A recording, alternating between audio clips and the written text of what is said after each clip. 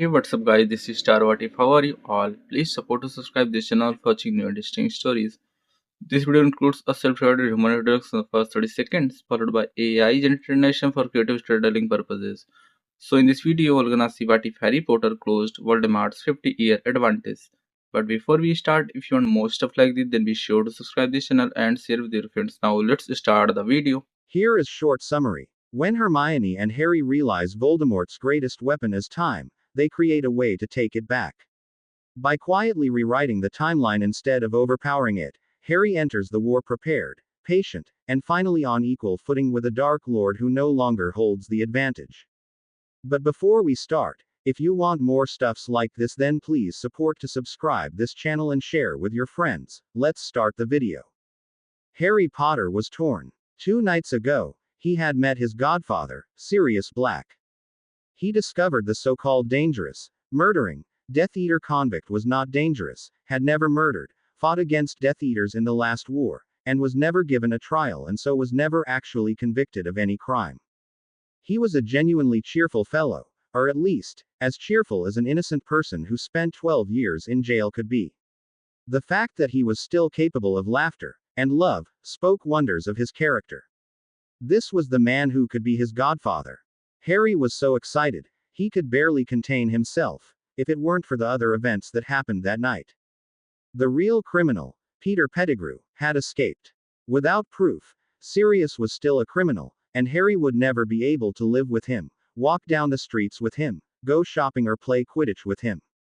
And he blamed Snape. That slimy, greasy, git of a professor who could hold grudges across generations was the one who messed everything up and let Peter get away. Minister Cornelius Fudge wouldn't take his, nor Dumbledore's, word on the matter out of fear of a tarnished image from admitting a miscarriage of justice. On top of that, his first decent defense professor, Remus Lupin, was already packing up to leave.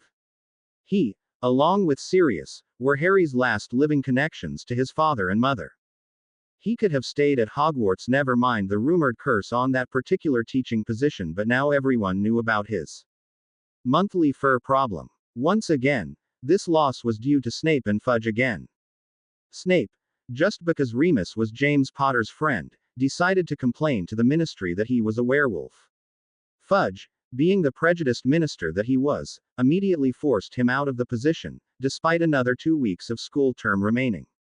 Sure, most of the students wouldn't be affected, as most exams were nearly finished, but there wouldn't be another full moon until summer break already started, and even during the school year, the full moons were never a problem anyways. Harry could have had everything. Now he was back to square one. He felt a pang of hopelessness, sensing everything he gained kept being snatched from him. Sitting in the Gryffindor common room, half moping, half dozing to himself, he didn't notice Ron approach. "You all right, mate? You should cheer up. Did you hear? Sirius Black managed to get Ron." Harry's head jerked up and whipped around. He forgot about telling Ron about what happened later that night. Hermione's time turner was supposed to be a secret, as Dumbledore explained, but he did say it was all right to tell Ron. But then again, it was Hermione's secret, but she hadn't bothered to tell him just yet. Away, right from the Dementors. I wonder how he did it. He was tied up in the room, wasn't he? But then again, Ron. Harry didn't want to explain everything right now. Yes, he had just gained a godfather, but he had lost him just as quickly. Escaped from Azkaban, so I guess it's not much of a surprise. Ron was just rambling now. It seemed he had nobody to talk to about the events in the Shrieking Shack, and just decided to spill everything on Harry as soon as he got out of the infirmary. Ron. Harry stood up and grabbed Ron's shoulder, looking straight into Ron's eyes. "Look, Ron, I know a lot of stuff happened, but I just don't want to talk about it right now. I need some time alone to think about all this, alright? I'll talk to you when I'm ready. But not now. I just need to go for a walk alone. I'll see you at dinner." Harry stepped through the tunnel as the fat lady swung out of the way for him. He could hear Ron already talking to the next nearest Gryffindor about that night with a few embellishment and omissions, of course. Taking the Marauder's map out from his pocket and tapping it with his wand, he said the key words, "I solemnly swear I am up to no good." The map revealed all of Hogwarts and the people inside. Briefly looking around to see what parts of the castle were devoid of dots, he realized how hard it really was to find some solace in the castle. In the late afternoon on a weekend, most of the kids had just returned from Hogsmeade and were wandering the halls or even using some of the empty classrooms to talk about their day. I guess I could always visit Myrtle, he thought. I'd technically be the only living soul in that bathroom. Harry had made it to the doors just outside the second floor bathroom when he heard the moaning. It's such a shame that Black character didn't get Harry, then he could have stayed here with me in the toilets.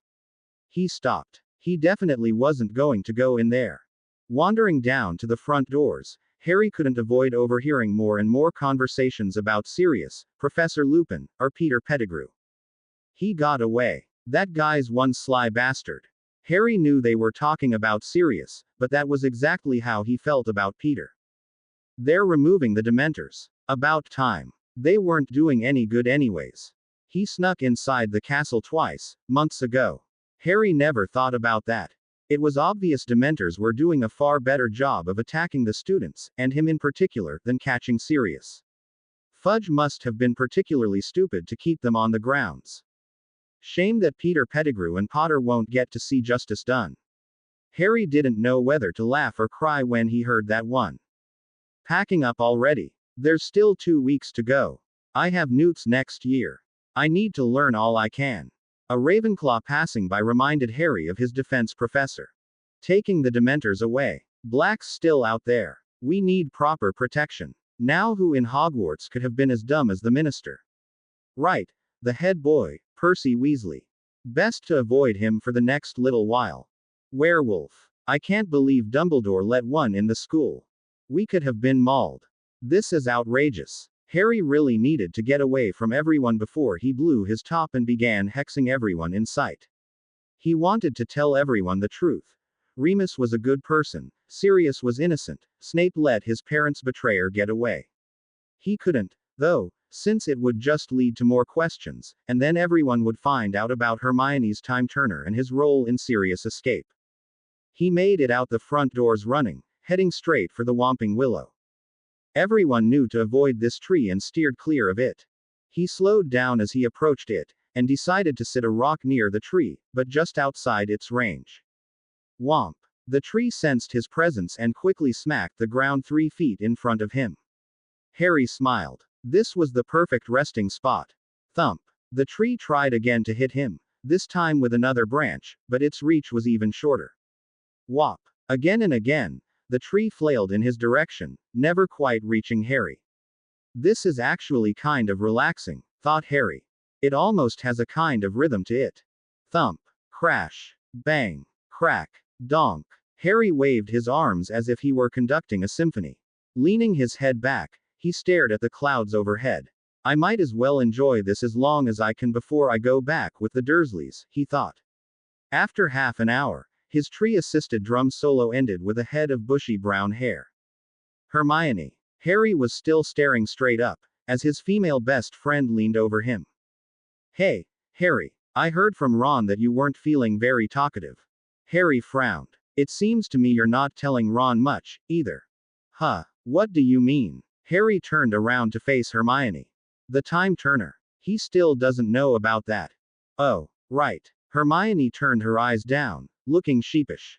Well, I thought that I would wait until you told him about the whole rescue mission, first. I mean, I'm not supposed to talk about the time turner, being a ministry secret and all. You only found out about it because we didn't have another choice. Is that why? Harry started to chuckle to himself. I was waiting for you to tell him about the time turner first, because I knew I couldn't possibly explain it to him without bringing the whole mess about time travel into the story. So, I guess, we're just not going to tell him, then. Hermione looked perplexed. Is this a secret they would have to keep from a friend? Out of convenience. She never had any good friends before Hogwarts, and Harry was the best friend she could ask for. Ron was her other friend. No, she scolded herself. Don't think like that. Ron's a perfectly adequate friend. With that thought, she scolded herself some more. Harry, seeing conflicted feelings crossing Hermione's face every second, told her, No, we'll tell him eventually. I mean, if we ever get to see Sirius again, then he'll let the cat out of the bag, won't he? I just don't feel like talking about it now. No.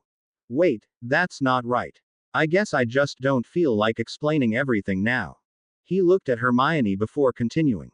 You know, you're the only one who I can talk about the whole incident openly. With Ron, I'll have to deal with the whole mess about going back in time without him, and you know how he'll feel left out that we traveled through time and didn't bring him along. Hermione smiled. Yes, that was definitely Ron. She added, there's also the fact that you gained a godfather and saved a hippogriff, while all he managed to do was get dragged into a hole by a big dog and then he lost his pet rat. Ron just has the worst luck sometimes. Harry bowled over in laughter at that point. When you put it that way, Hermione, I don't think I'll ever want to explain everything to him. They both continued to chuckle quietly for a short while, until Harry frowned. Do you think we could have caught Pettigrew? We would have seen ourselves, Harry. That would have messed things up. Well, we could have waited a sec and then searched the grass. For a rat, Harry, you have to let it go. He ran away from us, and to catch up to him, we would have had to, well, run right past everyone. Harry sighed. There was no arguing with Hermione, she always thought things through. It just really annoys me, Hermione. If only we could have been hiding on the other side of the field. We didn't have time to bring Buckbeak with us, Harry. And he's a bit big to hide. We could lay down flat on the grass, but then Buckbeak would have been sticking out like a sore thumb. What if we used the time turner again? Then there would be 3 sets of us. Harry, time turners can't overlap their time turning. The magic that's tied to the spatial folding within the device has to sustain it for. Harry's eyes were glazing over, much like Ron's were whenever Hermione attempted to get him to do more reading. Hermione, is there a simpler way of explaining that?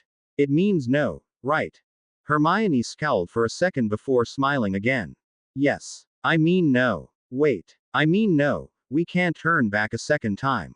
The earliest we could turn back to after that would have been the moment we turned the first time in the infirmary. I just wish there was some way to.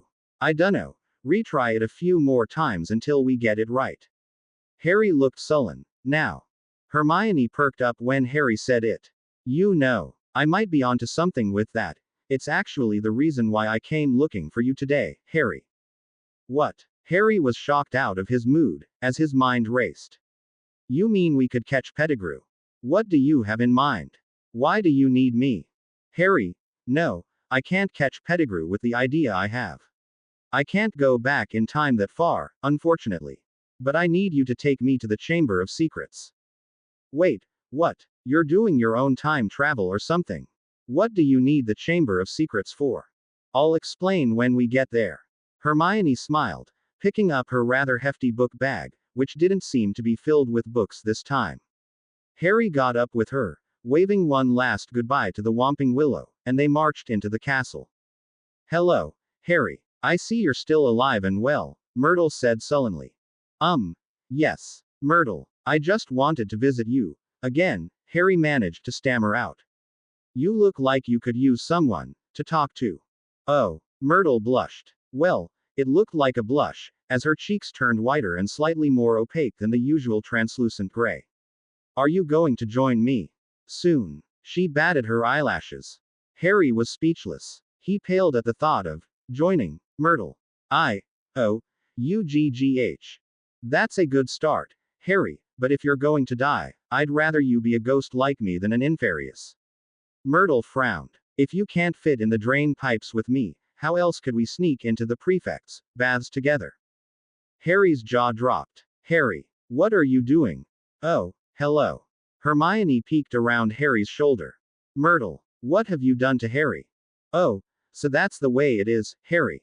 I thought you came alone to be with me and instead there's another girl here with you. You just wanted to show her off to me, didn't you?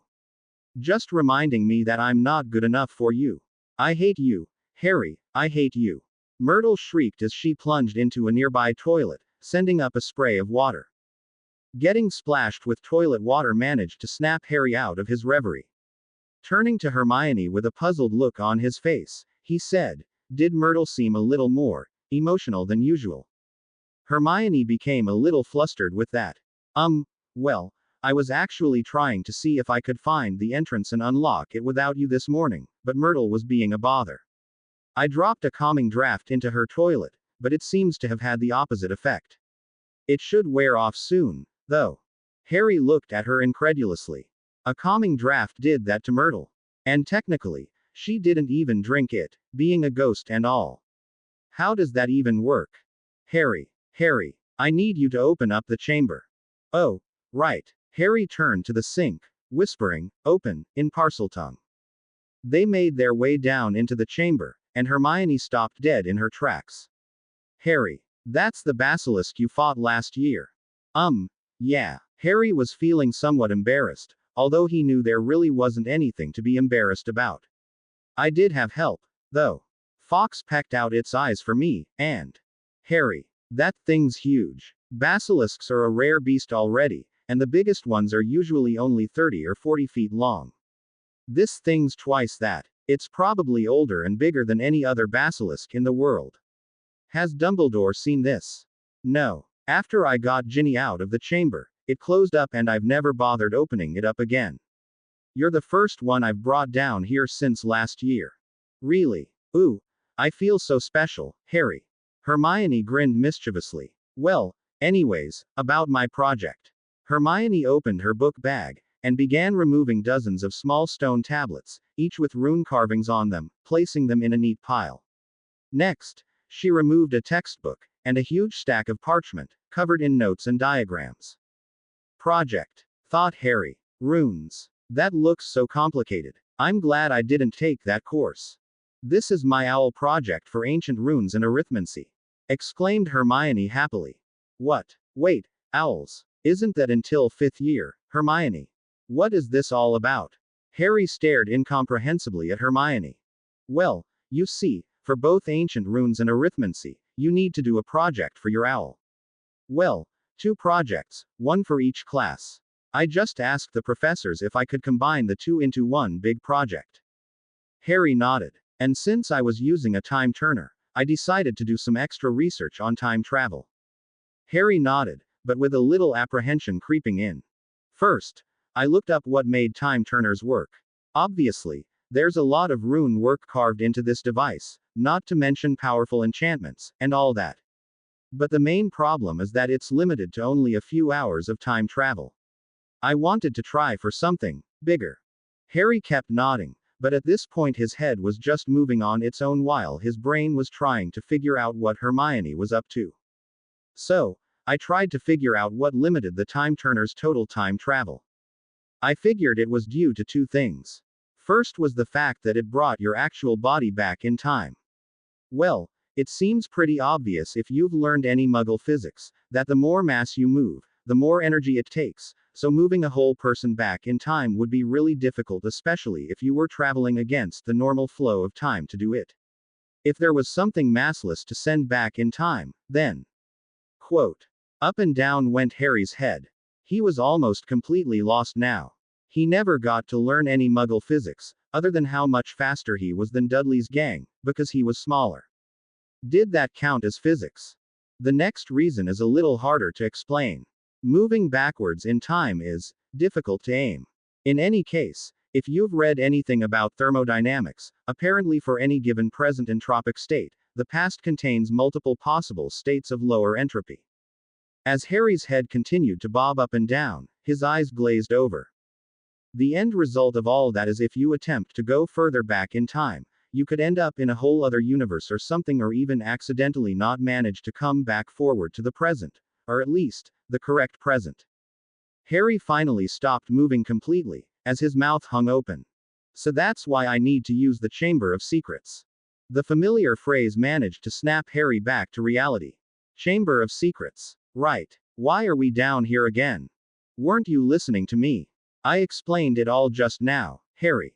I tried, but then you started talking about physics and all, and I couldn't keep up, Hermione. Physics. What part? Most of what I was talking about involved physics. You were saying something about your body, and mass. Hermione gaped at him. Harry. That was practically at the beginning. I was talking about that stuff. She glanced at her watch. 20 minutes ago. You should have said something if you didn't understand. Harry shrunk back nervously. Hermione, I just didn't want to interrupt you. You looked so excited to talk about all of this, and I didn't want you to stop. Could you explain it again, a bit more simply? Hermione sighed. All right, Harry. Well, basically, a time turner is limited to a few hours of travel mainly due to two factors: the fact that it brings your body back with it, and the fact that it has to navigate the flow of time backwards. Does that make sense? Harry nodded, with comprehension this time. So, to make it easier to go back in time, you have to change those. Fixing the first one's pretty simple. Instead of sending the whole person back, just send their memories. Memories have no mass, so it's infinitely easier to move them around. That made sense to Harry. The next issue, the navigation, is the bigger problem. If you think about it the Muggle way, it's pretty obvious you need some kind of navigating ability because time is just another dimension like the three spatial dimensions, and I guess no wizard ever bothered to keep up with advancements in Muggle science, especially not in the last 100 years or so. Hermione, you're going into a bit too much detail again. Hermione blushed. Sorry, Harry. Well, anyways, the main problem is hard for a time traveler to aim themselves properly towards the past. So, I figured, why not just use a second device that helps point them in the right direction? Or time, in this case. This almost made sense to Harry. But if Hermione understood it that well, he'd trust she knew what she was doing. The solution is what my project is. I'm making a temporal beacon. This little device uses runes to emit a signal through space and time, so that when you use it with a paired device, it will always send you back to this particular time. This time. So that means that, no matter where. I mean, when you travel from, you always end up back here. I mean, now. Well, yes, at least, the time when we activate the rune set. It's not quite as convenient as the time turner, but this method lets you travel much, much greater lengths of time. Theoretically, at least. And I'm not too sure, but it might also allow for multiple trips, too, which is another weakness of time turners. I see now. But, how on earth did you manage to get all this done in 1 year? You were already burning yourself out by taking all the classes. You even dropped divination because of it. Harry shook his head at his friend with a look of incredulity. Hermione fidgeted, looking down nervously. I may have bought some extra time with the time turner. More than I needed for the extra classes. Harry was curious. Raising an eyebrow, he asked, how much extra time? Hermione mumbled incoherently. What was that? An extra day for every day. Since I dropped divination. Harry was floored. Wow. Hermione, I'm shocked. You took out the maximum amount of time from the time turner. Since Easter. Why? You naughty rule breaker, you. He started laughing. Rule breaker. Me. You're one to talk. Anyways, I just wanted some extra rest the day I dropped divination, so I turned it a full day so I could get some extra sleep. But I didn't sleep the whole day, so I ended up spending the rest of it reading and working on my project, and I realized I might be able to get the first stage of it done by the end of the school year if I kept it up. So that's why we're down here. The first part of your project is complete. You still haven't explained why you need to be in the Chamber of Secrets. I was getting to that. Well, first, I needed a location that could be secret, and wouldn't be disturbed for a long time. It would have to sit undisturbed until my owls, when I have to actually hand in the papers for this project. On top of that, this beacon needs a lot of power. I mean, a lot of power. I couldn't possibly charge it up using my own magic. Hogwarts, however, is built on top of multiple ley lines, which are extremely powerful magical veins that cross the earth. I figured that the Chamber of Secrets, being deep in the ground directly under the castle, would bring me really close to a ley line, and also let me keep this a secret. Harry finally understood why they were hanging out in the dark, dank chamber with a giant, and surprisingly, not rotten, basilisk corpse. Hermione began to set up her runes, spreading her stack of parchments across the ground, constantly referring to them to place the runes around the chamber while measuring precisely where each should go. It took several hours, and Harry knew they were missing dinner for this, but he was far too fascinated as he watched Hermione work. When she was finally done, she looked up at Harry. Harry, there's one more thing I want to ask of you. She was looking straight at Harry, with a very eager and hopeful look in her eyes. Oh no, Hermione. Is she going to ask what I think she's going to ask? I mean, she is a girl, and the two of us are alone in the chamber together, and nobody else is going to interrupt us. Oh my god, I'm not ready for this. Harry's mind was reeling, as Hermione approached him slowly. Oh no, she's getting closer. Is she really going to do it? Is she going to ask me to key her? I mean, she's definitely a nice girl, and she's my best friend, not counting Ron. Wait, no, even counting Ron, she's still my best friend, but does that make it better, or worse? Harry. Hermione was right in front of him now, looking worried. She saw him tense up, but she didn't know why. Harry's brain continued to work in overdrive. Am I too young for this? I'm 13, well, almost 14 in another month or so, and Hermione's 14 already, and I guess I've heard of people dating when they're 14, so I guess that's perfectly normal. But Hermione, she's like a sister to me, isn't she? Could I really key her? Heck, could I key anyone? I have no idea if I'm a good key or not. I can't believe my first key is going to be with Hermione. Wait, when did I already agree to this? She's like a sister, right? I have to say no.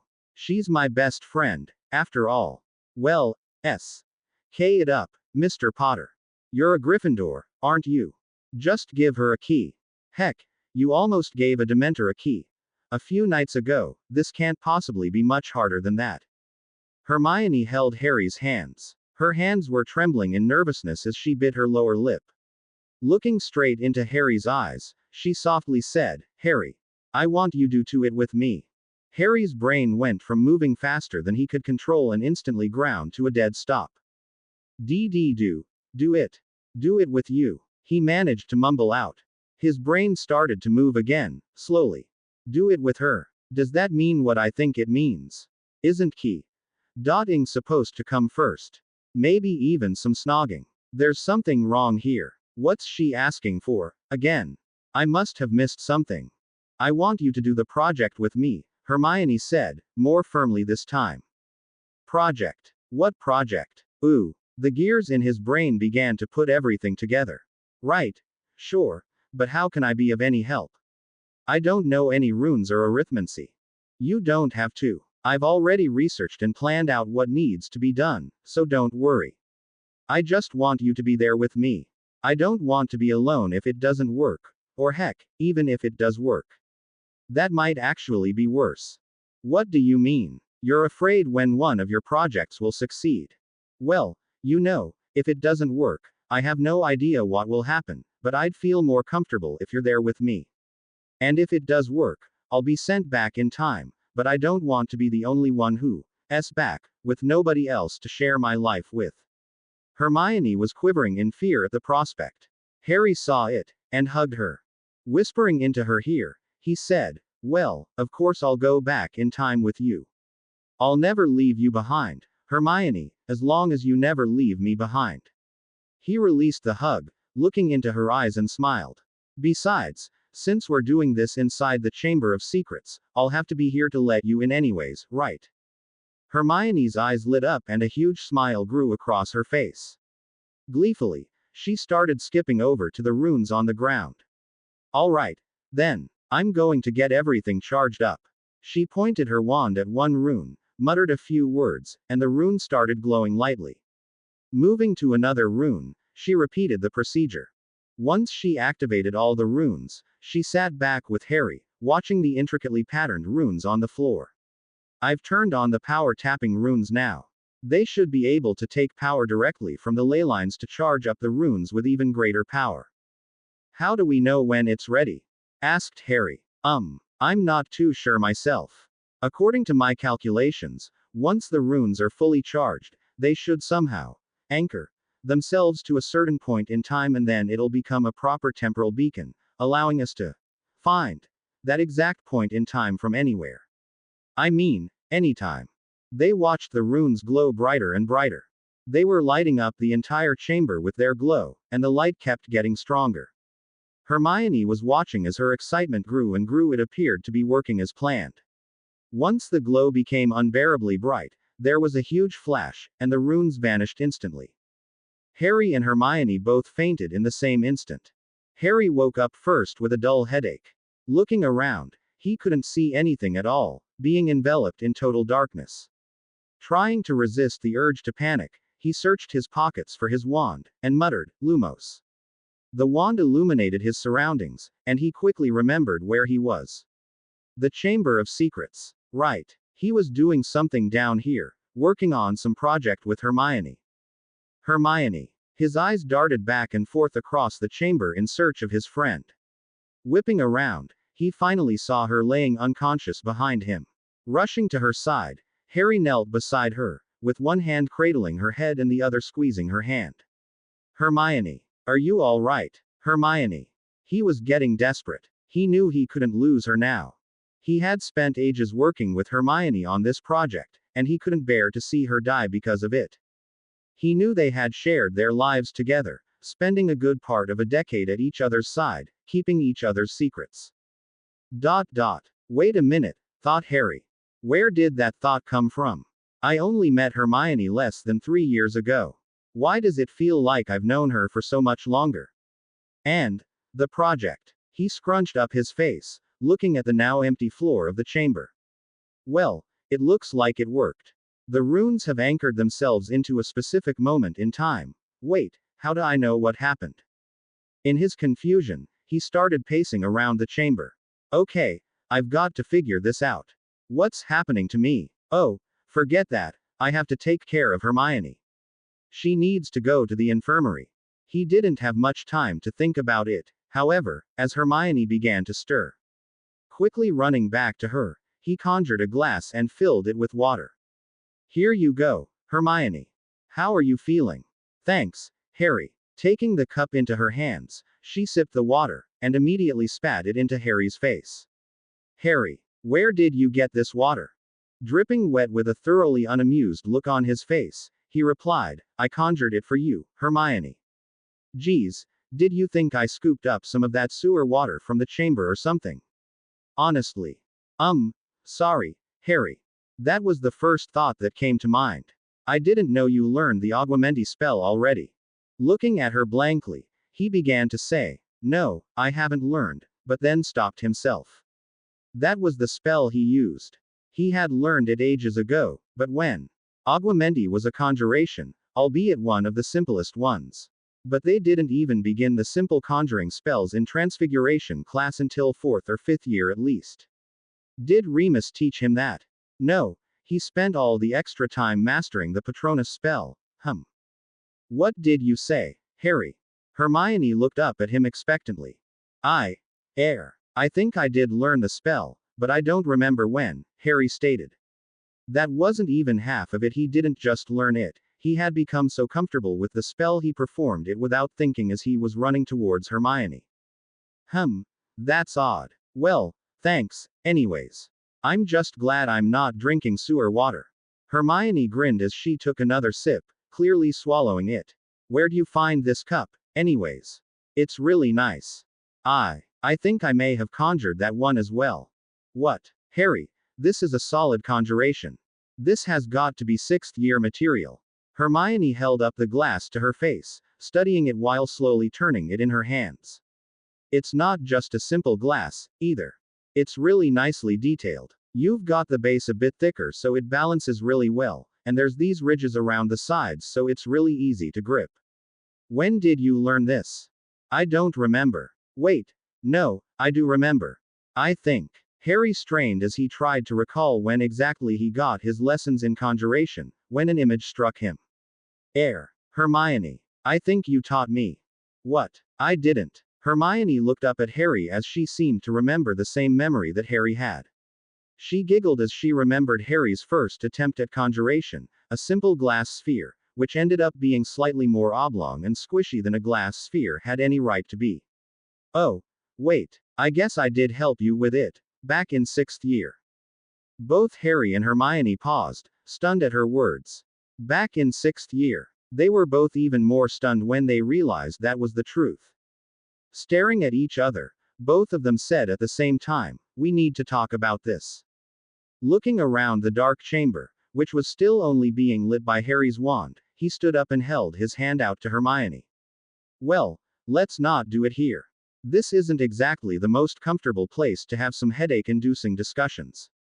Grabbing her hand and helping herself up, she said, "You're right, Harry. Do you have a place in mind?"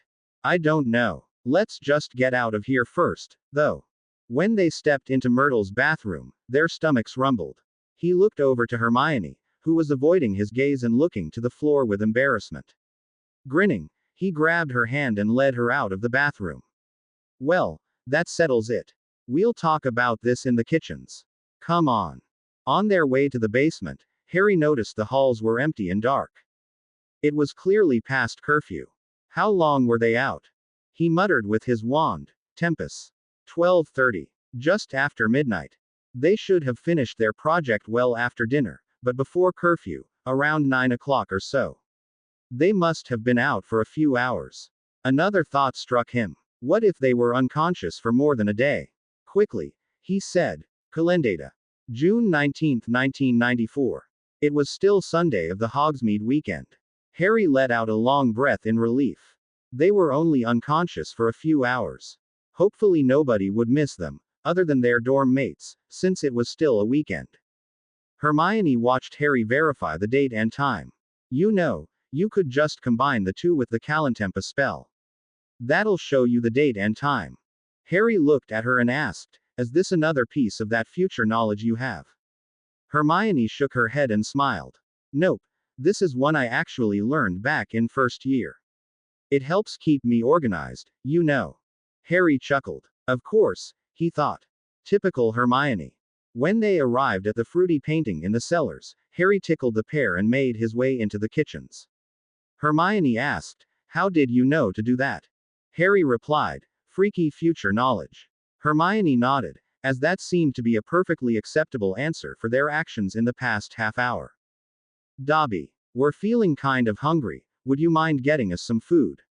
With a pop, the crazy house elf appeared in front of Harry and saluted. "Yes, Dobby is seeing Master Harry as not being at dinner. Dobby is getting food for Master Harry and friend Hermione." With another pop, he disappeared again. "Master Harry, when did this happen?" Hermione looked at Harry inquisitively. I don't know, honestly. I think it was probably when I freed him from Malfoy last year, but I didn't know that he made me his master." "Harry, you've got to free him. This is South Dot Avenue labor, you know. Those elves work tirelessly every day and people don't even bother acknowledging them." Hermione was getting rather worked up. This was clearly something she was passionate about. "Don't try that spew campaign again, Hermione. You found out why they need to have masters, after all." Harry retorted. "Besides, I'll treat Dobby with all the dignity and respect he deserves for all his hard work." "Spew. What do you mean, spew?" Hermione was taken aback, but clearly remembered something along those lines. "Spew. Where you tried to free the house elves, but then they ended up refusing to clean Gryffindor Tower afterwards. You tried that. Next year." Harry trailed off as the conversation drifted into confusing waters once again. "Oh, right. Spew. Well, why not? It was." Hermione fell silent quickly as the memories came back to her. The house elf bond, she thought. I forgot about that. They do need masters to stay alive. Their silence was short-lived, however, as Dobby and a dozen other Hogwarts house elves came running up to them with plates of salad, mashed potatoes, grilled chicken, ribs, pasta, and other goodies, as well as pitchers of pumpkin juice. Their hunger overrode their argument as they quickly loaded up food onto their plates and began to eat. After a few minutes, Harry spoke up first. Hermione, seeing as how confusing all this is, nom nom. I think we should start at the beginning." "Harry, swallow you food before you talk," scolded Hermione. "Honestly, you're as bad as Ron." Gulping down the mashed potatoes in his mouth, Harry grinned sheepishly. I'm sorry, Hermione. I think it's the first time I've had as much of an appetite as him, though. Hermione smiled as she speared another piece of chicken with her fork. Well, let's start then. You remember the glowing runes in the chamber, right? Harry nodded. Yeah, they were getting brighter and brighter. I was standing right beside you. Hermione continued. I remember that pretty clearly too. Then there was a flash. Harry interrupted, and that knocked us out, didn't it? It looked like it was going so well, and I thought the runework was perfectly fine. Hermione tilted her head and stared at him. You were sure? You haven't even taken runes yet. Oh wait, this must be the future stuff again. Well, at least we know it worked. I'm pretty sure we sent back memories from the future, and that's how we know all this stuff. I agree. At least we know the project is a success, although I didn't anticipate it being so confusing. Finishing up their meal, they thanked all the house elves, who bowed to them profusely. Dobby was nearly letting his nose hit the floor. Waving goodbye, they stepped back out to the hall. We should talk about this tomorrow, Harry. Let's just sleep on it tonight, and we'll talk about it at breakfast, all right? Harry agreed with her. They were already pretty tired, and it was getting late. It was a shame he had left his invisibility cloak in his trunk, but at least he still had the Marauder's map with him. Opening it up and speaking the password, they made sure Filch was at the opposite end of the castle before quickly making their way up to Gryffindor Tower. Thankfully, everyone else was in bed already, as they quietly bade each other goodbye in the common room and made their way up to their respective beds. Both of them dreamed dreams of the future. An international competition, where Harry was forced to participate. The return of Voldemort, at the hands of Peter Pettigrew. Cedric was dead. Was he really? He remembered Cedric standing in the second place position on the podium, clapping as Harry held a trophy.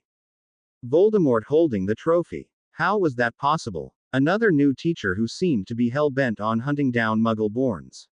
Hermione wasn't safe. Sirius was dead. Wait. No. He wasn't dead. He was at home, punishing Creature for lying. Where was his home again? There were Horcruxes. Dumbledore dying. And Snape killing him. Or was Dumbledore alive, and Snape dying? What was all of this?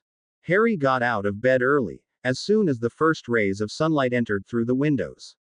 He couldn't sleep. While his dreams weren't exactly nightmares, he needed to really sit and think about them. No, not dreams, thought Harry. Memories. He walked down to the common room and sat on the couch in front of the fireplace. I wish I could discuss this with Hermione, thought Harry.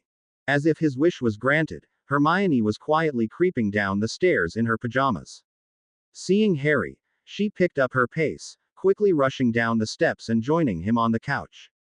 Couldn't sleep? She asked. No, but the memories are getting clearer, he replied. Same with me. Do you remember when we went back in time from? Harry scrunched up his face in thought. I think it was in 5th year, but it seems a bit confusing. I'm getting conflicting memories for some reason. Hermione spoke slowly next. Harry, do you remember going back in time just before our owls? Harry looked at Hermione, more confused than ever. What? No, that can't be right, Hermione. I definitely remember 6th year. I found an interesting potions textbook, and you helped teach me conjuration.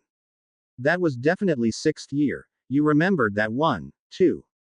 Hermione nodded. But you remember 5th year too, right? I wanted to do a final test to see if the beacon was really working, so we made the time travel runes to send our memories back. And it worked, don't you remember? Harry sorted through his memories again. 5th year.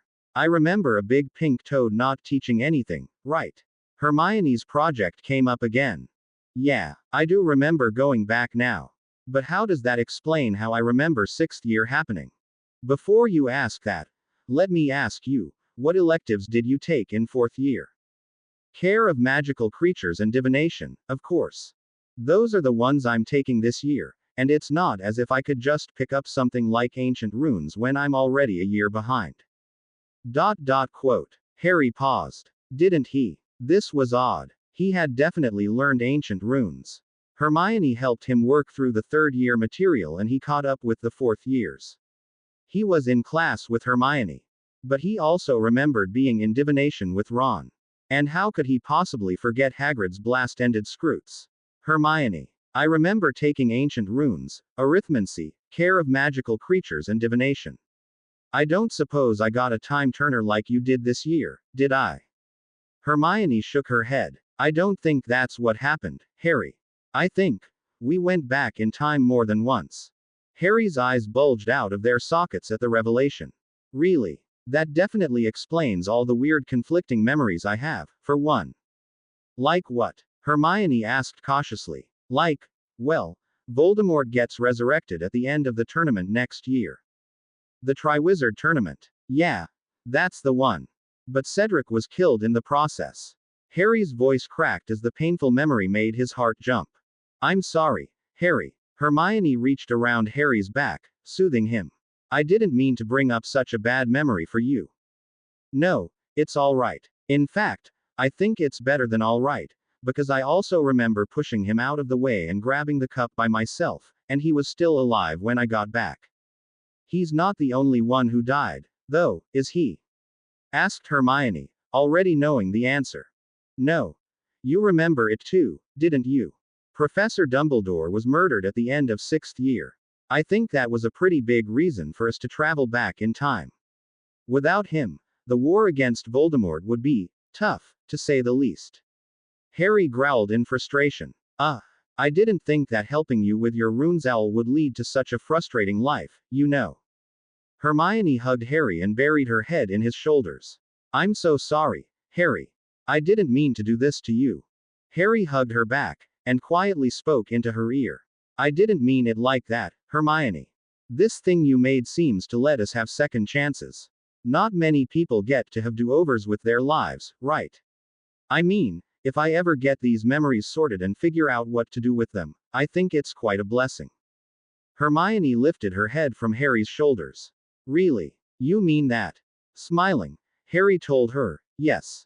Your idea's brilliant. I honestly can't say it enough, but you're the most brilliant witch of our age. No, wait, you're the most brilliant witch ever. I'm pretty sure nobody else has ever figured out how to travel years backwards in time. Thanks, Harry. Hermione's eyelids were drooping, as she shifted to a more comfortable position on the couch. I'll get this all figured out.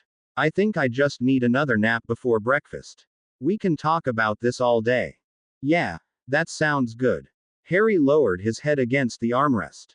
A quick tempest told him it was still 7 a.m. They could sleep for another 2 hours and still be in time for breakfast. Ron woke up to an empty dorm. It was just past 9:30. Breakfast was being served, and he wasn't in the Great Hall. He quickly got up and went over to Harry's bed to wake him, but it was empty. What? He's already gone down to breakfast and he didn't wake me up. Sunday breakfast during a Hogsmeade weekend were Ron's favorite, and quite possibly the only reason he would ever wake up before noon on a weekend. The chocolate chip waffles are probably almost gone by now. I've got to get down there. Fast. Quickly swapping his pajamas for the nearest t-shirt and pair of pants he could grab, he rushed out the door and thundered down the stairs. He was quickly stopped before he got to the bottom by his brothers, Fred and George. Hey, shouted Ron. What's the big idea? Quiet, dear Ronnikins, began one of the twins. This is a momentous occasion here. You'd better sit still and enjoy. Unless you've got a masterful prank planned. Which we doubt, but miracles do happen. But don't you dare ruin our betting pool. Pranks. Betting. What are you two talking about? Asked Ron. Keep it down, Ron. We can't wake them up now. So have a gander yourself while they're still napping, yeah. His view was blocked by a crowd of Gryffindors who were all encircling the couch in front of the fireplace. Most of them were girls, whispering to each other and giggling, especially Parvati and Lavender. A very hushed murmur was going through the entire group. Pushing his way through, he could see a mop of messy black hair on the side of the couch. Is that Harry? He turned to Neville and asked him, is that Harry? Why's he sleeping down here? Neville looked at him and replied, oh, maybe you should take a closer look, but before you do, I have to ask you something. Huh, what do you want to know? Did you see Harry come up to bed last night? No, I didn't, Ron answered. He must have come back to the tower really late. Good thing he had the map handy. He must have been doing something late last night, sneaking around the castle or something. Oh, so Harry didn't come up to bed, either. Lavender cut in. Well, I think that confirms it. She turned to Parvati, giggling like mad. Whispering to the group of girls behind her, most of them suddenly squealed in delight, except for one Ginny Weasley, who looked shocked, and quickly bolted towards the girls' dorm stairs. Why do those girls keep giggling so much? Ron took another step closer, and saw a large, bushy mass of brown hair snuggled right in Harry's lap. What? Ron couldn't help but shout at the top of his lungs at the sight.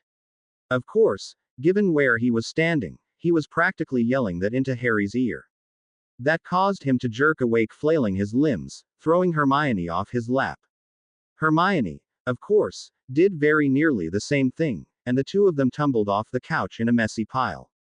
The questions descended on them before they even knew what was going on. Ron was swept aside in the wave of gossip mongers. So, Harry, how long has this been going on? Hermione, tell us everything. Is Harry a good key? How late were the two of you up last night? Where were you two doing it? I mean, nobody saw you at the astronomy tower. Couldn't you two have hooked up next year? Bollocks, I was only a few months off. Never figured the two of you would have moved so quickly. Harry realized he was being gawked at by about half of Gryffindor Tower at that moment. To his left were dozens of girls from second, third, and fourth year, and a few older ones as well. The looks on their faces ranged from delight to disappointment, and most of them seemed to be very talkative. On his right were Seamus, Dean, and Neville, his dorm mates, the Weasley twins, grinning maniacally as usual, Ron, looking stunned, and Colin Creevey, clicking away at his camera. Colin, what are you doing? Why are you taking pictures of me? Actually, Harry, he's not taking pictures of you. Well, not only you, George answered for Colin, as the little boy scrambled away to avoid Harry's wrath. Hermione, who had been completely silent up to this point, let out a small eep. She was blushing furiously. Harry turned to face her when he heard the squeak. Looking back at George, he asked, "You haven't answered my question. Why are you taking pictures of us?" "Well, that's obvious," answered Fred. "We need evidence. Records. Proof. We can't have people disputing the fact that the two of you are together, can we?" "What?" Harry and Hermione managed to shout in unison. "What makes you think that we're together?" asked Harry. Hermione managed to keep quiet, her eyes darting from the people, to the couch, to Harry, to Colin's camera, back to Harry. "Well, Harry, you and Hermione were both up late last night, weren't you?" asked George. Yes. And you were together, weren't you? Where were you to spending such a lovely evening?" asked Fred. Harry looked at Hermione. He couldn't possibly tell everyone here about the chamber. And he was such a horrible liar, especially under pressure like this. He replied with the only thing he can think of. We can't tell you." "Perfectly understandable, Harry. There's no reason to share all the fine details with us. But do tell, how did the two of you end up on the couch here?" Back to George again. "How did they keep coordinating things like this? We didn't sleep together here. It sure looked like sleeping to us, Harry. You looked pretty comfortable there. We're pretty sure you just got up from an episode of sleep, not fainting. Unless you got really comfortable with Hermione here and she was nice enough to you to make you faint." The twins looked at each other, then back to Harry and Hermione, wiggling their eyebrows. "Anything you'd care to share?" Harry didn't quite catch that last one. People were staring at him with a keen interest. Oh nuts, thought Harry. This is even worse than the whole Heir of Slytherin thing last year. I've got to get out of here. Harry got up quickly, pulling Hermione up with him. "Let's go, Hermione. We should get away from everyone. Let's go to Hogsmeade, all right." Hermione didn't have time to protest as Harry pulled her through the passageway out of Gryffindor Tower. "Well, I think that settles it." "It certainly does, my dear brother. 2 dates in as many days. Not to mention a night on the couch, too. I didn't even think that would happen until the 3rd date, at least." "Well, you know Harry. He's a man of action, isn't he?" "Certainly is. Never a dull year with Harry around. Let's go down to the Great Hall and make our announcement. Most of the school should be at breakfast by now. The Gryffindor common room quickly emptied, save for Ron, who was still slumped on a couch, looking completely shocked. He had completely forgotten about the last chocolate waffles of the year. Hear ye, hear ye. Fred and George stood at the front of the Great Hall. One of them was ringing a bell, while the other was holding a large piece of parchment, much like a scroll. The results of the Harry Potter's Precious Person pool have been compiled. Drumroll, please. The bell was quickly transfigured into a drum set, and George, or was it Fred, began drumming.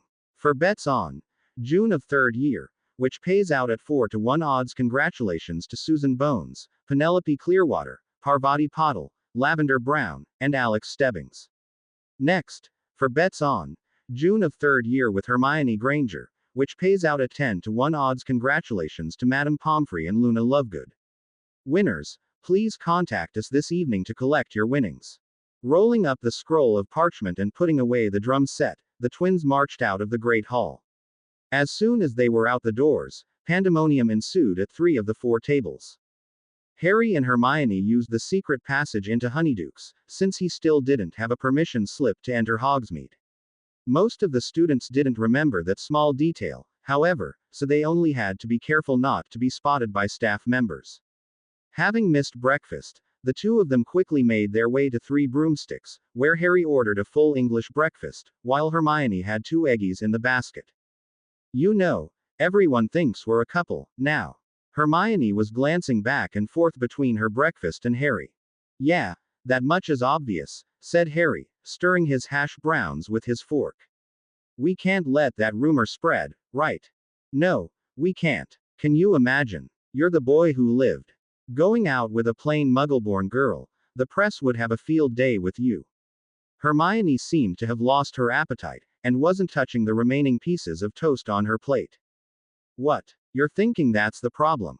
Hermione, we have to stop them just because it's not the truth. I wouldn't mind if you were my girlfriend, but you aren't, right? You're just my best friend. Harry replied. He thought he saw Hermione's expression brighten for a split second, but she was quickly looking down at her plate again. Quote.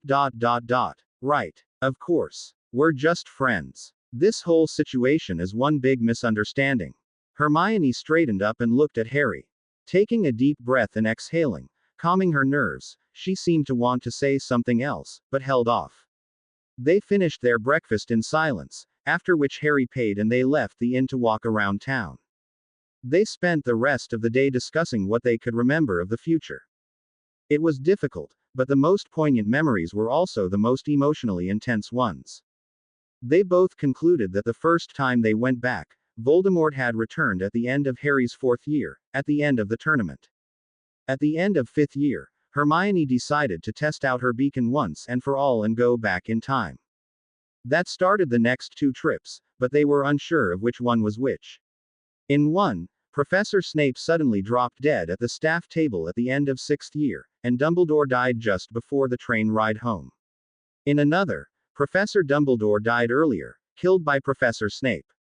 All 3, however, featured Voldemort returning in 4th year. He couldn't quite remember how it happened each time, but it did have something to do with a trophy cup. As Hermione helped Harry piece together the answers, she seemed to grow more and more distracted by her thoughts. Harry tried to cheer her up by buying her some sweets at Honeydukes, but quickly remembered that she was raised by dentists, and didn't have much of a sweet tooth. Zonkos was definitely not her thing, but they finally settled on browsing the bookstore for a few hours. Not wanting to dine at the same restaurant twice in one day, they inadvertently wandered into Madame Puddifoot's tea shop, but left as quickly as they could. Eventually, they managed to find Clevekin's Fine Meats, the local butcher who also sold sandwiches, and bought some simple smoked meat sandwiches for lunch. Throughout the day, they had to avoid as many familiar faces as possible, since Harry forgot to bring his invisibility cloak with him in his haste to get out of Gryffindor Tower. Every time Hermione saw a staff member, she and Harry had to quickly duck into an alleyway to hide. When it was nearing dinner time, they felt they had avoided their classmates long enough that, at the very least, they wouldn't fuel any more rumors. They made their way back to Honeydukes, and took the secret passage back to the castle. As they sat down for dinner, the twins flanked them on either side. Well, Harry, Hermione. The two of you have made us a lot of money today. We'd like to thank you. Harry was completely flummoxed. What are you talking about? What did we do? Well, you see, many people were unsatisfied with your performance on the couch this morning, said George, sitting to Harry's left. Then again, we can't speak for Hermione, and she's really the only one that counts, Harry. Fred, on Hermione's right, winked at him. Hermione scowled at him. Even photographic evidence wasn't enough for a few of them. At this, both Harry and Hermione glared down the table at Colin Creevey, who spilled his pumpkin juice. But nobody could deny your second date with Hermione. Both of them looked at each other, and then at the twins sitting beside them, speechless. Hermione recovered first. Quote. Date. What date? Wait, what do you mean by second date? We couldn't imagine a more perfect day for a young couple. Yes, with breakfast at Three Broomsticks, jaunts to every which shop around Hogsmeade, including a notable visit to Madame Puddingfoot's, followed by a picnic lunch. Don't forget the snogging. Oh, of course. The most important part of any date. The secretive, back alley snogging sessions. Both Harry and Hermione blushed furiously at this. We weren't snogging, Harry declared. We didn't even have anything at Madame Puddingfoot's. Hermione continued for him. And we weren't snogging in the alleys. In case you forgot, Harry isn't allowed in Hogsmeade. She continued in an angry, but hushed, whisper. Look, Harry and I aren't a couple, right, Harry? No. We're just friends, he confirmed. Is everyone going to be bothering us about this tonight? The twins looked at each other. Well, the betting pool did involve nearly 200 people in total. I think they'd be expecting some answers. The others might just be curious, though. Betting pool. What's this all about? Asked Hermione. Who and when Harry's first love would be. You were taking bets on Harry's love life. I can't believe the nerve of you two. Screeched Hermione. What would the professors say? Well, Professor McGonagall said, 5 galleons on December, 4th year. Hermione didn't know if she should feel defeated, or angrier. Grabbing Harry, she quickly said, we're not going to deal with this mess. Look, we're not a couple, all bets are off, and we're leaving. The two of them quickly left, quickly heading for the second-floor bathroom. Hermione was still pacing back and forth, muttering to herself, half an hour after leaving dinner. Harry decided to interrupt her by asking, Hermione, can you tell me what was bothering you today? She stopped pacing and stared at him. Isn't it obvious? The twins, and that stupid pool they had on your love life. No, I meant earlier in the day, back in Hogsmeade. When we started to figure out what was going on with the future. He gestured to Hermione to sit down beside him. Well, in all three cases, it seems like Voldemort's returning. I don't think we can stop that. Is that what got you down? What? No, it's not Vivo Voldemort. I'm not too worried about him. Not at the moment, anyways. What? Really? You've got bigger things to worry about than Voldemort. Harry was amazed. Was there anything scarier out there than Voldemort being resurrected and returning to power? Asking a girl out on a date, maybe. Yes, sort of. Tell me, Harry, have you ever heard of the anthropic principle? Harry didn't bother replying, instead only frowned slightly with a questioning look on his face. Oh, right. Of course not. Well, basically, what it says is that for the universe to be observed, there has to be something there to observe it. And it works the other way around, too. The observer has to be able to exist in that particular universe to observe it. That sounds kind of obvious and circular. How is that scarier than Voldemort? I'm getting to that. Next question. Do you remember how Voldemort was doing right before we jumped back each time? From what I remember, he was gaining power. Things weren't looking good. That's probably why we went back in time, right? Yes, I think so too. Which brings me to my next point. Why did we stop? Stop. What do you mean? Well, when we activated the beacon, all our past trips flooded our memories all at once, right? We managed to figure out that we took 3 trips backwards in time. Right. So, that means, this time around, it's our last trip, isn't it? We're not going back again, or else we would have the memory of it. No, we might be. Wait, no, that wouldn't make sense. If it all comes back at once. Huh, you're right. That's why you asked me about that principle thingy, right? Anthropic principle. And the worst part is, I don't remember us getting any closer to defeating Voldemort on all our trips back. I don't think we'll have any kind of major advantage this time around, either. Hermione was shaking as she said this, and nearly crying. What are you saying, Hermione? Harry could sense her fear, and it made him feel afraid as well. I'm saying that we're experiencing this as our last trip, because I don't think we might not survive to go back again, she answered quietly. Crying, she hugged Harry, and he held her. Neither one could think of an alternative explanation. Hermione was still looking quite morose at breakfast on Monday. Harry sat down beside her and gave her a nudge. Cheer up, Hermione. I've been giving it some thought. There might be other reasons why we only went with 3 trips back. She turned to look at Harry, her shoulders still slumped over as she picked at her food. What could it be? I mean, I can't remember everything clearly, but one thing that stood out was, she glanced around, lowering her voice to a whisper, Horcruxes. We never found them all, did we? Harry shook his head. No, we didn't, and there were several more to be found when we sent ourselves back. So we definitely don't have the information we need to defeat Voldemort this time around, and why wouldn't we go back and try again if we could gain even a small advantage each time around?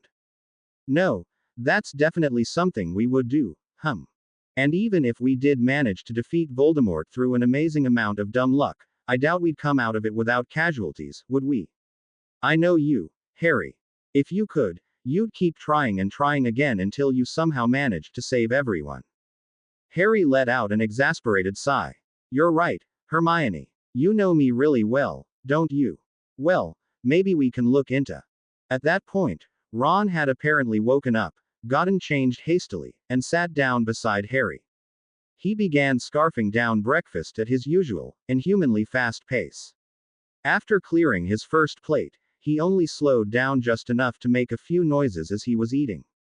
Wa were udu du eshere. Hermione ignored him, which was really quite amazing given the mess he was making as he attempted to talk. Harry was the one who scolded him this time. Ron. Swallow your bloody food before you talk, will you? Ron stopped eating momentarily in surprise. Swallowing the food in his mouth, he asked, Isn't it Hermione who usually tells me to do that? Harry replied, That's not the point, Ron. It really is disgusting when you talk with food in your mouth. I just said it faster today. What were you saying before? Ron was taken aback by Harry's blunt statement, but he repeated, What were you two doing yesterday? I didn't see you guys at all after you left the common room. You have any idea what people are saying about you two? Harry and Hermione looked at each other, then back to Ron. Given the twins' antics yesterday, they were pretty sure people were talking about their supposed relationship. They had flat out denied it, right? But did that make things better, or worse? Silly rumors never let details like facts get in the way. How bad could it be, though? So they hung out together, but they've been doing that for the past 3 years. The only difference this time was that Ron wasn't there with them. Was that all it took to make the difference between hanging out and dating? Harry ventured the question first. We didn't spend much time inside the castle yesterday, Ron. What are they saying about us?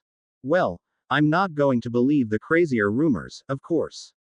I heard that you got Hermione pregnant or something. Pregnant. Hermione managed to repeat that one word, but was otherwise speechless. I said I didn't believe them. Lavender said something about you looking sick this morning, but I don't know anything about that. Did you manage to catch a cold or something yesterday? You should see Madame Pomfrey about it. I mean, a potion will fix that right away, won't it? Hermione couldn't believe what Ron was saying. Then again, she could believe that Ron was saying it. Evidently, Molly had never given him the talk, but then again, whoever Ron had heard the rumors from probably knew a little too much about all the wrong things. Morning sickness. The supposed date was only yesterday. What on earth were they thinking? In fact, the thought of teenage pregnancy scared Hermione. She knew that, at least in the Muggle world, teen pregnancy often meant dropping out of school. The very thought of that made her want to throw up a little. No, wait, definitely don't want to do that this morning. Deep breaths, calm down. Definitely act not pregnant. Oh dear Merlin, how's Harry taking this? Harry, evidently, had never been given the talk, either. He was looking back and forth between Ron and Hermione in confusion. Ron was still continuing to ramble. So the twins told me that you two never showed up for breakfast or lunch at the castle, and that you were together the whole day. Why didn't you tell me you were dating? Harry held up his hand. Ron, stop. We're not dating. We just spent the day talking about stuff. Stuff. What kind of stuff? Ron asked inquisitively. Come on, Harry. I'm your best mate. You can tell me. Harry turned to Hermione with a pleading look in his eyes. He knew this was something they couldn't share with Ron, and evidently, their future selves didn't bother sharing it, either. He didn't want to lie to him outright. He simply couldn't do that to a friend. Hermione noticed his discomfort with the situation and came to his rescue with a single word. Runes. What? Runes? Harry caught on quickly. Ancient runes, Ron. Was thinking about dropping divination next year and taking ancient runes with Hermione instead. We were talking about runes all day, and she was giving me her notes, so that maybe I wouldn't be too far behind next year. Technically, that wasn't a lie, as he definitely needed to swap over to runes next year so that he might be able to lend a hand with Hermione's project. Ron was flabbergasted at the announcement. Are you serious, mate? That's one of the hardest courses. You want to swap over to ancient runes, when you're already a year behind. You're barmy. Yes, Ron, I'm serious, answered Harry through gritted teeth. Ron continued ranting, oblivious to Harry's displeasure. But on top of that, you're dropping divination.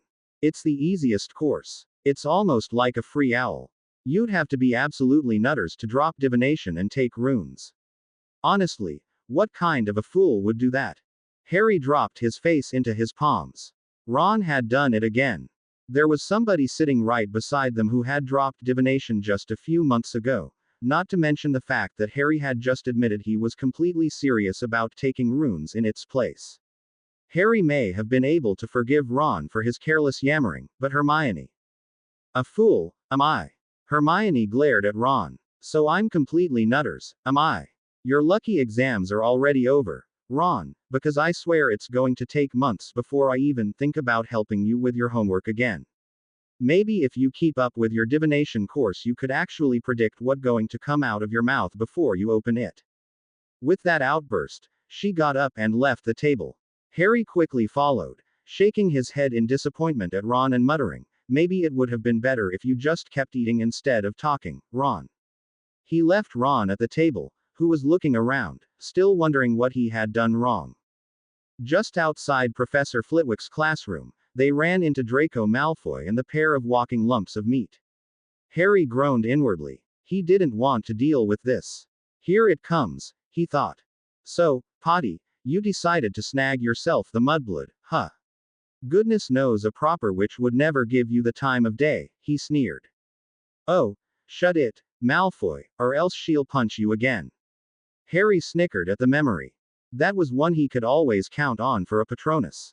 Malfoy kept his haughty tone, and narrowed his eyes at Hermione. That just proves you're worthless as a witch, mudblood, fighting like a muggle. You haven't got the guts to face me in a proper duel. Harry looked at Hermione, who really did look like she was about to punch Draco again.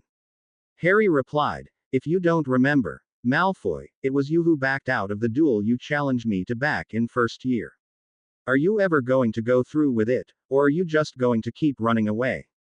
That statement struck a nerve. Draco raised his wand at Harry to hex him, but Harry instinctively threw off a Silencio, Petrificus Totalis, and Incarcerus in single, chained motion. Malfoy wasn't able to speak his first spell off before he was silenced, and quickly fell down to the ground, stiff as a board and bound in ropes. It was at that moment that their charms professor walked onto the scene. 20 points from Gryffindor for raising your wand against another student, Mr. Potter. Now would you care to explain what happened? Harry froze. Looking at the diminutive professor, he put his wand back into his pocket and was about to apologize, but Hermione interrupted. He was defending me, Professor. Malfoy called me a mudblood. Twice. He was trying to pick a fight, as usual. As that's so. Well, 20 points from Slytherin then, for use of foul language. I won't have such intolerant words being uttered in my classroom. Professor Flitwick frowned openly at Draco, showing that his partially goblin heritage revealed itself quite prominently in his teeth as much as his stature. Draco paled when he saw the display. Turning to Harry, his attitude lightening considerably, he said, "That was excellent spellwork there, Mr. Potter. I'd ask you to do it again if I didn't have to take points away from you. Where did you learn to duel like that? It certainly couldn't have been from that travesty of a dueling club from last year, could it?"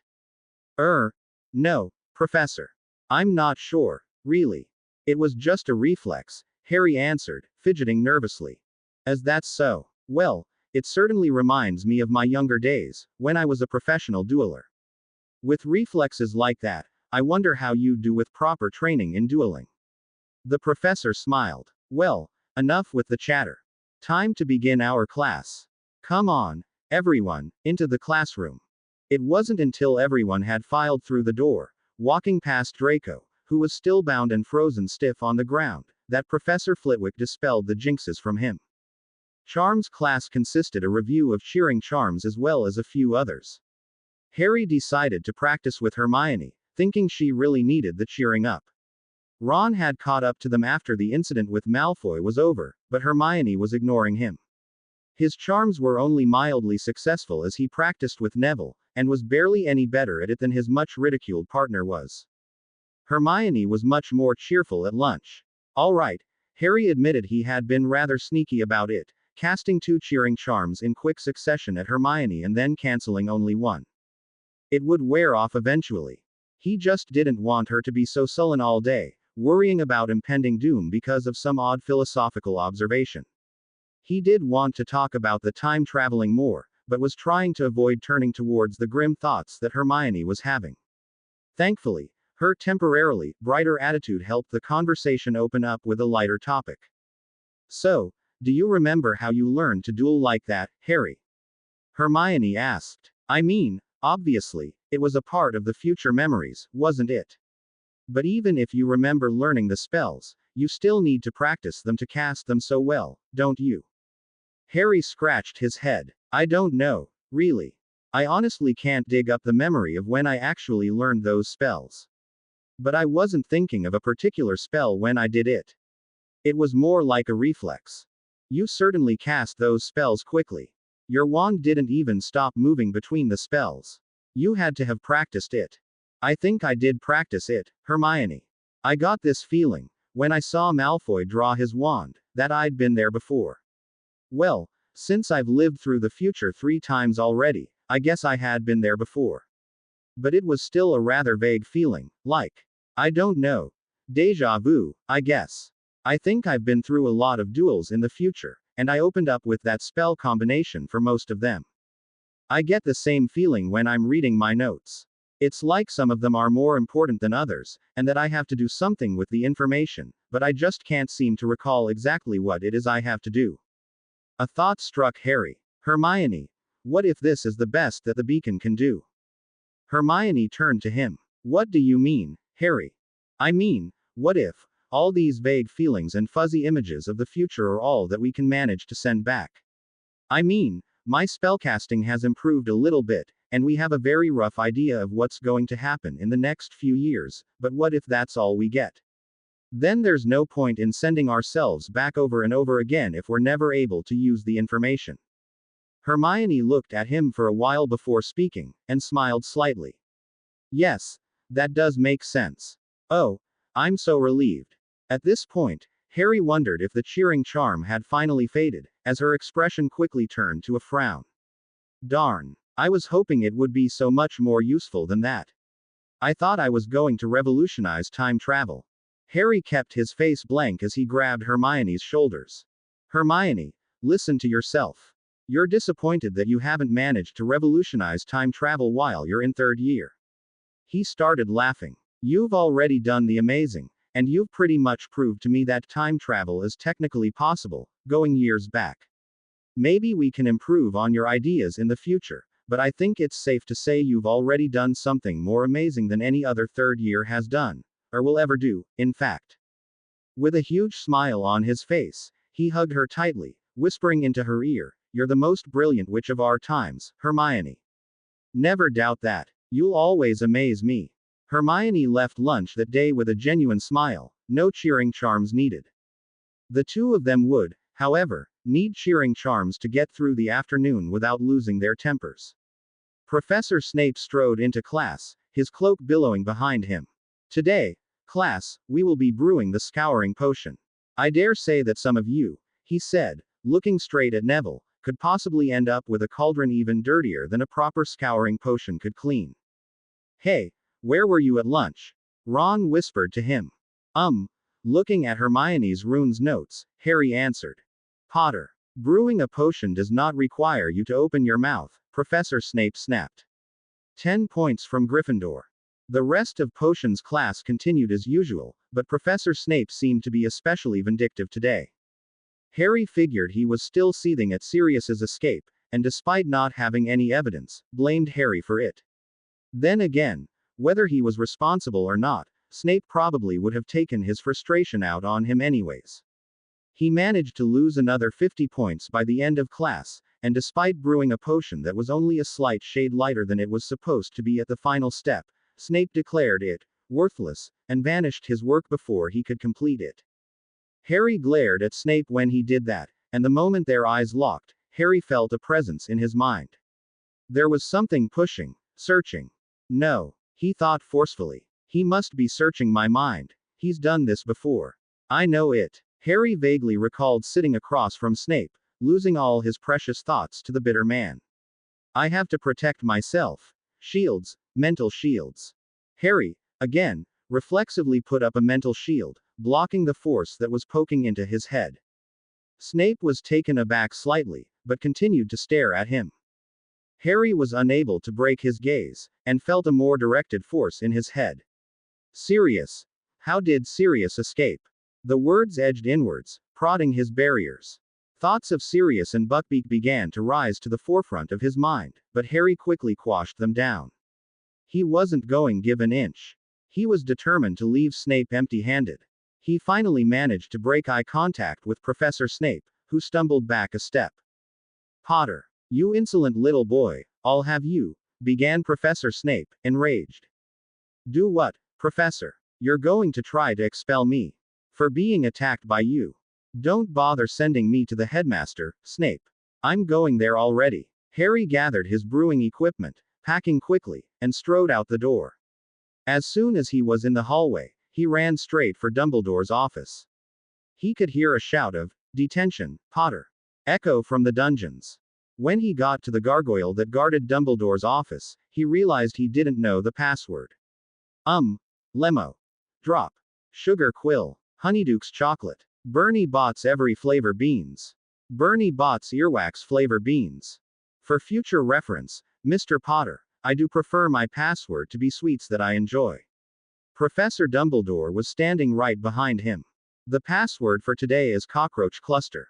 Now, please, step into my office.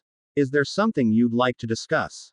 As they walked into Dumbledore's office, he sat behind his desk while Harry took a seat in front of him. Fox trilled in greeting. "Hello, Fox." Harry waved to the phoenix. The sight of the majestic bird always managed to lift his spirits. Turning to Dumbledore, he began recalling what had just happened in potions. Potions class was, well, it was pretty standard for what Snape teaches. "Professor Snape, Harry, do continue." "Sorry. Well, just after Professor Snape vanished my potion, he looked at me straight in the eyes. I suddenly felt that I couldn't look away, and felt something in my mind, trying to grab at my memories. I think he was searching for something about Sirius. I managed to break away before he could get anything. That's when I left the classroom and decided to come to you. He may have given me detention for it, too, but I didn't stick around long enough to hear it." A look of astonishment managed to cross Dumbledore's face for a second before returning to his kind, grandfatherly expression. You're saying you felt Professor Snape probe your mind. And you managed to fend him off? Yes, sir. Harry was growing agitated. Didn't Dumbledore care about what Snape had done to him? This had to be against the rules, if there were rules about this, at least. Harry wasn't sure about that. It certainly felt like he was invading my privacy, he said with a scowl. Dumbledore straightened up. Harry, rest assured that what Professor Snape did to you was most certainly not proper conduct for a professor of Hogwarts. I will have words with him about this. I have one request, however. What is it, Professor? I would like to test your mental shields. Please trust that I will not take anything from you that you do not wish to give me. I only want to see the strength of your defenses. Harry thought for a moment. Professor Dumbledore can do that too. Well, at least he's more trustworthy than the greasy git. Very well, Headmaster, he said as he looked straight into Dumbledore's eyes. He immediately felt some tendrils sweeping around his mental barriers, much more gentle than the prodding he felt from Snape. He felt more and more pressure from them, however, but just before he felt his shields crack, the tendrils retreated. Very interesting, Mr. Potter. Where did you learn to do this? Professor Dumbledore's eyes were twinkling merrily. I'm not sure, sir.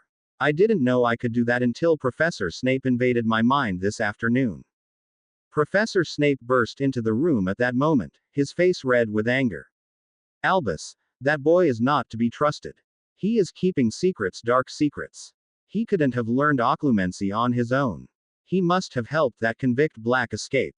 Occlumency, thought Harry. The word triggered a flood of emotions and images in his head, but he kept silent. Professor Dumbledore stood up to face Professor Snape. Severus, you will calm down this instant. Harry Potter has not wronged you in any way. If you do not learn to let go of your old grudges, Severus, they will only haunt you for the rest of your life. Turning to Harry, he said, you may go, and your detention has been cancelled. I will need to have some private discussions with Professor Snape. Harry Potter left the office, confident that he had actually won a battle against Snape, for once. Harry caught up to Hermione, who was making her way back to Gryffindor Tower. She was still making a point of ignoring Ron, and made a beeline for Harry when she saw him. Harry, what did you do? What did Professor Snape do? Harry grabbed her wrist, quickly whispering, I'll tell you all about it, in the chamber. Hermione's eyes widened, and she quickly followed. As soon as they passed through the chamber's doors, Harry quickly turned to Hermione and asked her, do you remember occlumency? Hermione was startled by the question. Occlumency? No. Wait, yes. I do remember doing occlumency. What does this have to do with? Oh, Harry. Is that what Professor Snape was doing to you this afternoon? He was attempting to enter your mind. Harry nodded. Yes, but thankfully, he doesn't know about this. He was pretty surprised that I had any shields at all. He was looking for things about Sirius's escape. I think he wants to prove I had something to do with it and get me expelled. Hermione gaped at him. That's what he wanted. He can't. I mean, even Dumbledore knows Sirius is innocent. He can't do that to you. Harry grinned. I know. When I told Dumbledore, he cancelled my detention and I think he was about to reprimand Snape when I left the office. But that's not the point. I think we should keep practicing occlumency, just in case. This is a really powerful device, and we can't let the wrong people find out about it. You're right, Harry. I think we should take up practicing it every day. It'll help us organize our thoughts as well. Maybe we can figure out more details about the future with it. When should we start? Harry grinned. No time like the present. Nobody's going to disturb our meditations down here, and we still have a few hours before dinner. After 2 hours of practice, they had made enormous strides in creating their mental barriers. It seemed that, at least for one cycle, they had been practicing it every day, and they had their minds fairly organized and shielded. However, Harry noticed a discrepancy within his own mind. Hermione, do you notice anything odd about your memories? Especially a few of the future ones. Funny you should mention that, Harry. Are you talking about the ones that seem to have their own built-in shields? I think I came across a few of those myself. This is odd. I'm going to open one up and see what it is. Quote. Harry concentrated for a minute, trying to peel away at the encapsulated memory. It was definitely a shield he had created himself, as it felt almost identical to the shield he had made for his own mind. After half an hour of intense concentration, he broke through and recalled the memory as clearly as he could. He gasped at what he was now remembering: runes. They were several specific runes, but half a dozen complex rune phrases, and their appropriate carvings. He could see them clearly. It was as if he had spent weeks committing every detail of these particular runes to his memory. Hermione, do you have some parchment and a quill? I think I need to write this down. Me too, Harry. I just opened up one of my own memory capsules. I need to write this down, too. Hermione scrambled for her book bag, pulling out 2 quills and a stack of blank parchment. Both of them began writing and drawing furiously. Between them, they ended up with lots of rune phrases involving the runes of memory, time, return, landmark, and identity. They looked up at each other, and back to the runes. Hermione quickly scrambled back to her book bag, and pulled out the original notes she used for her beacon. Harry, I think I know what this is. I think I know too, Hermione, but do explain it to me in case I'm missing something. I think this is an improved version of the beacon. We sent ourselves memories of an improvement on the beacon. Look, my original didn't bother with the setsees, the rune of identity. I think these ones will be keyed to our magical signatures.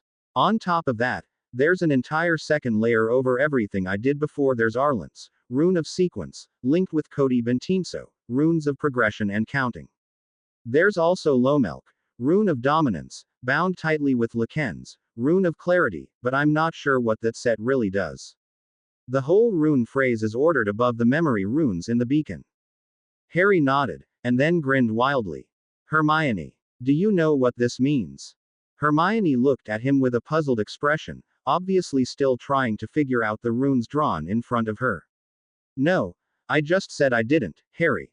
This is going to take me a while. No. I mean about time travel. Harry was very nearly jumping for joy. This is why we didn't remember anything beyond 3 futures ahead. We sent back memories to build a newer, better beacon. And since it seems like nearly all the additions are focused on the memory runes of the beacon, I think we figured out a way to send back memories better and clearer.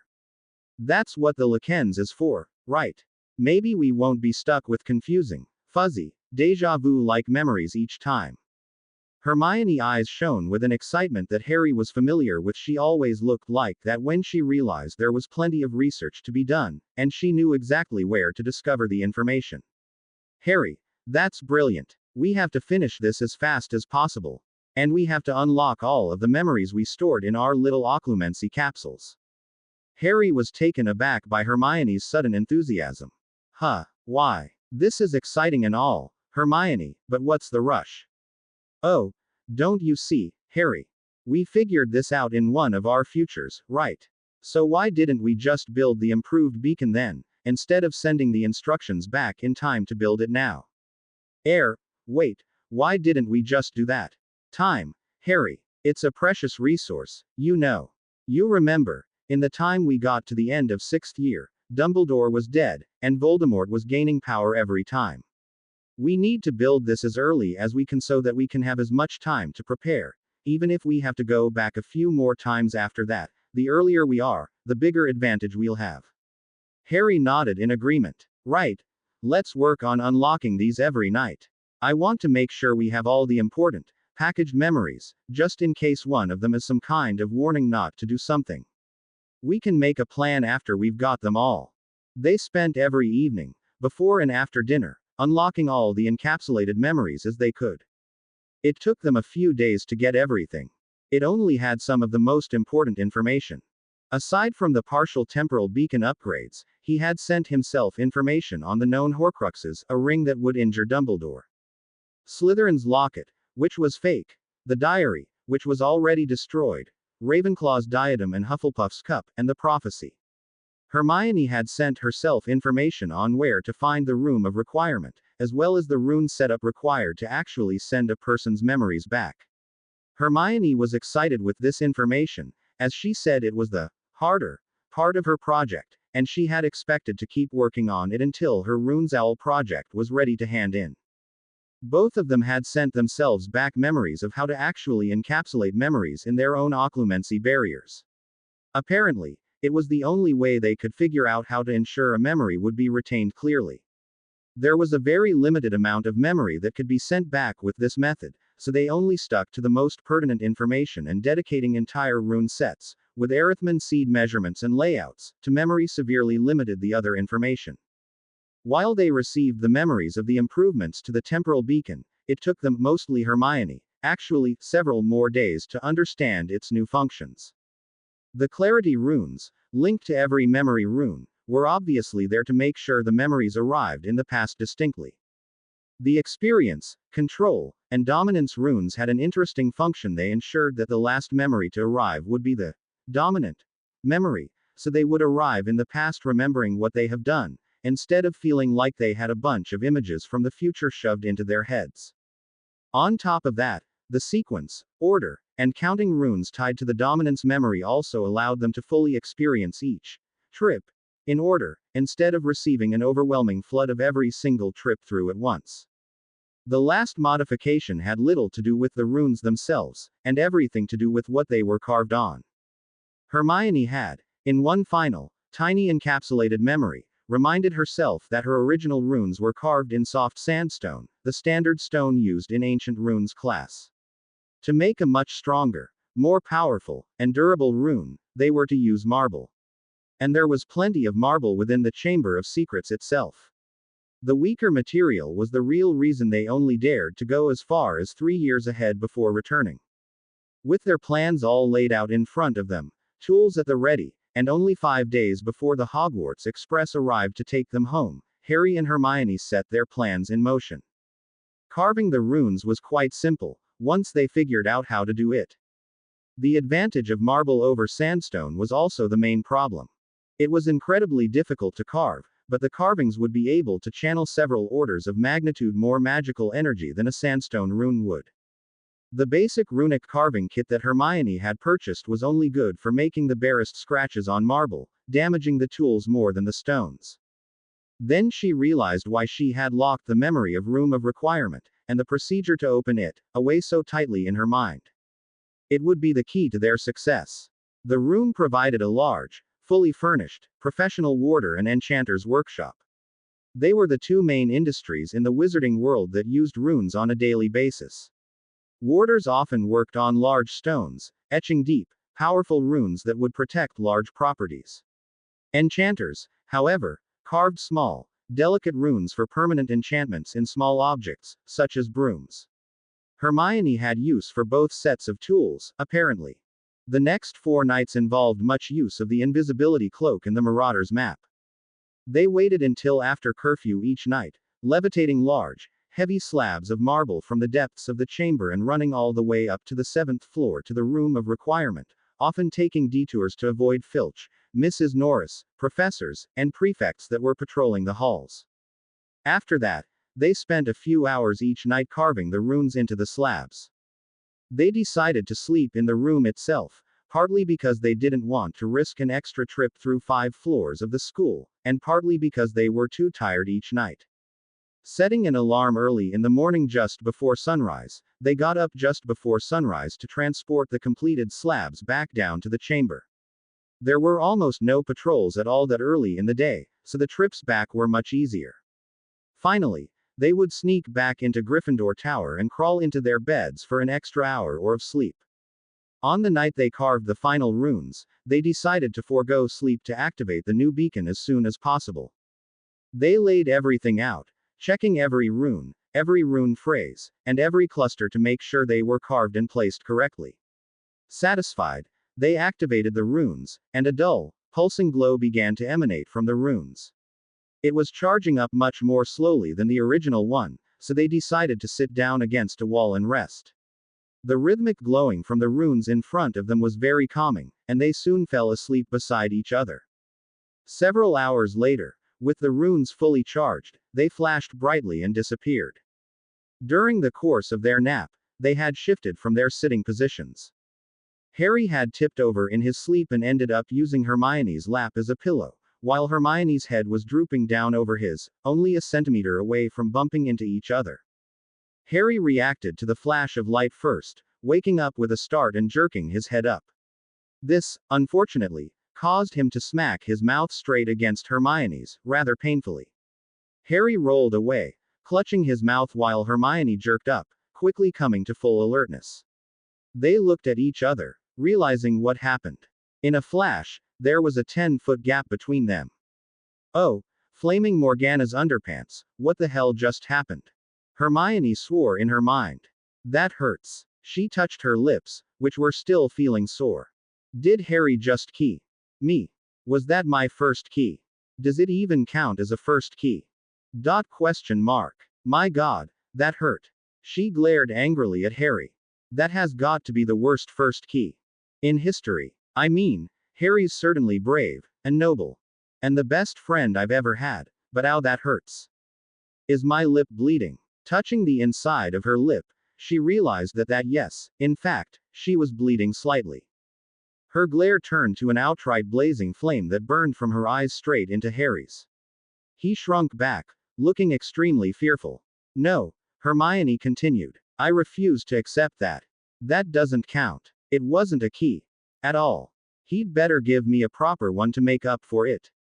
Hermione's heart fluttered at the image of a proper, tender, passionate, and real first key. From Harry. Wait, what am I thinking? Key. Harry. Oh no, stop, stop, stop. She turned bright red in embarrassment. Harry, on the other hand, was completely confused. I hope I didn't bump into Hermione too hard, he thought. I'd better check to see if she's hurt. Just as he was about to make a move towards her, however, she glared at him. Oh god, she's mad at me. I did hurt her. I need to apologize to her. And quickly, but she seems so angry right now. Well, I'd better do it before she gets angrier. Firming up his resolve, he was just about to open his mouth, when Hermione touched her lip, noticing blood. Her glare intensified tenfold, and Harry suddenly lost all his nerve again. He backed away and huddled behind his own knees, only daring to take quick peeks at Hermione. She's bleeding. I really did hurt her. I can't believe I was so stupid. She looks like she's about to kill me. Maybe I can grovel in front of her and she'll make it quick. All of a sudden, Hermione's face was flush with embarrassment and she seemed to be avoiding Harry's gaze. What just happened? Why's she avoiding me now? Damn, girls are always so confusing. He cautiously crept up to Hermione, and in the most sincere voice he could manage, said, I'm sorry I bumped into you, Hermione. Are you hurt? Hermione appeared to take several calming breaths before answering. Yes, I'm fine, Harry. She then muttered quietly to herself. Oh good, he said. Bumped. He doesn't consider it a key. Either. Unfortunately for her, she didn't say it quietly enough. Harry managed to catch the last few words. Key. I thought I just hit her mouth. With my own. Oh god, does that qualify for a key? Harry gaped. I've never ed anyone before. Wait, has Hermione? I doubt it. Hermione. Was that your, first key? Harry asked meekly. No, she shouted vehemently. No, no, no, no, no, no, no. That wasn't a key. That doesn't count. You didn't key me, Harry. That was not my first key. Definitely not. It was just a bump. Harry quickly backed down again. All right, Hermione. That was just a bump. Right. They stared at each other in silence, unsure of what to say next. Turning to where the marble slabs used to be, he said, so. I guess the new beacon works now, doesn't it? Why didn't we get a flood of memories like last time? Hermione, eager to change the subject, quickly explained. The clusters we added make sure we actually get to experience each trip through time, and remember them in the right order. I didn't realize that would be a problem with the original design. It'll make things much easier to remember and organize, too. Harry nodded in understanding. I guess that makes more sense. I just hoped there would be an easier way to check to see if it was working properly or not. Hermione replied. Well, we can always create the return cluster with the leftover sandstone I have in my bag. It won't do very long distance travel, but we could just carve them up in a few hours and come back. My future self was nice enough to pack the memory of it so that it came through clearly. She smiled. Well, let's make sure we know what time it is, so that we know we came back to the right beacon. Kalantempa. The date and time floated in front of her. 1994, June 30th, 8:51 a.m. Hermione's eyes bugged out. Harry, we have to be on the carriages to Hogsmeade in less than an hour, or else we'll miss the train. Have you packed yet? No, I haven't, Hermione. I've been with you every night, remember? We haven't had time to pack. Rushing out of the chamber and back into Gryffindor Tower, Harry began to open up his dresser and stuffed everything he had into his trunk. The room was nearly empty, as everyone else was probably in the Great Hall eating breakfast already. Oddly, he noticed that Ron was still asleep, and hadn't bothered to pack last night. He shook Ron to wake him. Was it? Jareth, that's not chocolate, he muttered, still asleep and presumably dreaming. Ron, wake up. Haven't you packed yet? Harry shouted at his friend. Ron opened his eyes lazily. Huh, Harry. There's still time, you know, no rush. Ron, it's past 9 o'clock. We have to be on the carriages by 9:30, or else we'll miss the train. Everyone else is already gone. Won. Take too long. Ron said, rolling over in his bed. Harry let out an exasperated sigh. All right, Ron, whatever you say. But I'm not saving any breakfast for you if you're late. Ron slowly started to get up, stretching and yawning lazily. Since his friend was acting mostly awake, Harry went back to his trunk to begin stuffing all the clothes, textbooks, and school supplies into it haphazardly. He did take care to place the Marauders map and invisibility cloak carefully, however. He was finished in 15 minutes, and levitated the trunk out of the room downstairs. It took Hermione 5 minutes to catch up to him. She grinned at him as they stepped out of the portrait hole. Let's catch up to Ron downstairs, Harry.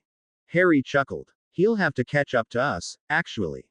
I had to wake him up when I got upstairs. Last I checked, he was still packing. Hermione let out a very unladylike snort. I should have guessed. Well, I'm not waiting for him. We still have a few minutes left to grab a quick bite from the Great Hall. Let's go. Harry and Hermione just rounded the corner to the carriages when they both stopped. Standing before them were no longer the horseless carriages they remembered, but ones that were being pulled by dark, winged horses. They looked thin, almost skeletal, and at the same time not quite solid. They seemed to shimmer and shift as if they were only a little more than frozen smoke. Hermione, are you seeing what's in front of the carriages? Whispered Harry. Hermione nodded, but also took note that Neville didn't seem to see anything odd at all. I don't think anyone else can see them, though. Maybe we should just keep quiet about it for now. I'll look them up next time I can go to the library. Getting on the carriage with Neville when they spotted Ron, dragging his old trunk behind him as fast as he could. Hermione was watching with an amused look on her face. Shame he doesn't remember his first-year charms, she said quietly. Hey guys, huffed Ron, breathing heavily. Why didn't you wait for me? We didn't want to be late for the train, Ron. Hermione said, rolling her eyes. And we did need to get a bite to eat before we left, Harry added. I did wake you, Neville said. You waved me off, saying you'd be ready in time, so I left. Harry looked at Neville. Really? You tried to wake him too? He was still asleep when I got back to the room to pack my trunk. All three of them turned to glare at Ron, who shuffled in his seat uncomfortably. He quietly muttered, well, you guys could have helped me with the trunk, at least. Hermione replied dryly, don't tell me you've forgotten how to cast Wingardium Leviosa already, Ron. Ron looked sheepish, but declined to comment. When it was clear he had nothing more to say, Neville spoke up. Where were you this morning, Harry? I thought you packed early because you were already out of bed, but you weren't at breakfast with everyone else this morning. Harry gasped quietly when he realized what he almost let slip. Looking at Hermione, he decided to go with what had become his standard excuse. I was getting some last-minute notes on runes from Hermione. I probably won't see her again for a month, and she's been helping me catch up with third-year runes so I can switch over to the course next year. Neville was amazed. Wow, that's impressive, Harry. I have to admit, runes is pretty useful, even though it's such a tough course that I'd never take it myself. What course are you dropping? Ron answered for Harry. Divination. I still think he's barmy for doing that. You can practically guarantee yourself an A on the owl just by making things up. Why would you throw away such an easy chance at an owl? I don't know. Passing all your tests isn't the point of school, Ron. Harry and Neville were rather surprised that it was Hermione who said that. Oh yeah, I never thought I'd hear that coming from you, Miss Know-It-All. Ron shouted back. Ron, don't you dare talk like that to Hermione. She's your friend. Harry rushed to Hermione's defense. Yeah, she gets good grades, but more importantly, all the things she knows are actually useful. He said that with a knowing smile, looking at Hermione. The carriages had arrived at the Hogsmeade station, and they made their way onto the train in silence. They made their way into a cabin, whereupon Hermione immediately began removing some blank sandstones from her trunk, as well as a few notes and carving tools. Neville looked interested at the sight, while Ron just goggled. We should get started right away, Harry. This should take us a few hours, and the train ride should be the perfect amount of time for us to finish it. Ron looked at Harry, and said, Wait, you're serious, mate? You're actually doing runes. Harry looked at Ron in disbelief. Yeah, Ron. I've told you a dozen times this past week. But, don't you see how crazy that is? I've been trying to convince you not to. You'll fail the course. Harry felt that this was the last straw. Convince me. You just called me barmy every time I told you. That's your idea of convincing me not to take the course. Look, if you can't accept the fact that I'll be taking runes, don't ask again, because I'm not changing my answer. Hermione and I will be practicing the entire train trip back, because it's the last time she can help me before summer vacation. Ron turned to Harry, then Hermione, then back again. Shaking his head and muttering, he left the cabin. Neville, who had backed away from the trio during the spat, spoke up. You guys don't mind if I stay, do you? Hermione gave him a warm smile, saying, Of course not, Neville. I mean, we won't be very talkative, but we certainly don't mind if you watch. They settled down into their seats, and Hermione began instructing Harry on how to use the tools and carve the runes. She got set, carving all the most intricate runes while Harry took the simplest ones, which were mostly made up of straight lines. Neville watched with rapt attention, but he was too shy to interrupt their work. About 3 hours later, just past the midway point in the train ride, they were finally done. Seeing that they were finished, Neville finally spoke up. So, could you tell me what all this stuff means? It looks awfully confusing. Harry thought for a moment. It is pretty confusing, actually. But I'm sorry, Neville. If it doesn't work, we can't explain it to you. If it does work, well, we won't be able to explain it to you. Picking up one set of runes, which were arranged and merged into one large cluster, he held it against his chest. Hermione did the same. Both of them brought out their wands, holding them against the cluster of runes, and murmured the activation sequence. The runes glowed as Harry and Hermione forced more and more magic into their runes, until it ended with a sudden flash. Harry suddenly found himself laying down instead of sitting, and jerked his head upwards in disorientation. His mouth smacked into Hermione's. Hermione woke immediately, once again clutching her mouth. Sweet Morgana, did he have to do that to me again? Thought Hermione, as she looked at her fingers. Yep, my lips bleeding again. The nerve of him. Couldn't he just wake me up properly? Oh nuts to Merlin, not again, Harry was thinking. I have got to stop myself from doing that. Is her lip bleeding again? I hope she'll forgive me. I really think I'll need to grovel this time. That one still doesn't count. Blurted Hermione. It's okay, Hermione. I don't count that one, either, Harry answered awkwardly. Good, she huffed in reply. Wait, why am I so mad about this? It didn't mean anything to either of us. I think. She's still mad. This isn't good. Maybe she was expecting something from me. Pondered Harry. Did she actually want me to key her? Is that why she's so angry, since I seem to keep delivering such bad keys? Wait, They don't count as key. She said so herself. I'll never understand her. So, you remember the last time then? When we, did, what we just did. Harry was far too embarrassed to say it clearly. Of course I remember. Why wouldn't I remember you doing that too? Oh, Hermione's eyes lit up in realization.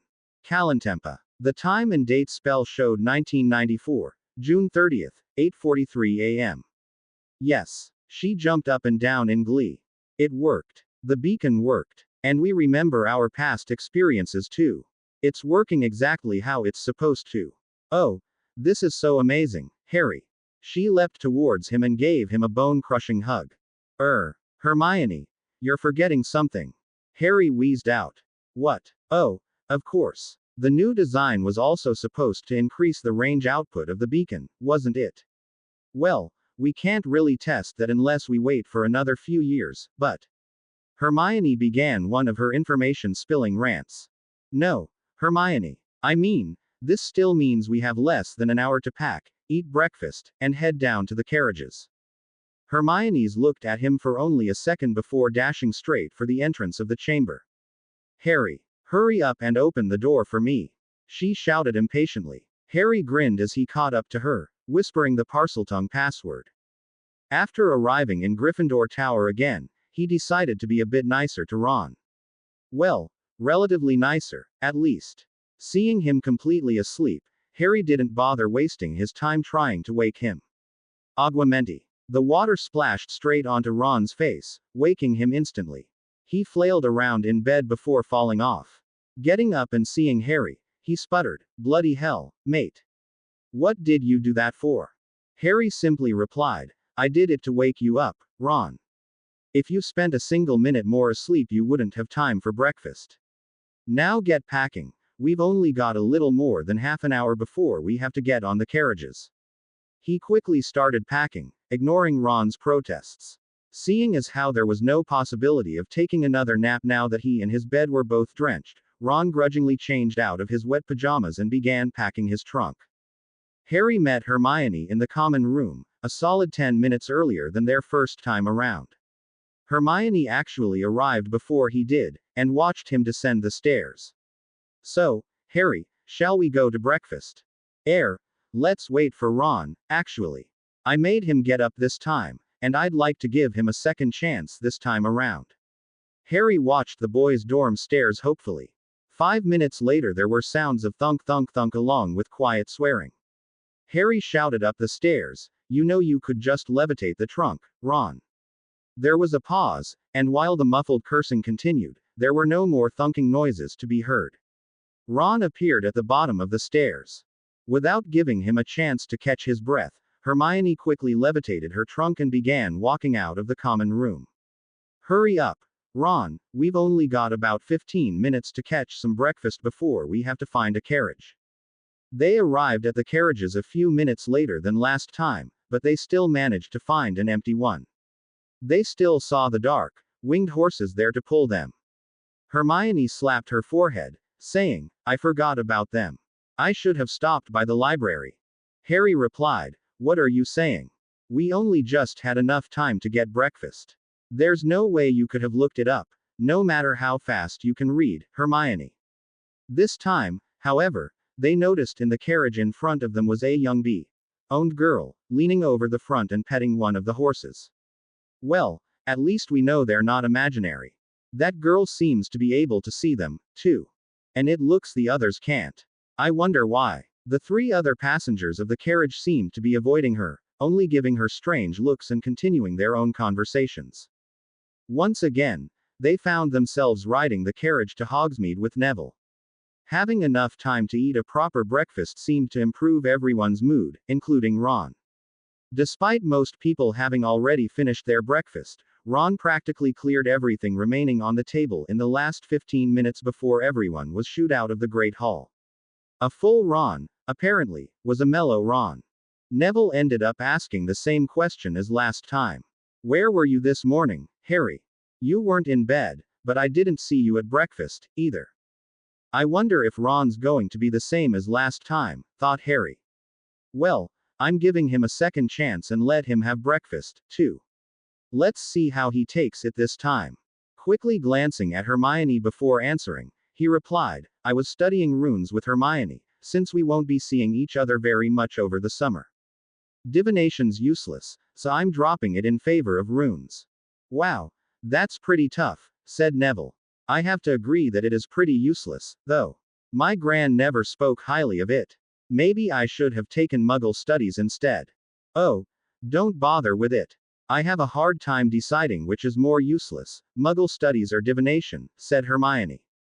She was glad to steer the conversation away from runes as quickly as possible, to avoid another spat with Ron and another 15-minute carriage ride sitting awkwardly to avoid eye contact with him. But that's only because you're Muggleborn, Hermione, said Ron. Wizards don't know a thing about Muggles. And they still won't know a thing even after taking the course. All the stuff they have is at least 50 years out of date, said Hermione. And that's just the technology. Let's not even talk about Muggle fashion. That seems to change every decade or so. Your best bet for knowing what's going on in the Muggle world is to get to know some Muggles. The rest of the carriage ride consisted of Hermione passionately explaining the great advances in human rights and equality that were made in the Muggle world to Neville and Ron. Entering the cabin on the Hogwarts Express, Hermione whispered to Harry, I think we should make the return clusters again. Just in case of an emergency, you know. It could be a handy method of escape, especially since we can't apparate.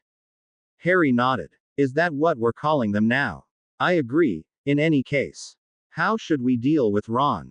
Well, if he handles it better this time around, I'm willing to forgive him, but I'm not going out of my way to stop him from opening that reckless mouth of his, Hermione said firmly, and brought out the blank sandstones once again. Wow, you two. You really are studying up to the last minute, aren't you? Neville asked, surprised. What's with you two? It's summer vacation. You should be celebrating, not working. Ron shouted. My summer vacations or work, growled Harry. I'd take studying with Hermione over the Dursleys any day. In fact, I love studying with Hermione. She always knows how to explain things to help me understand. His expression softened, as he looked into Hermione's eyes with a sense of understanding. And she loves teaching me. You've never noticed how happy she becomes whenever she has the chance to share her knowledge with someone. I don't think I've appreciated her enough. I'm sorry, Hermione, for not noticing before. I could even give up Quidditch for you, Hermione. Hermione was watching Harry with rapt attention as he made his little impromptu speech, with absolute joy filling her face as he finished. She was just about to say something in return when Ron shouted out loud, What? Give up Quidditch? For a girl? There's no way you could do that. Quidditch is the greatest game in the world. In fact, the next World Cup is going to be held here in Britain. You should come over to the Burrow and listen to the game on the wireless, you'll never think about dumping Quidditch again. Harry only nodded as he and Hermione began to work on their set of runes. Ron turned to Neville to satisfy his Quidditch fever for the next few hours. Just as they finished, the tiniest owl they had ever seen came flying in the window, with a letter from Sirius. The excitement of the last 2 weeks made Harry nearly forget about his new godfather, but now he had written a letter stating that he was doing fine, for an escaped prisoner, that the firebolt Harry received was a present from him, and for Ron to keep the owl. Ron was quite excited to have his own owl, especially after losing his pet rat. As they arrived at the station, Harry gave Hermione a long goodbye hug before the Dursleys started to scream at him to get in the car. Waving goodbye from the window, he realized it was going to be one of the longest summers ever. 2 days. It had only been 2 days since arriving home that Harry felt the urge to write a letter. He didn't have anything in particular to talk about, but there were enough interesting developments at home that he managed to eke out a short letter to Hermione. Dear Hermione, I know this is pretty quick, but I just wanted you to know how things are at my home. The Dursleys are actually a little nicer to be these days. By nicer, I mean they all seem to be too miserable to bother me as much as they used to. For once, we're all eating the same amount of food. No, they'd never dare to give me a proper meal, but apparently somebody has noticed that Dudley has difficulty seeing his toes, and forget about touching them. The school nurse said he needed to eat less and move more. When Uncle Vernon went to school to complain about it and demanded to see a doctor, they brought one in and he said both of them had to go on a diet. Now they constantly complain about not getting enough food, but they can't blame me for it, and Dudley's too tired to chase me around with his gang. Besides the chores, I'm going to try studying. When I said I enjoyed studying with you on the train, Hermione, I meant it. I know the Dursleys would never stand to have you visit, but could you send me your notes and textbook for ancient runes? I'd like to learn as much as I can. Harry. The idea to learn more about runes came to him as he was writing the letter. He had seriously begun to appreciate the idea of not letting his time go to waste, and most of it was already being wasted doing chores for the Dursleys. He was glad Vernon had become too lethargic to stop him from sending letters with Hedwig, and she was a very clever owl who knew how to sneak out quietly for her deliveries. Tying the letter to his owl's leg, he whispered to her, "Stay with Hermione until she replies. Don't be afraid of asking for food, because you might be carrying a heavy load coming back." Hedwig hooted softly and took off. Harry wasn't too surprised that the reply letter, along with textbooks and notes, arrived the next evening. Hedwig was obviously tired from carrying the huge load, and Harry had only managed to sneak a bit of sausage and a few owl treats for her to eat. Giving her a gentle pat, he said, "Thanks, girl. You did a great job. I'm sorry I couldn't save any more food for you. All this stuff must have been pretty hard for you to carry." Hedwig straightened up and gave him a haughty look. Harry chuckled at the sight, and reassured her, "Oh, no, Hedwig, I'm not doubting you at all. I just want to make sure you're well rested and fed." Hedwig nipped at him lightly with her beak, and after Harry untied all the packages from her leg, she flew out the window to do some night hunting.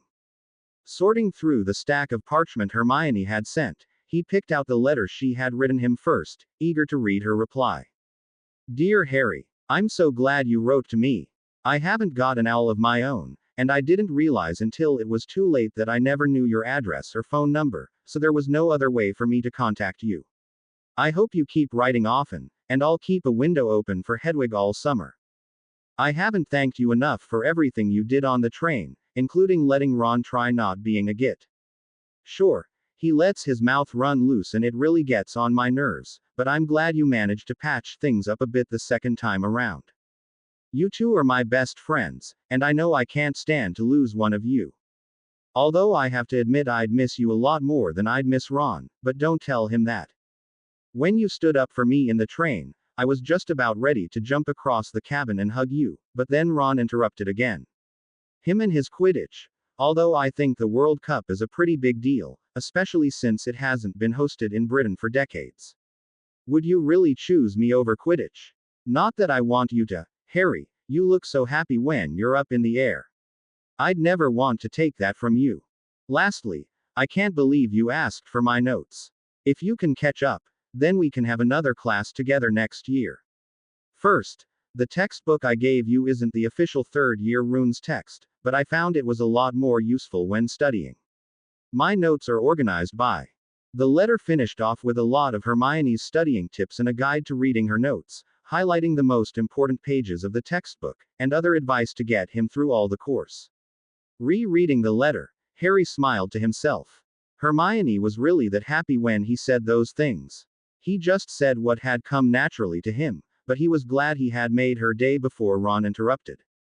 That brought the thought of Ron back to him. He mentioned the Quidditch World Cup, didn't he? Maybe he could spend the last few weeks at the Burrow again.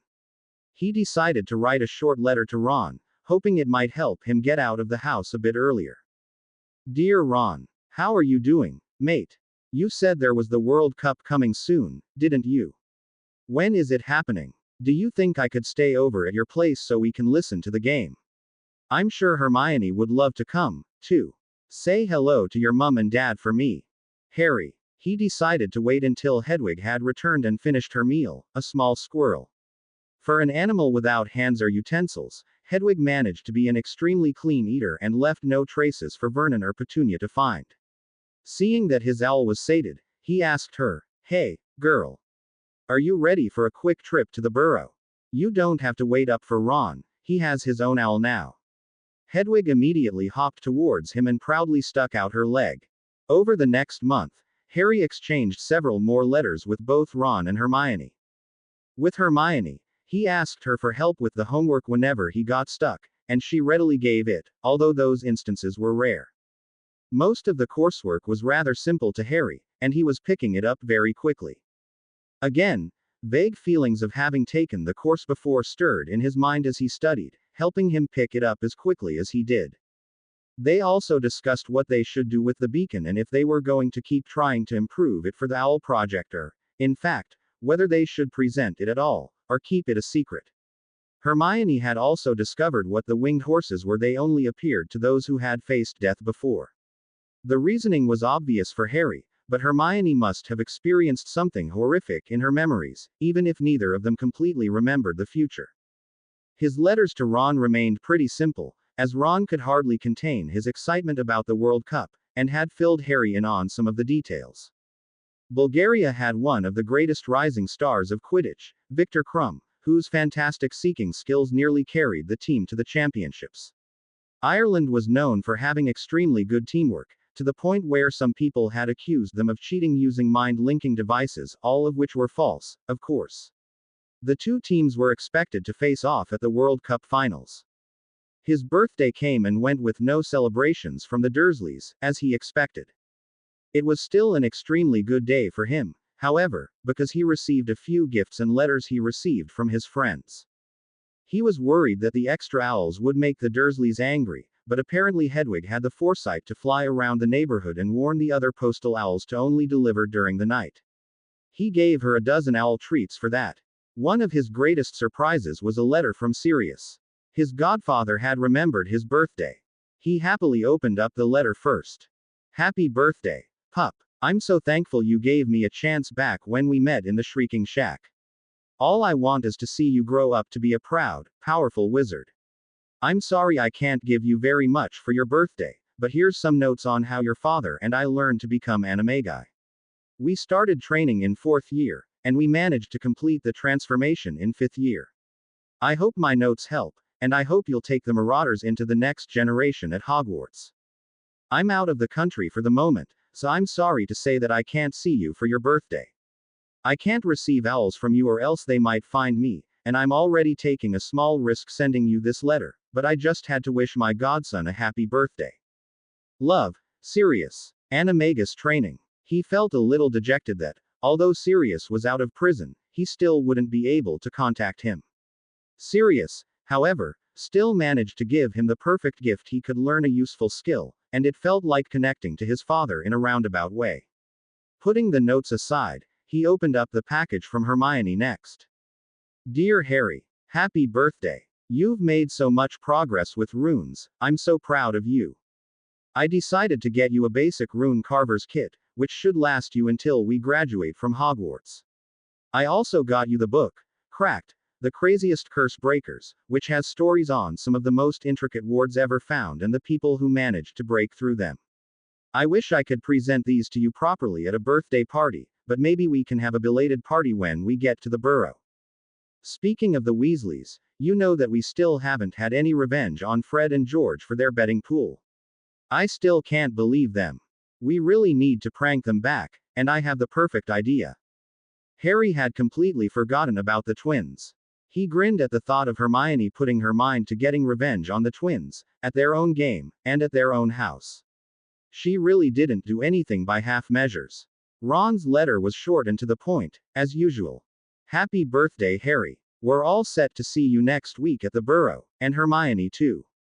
I got you Quidditch scores and statistics so you'll know more about what's going on when we listen to the game. Harry opened the book and saw that it was, quite literally, a book on the statistics of all the professional Quidditch teams in Europe, as well as records of their matchups and scores for the past several years. He was already pretty shocked at the fact that Ron had sent him a book as a gift, but was almost completely floored by the fact that the book Ron had sent him was more boring than Hermione's gift. He set the book down and picked up the Curse Breaker book instead, immediately fascinated by the multitude of runes and schemes that some ancient pharaoh or dark wizard had set up to protect their earthly possessions. He was reading well past midnight before he finally fell asleep. Harry Potter found himself sitting, cradled, in a large chair. He noted it was in an old, Dilapidated, but formerly exquisite house, if the elaborate door was anything to go by. Looking down, he saw his own body, which was small, wrinkled, and deformed.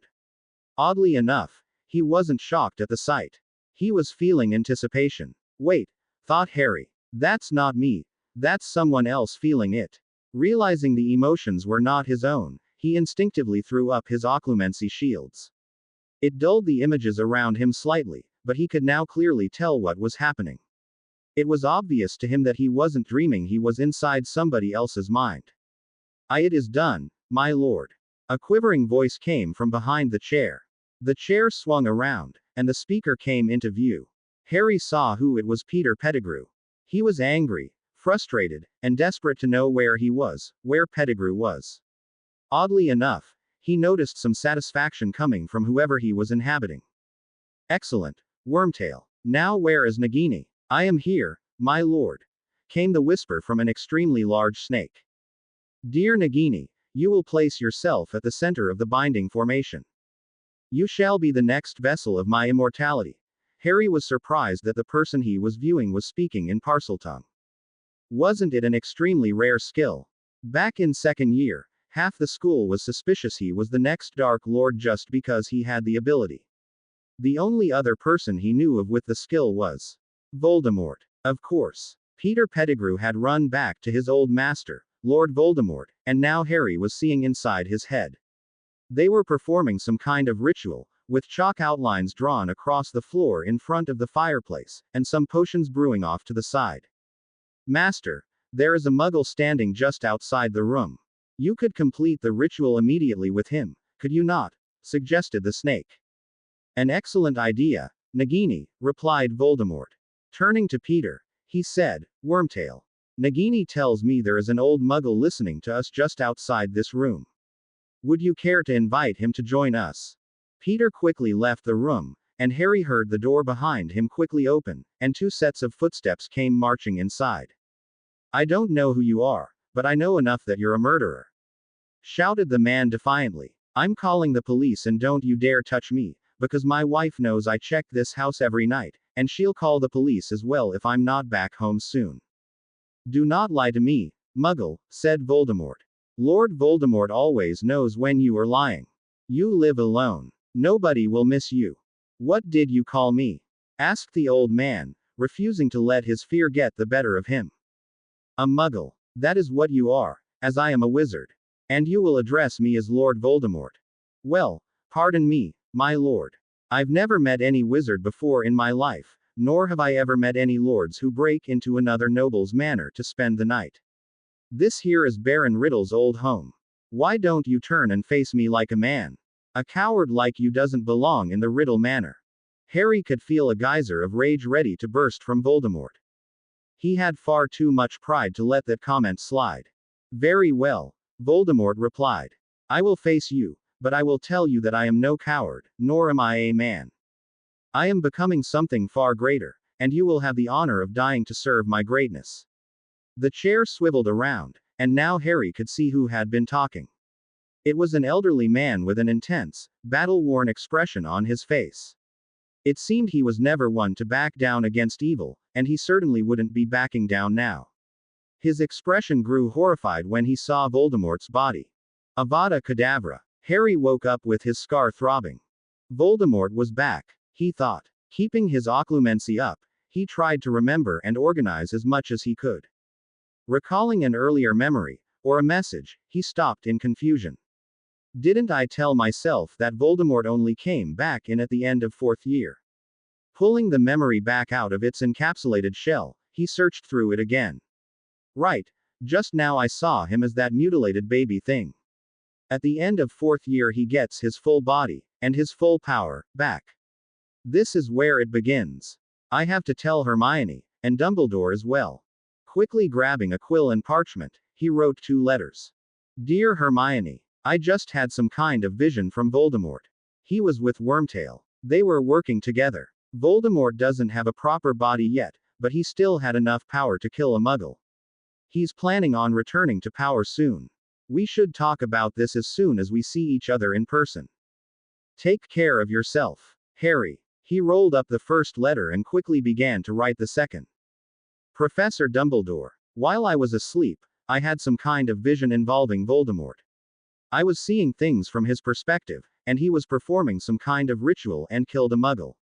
I'm pretty sure it wasn't a dream, but I'm not sure how or why it happened.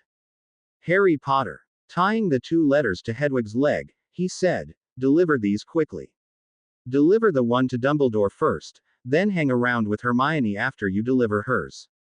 Hedwig nodded in understanding and flew out the window. He received the reply from Hermione right away, just before dawn. Did he wake her in the middle of the night? He'd have to apologize later for disturbing her sleep. Dear Harry, this is incredibly important. I've thought about it for a bit, and a few things came to mind. First, you must have experienced this the last several trips back.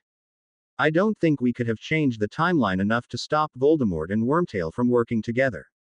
Secondly, neither of us bothered to send that memory back. I think we both felt it wasn't very important. The real key is the actual resurrection at the end of fourth year. We need to work to prevent that. I doubt Voldemort is causing many problems between now and then, if he's still stuck in that body until the ritual actually occurs. I think this means we need to spend this year preparing, Harry. There's a few things I'd like to try out when we get back to school. I'll need access to the room of requirement to do it. We definitely need to discuss this when we meet at the Burrow. I'll be waiting for you, Hermione. The reply from Dumbledore was succinct, and it arrived in the afternoon on the leg of a regular school owl. Dear Harry Potter, do not worry yourself over the visions. If any more occur this summer, take note of them, but do not fret. We can discuss them at the beginning of the school term. Albus Percival Wulfric Brian Dumbledore. Harry sighed. He was hoping for some more insight or advice from Dumbledore, but all he said was essentially to wait until school starts. Did Dumbledore really sign all his letters with his full name? That looked like quite a hassle. Harry crumpled up the letter, throwing it in the trash. As he did so, he noticed another owl in the distance heading towards his window. Who was that from? As it came closer, he recognized the only owl he knew that would be barely bigger than the letter it was carrying. Pigwidgeon, Ron's tiny owl. Why would Ron be sending him letter now? They had already agreed to meet at the Burrow in a few days' time. The little owl plopped onto his bed, hopping up to Harry excitedly. He reached out for the letter, but the tiny owl kept ramming itself excitedly against his hands. Stop it, Pig. You need to hold still for me to get this letter, you know. Hedwig hooted in agreement, looking down at the tiny owl in disdain. That seemed to get Pig to calm down enough so that Harry could retrieve the letter. It was certainly Ron's writing, all right, but even messier than before. Harry, get this, we just hit the jackpot. Dad got us tickets to the Quidditch final. We won't have to listen to the game on the wireless, we can actually be there. I couldn't wait to tell you. I'll see you in a few days. So that's what got Ron so excited. Harry had never watched a professional match before, so this would be quite interesting for him. He couldn't wait for the day to come, either. 1 week later, came out of the fireplace at the Burrow on his back and covered in soot. Harry. He heard a familiar shout as he sat up, and saw Hermione casting a quick dusting charm on him just before she launched herself at him, knocking him back down to the ground. He was so glad to see her again that he didn't resist her hug, but then quickly noticed everyone else watching. Hermione. I think, the Weasleys also want to say hello, Harry managed to whisper to her. Hermione, red-faced, backed away quickly. He got up and gave Ron a hug, waved to the twins and Ginny, and then turned to two unfamiliar Weasleys. You must be Harry Potter. Ron's told me so much about you. I'm Charlie. He held out his hand, which looked like it was capable of an iron grip. Harry gave him a firm handshake, but nearly winced at what Charlie considered firm. He could feel the rough calluses and even noticed some scars all the way up his arm. Charlie noticed where Harry was looking, and said, I'm a dragon handler. Rough work, but plenty of excitement. Harry nodded. This was someone Hagrid could be good friends with. Pleased to meet you, he said. He turned to the other new Weasley, and held out his hand. I recognize you. You were in that book Hermione gave me for my birthday. Harry smiled. Bill Weasley, curse breaker, right. Bill laughed. And what book might this be? Harry grabbed the book out of his trunk and handed it to him. Bill flipped through the pages until he found the article where he was mentioned. Reading the whole thing with a grin on his face, he chuckled as he gave the book back to Harry. Oh, I remember that job.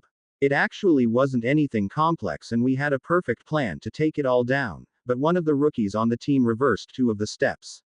The wards were supposed to drop quietly, but instead we got the most fantastic light show in the middle of the night, and woke up half the village.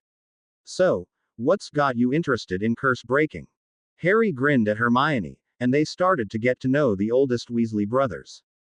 Both of them were very glad to know that Harry played for the house team, and Charlie especially, as he was the star seeker of Gryffindor before Harry took over the position.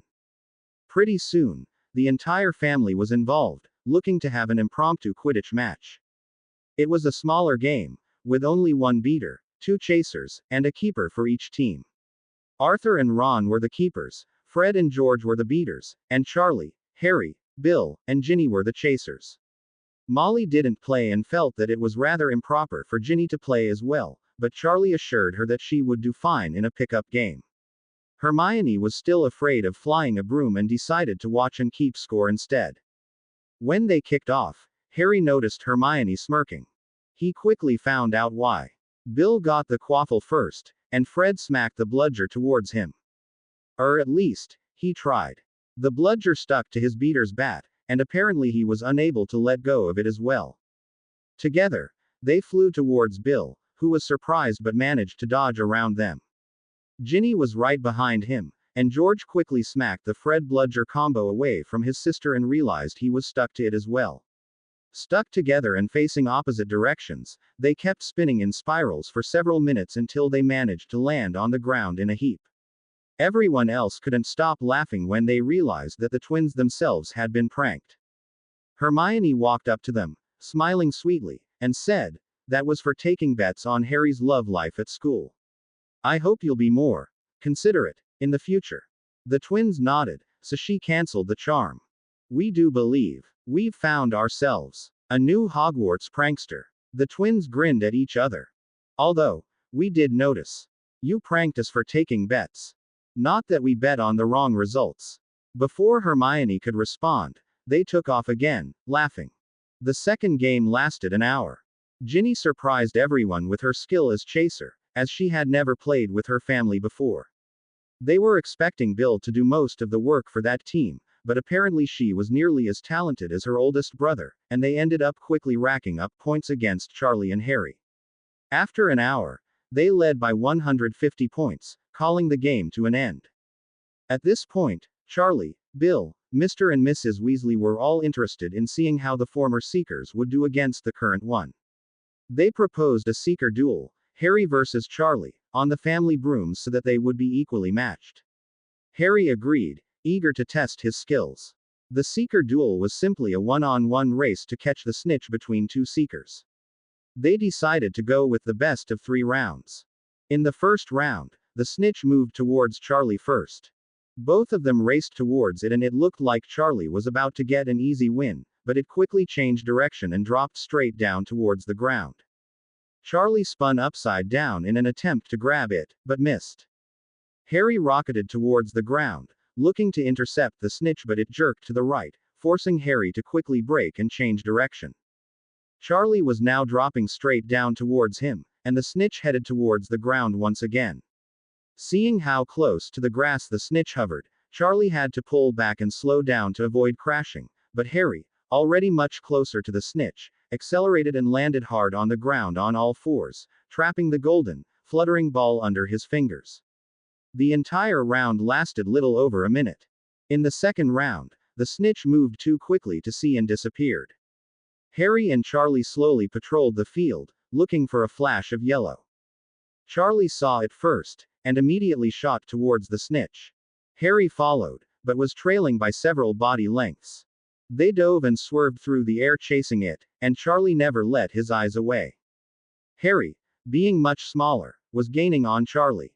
They were neck and neck, both straining to grab the snitch on a high-speed straightaway when Charlie grinned, and threw himself forward. His much longer reach let him grab the snitch while it was still a foot ahead of Harry's fingers.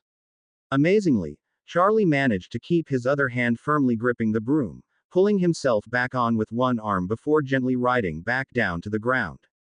Grinning, he said, "When you've reined in a few dragons yourself, jumping off a broom isn't all that scary anymore." Molly, watching from the ground, had nearly fainted. In the third and final round, the snitch seemed to be getting sneakier. After several short chases, where it kept disappearing into the grass, it reappeared directly in between them. Racing towards each other head on, the snitch bobbed up and down and they could only guess where it would be the moment they came close enough to grab it.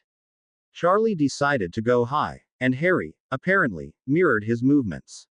They seemed to be playing a game of chicken when, at the last second, Harry copied the move Charlie made in the first round, spinning around and flying upside down, grabbing the snitch as it bobbed downwards again while very nearly clipping Charlie's feet with his own.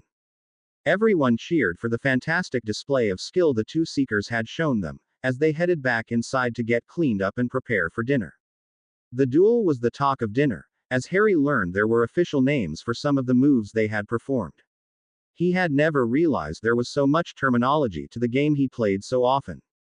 After dinner, Harry strode out to the field behind the burrow where they had played Quidditch, relaxing and enjoying the fresh summer air. Hermione walked up beside him with a smile, and said, "I was really amazed at how well you fly, Harry." "Thanks, Hermione," he said. "You played a pretty amazing prank on the twins, too. I think they learned their lesson. Do you think you could teach me to fly?" Harry was taken aback, but delighted, by the question. He never expected Hermione to start becoming more interested in flying. "Sure, Hermione. I'd be glad to, especially since your notes helped me learn all about runes this summer." "Oh, thank you, Harry. I always felt the school brooms were so rickety, and I was always scared of going very fast, but you look so happy when you fly, that I thought I should give it another try, too. I think the Weasleys' brooms are in much better condition than the school ones, so since I was here, maybe I could practice with them. Can you give me some notes on broom riding? And what kind of exercises you do for Quidditch warm-ups? I could also read some books on broom flying techniques, but if I had some of your notes I think that would." Harry couldn't keep the amusement to himself. Hermione. I don't have any notes. I just fly the broom." Hermione stopped, and her face fell. "But how will I learn about it?" "Oh, I was hoping I'd be able to learn from you." Harry chuckled. "Hermione, you just have to get on a broom and fly it. I'll teach you. I promise. In fact, let me get my firebolt right now, and we can ride it together." He ran inside to get his broom before Hermione could stop him, and minutes later came rushing out with his high-end, professional broom. "Harry, I can't fly that thing. It's a professional broom. It's fast. It was a gift from Sirius. You've only had it for half a year. I have to study first before I try flying." Hermione was panicking. "Hermione, calm down," said Harry. "I'll ride the broom with you, so don't worry. Flying is something you have to learn by experience, so we'll start our lessons right now." He grinned, moving behind her. "Here, just step over it. I want you to grip the handle." Hermione held the broom nervously and inhaled sharply as Harry wrapped his arms around her, gripping the broom just behind her hands. They began to rise slowly, hovering a few feet above the ground. Harry pushed the broom forward slightly, and they began to move forward. They glided slowly, between a walk and a run, until Hermione got used to speeding up and slowing down. When it came to practicing changing altitude or turns, Hermione was too nervous to lean over, causing the broom to move jerkily when they tried to change direction. The jerky motion only caused her to tense up even more, so Harry attempted a different approach. Pulling her in closer and holding her across her stomach with one hand, he said, "All right, Hermione. Just close your eyes, relax, and forget the broom. Just hold on to me, and I'll fly." Hermione was hesitant, but trusted him. She held on to his arm, closed her eyes, and leaned backwards, pressing against him. Harry began by pulling back, angling upwards and rising into the air, reassuring Hermione as she rested against his body. He began a few wide, lazy turns while gently leaning to each side, forcing Hermione to rock back and forth as they performed a slow slalom. Eventually, they slowed to a stop and Harry said, "Open your eyes, Hermione." She nearly shrieked, seeing how high they were, but noticed their feet were dangling just above the roof of the burrow. In front of them was a beautiful sunset that took her breath away. Harry smiled. "I think this is one of the reasons why I love flying so much. You can get such a fantastic view." Hermione wanted to turn around and hug him right then and there, but was too afraid of falling off the broom to do it. They watched the sunset for the next half hour until it dipped just below the horizon. Over the next few days, Ron and the other Weasleys were getting more and more excited. Mornings were spent listening to the Wizarding Wireless, covering the quarter and semi-finals of the World Cup, after which they did a few chores around the house. In the afternoon, they had impromptu Quidditch games which often lasted until dinner. Harry decided to continue his flying lessons with Hermione after dinner, and took advantage of the privacy this time gave them. The first morning they spent outside, denoueming the garden while listening to the game between Scotland and Luxembourg. Ron, having no particular team affiliations other than the Chudley Cannons, simply cheered for the teams hailing closest to home. Unfortunately for him, Britain as a whole was doing rather badly. As the game progressed, the Scots were doing worse and worse, and Ron took his frustration out on the gnomes. Every time Luxembourg widened their lead with another goal while he was holding a gnome, he would hurl it as hard as he could over the fence, as opposed to simply tossing it over. Harry and Hermione tried their best not to agitate him more. When the game finally ended and Luxembourg also caught the snitch while they were already well over 150 points in the lead, Ron punted the gnome he was holding over the fence. That caused Hermione to give him an earful on animal cruelty and humane pest control tactics. That evening, they talked about the significance of the vision Harry had the night after his birthday. Hermione asked a lot of questions, trying to squeeze out every detail he could remember. They managed to find a few relevant bits of information: the fact that Voldemort was hiding out in a building known as Riddle Manor. He had the help of Wormtail, and a snake named Nagini. Hermione was the one who reminded him of the effects of his occlumency, which allowed him to distinguish the difference between his own emotions and Voldemort's. They both decided that occlumency was a skill they had to work on, and master, as quickly as possible. Lacking a good method to test each other's mental shields, they realized they needed to learn legilimency as well. Hermione decided that the next time they were in Diagon Alley, she would search Flourish and Blots for a book on the mind arts. The next day was Ireland versus Peru. All the other English teams had been knocked out of the running, but Ireland was a strong contender for the cup. The task for the day was a thorough cleaning of the entire burrow, and Ron would cheer loudly every time Ireland scored. It didn't seem so bad at first, and seeing Ron so cheerful helped lighten everyone's mood while working, but they soon realized the problem. Team Ireland was known for its amazing plays with their chasers, and they were regularly scoring a goal once a minute. That meant Ron spent as much time cheering as he did actually working. Harry wasn't quite sure whether Ron was more productive when his team was doing well, or doing poorly. For their post-supper flight, Harry told Hermione how Sirius had given him notes on animagus training. Hermione's jaw dropped when he told her and very nearly wanted to end the flying lesson immediately to read them, but Harry quickly ascended into the air and refused to let her back down until they had done some proper flying. Still, they were eager to discuss the possibilities, or at least, Harry was. Hermione often kept him grounded in reality. "What kind of animal do you wish you could be, Hermione?" "You can't choose your animal, Harry. You have to discover it. It doesn't hurt to imagine. What would you like to be?" "Oh, I don't know, maybe a lioness. It just seems natural, being a Gryffindor and all.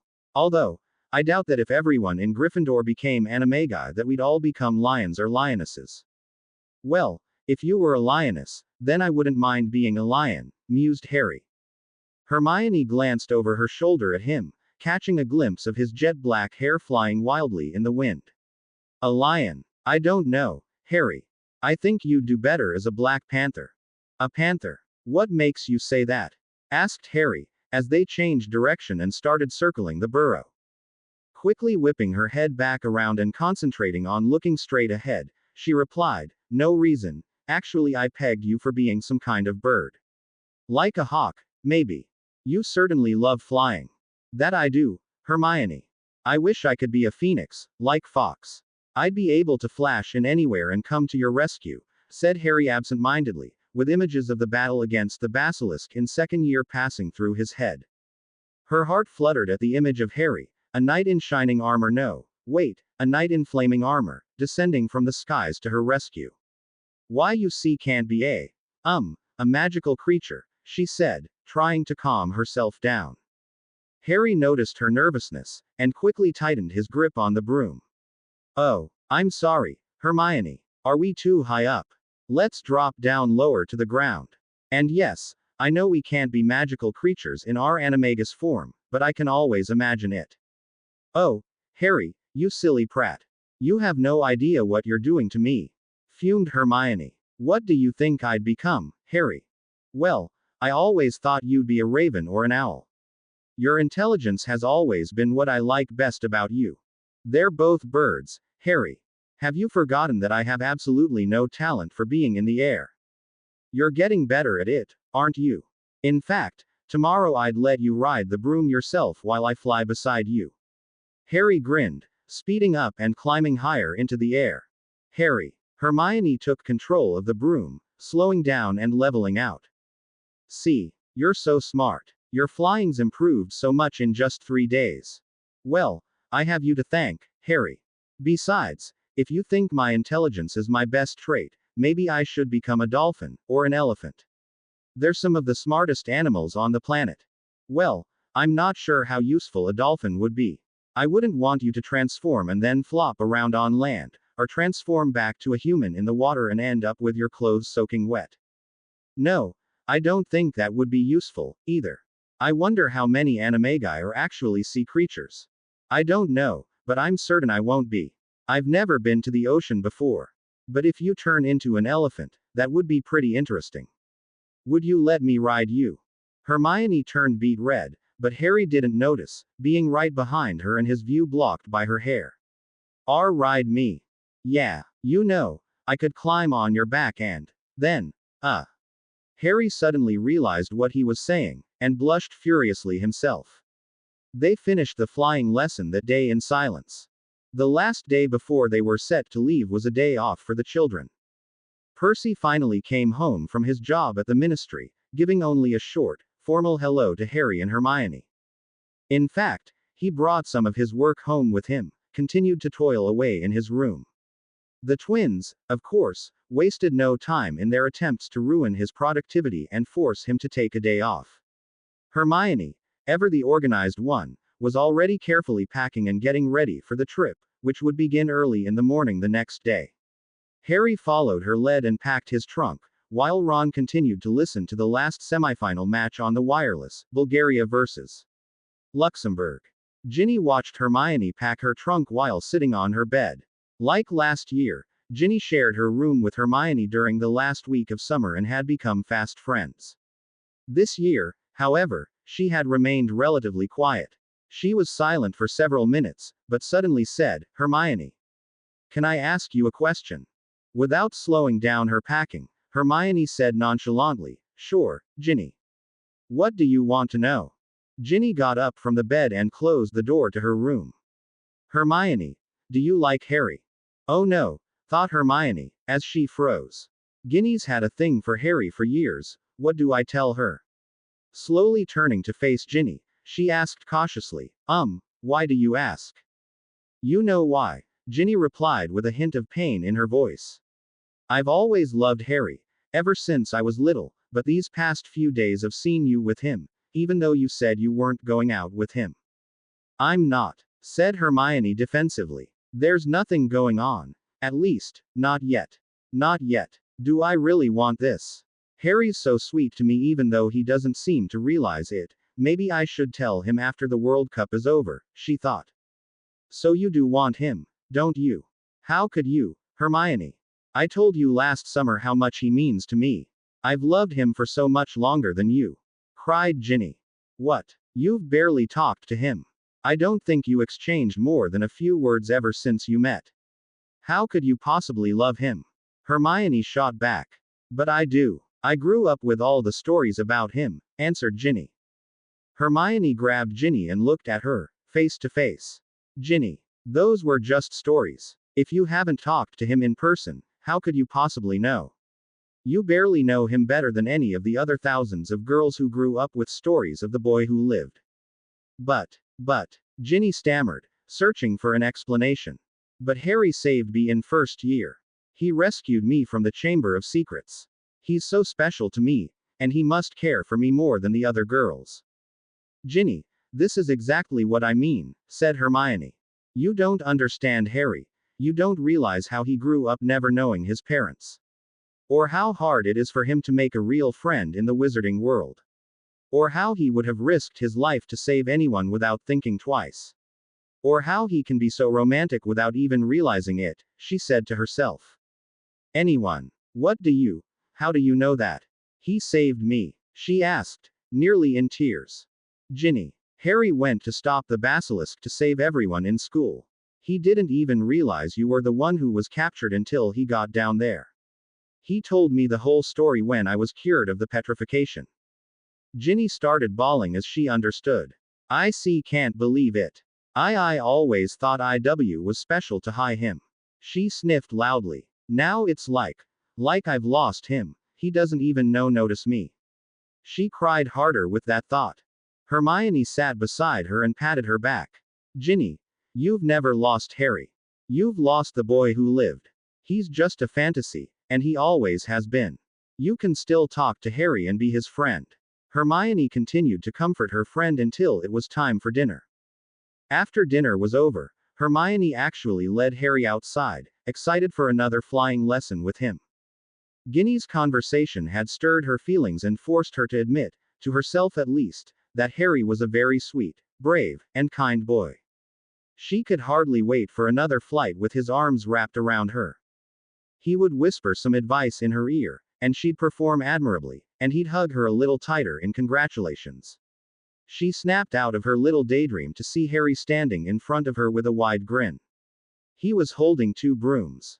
He held one out to Hermione. Hermione, you've been learning so quickly. I knew you could learn things without having to read about it.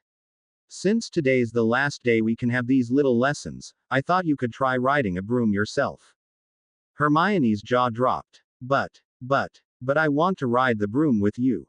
I want you to be right there with me pressed against my back. She thought furiously, but she didn't dare embarrass herself by saying it out loud. Harry tilted his head to the side. What's wrong? Oh, don't be nervous. You'll do fine. Don't worry. I'll be right there with you. Come on. Without waiting for any more protests from Hermione, he hopped on his own broom and began floating up.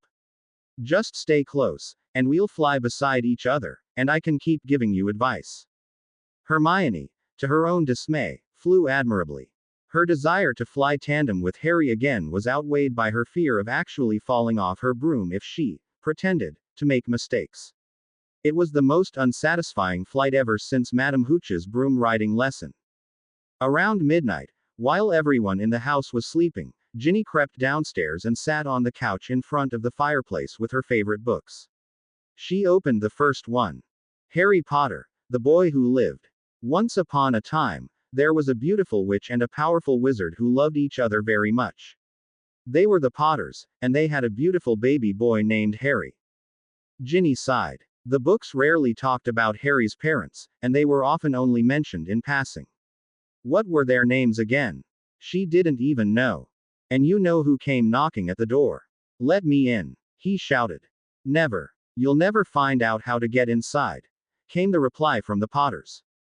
I will tell you how to sneak in, said Sirius Black, you know who's most trusted man. The Potters made me their secret keeper. I know of a secret trap door in their garden. I can show you where it is. Ginny knew the story of how Sirius Black had betrayed the Potters. Ron told her later that it was actually Peter Pettigrew, who was actually Scabbers, who was the secret keeper. Oh, it was so confusing. But leading Voldemort to a trap door in the garden. That couldn't possibly be what it meant to be a secret keeper. I will stop you with my spells, said Mr. Potter. He cast all the most powerful spells at you know who, but it wasn't enough. They fought and they fought, but you know whose spells were more powerful than Mr. Potter's. He defeated Mr. Potter and walked upstairs. I will stop you with my potions, said Mrs. Potter. She threw her most powerful potions at you know who, but it wasn't enough. You know who blocked them with his shield, and Mrs. Potter ran out of potions. He defeated Mrs. Potter and walked into the bedroom. How will you stop me, boy? Asked you know who. Harry Potter stood up and faced him. I don't have to stop you, because you can never hurt me, he said. What? I am the darkest Dark Lord that has ever existed. Why to think that I can't hurt you? Shouted you know who. Harry answered, because I am pure of heart, and you are evil. Your evil magic can never hurt a good boy like me. You know who got angry and cast his most powerful spell, the killing curse, at Harry Potter. But Harry was such a good boy and his heart was so pure that the killing curse couldn't touch it, and bounced back. No. How could this be? I have been defeated by my own dark magic, cried you know who as he died. The whole world cheered for Harry Potter for getting rid of the evil you know who, and he lived happily ever after. Ginny blinked. It had been years since she read the book again, but it all seemed so silly now. Harry Potter didn't know how he defeated Voldemort. In fact, nobody knew how it happened. The killing curse killed instantly, so Voldemort couldn't have wailed in his defeat. And lastly, sadly, Harry Potter did not live happily ever after. Ron, Fred, and George had told her how Harry got locked up in his own room at the Dursleys. She sighed, putting the book down, and opened up the next one. Harry Potter Adventures. The Serpent King. Harry Potter, the boy who lived, was on an adventure with his friends in the jungle. Ginny paused at the first line. There were so many errors right in the very first line. Harry had no friends until Hogwarts. His only friends were Ron and Hermione. He had never been on any vacations, never traveled outside of London, and certainly never marched through a jungle. The Serpent King can talk to snakes. He commands them to attack our village. He is an evil wizard, said another villager. Harry Potter knew that you know who talked to snakes, too. The Serpent King must have been using dark magic. Harry Potter knew he would have to defeat him or else his evil would spread throughout the world. Ginny paused here. Obviously, nobody would have guessed that Harry Potter himself was a Parselmouth. He was the living proof that being a Parselmouth didn't make you a dark wizard. You can never defeat my monsters, said the Serpent King. Now, you will have to face the most powerful snake of all, the Hydra. The Hydra was a giant snake with 7 heads. The Serpent King hissed and whispered to the Hydra. I just told my Hydra to attack you. What are you going to do? Harry Potter walked up to the 7-headed beast and pulled out his wand. He cast a spell to cut one of the monster's head off. It was so big that it shook the ground when it fell. Right away, the Hydra grew its head back. Ha ha, you can never defeat my Hydra, Harry Potter. It can keep regrowing its heads as long as one of them still remains. You can't cast your spells fast enough. Harry was supposed to have a wand when he was underage. Somehow, it never occurred to her that he never should have owned a wand in any of these adventures. Harry Potter said, maybe not by myself, but I have friends to help me. Let's defeat it together. All 7 children cast the spells at the same time, and all 7 of the Hydra's head were cut off at the same time. Ginny thought back to Harry's real adventures.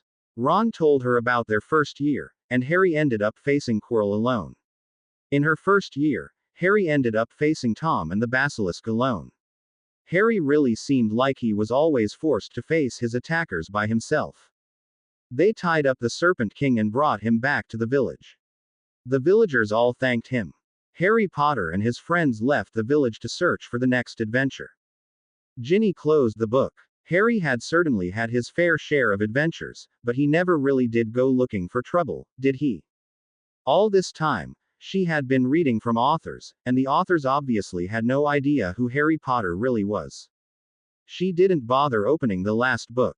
She knew it only contained more fantasies. Hermione said that Harry had never even seen these stories himself. What would he think if he saw them? Laugh, cry, get angry. She couldn't even hazard a guess. She really didn't know him, after all. Walking up to the fireplace, She tossed all 3 books into the fireplace, with a few silent tears falling down her cheeks as she watched them burn. The next morning was even more frenetic than September 1st, which was amazing, since half the house was still half asleep. It was early in the morning, well before sunrise, but they needed to be out of the house by 5 to catch the portkey. Every 2 minutes it seemed like somebody had forgotten something, rushing up to their rooms and back downstairs. After a hearty breakfast, they began their walk to the scheduled portkey site. Only the children who had yet to come of age would be taking the portkey, so Bill, Charlie, and Percy would apparate on their own, letting them sleep in. The group of them arrived at the site, and were greeted by the Diggory family. Apparently they would all be traveling together. Everyone gave pleasant, but tired, greetings, and Mr. Weasley showed them the portkey, an old, tarnished metal bowl. When Cedric reached for the bowl, however, an uncomfortable feeling came over Harry and he grabbed Cedric's wrist. Cedric looked at him in confusion. Harry, unsure of what he was doing, looked back at him. Cedric, have you ever had any unpleasant experiences with portkeys? Cedric raised an eyebrow. What do you mean? Well, I had my first portkey ride when I was 6, and I felt nauseous afterwards.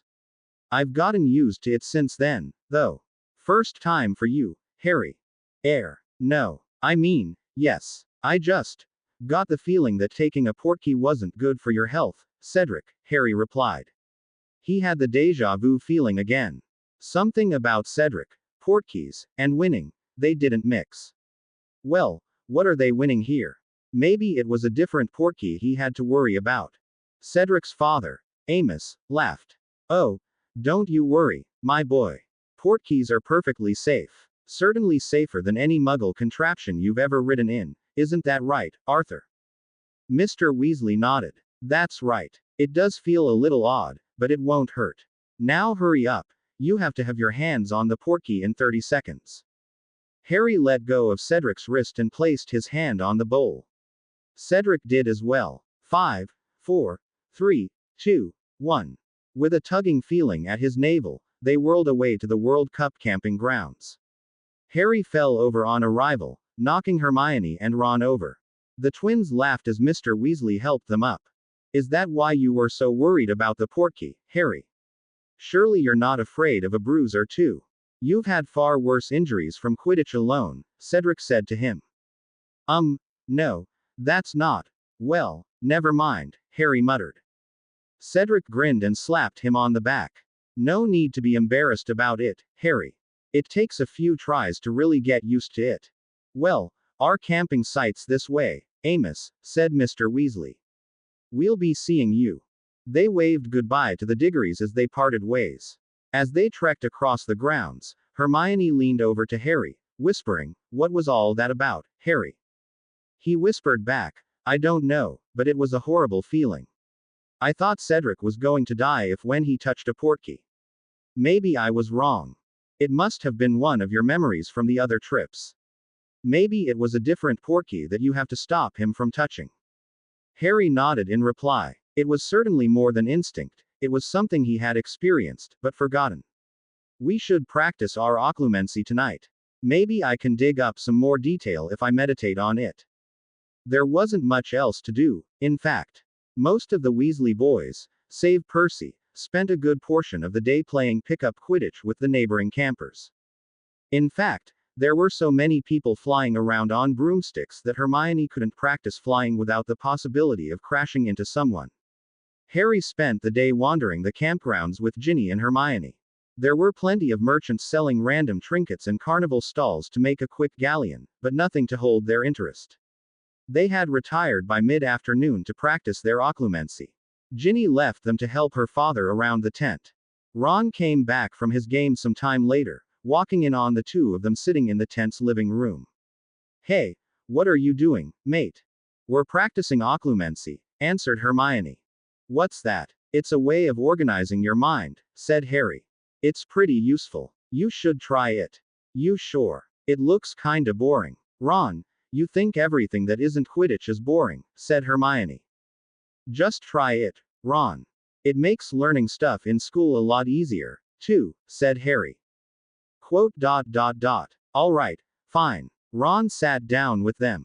How do I do this? Well, first close your eyes and imagine a place that will keep you calm, maybe some place you know very well and you're comfortable in, said Hermione. Ron's made several faces over the next few minutes before finally settling down to a small grin. What place did you pick, Ron? His grin grew wider. Quidditch pitch. And everyone's cheering for me. Hermione let out an exasperated sigh. Ron, the place you imagine isn't supposed to make you feel good, it's supposed to make you feel nothing at all. Try again. It's hard. What kind of places do you use? Complained Ron. Empty sky, above the clouds. It's all blue above me and endless clouds below, answered Harry. Underwater. Deep below the surface, said Hermione. Wait, so you guys have been sitting around here thinking about practically nothing? Asked Ron incredulously. Well, yeah, that's the start of it, at least, answered Harry. This is even worse than studying for exams, said Ron. We're at the World Cup. I'm going outside to have some fun.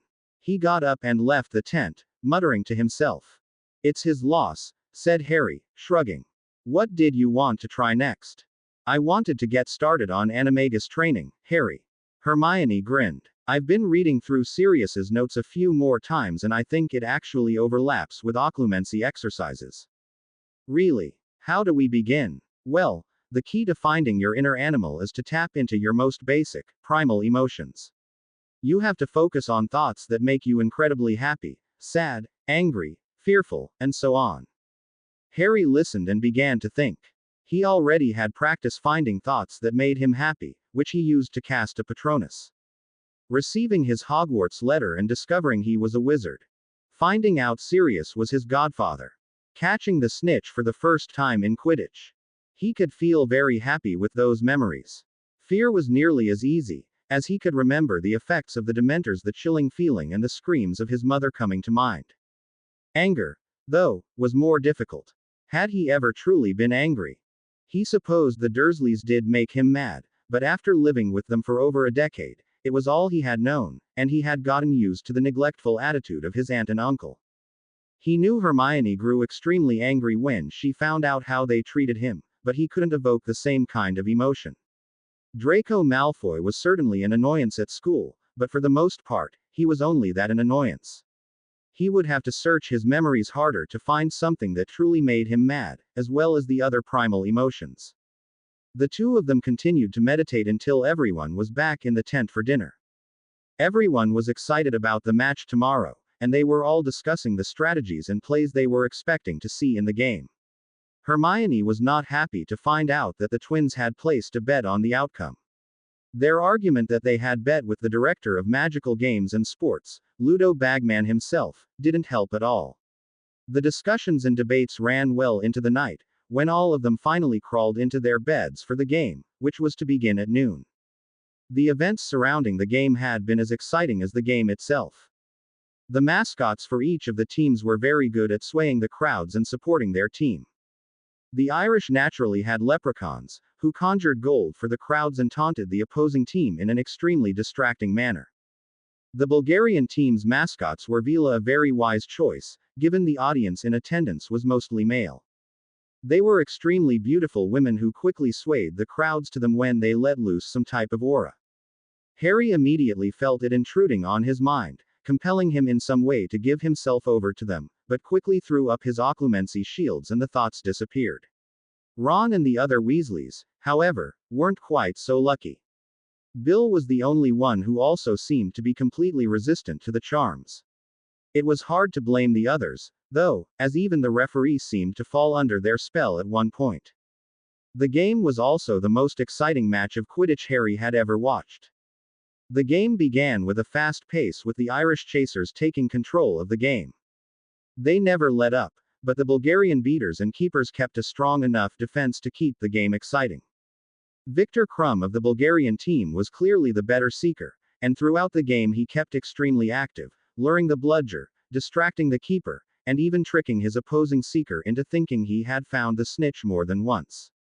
Harry learned a lot from watching his play, and resolved to do much more than simply look for the snitch during his future Quidditch games. Amazingly, despite all the action, Crumb still managed to keep an eye out for the snitch. He ended the game by catching it, but their team lost due to the extremely large lead the Irish chasers had managed to create. Ireland took home the World Cup. On their way out the stadium, they ran into the Diggory family again. Cedric waved them over, grinning. What a game, Harry. This may be my last year at Hogwarts, but I'm sure you'll be flying like Crumb in no time. Harry grinned sheepishly. I don't know if I'll ever be as good as him, but I certainly learned a lot watching him play. I'm going to test out a few of the moves I saw today. Cedric laughed. Well, when you start slaughtering the other house teams with your plays, at least I won't be blamed for Hufflepuff's losses. Harry smiled widely as his rival seeker complimented him. Thanks, Cedric. Don't sell yourself short, though, you're a great seeker. Smiling back, Cedric replied, Thanks, Harry. I'll be seeing you later. I'm glad Ireland took home the trophy tonight. We'll be celebrating after we portkey back home, I'm sure. Portkey. Trophy. Cedric. The thoughts rang through his mind. Turning to Hermione, he whispered, Hermione. I'm getting that bad feeling about Cedric again. Something about trophies and portkeys. Do you remember anything from the first 3 trips we took? Not as much, Harry. They seemed even less clear after we took the trip through the new beacon. I've forgotten nearly everything that wasn't packed into an occlumency capsule in my head, she whispered back. Harry knew it was true. All of the most important information he still remembered: the improvements to the beacon, the location of the room of requirement, the Horcruxes, and so on. Everything else had nearly disappeared. I want to keep an eye on him. I have a feeling something bad's going to happen. Hermione nodded in agreement. I'll grab the return clusters from my trunk, Harry. We might need them. Be careful. Harry snuck away from the group, tailing Cedric. He only followed him for a few minutes before Cedric reached his exit portkey with his family, and they left the grounds, safe and sound. Huh, thought Harry. I guess I was wrong after all. At that moment, he heard some screams in the distance, and the crowd suddenly seemed to be moving more quickly. Looking in the direction of the screams, he saw people being lifted into the air, tossed around like rag dolls, by people in dark cloaks and white masks. Nearly everyone around him was running and screaming now. He quickly ran towards the Weasleys' tent, and saw a large group with red hair making its way through the crowd. He ran towards them as fast as he could, but he noticed one person missing from the group. Where's Hermione? He shouted. Isn't she with you, Harry? You both gave us a fright wandering off by yourselves. Arthur said to him worriedly. No, she's back at the tent. I have to go get her. Harry ran off as quickly as he could, before anyone could object. Harry, it's not safe at the campgrounds. We have to evacuate. Let the Aurors handle it. He heard the shouting behind him. He couldn't do that. He had to save her.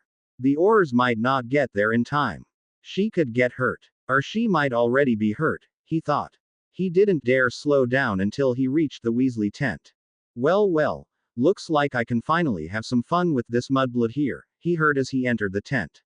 He saw one of the masked, robed men.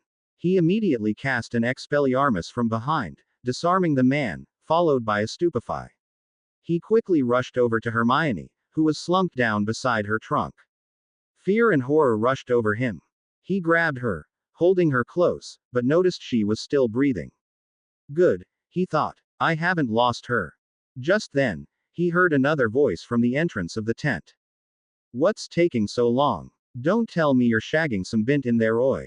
He heard heavy footsteps come into the tent. There was obviously no place to hide in the tent, so he did the only thing he could think of: attack. He ran out of the bedroom, casting an Expelliarmus at the second intruder, followed up by banishing a chair towards him.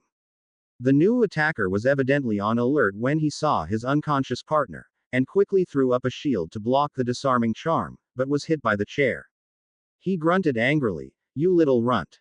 I'll get you for that. Harry threw a couple more spells at the man: stunners, disarmers, tripping jinxes mixed in with another banishing charm here and there. The man he was facing was not a very adept dueler, but he held his own through brute strength and magic. He kept up a shield that deflected most of Harry's spells, and was barely phased by the objects Harry banished towards him. He sent a bludgeoning curse at Harry, knocking him back into the bedroom and turned to revive his partner. Harry knew he was completely outclassed once he got hit by the bludgeoning hex. It hit him harder than anything he could remember.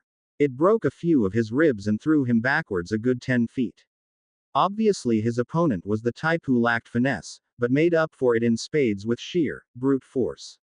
Now that he had to face two of them, both of them right outside, there was no escape for the two of them.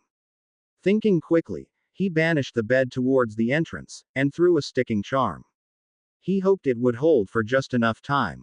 Picking up a rune cluster, he pressed it against Hermione's chest and forced as much magic as he could muster, quickly charging it up until it flashed a bright white. Wasting no time, he grabbed the other cluster and held it against his own chest. He heard some amused laughter from behind the bed. Looks like the runt thought this could stop us.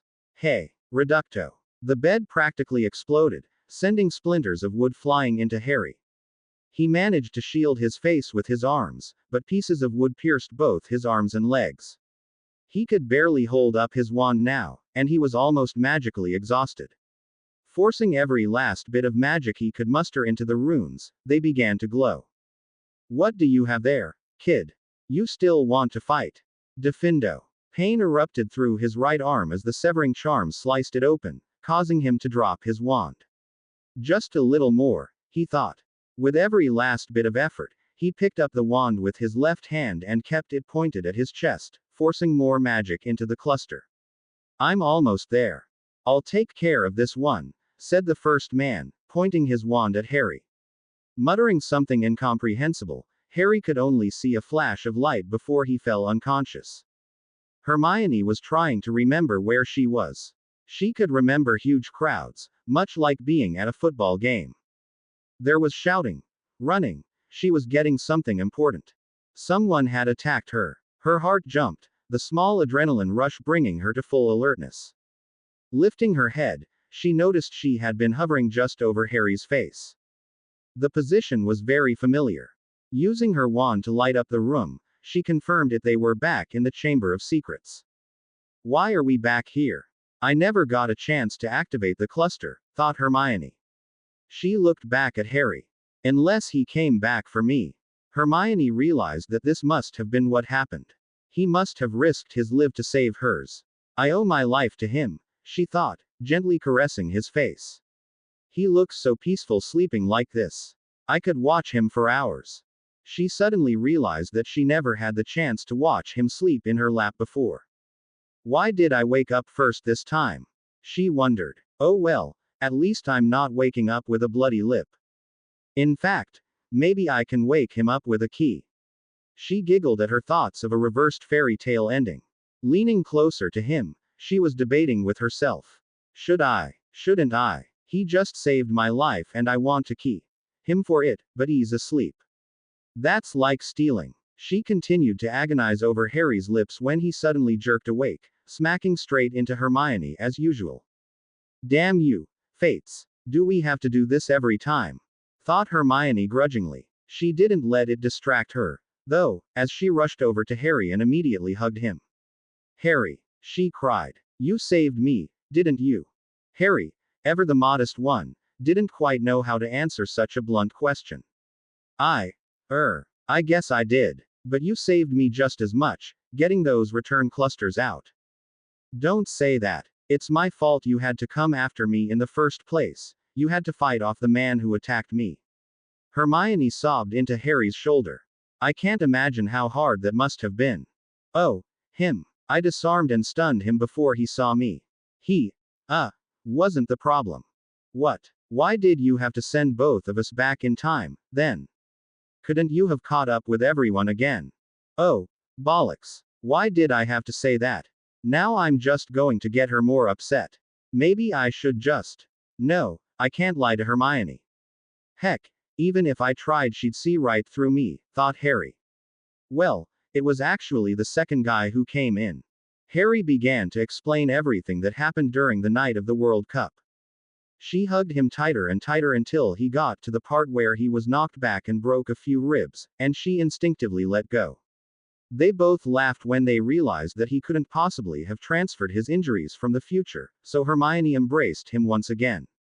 She began crying outright when he told her that he used up most of his strength sending her back first, and barely had any left for himself. Don't do that again, Harry. How could you? You might not have made it back. You would have forgotten everything we did together.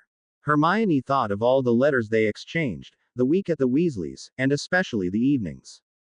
But you would have lost this summer, Hermione. You seemed so happy. I didn't want you to lose that joy you had this summer. If I had to do it again, I'd do the same thing. You're everything to me, Harry said solemnly, but Hermione tackled him. Harry, taken completely by surprise, fell on his back without resistance. Hermione straddled him with an angry, but affectionate look on her face.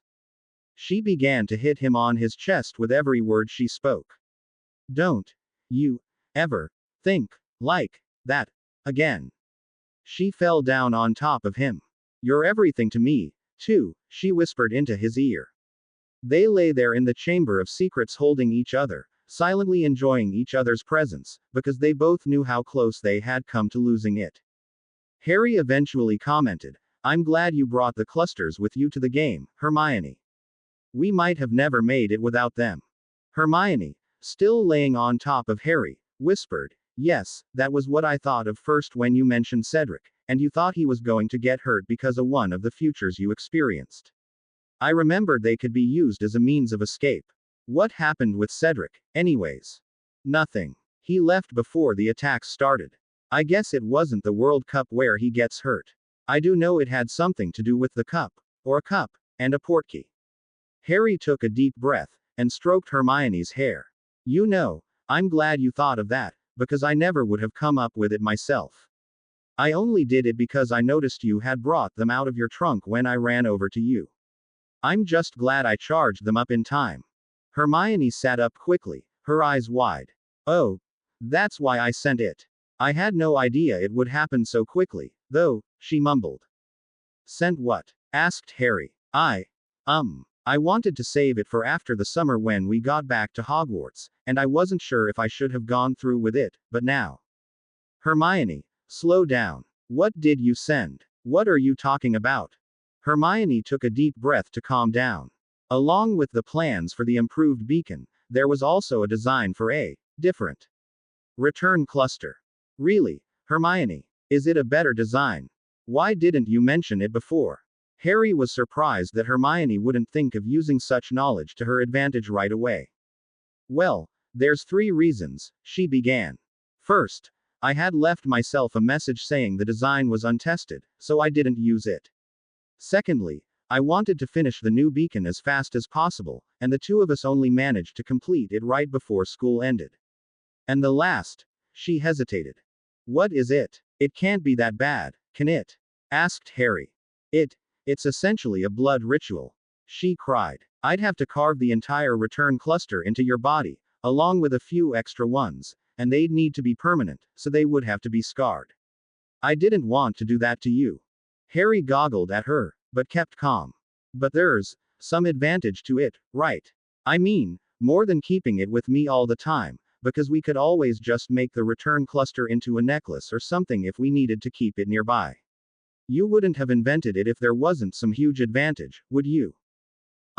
Well, it's supposed to be bound to your life, said Hermione. If you ever died or came close to dying, it would activate automatically without your having to charge it up. Harry's jaw dropped. You're telling me that there's a way to automatically come back if I die? We're testing this thing out. As soon as possible. How long will it take? Hermione was shocked at his sudden acceptance of the idea. It could take a couple hours. Wait, we don't have time to do this. We'll miss the train.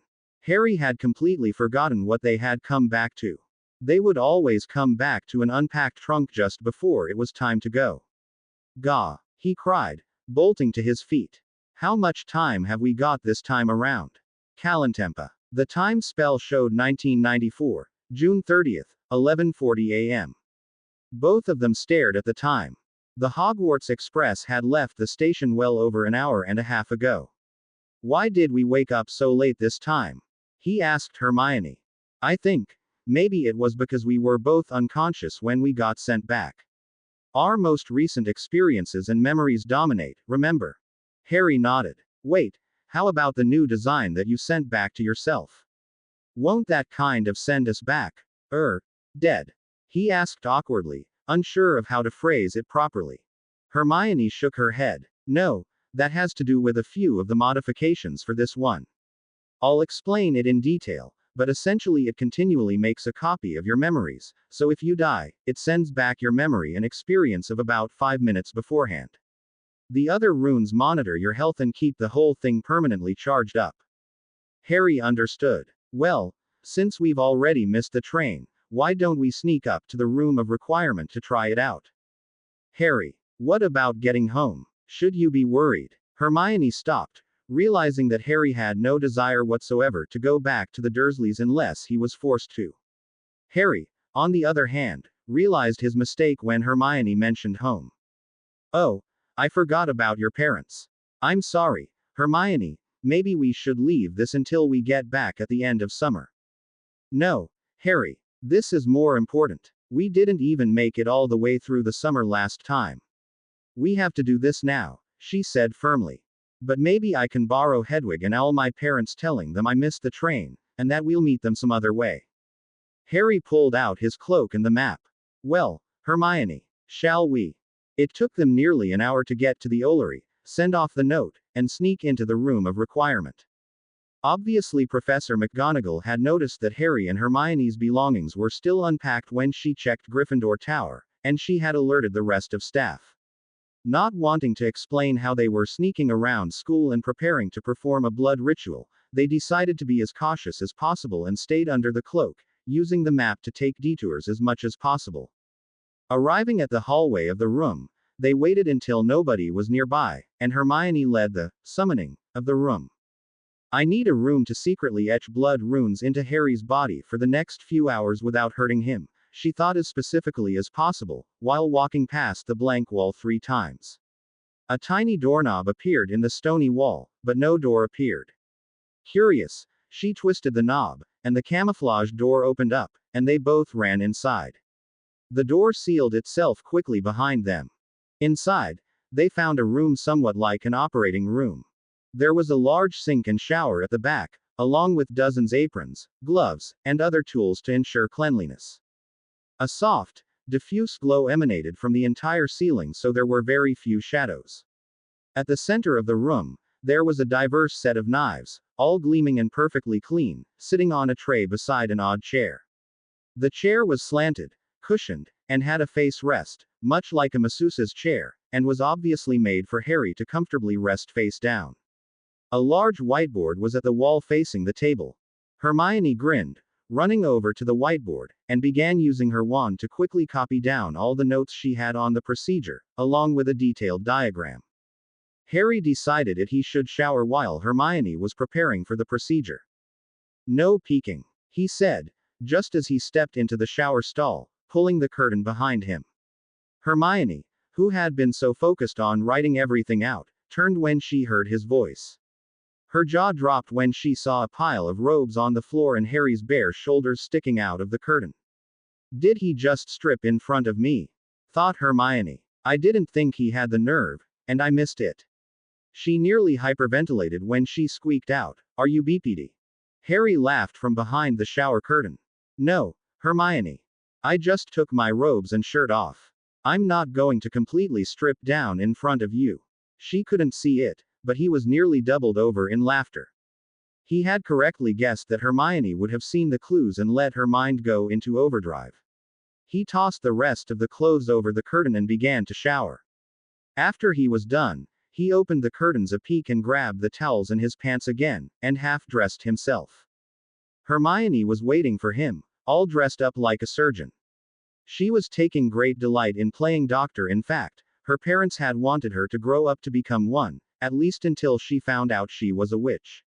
The dream never quite died out, of course, as she realized she could pursue the best of both worlds as a magical healer. Harry sat down, and Hermione placed her hand on his shoulder before he lay against the face rest. Harry, are you sure you want me to do this? Of course I'm sure. Why wouldn't I be? I'm just afraid that I might hurt you, or mess up the procedure. Hermione. Don't say that. I have complete faith in you. I know that you'll do this perfectly, said Harry. Don't even think for a second that you're hurting me. You could very well be saving my life with this. His complete conviction to the task helped reassure Hermione. Harry leaned into the chair and Hermione began to copy the entire diagram carefully onto his back. When she was done, she picked up her wand and cast the most powerful numbing charm she could muster. Vacuous Centurus. This'll numb your back, Harry. It's not quite as effective as the numbing potion and it will wear off faster, so if you start feeling any pain at all, tell me to recast it, okay? After a simple, okay, from Harry, she began to work. Tracing the lines she had already drawn with a sharp scalpel, she cut into Harry's flesh. Thankfully, he didn't twitch at all. Did that hurt, Harry? No, Hermione. You cast that charm perfectly, I barely felt it. Keep going. Hermione smiled, slowly and carefully making shortcuts with her knife, and cauterizing the wounds immediately to prevent bleeding and infection, and also to ensure that the runes would remain scarred into his back. Hermione nearly gagged at the smell of burning flesh, but pressed onwards.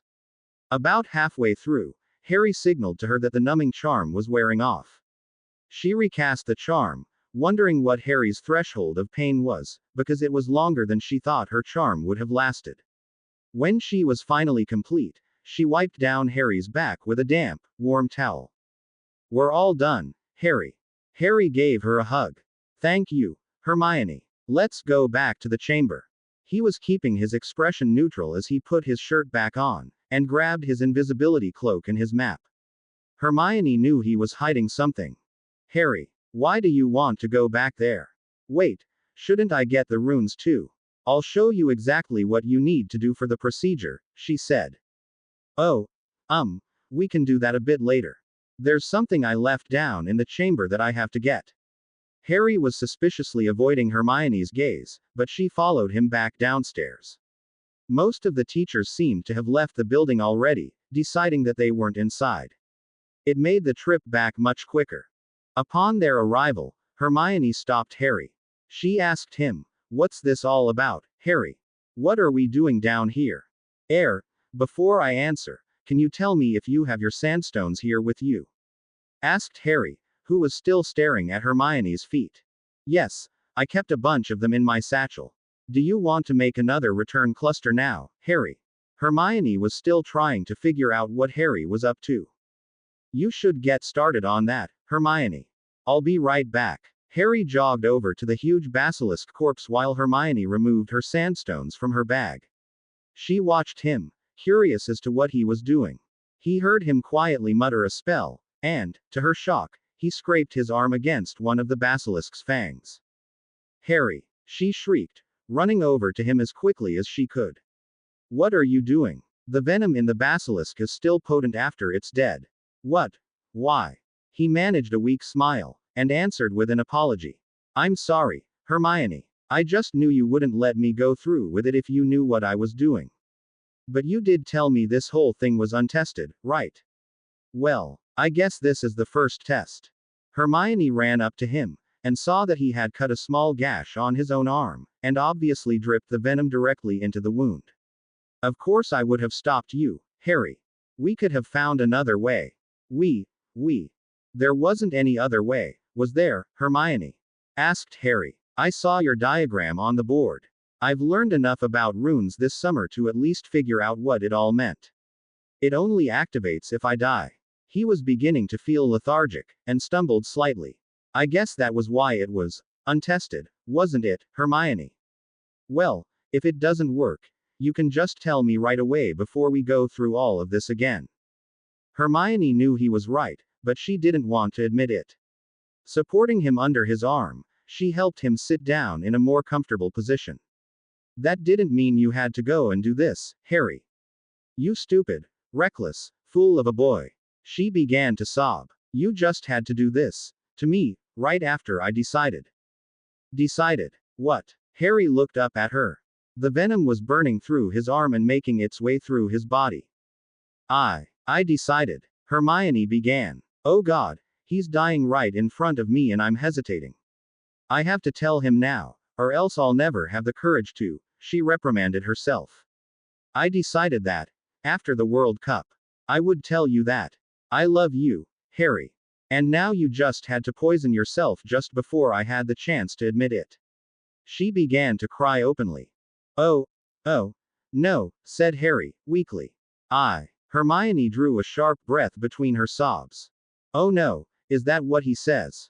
He really does see me as just a friend, doesn't he? All those sweet things he did all summer was just because he's my friend, and nothing else, she thought.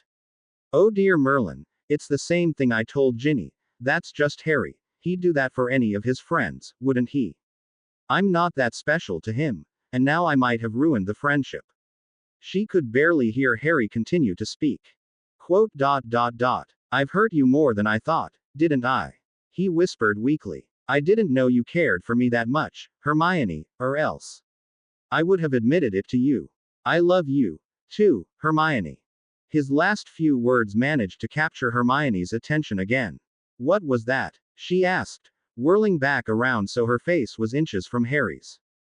I said, I love you too, Hermione. I'm sorry. I was stupid. I didn't realize that doing this would hurt you this much. Harry's voice was getting weaker. Hermione's eyes widened as he said the words. Hermione, will you be my girlfriend? You have to wait until you're dying to ask me that.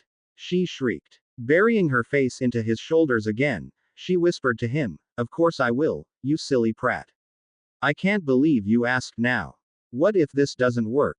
Harry closed his eyes, as he felt his eyelids getting too heavy. Don't think about that, Hermione. If it does work, I'll remember, and we'll have all summer to enjoy it. He slumped down into a more comfortable position as his breathing became labored. Hermione watched, cradling his head in her arm. Just after his breathing stopped, the runes on his back flashed. Giving his lifeless body one last hug, she began to carve her own return cluster in sandstone. Harry awoke on Hermione's lap and saw a worried, but hopeful, look on her face. Harry, she asked softly, do you remember? He smiled, reaching up around Hermione's head and pulling her closer, and said, I love you, Hermione. He pulled her down, pressing their lips together gently. Hermione didn't resist at all. In fact, she pulled him in closer so that she could enjoy the feeling of his lips pressed against her own, while he relished the sensation of Hermione's caressing his own with her soft touch. After what must have been ages, but far too soon for both of them, they broke apart. Harry broke into a wide grin, and so did Hermione, but her face suddenly turned into a scowl. She slapped Harry in the cheek. Don't you dare do that to me again. She huffed. Harry was in shock. Didn't she just tell me that she loved me? I thought she enjoyed it too. It felt so right when we were dotting. Hermione continued. Do you know how long it took me to carve those runes with your dead body laying in front of me? 5 hours, Harry. Every time I managed to finish one rune I'd look up, and then I'd cry because I was seeing in front of me exactly what could happen if I really did lose you, and then I'd have to calm myself down all over again. I had to redo 4 of the runes because my hand was shaking so much. Harry, you are such a prat. She furiously gave him another slap, and just as quickly pulled him in and gave him another key. This one was powerful, angry, and passionate, and Harry didn't dare try to stop her. She pulled back, and gave him another slap, albeit a much gentler one. And that's for making me wake up with a bloody lip 3 times. I can't believe it took you until your 4th try to get it right and give me a proper key. But we weren't a couple the first few times, Hermione, Harry said meekly. Oh, shut up, Harry. I'm still mad at you. She shouted, as she pushed in onto his back. Okay, Harry mouthed, barely making a sound. Hermione lay down on top of him and gave him another long, passionate key, tilting their heads every which way and moving their lips across each other's. When they finally finished, Hermione smiled, and said, that one was for finally giving me a proper first key. Thank you, Harry. She got up, and pulled Harry up with her. All right, we've got to move quickly if my plan's going to work. Plan? What plan? Asked Harry. Oh, in between figuring out how to get back at you and waiting for you to wake up, I realized we had to move quickly to keep all this a secret. First off, for safety's sake, we need to redo the rune cluster on your back, and I need you to do one for me, too. We're going to miss the train. What? But how are we supposed to get home? And won't the staff be looking for us like last time? Asked Harry. Oh, that's easy. We'll have to pack our trunks, and I mean right now, to make it look like we're all set to leave. We'll put them in the chamber. By the time anyone notices we're not on the train, it'll be halfway to London already. I'll just send an owl to my parents telling me that I'll miss the train and I'll wait for them at the Leaky Cauldron instead of King's Cross. After we finish the carving, we just use one of the secret passages to sneak out of school, to Hogsmeade, and then flow from 3 broomsticks or something. Harry furrowed his brow. But, the Dursleys wouldn't ever let me. Hermione gaped. You don't actually want to stay with them, do you? She blushed slightly. I was hoping that I could convince my parents to let you stay over at my house this summer. Harry could barely contain his excitement. You're saying you want me to spend all summer with you? Hermione. He bounded over, hugged her and kissed her on the cheek. Thank you. You have no idea how much this means to me, Hermione. I do, said Hermione. That's why I'm doing it. Now let's go. It's just past 9 and we probably have less than 15 minutes to pack and hide our trunks back in the chamber. They decided to send the letter to Hermione's parents first, so they wouldn't have to double back later, and also gave instructions to Hedwig to wait for them with the Grangers. They got to Gryffindor Tower at around 9:10, or with about 20 minutes to go. With another trip to the tower, Harry once again found Ron asleep on his bed. Is he really not going to wake up unless I do it for him? Harry thought. He was just about to douse Ron with another Aguamenti spell when he thought of something. If the professors are busy scrambling to get Ron out of the tower, maybe they won't notice me and Hermione missing. He decided to let Ron lie in bed as he quickly packed his trunk, then met Hermione once again in the common room. We should head down to the Great Hall, just so a few people see us at breakfast and know we're packed up and ready to go, said Hermione. Good idea, said Harry. I left Ron in bed. He's still asleep. Hermione looked at him and nearly burst out laughing. They made their way down to the Great Hall, just as most of the other students were walking out. They grabbed a bagel each, and began to follow the crowd. Just as they passed a convenient alcove, they ducked inside without anybody noticing and Harry threw his invisibility cloak around both of them. They waited for the last few stragglers before they moved out, making sure there was nobody who would notice 2 floating trunks with no owners, and made a dash for the second-floor girls' bathroom. Who's there? Shouted Myrtle as they arrived. They didn't bother replying. Seeing nobody, Myrtle said, Oh. Is it a new ghost? Did somebody else die? Don't worry. You can hang out here with me. Well, I did die, but I don't plan on spending an eternity with you, Myrtle, thought Harry. Maybe with Hermione, though, he added. Leaving their trunks in the chamber, they watched the map until all the students, except for Ron, had left the school. The heads of houses were beginning their walk through their respective dormitories, and McGonagall was sure to find Ron any minute now. This was the perfect time for them to make their move up to the room of requirement. Hermione made the request for the room again, except this time asking for a room where both of them could get blood runes etched. The only difference with this room was that it provided 2 shower stalls, separated by a large partition and separate changing areas for the 2 of them, and 2 sets of carving knives. Hermione decided to move the whiteboard so that it lay on the ground in front of the chair, so that Harry could read the diagram while she was etching the runes into his back. Hermione did an excellent job explaining the technique for cutting the runes into their bodies. She was rather squeamish the first time, but was far more comfortable with the procedure the second time around and finished it much more quickly. Since most of the runes were identical to the ones used in their regular return cluster, Harry had little trouble understanding them and concentrated on the new runes, which provided the life monitoring and charging functions, as well as a literal dead man's switch which would release as soon as the life monitoring runes failed. When she was finished with Harry's runes, they both took showers and Hermione meekly kept herself covered until she sat down on the chair, facing away from Harry. As Harry drew the outlines on Hermione's back, he let his hand brush across her skin. Dear Merlin, Hermione's beautiful. How could I not realize it before? Noticing his hesitation, Hermione asked, Is something wrong, Harry? No, nothing's wrong. It's just that. You're so beautiful, Hermione. I should have noticed before. Are you sure you want me to carve these runes into your back? He asked. Hermione gulped. You think I'm beautiful? Really? You're not just saying that, are you? No, Hermione. I guess I never noticed before under all those robes, but seeing you lying down here in front of me, there's no way I can say you're anything less than gorgeous, he answered sincerely. Hermione's heart suddenly beat twice as fast in excitement. Harry thought she was beautiful. Her, the little bookworm that everyone always made fun of for being nerdy and ugly, was gorgeous, according to Harry. All the insults that other children had teased her with over the years simply melted away in the face of the one person for which who truly mattered. She twisted around in the seat and gave him a quick key, while hugging him.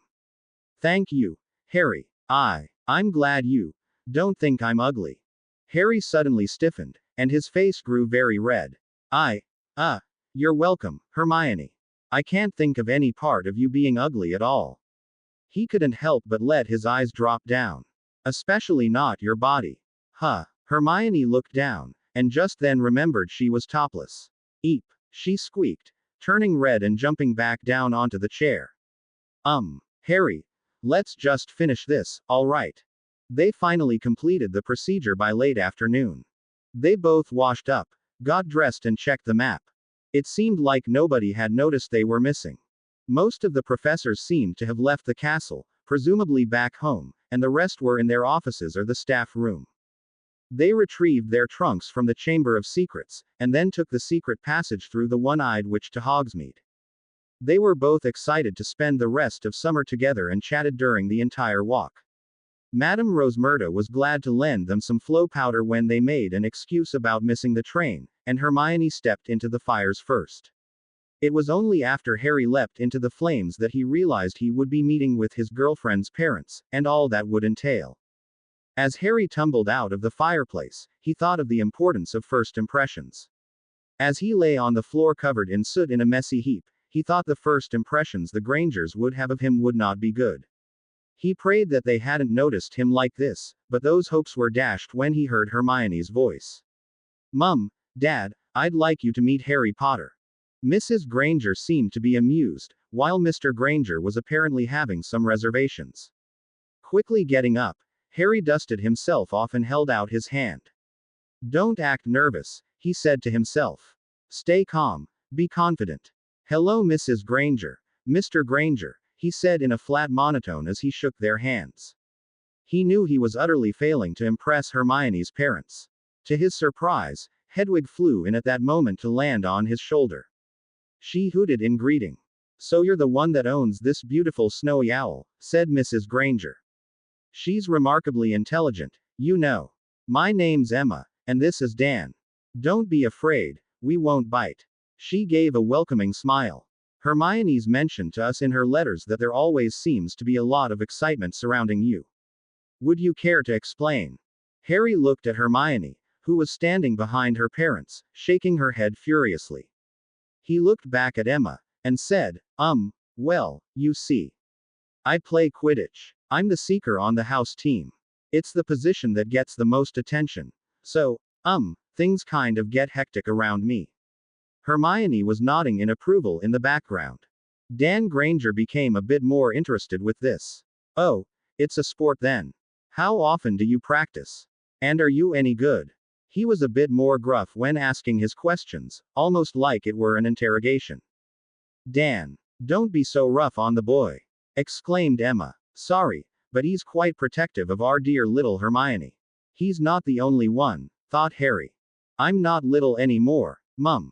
Hermione complained. You'll always be our little Hermione as long as we live, said Emma, smiling. While the two women were having their little argument, Harry decided that it was the best time to get on Mr. Granger's good side.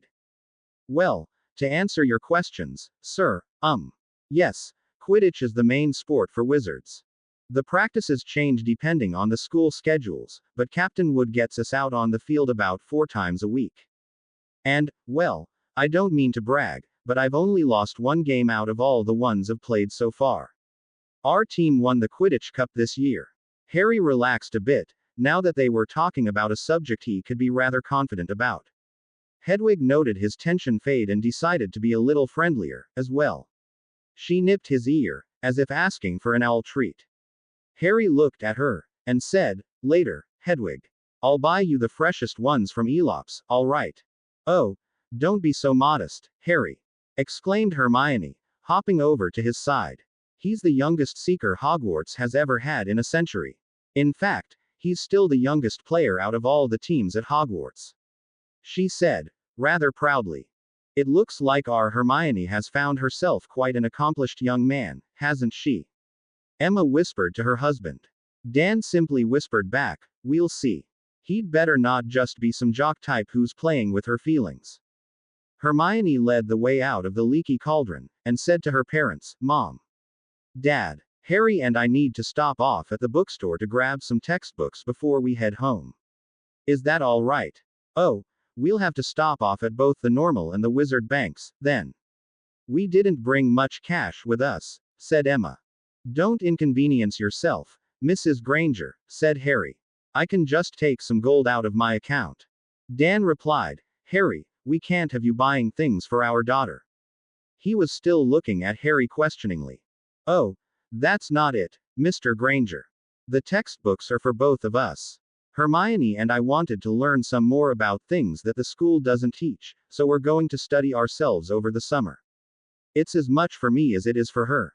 My parents left me my trust account for my schooling, so it'll be fine." Harry explained. To be honest, he really wanted to get in their good graces as quickly as possible, and saw this as a way to do it. "Well, Harry, just make sure you don't spend too much of your money. You need to have a budget to take care of your finances," said Emma. "Textbooks aren't cheap. We don't want you to have to explain to your parents why you suddenly spent a good chunk of the money they're giving you." Harry paused, wondering how he was going to explain his parenting situation. Hermione was giving him an apologetic look. It seemed she hadn't told her parents, and wasn't expecting the subject to come up, at least not in this manner. I'll tell you about my parents later," said Harry. They made their way to Gringotts, and Harry told Hedwig to wait for him outside Elops. She took off when they stepped inside the bank. Dan and Emma followed Harry as he walked up to the counter. "I'd like to make a withdrawal, please." The goblin didn't bother looking up. "Name and vault." "Harry Potter. My vault number is, 687. Here's the key. Would you like to visit your vault or shall I make the withdrawal for you, Mr. Potter?" Harry looked back at the Grangers. He remembered how uncomfortable the Weasleys were when they saw his vault, which was stacked with galleons. Then again, the Grangers were both dentists, and were pretty well off, but he wasn't trying to flaunt his wealth to them. He just needed a modest amount of money to get some books. "We'll wait here. I only need about 50 galleons or so for today." "Very well, Mr. Potter." The goblin took his key, and quickly left for the mine carts. As he was watching the goblin hurry away, Harry got the feeling that he was being stared at. He turned around slowly. Hermione's parents were gaping at him. "Harry, dear," Emma said slowly, with a look of concern on her face. "You did just withdraw 50 galleons, didn't you? Not sickles." Harry nodded. Did I do something wrong?" Emma hesitated. "Well, Harry, remember what I said about finances? How you should look after your money and make sure you don't spend too much of it too quickly." Harry nodded again. Yes. I'm not taking too much out, am I? I've still got a lot more in my vault. I just wanted to make sure we had enough so we wouldn't have to come back again when we bought our books. I've never really learned much about money, but I'm careful to make sure I don't run out any time soon." Emma stared at him. He seemed sincere about what he said. Turning back to her husband, she whispered to him, "What was the exchange rate again, Dan?" Dan, still looking at Harry, said, "Just over £100 to the galleon, I think." "Did that kid just withdraw £5,000 for textbooks?" "He did say he knew he had a lot more. He didn't consider it very much money." Turning back to Harry, Emma said, "Harry, when that goblin gets back, perhaps you should ask him for a bank record. Perhaps a statement of your current accounts. Harry nodded. Clearly Hermione's parents were agitated by his actions, and he didn't want to do anything to upset them. After a few more minutes, the goblin returned with a sack of gold. Here you are, Mr. Potter. Is there anything else I can do for you today? Yes, I'd like a statement of my current holdings. Very well, Mr. Potter. There is a transaction fee of 1 sickle for written copy of your current vault holdings, verified and authenticated by Gringotts of London. I'll need a drop of your blood. Yes, that will be fine, Harry replied. The goblin pricked his finger with a small needle and held it there until it turned bright red. When he withdrew the needle, Harry's finger didn't bleed. 2 minutes later the goblin with 2 scrolls of parchment. Thanking the goblin, which elicited a small look of surprise, Harry and the Grangers sat down in the lobby. He unrolled the first parchment. Vault 687. Potter Trust Vault. Restrictions. Each child of the main branch may not withdraw more than 20% of the vault's total holdings or 500 galleons per year, whichever is lesser. Any withdrawal over 50 galleons must be approved by the current head of house or family treasurer. Children of secondary branches must be approved by the current head of house to access the trust fund. Current balance. 40,246 galleons, 13 sickles, 20 nuts. Interest. Variable based on Gringotts investments, cautious growth. Recent transactions. Withdrawal. 1 sickle. Withdrawal. 50 galleons, 2 nuts. Transaction fee, 2 nuts. Deposit. 169 galleons, 14 sickles, 2 nuts. Interest. Deposit. 167 galleons, 16 sickles, 4 nuts. Interest. Deposit. 166 galleons, 8 sickles, 19 nuts. Interest. All the Grangers gaped. Hermione was staring at the statement.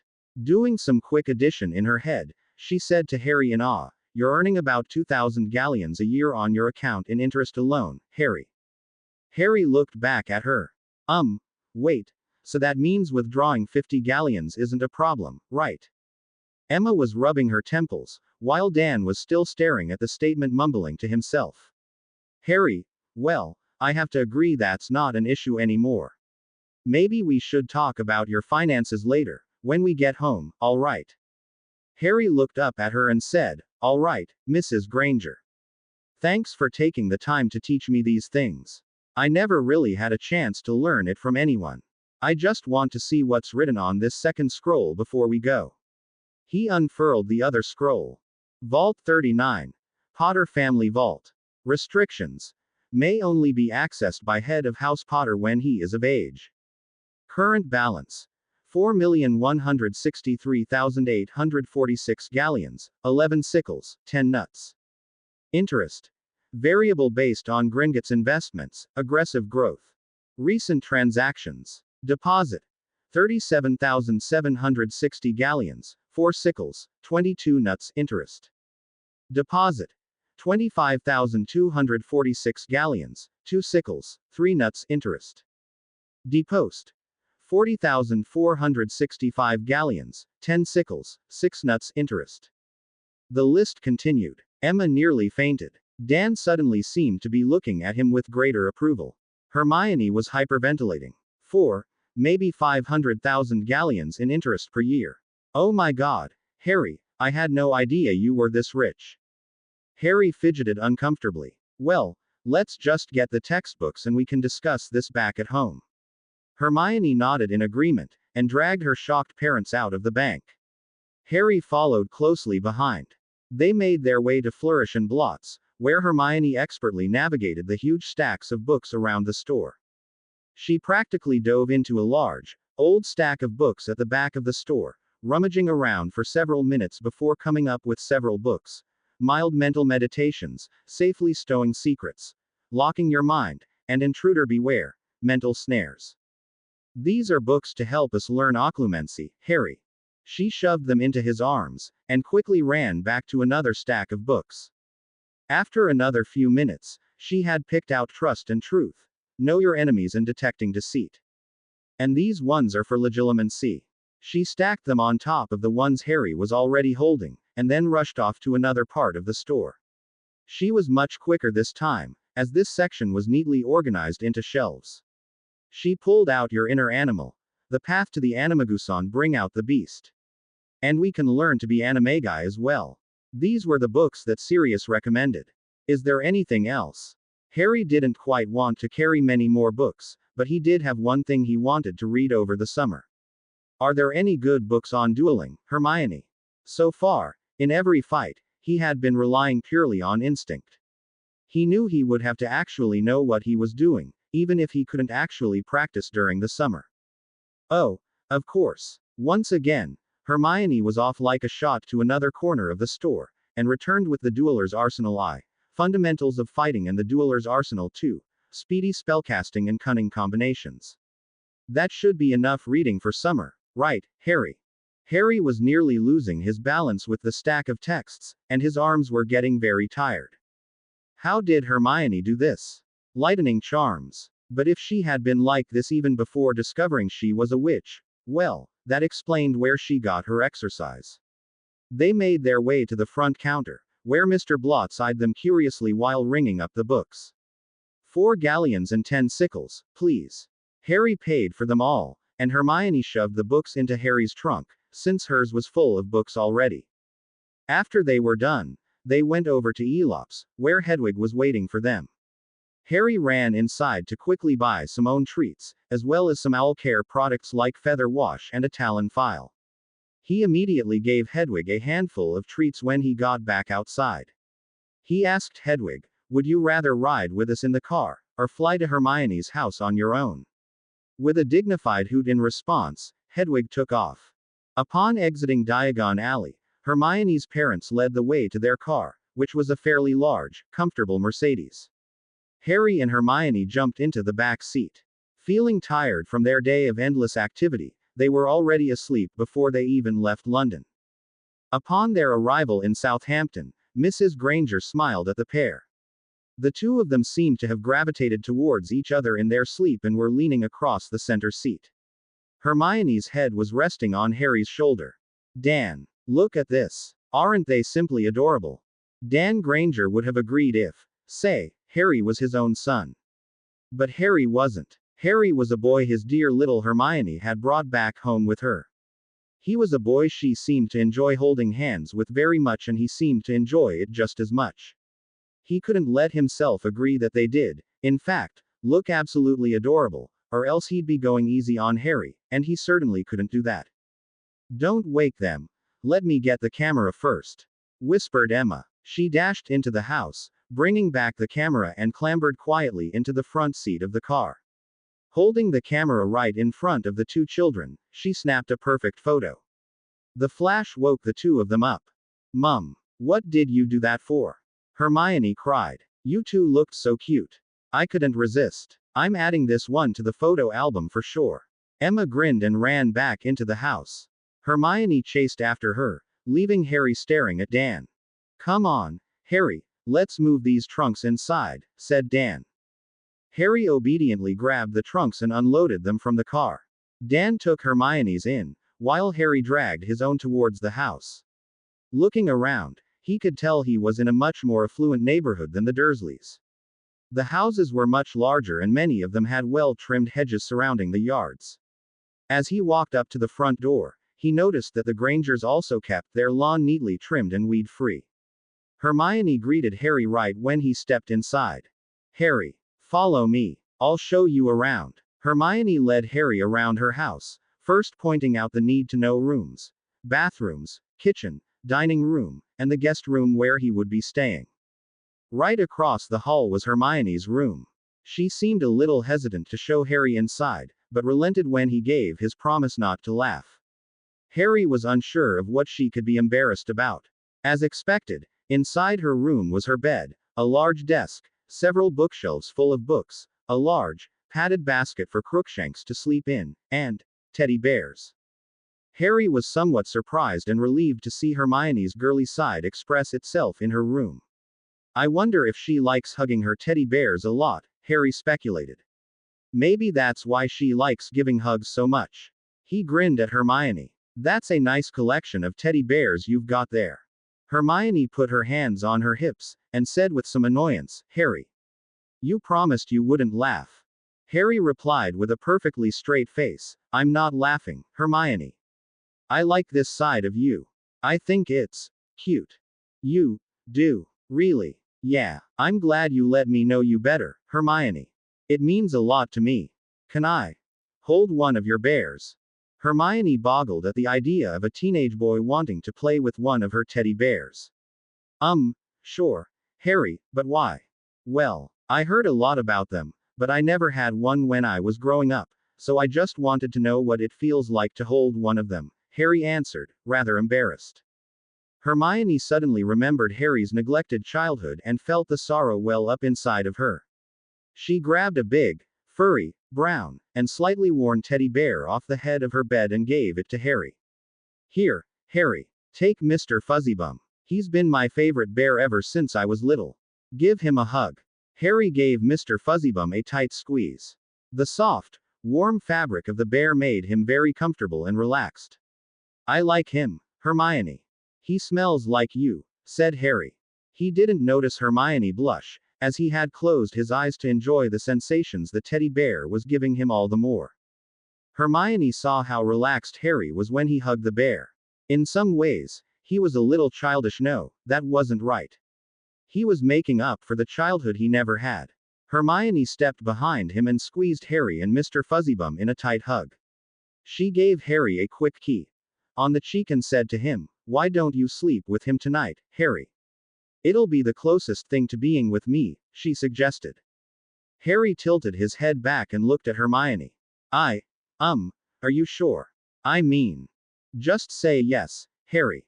Yes. Thank you, Hermione. That night, Harry dreamed the most beautiful dreams he ever had. With Hermione's aroma filling every breath, and the teddy bear's fur tickling his skin the way Hermione's hair did, he could honestly say he had never had a happier night's rest. The next day, the entire family had gathered in the living room.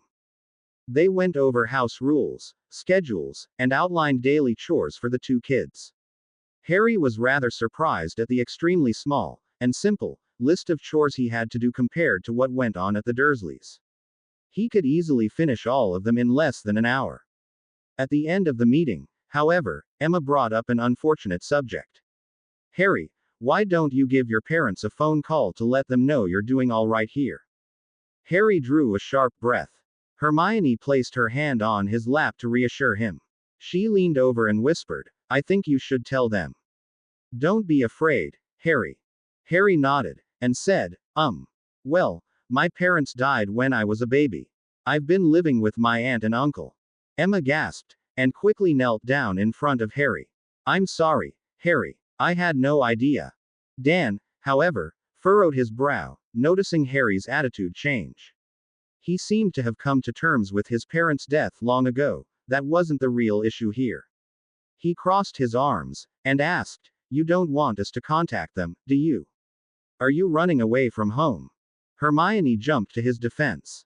Dad, they're horrible people. They treat Harry like a South Dot Avenue around the house, and they hate him just because he's a wizard. You can't possibly make him go back there. Dan had rarely ever seen Hermione become so passionate about anything. In fact, she was always a good girl, following the rules, respecting her elders, but the letter she wrote to them said that Harry had permission to stay over for the summer. For the first time in his memory, Hermione had lied to them. So why did it have to be for the sake of a boy? He thought, sighing. I'm sorry, honey. They're his legal guardians. They need to know where he is. In fact, they could be calling the police and filing a missing child report. Harry almost laughed at that. I doubt it. They'll be glad I'm gone. The only thing they'll miss about me is that I won't be doing all the work around the house. Dan was still trying to figure out Harry. He couldn't be running away from home just because of some chores, he thought.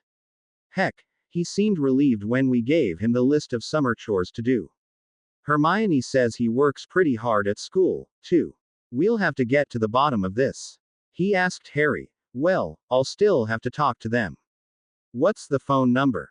Harry said, meekly, I don't know. Seeing the doubt in Dan's eyes, he continued. They never let me use the telephone, and they told me they didn't want to be bothered by me when I was out of the house, so they never let me know the phone number. He could tell that Dan was shocked at the information, but still held some doubt, thinking it might have been a lie to avoid letting him call the Dursleys. Harry told Dan what he knew. I don't know the whole mailing address, but they live at number 4, Privet Drive, in Little Whinging, Surrey. Oh, and they're the Dursleys. My uncle is Vernon Dursley. Dan seemed satisfied with that answer. I can look up his number with that information. I think I'll make the call now. When he finally found the number, the rest of them listened into the conversation. Hello. My name is Daniel Granger. Could I speak to Mr. Dursley, please? Yes. Mr. Dursley, I'm calling to tell you that a boy by the name of Harry Potter is staying over. What did you just call him? No, I don't. My daughter, yes. What did you just say? If you dare speak like that to me or my family again, I swear. He looked at the receiver, then turned around and saw everyone staring at him. Well, that was easily the most unpleasant man I've ever had the misfortune of talking to. Harry, I'm sorry for doubting you, but you're welcome to stay at our house this summer. Harry and Hermione both cheered and hugged each other. They never guessed it would have been so easy to get the parents' permission. They spent most of their days studying together, cuddled in each other's arms while Hermione's parents were at work. As soon as they heard a car pull up, however, they would break apart instantly, and they just acted like good friends for the rest of the day. Neither was sure whether or not the parents suspected, but they had a feeling the jig would be up eventually, possibly before summer ended. Aside from their magical studies, Hermione took the time to help educate Harry on Muggle science. Not too surprisingly, she had already completed her high school education last summer, so she tutored Harry with what she knew, and she knew quite a bit. Harry was in awe, but then again, she had only found out about the magical world when she turned 11, and then came to school already knowing more about casting spells than most of the pure-blooded first years. They decided on a schedule for the rest of summer, with mornings spent on scientific education, and the afternoons were spent on magical. On the magical side, they began with one of the Legilimency texts. Since it was a wandless type of magic, they could practice it over the summer without getting any annoying owls from the ministry. At first, they were both hesitant to invade each other's mental privacy, but they also both agreed that the skill was necessary to further develop each other's occlumency as well, and they both trusted each other enough that they knew they wouldn't use anything they saw against each other. Hermione, being the quicker learner of the two, decided to dive into Harry's mind first. Harry focused on his image of the empty sky while looking straight into Hermione's eyes. Legilimens, whispered Hermione. Harry immediately felt a presence, but after a few seconds, she quickly stopped, losing her balance. Hermione, what's wrong? Asked Harry, as he cradled her. You know I'm afraid of heights, and I just wasn't prepared to be so high up when I entered your mind, said Hermione sheepishly. Let me try again. Legilimens, she repeated. This time, Harry could sense something poking from below the clouds. Hermione, he asked, is that you? Air. I think so, said Hermione. Let's test this out. Try to hide your memory of our first key. Wait, which first key? Asked Harry. Unfortunately, the very mention of the act brought the memories to the forefront of his mind. Hermione saw each one of the times he had accidentally Ed, her along with the one he gave after his test of the blood runes. Harry, I told you those two didn't count. She shouted. She paused, and then added, and you need more work on keeping your memories hidden, too. Harry decided to return the favor. When he entered Hermione's mind, all he saw was darkness. Wow, Hermione, what is this? It's the deep sea. I got the idea from some documentaries. No sunlight can reach this depth, so it's pretty much pitch black. You're going to have to show that to me sometime. Now, try to hide your memory of the sunset above the burrow. He smirked, knowing Hermione really treasured that memory. Just like Harry, Hermione failed to not think about it the moment he said it. Harry caught glimpses of her perspective, and her emotions, during the lessons. Looks like you need to work on your shields, too, Hermione. He grinned. Oh, I had no idea you enjoyed them that much, love. I promise, I'll give you more lessons When we get back to school, all right. Hermione blushed, and bit her lower lip seductively. She made him seal his promise with a key. The occlumency textbooks were extremely helpful. They could only do so much on their own, and the books suggested things neither one thought of before. They learned a few new meditation techniques, and experimented for a few weeks to see which ones worked best for each of them. Hermione really enjoyed doing her meditation while relaxing in the bath, and was now prone to taking much longer each night to wash up than before. Harry tried out a sensory deprivation exercise and found it worked extremely well for him. The next two textbooks both suggested imagining powerful, but simple, defenses to shield their memories. Ideally, it had to be unbreakable, without being complex. The second one suggested something more devious, in placing a decoy fortress within their mindscape, which stored trivial memories, so an attacker would waste a lot of time attempting to break their defenses and receive nothing in return. A few weeks later, just before Harry's birthday, they had their basic schemes set up. Neither one really had any good defenses, as it still took a lot of concentration keeping their memories divided into two locations within their minds. Once again, Hermione entered Harry's mind first to take a look around. Well, this seems a little cliché. A flying castle? Asked Hermione. I got the idea from the cover of one of your books, Hermione, retorted Harry. You didn't have to make it shaped like Hogwarts, though, she said. You might be familiar with Hogwarts, but so are the thousands of other people who had years of schooling there. All right, I'll change it. Maybe I'll make it a UFO or something and fill it with little green men, said Harry. Oh, I'd like to see Professor Snape try to take on some Martians. This is your decoy fortress though, isn't it? I can't seem to find your real one. Come on, give me a hint, Harry, Hermione said, rather frustrated. Go up, was all he said. What? There's nothing up higher than your flying castle up here, not even any clouds.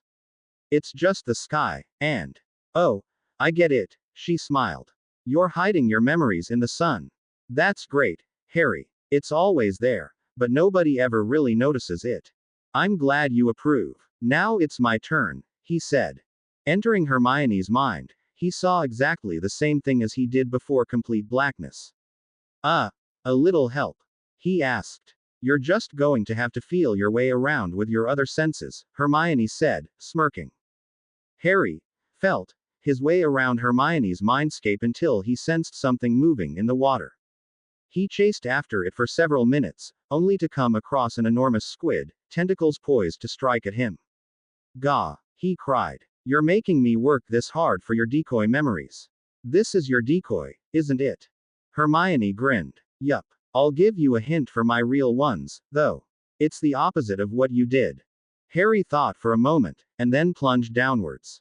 Deeper and deeper he went, until finally, he hit the seafloor, which was solid. In fact, it was much more solid than, well, dirt or rock should have been. Harry laughed. Wait.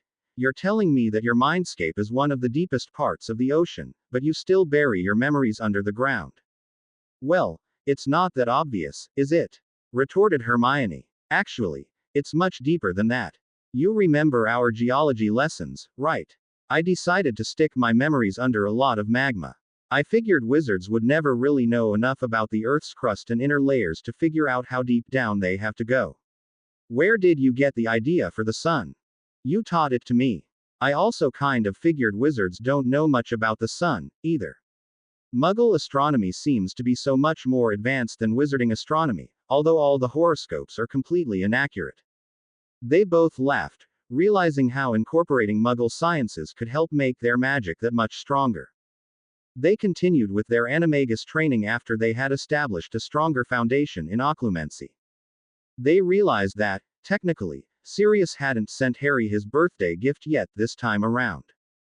They pored over the two animagus books for the week leading up to Harry's birthday, combining some of the meditation exercises with their occlumency meditation. Harry was having an easier time feeling his instincts throughout most of their adventures over the years. Harry had been running on emotions, whereas Hermione always seemed to manage to keep a level head, which was apparently hindering her progress. She was already skilled at controlling her emotions before occlumency, but the problem was with letting go of that control. One of the books suggested that they associate a memory or a situation with a very basic, animalistic feeling. Simple joy, sadness, aggression, fear. Harry knew what brought the most joy in his life right now. It was Hermione. Seeing her smile, making her smile, giving her keys and hugs, or simply being near her while they sat silently and studied. He could feel happiness and love right down to his very core when he thought of her. But sadness. What made him really sad? The Dursleys. Maybe years ago, but he knew now he only had to deal with them for 2 months out of the year. It was more frustration than sadness now. His mind floated over to the time when he was dying of basilisk poison, and Hermione in tears in front of him. She was incredibly fearful, angry, and sad, and it made him sad, as well. He never wanted to see her like that again. Even worse, he was the one that caused that anguish in her. He never wanted to do that to her again. What about fear and anger? He realized he was feeling both at the same time the night of the World Cup. Seeing Hermione unconscious, he feared for her life, and he wanted to utterly destroy the ones who had done that to her. Hermione. All of his deepest, innermost feelings revolved around her, he suddenly realized. Harry. Hermione held his face with both hands on his cheeks. What are you doing? Huh. Harry opened his eyes, and realized he was leaning on Hermione. What was I doing?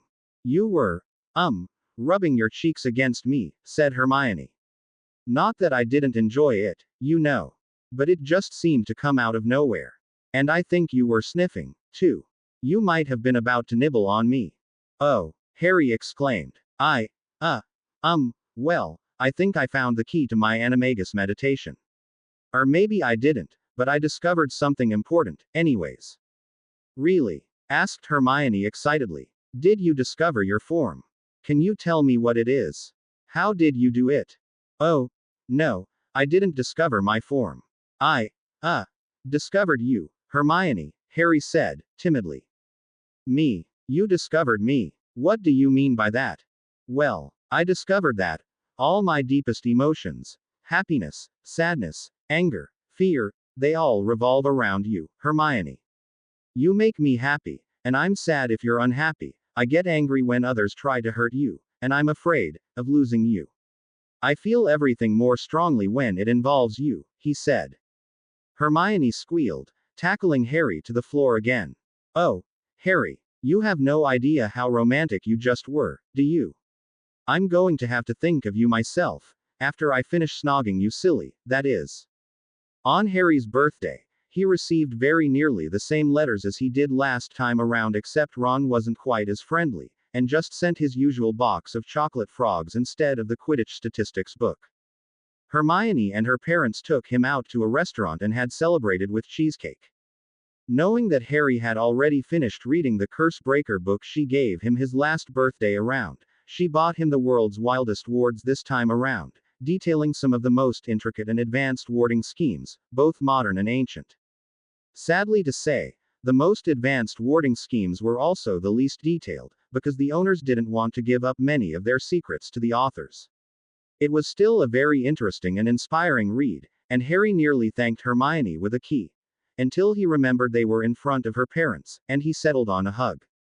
That evening, he was hit with a vision of Voldemort once again being better prepared for it. He focused on remembering the ritual Voldemort was performing, the markings on the ground, the smell of the potions. He could glean very little more information, though.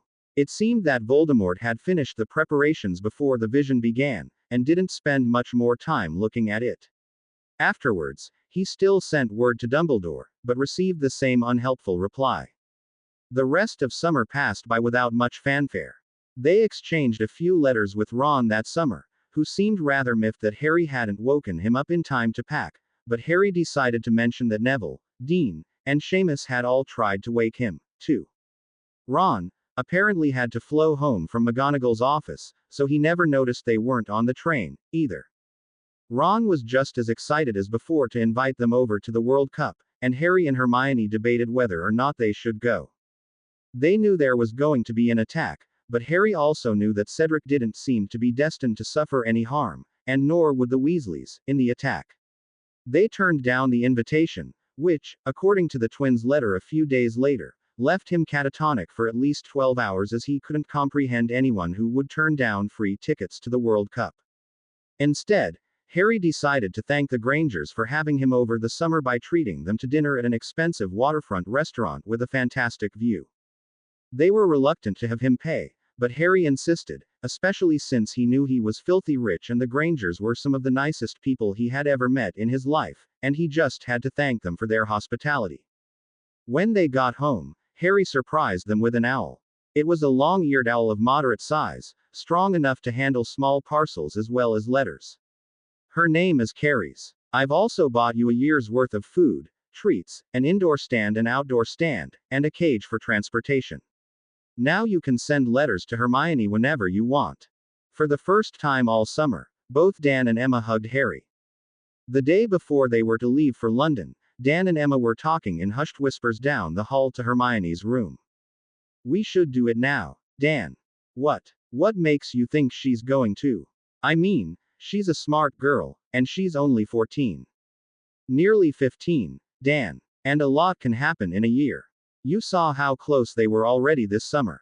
In fact, they were probably hiding a lot more from us. Dan's eyes widened. He was always protective of Hermione, but the idea of her trying to deceive him was new. You're right. In fact, they live in the same dormitory at school, don't they? He sighed. Do you want to do it, or should I? I'll do it, Dan. The two of us can have a little girl chat afterwards, as well. Maybe I can get some more details about Harry, too. Emma walked down the hall and knocked on Hermione's door. Hermione, can I come in? Sure. Come on in, Mum. Hermione was, as usual, meditating while sitting on her bed, like she did every night. Emma walked in and sat down beside her. Hermione, I want to talk to you about, your relationship with Harry. Hermione opened her eyes. You like him, don't you? He's such a great friend, she began. Oh, no, honey. It's not that we disapprove. It's, well, we're worried that you'll be gone all year, and that your relationship will develop further. We want to make sure you know what you could be getting into, she tried to explain it slowly. Oh, you mean say. Don't worry, Mum. Harry won't push me that quickly. We both love each other and he'd never try to push me further than I'm comfortable. Hermione was grinning mischievously. Emma was taken aback. Oh, all right, so I don't have to explain about that. I'm glad you two can trust each other. When did you learn about it? Anyways, if you do, you still need to make sure you're using protection, she continued. I learned this stuff when I finished biology last summer, Mum. And don't worry about STDs or pregnancy. There's several spells that protect against disease and pregnancy, and they're all more reliable. I've already got my Hep A and B shots when I was in school. I actually got my HPV vaccine at the doctor this summer, too. And after all that, magical potions can cure nearly everything short of AIDS. They might have a cure for that too, I'll have to look it up. Oh, well then, thank you, honey. What's the HPV vaccine, by the way? It's a new vaccine. It helps against the human papillomavirus, which can cause cervical cancer. It's good for younger girls to get it. Oh, thank you, honey. That was most informative. Emma walked out of the room, shaking her head. Weren't the education supposed to go the other way around? On September 1st, they packed their trunks into the car early in the day and drove into London. They wanted to be earlier than usual so they could have a nice, casual brunch near King's Cross right before boarding the train. When they finished, they gave their goodbye hugs before crossing the barrier into platform 9 3/4. Inside, they were expecting to see a crowd of red hair somewhere on the platform. They searched around for several minutes until they heard a familiar, commanding voice come from behind them. Come on, boys. Fred, George, if I hear about a single one of your candies at Hogwarts, you can bet you'll be hearing from me. Ron, stop dallying already, we're nearly about to miss the train. Ginny, do be a dear and hold on to Pig, will you? They turned around to see Molly Weasley was ushering the family onto the platform. Hi, everyone. Both of them greeted the Weasleys cheerfully, glad to see none of them were hurt in the World Cup attack. Ron, finally noticing Harry, rushed up to him. Harry, mate, you won't believe what happened at the game. I don't know if you heard, but Harry and Hermione braced themselves for the news of the attack. Quote dot dot dot. Crumb caught the snitch, but they still lost. Ireland's chasers were amazing. Harry, Hermione, Ginny, Fred, and George all gaped at him. Only our ickle Ronikins, began George. Could talk about the game, continued Fred. Even after a Death Eater attack, the twins finished together. Well, it's not like anybody got hurt, Ron grumbled. We didn't even see any of them. People screamed and we were already 2 steps away from the emergency portkey station. We thought Harry might be a little more interested in a story that he couldn't just read off of the Daily Prophet, said George. What are you two talking about? The attack was reported in the paper, wasn't it? Asked Ron, somewhat unsure as he never did read the newspaper voluntarily. Ah, but not a first-hand tale. Of fear, horror, excitement, bravery, and a death-defying escape from a Death Eater attack. They cried with a flourish. I just said that nothing like that happened. Ron was clearly getting riled by the twins' antics. That's why we called it a story, Ron, said George, rolling his eyes.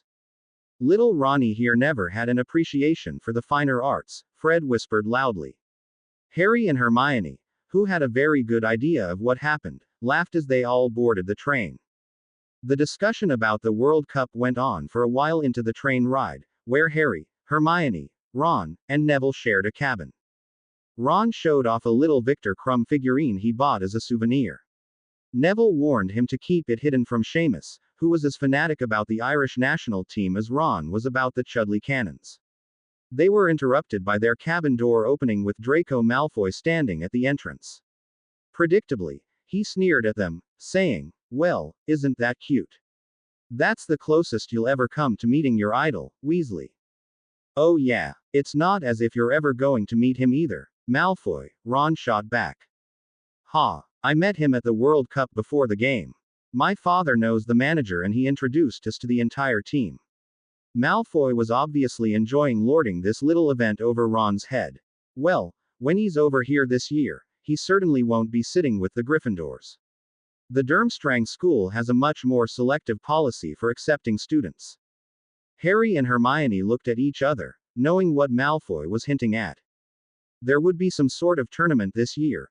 Oddly enough, neither one could remember the name of it now, although they were sure they had come across those memories at some point during their occlumency exercises.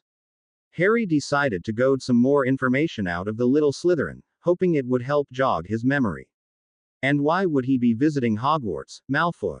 He asked in the most polite tone he could muster. Draco scoffed. Well, obviously a half-breed like you wouldn't know. This is a noble and traditional event that's being revived this year. Harry sighed internally. How long was Malfoy going to drag this out? Well, that's why we're asking you, Malfoy, said Harry through gritted teeth. Draco lifted his nose a bit higher and leered at them. He was obviously enjoying the fact that he, finally, had something to lord over them. It's the Triwizard Tournament, of course, he said, as if it were common knowledge. But the likes of you need not apply. Only the worthy are allowed to compete.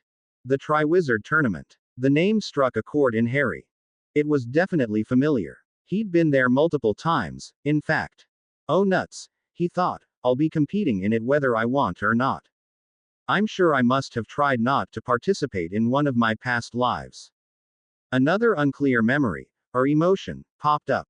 Cedric. That's why I was worried about him. Try as he might, he still couldn't recall exactly what was going on, but once again, the ideas of portkeys, victory, Cedric, and danger felt intertwined. Did he have to stop Cedric from winning? Hopefully, he'd be able to figure it out in due course. For now, he'd received all the information he really needed from Malfoy, and didn't want to spend another minute with the spoiled, owned brat. He replied dismissively, and somehow you think you're worthy, Malfoy. Draco huffed at the implied insult. You think you could do better than me, Potter. You wouldn't even be able. Hermione cut him off. No, you arrogant brat, he's saying that there's no chance in hell that you'll ever be picked when you're up against any of the 7th years in this school. You're just a 4th year, and not even top in the class. Draco, obviously agitated, fell back to his usual insults. I didn't ask you, Mudblood. When I'm entered in the competition, my father will know. Hermione knew he was going to say something like that. She laughed, saying, unless this Triwizard tournament is a letter-writing competition, Malfoy, you have no chance of winning. The rest of the cabin laughed with her, as Draco stormed off. Ron shut and locked the door behind him. That was brilliant, Hermione. I almost wish he did get picked for the competition, just so we could watch him fail, said Ron. Neville nodded in agreement. Well, we really don't have anything to worry about. There's really no point in us entering, to be honest. It'll probably only be the 6th, 7th years who are strong enough to do it, and even then only the ones at the top of their year would have a chance. They quickly fell into a discussion over who were likely candidates from Hogwarts. While Ron and Neville were talking, Harry whispered to Hermione, did you have trouble remembering until Malfoy mentioned the tournament, too? Yes, it seems like the information we got out of the original beacon is getting less and less clear. I mean, I remember us talking about those memories our first trip around. You mentioned it by name, even. Harry, do you remember anything about the upcoming year? Something. At the end of the year, I think. We talked about it when we went to Hogsmeade together, I remember that. Voldemort came back, I'm sure of it. It's the same thing for me. I remember us discussing those memories after we activated the beacon, but now I can barely remember what those memories were. How about 5th year? Harry shook his head. I still remember something them. Nothing specific, though. It feels more like an hour after waking up and trying to remember the dream. I know I had it, but I can't remember for the life of me. Do you know why? I'm guessing it has to do with the new beacon. The present memory dominates, so it's easier to remember the immediate past, but I think it might be overriding the memories that were sent back with the original beacon. How many times have we used the new beacon so far? Twice, right? Once with the World Cup, and another time testing the emergency runes. And the new beacon actually counts and keeps track of how many times we've used it. I think we went back 3 times with the first beacon, right? I'm forgetting huge chunks of things I'm pretty sure I remembered when we talked about it in Hogsmeade. The only things I remember for sure are the ones I went back packed in occlumency capsules, she replied. Neville, apparently, overheard something. Did you mention occlumency? You're learning it. My grand said something about it helping me get over my nervousness, but continued in the same breath that I wouldn't have the talent for it. Harry looked at Hermione, who gave him a finish it later in private look, and then nodded to Neville. Yeah, it's something we decided to practice over the summer. You know, it'll help you in Snape's classes. I think the reason why he always knows exactly what to do to scare you is because he's using legilimency. Neville gaped. What? How do you know? How often does he do it? Harry shrugged. He tried it on me once, after Sirius Black escaped. He blamed me for it, and I think he was pretty angry and careless, because I could feel him in my mind that day. It's the only time I ever felt his presence, but if he's more subtle normally then I wouldn't know. Hermione and I have been practicing occlumency ever since. Hermione added, would you like us to teach you? Before Neville could answer, Ron blurted out, hey, you're going to teach me too, right? Hermione admitted to herself that she deliberately ignored Ron, given how quickly he had blown off the training during the World Cup. Well, I'll give him one more chance, now that the World Cup excitement is over, she thought. Of course I'll teach you, Ron, if you're willing to learn. She glanced at Harry when she said the second part. We can start with the basics right now if you want. Neville and Ron both nodded. Well, to begin, close your eyes and think of some place that keeps you calm and comfortable. It should be tranquil, quiet, and very simple for you to imagine and remember every detail, Hermione explained. Could I get an example? Asked Neville. Sure. Nev, I use the sky, above the clouds. There's nothing above, and it's endless clouds below, so I don't think about the ground. He didn't bother mentioning the fact that, by now, he had added a giant spaceship hovering in the middle, inspired greatly by Dan Granger's collection of Star Wars and Star Trek videos. Could I use my greenhouse? I tend to my plants there in the summer just to get my mind off things. This took Harry by surprise. Neville had always been fairly good at herbology, but he wasn't aware he had a greenhouse at home. It certainly explained his very natural talent, though. Sure, that should work pretty well. Now just focus on it and get rid of anything else, all your memories and emotions. Use it to keep your mind completely calm and blank. You'll eventually be turning this into a map of your mind. Turning to Ron, he asked, "What image are you using, Ron?" Just like before, Ron answered, "The Quidditch pitch. Isn't it obvious?"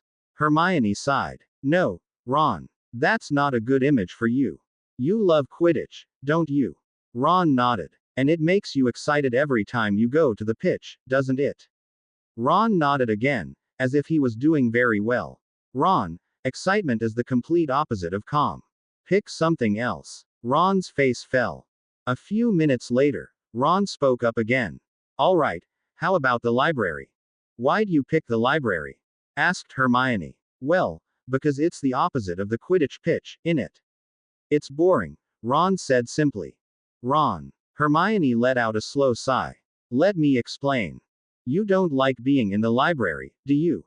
Ron shook his head. "And you'd rather leave than hang around, right?" Ron nodded. "Ron, that just means it's a place where you're not comfortable." Hermione massaged her temples. Could Ron ever possibly work himself into an emotionless state if he couldn't even figure out what he was feeling himself? This would be an uphill battle, and she didn't even know if the prize was worth it. By the end of the train ride, she still wasn't quite sure whether or not Ron had found a suitable mindscape, while Neville was able to clear his mind fairly adequately. The welcoming feast proceeded as usual. The hat sang its song, the first years were sorted, food was served. Looking over to the Slytherin tables, Harry noticed Malfoy was acting as arrogant as ever. He was probably boasting about the Triwizard Tournament, and how he would enter the competition. Harry also noticed that Malfoy seemed to be facing away from the older Slytherins, perhaps to avoid annoying those who were actually more powerful than him. Dumbledore stood up and waited until the hubbub died down in the Great Hall. "So," he began, "now that your stomachs are sated and your thirst is quenched, I have a few announcements to make. First is Mr. Filch's list of banned items, which has expanded again this year to include." He made his customary speech, but one announcement made the entire room gasp in shock. Quidditch will be cancelled this year. In its place, a much more exciting event will be taking its place. "Wa could be more iting than Uaditch," mumbled Ron, with his mouth full. Evidently, he hadn't stopped eating when Dumbledore had called for attention. "The Triwizard Tournament, Ron," answered Neville. "Malfoy only told us a few hours ago, have you forgotten already?" "The Triwizard Tournament," announced Dumbledore. "For the first time in over 200 years, the international competition between the three largest magical schools in Europe will be held, and we have the honor of hosting it. I ask that all the students of Hogwarts show the greatest hospitality to our guests from Bobaden's Academy of Magic and the Durmstrang Institute, who will be staying with us for the duration of the year. Further details about the tournament will be given in 2 weeks, when the other students arrive. For now, you can read more about it in our school library." The Great Hall once again burst into chatter, many of the voices confused, some of them excited. Dumbledore raised his hand, and it took another minute for the babbling to quiet down once again. "Due to our hosting the tournament this year, there will be many visits from ministry officials and other professionals who will be setting up the various events throughout the year. Please show these hardworking men and women where the bathrooms are, because I certainly had a hard time of it when I began at Hogwarts, myself. I never did manage to find the extremely large one with no less than 100 chamber pots." Professor McGonagall cleared her throat and gave a stern look at Dumbledore. "Yes, well, there is one new face that you can expect to see all year. I have found a defense against the dark arts professor who will pull double duty as head of security for the tournament as well. Allow me to introduce to you Professor Alistair Moody." Clink tock came from the opening of the Great Hall. The sound came from a man with both a metallic leg and a wooden cane. He also had an obviously false eye, which was darting back and forth between everyone in the Great Hall.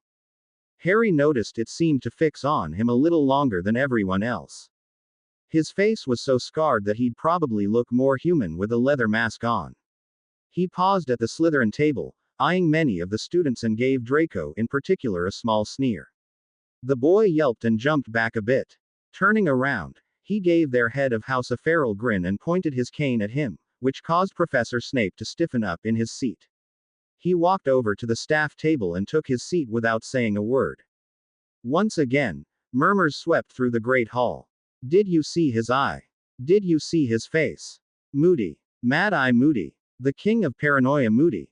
You think he'll keep the Slytherins under control this year? He hates Slytherins. I like him already. The last one was said by Ron. Harry, however, was feeling just the opposite. Leaning over to Hermione, he said, do you have a really strong feeling that we shouldn't trust him? Yes, but at the same time, I'm feeling that he's reliable. Like he saved my life or something, answered Hermione. It's weird, and it seems so conflicting. Maybe it's because he acted differently in one future than in another. Maybe. I think we should be wary around him, just to be safe. You're right. I was a little off the mark with Cedric at the World Cup, but I'm pretty sure now it's the Triwizard Tournament that he'll have problems with. I might be misinterpreting things again, said Harry. They decided to wait until their first class with Professor Moody to see what kind of person he was. The talk and excitement for everyone else over the Triwizard Tournament and their new Dada professor didn't end when the feast did, with everyone chattering away until curfew. Harry, though, had to see his headmaster and head of house. Harry, please tell me everything you remember about the dream you had in the summer. Harry was sitting directly across from Professor Dumbledore, in his office. Don't you think I could recall it better if we had discussed this a month ago? Harry thought snidely. At least he had the chance to experience it twice to get a really good idea. I was inside Voldemort's body, which was about the size of an infant. Pettigrew was nearby, calling him master and setting up some kind of ritual. He spoke in Parseltongue to his snake, telling her to sit at the center of a diagram on the floor. A Muggle man, probably the caretaker of the mansion Voldemort was hiding in, told him to get out, but he was then murdered. Thank you, Harry. Are there any more specifics that seem to stand out? Dumbledore asked as he stroked his beard in thought. The Muggle man mentioned that the place was called Riddle Manor. I think I might also be able to draw out a little bit of the diagram on the floor, too. Could I have a quill and parchment? When Dumbledore gave it to him, Harry began sketching what he could remember. He only got a clear look at a few of the runes on the ground, barely more than 5 or 6 out of several hundred that were part of the elaborate ritual, but he did remember the general layout. Handing the parchment back to Dumbledore, he said, that's really all I could remember. The snake sat in the middle of that. The vision ended right when he cast Avada Kedavra at the Muggle man. Harry put extra emphasis on vision, because he was absolutely certain of what he experienced. Ah, yes, murmured Dumbledore as he continued to study the drawing Harry handed back to him. This is certainly far more detailed than a mere dream. Are you certain about this diagram here? Absolutely, Harry answered with only a word, watching his headmaster's face. Dumbledore clearly recognized and feared the ritual that Voldemort performed. Very well. I must admit your ability to remember a few of the runes surprised me. Most students who have not studied the subject would remember little but a few squiggles. Actually, I have studied them, all summer. I wanted to ask you about switching courses, Harry said. I'd like to drop divination, and take ancient runes instead. Oh. Dumbledore looked surprised. Most people drop the harder course to take something easier, not the other way around. Are you sure about this? Yes, sir, Harry answered. I've studied with Hermione's notes and I think it's a far more useful subject than divination. The benefits are far more predictable. Concrete, if you will. I have to admit that divination is far more of a woolly subject. I do prefer my socks to be nice and woolly, but not my facts. This vision, however, seems to show you have an aptitude for the subject, though. I will ask you once more. Are you sure you'd like to drop divination? With all due respect to Professor Trelawney, I don't think her lessons helped me receive that vision this summer. If I were to have another one, I think I'd get it whether taking divination or not, so I'd rather just drop it and learn runes instead, Harry answered firmly. Very well, Harry. I will inform Professor McGonagall tomorrow, and you should receive your new schedule by dinner time. Harry was dismissed from Dumbledore's office, and all the twinkle was gone from the old man's eyes. Their first chance to see Professor Moody in person as the fourth-year defense professor was on Tuesday.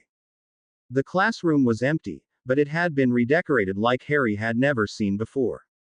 The entire classroom was covered with faux glasses, sneakoscopes, probity probes and other monitoring devices that covered nearly every wall, including the ceiling and some parts of the floors. Most of the students were baffled by this, and even the ones who had heard of Moody's reputation for paranoia were surprised at how far he took it. They all nervously sat down, waiting for Professor Moody to make an appearance. Suddenly, a closet at the back of the room flew open, and Moody was standing there with his wand raised. Incarcerus! Incarcerus! He began to throwing the rope binding spell from behind everyone. The first few were caught unawares, and were immediately tied up. A few others managed to face Moody before they were caught, but went down within seconds. Several others froze in surprise or fear once they realized what was happening, and Moody also seemed to target them first, which included Neville and Ron. It wasn't until he wrapped up nearly a third of the students that the others began to scramble away, diving to the floor or hiding behind the desks. Harry was one of the first to shield himself with a desk, and Hermione followed suit. Unfortunately, he dropped his wand in the process, and it took several seconds for him to pick it up again. He threw off the same combination of hexes he used on Draco at the end of last year: Silencio, Petrificus Totalis, and Incarcerus. Immediately, Moody stopped attacking the class. Evidently, none of the spells actually managed to hit him, as he strode to the front of the room while shouting at the class. "It's about time, you lazy moppets. What class do you think this is?" He scanned the entire class, while his fake eye seemed to be glaring at the ones who were bound in ropes. Defense against dark arts, sir, came a meek voice from the back. Correct. Now, how on earth do you sack of potatoes think you can defend yourself against the dark arts if you're never prepared? I've seen Mexican jumping beans move faster than you. Constant vigilance. He barked out the last two words, making everyone jump. He continued to berate the entire class. I took down 3 of you before anyone even thought to figure out why. I took down a third of you before the rest figured out you had to run. I was halfway through the entire class before someone was smart enough to try and stop me. Now, who's the one who gave me the dueler's hello? Harry raised his hand. It was me. What do you mean by the dueler's hello? Good lad, even if you were a bit slow on the uptake. It's called that because it's the first thing that comes out of most duelers' mouths. You're telling me you threw that combination of spells without learning what it actually is? Moody was eyeing him carefully, with both his eyes. No, it just knew I needed to stop you somehow, and those spells just seemed really easy to cast one after the other, Harry said. He knew he must have trained himself sometime in one of his past futures, but he honestly couldn't remember when exactly he learned or practiced it. Then you've certainly got some natural talent for dueling, but what took you so long to get those spells off? I dropped my wand when I ducked behind the desk. And where do you keep your wand, boy? In my pocket. Harry began to think that was a very wrong answer. Your pocket. Where do you plan to cast all your spells? The floor. Who else keeps their wands in their pockets? Several students meekly raised their hands. I certainly hope that those of you who aren't raising your hands are keeping your wands someplace better. He looked over at Sue Lee, one of the Ravenclaws. You. Draw your wand. He immediately began throwing stinging hexes at the girl, who apparently left her wand in her book bag. Flinching and wincing from the pain the entire way, Moody shot off at least 15 hexes before she managed to finally get her wand in hand. Moody shook his head in disappointment. 15 hexes. Every one of those could have been a stunner, a slicer, a bludgeoner, a petrifying curse, or even a killing curse. You would have been dead 15 times over if I wasn't such a kind and gentle old man. He heard a suppressed snort of laughter from the other side of the room. Malfoy and his little band of Slytherins were apparently laughing at the Ravenclaw's misfortune. Oh, so you think you can do better, Mr. Malfoy? Moody growled. Draco smirked at Sue and said, Of course. My father bought me a wand holster, Before he could finish talking, he was hit by a stinging hex. Well, boy, where's that wand of yours? Moody continued to fire while talking. Apparently he could do those spells wordlessly, and very rapidly. Draco ejected his wand from the arm holster, but was struck by another hex right when it shot out, and it flew out of his grasp. It dropped to the ground several feet in front of him, and he had to scramble towards it to pick it up, suffering stinging hexes all the way. In the end, Draco took far longer than Sue, and was struck by 25 stingers. Everyone was glad to see the loudmouthed bully taken down a peg, but nobody dared to laugh at his misfortune in front of Moody.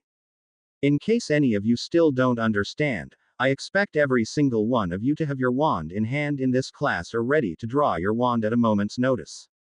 This is defense against the dark arts, and you will never be able to defend yourself unless you practice constant vigilance. Well, that was certainly an interesting class, said Harry. He was practicing occlumency in the Gryffindor common room along with Hermione and Neville the first weekend of the school year. Ron decided to play chess with Dean instead. I'll say, said Neville. He certainly knows how to get his point across, though. I have to admit, even though he's the most unorthodox teacher we've had so far, I get the feeling we'll learn a lot from him, agreed Hermione. Well, at least we know he's got experience keeping himself safe, said Harry, pointing towards the twins. The red-headed duo, after hearing stories of his first lessons but before they had their first class, made a very unfortunate mistake. They attempted to prank Moody. They had laid a trap for him between his classroom and the office, which was supposed to swap his wooden walking stick with his metallic prosthetic leg. Somehow, Moody not only dispelled the trap, but also knew exactly who had laid it, and tracked them down halfway across the castle. Fred ended up crawling into the infirmary that day with both legs transfigured into wooden sticks, while George dragged himself there with both legs turned to metal. Suffice to say, they were constantly vigilant during their entire first class with Moody. After checking each other's minds with legilimency, they decided it was time to test out Neville. They didn't expect him to be able to fend off an attack, but they wanted him to let it know what it felt like when someone was probing his mind. Neville, don't let anyone know about what I'm going to do next, all right? Kids like us aren't exactly supposed to know how to do this. Harry said, looking around to make sure nobody was listening in. Neville raised an eyebrow, but agreed. Harry continued, I'd like you to concentrate on that greenhouse of yours. Try to empty it out, but leave only one memory in there for me to get. How about the first broom lesson back in first year? When you're ready, look me in the eyes. Neville closed his eyes, concentrated, and after a minute looked straight at Harry without a word. Harry quietly cast legilimens, and immediately found himself in Neville's greenhouse. There was a single plant at the center, and as he approached it, he began to feel Neville's anticipation, fear, self-doubt, and anxiousness, everything he felt back in the first-year flying lesson. As he got closer, he began to see images, and some glimpses of the argument with Draco from Neville's point of view. Thinking he had gone far enough, he pulled out. Good. It seems like you're getting pretty good at keeping your memories organized, complimented Harry. Could you feel me inside your mind? Neville nodded. It was like fingers reaching in. So that's how I'll know if someone's using legilimency on me. Harry smiled. That's right, Nev. Just keep working on the organization, and practice having your mind in that state as often as you can all day if you can manage it. It's better to get used to having your defenses up all the time. You know, like Moody said, constant vigilance. Neville nodded and went back to concentrating on his own. Harry got up with Hermione, and they left Gryffindor Tower to sneak off to the room of requirement again to practice their dueling, animagi transformations, and try to figure out their apprehensive feelings towards Moody. The room provided a comfortable, padded room with a dueling arena in the center and a hidden entrance. They sat down on the cushions surrounding the dueling arena. Hermione spoke first. What if he's a spy for someone else?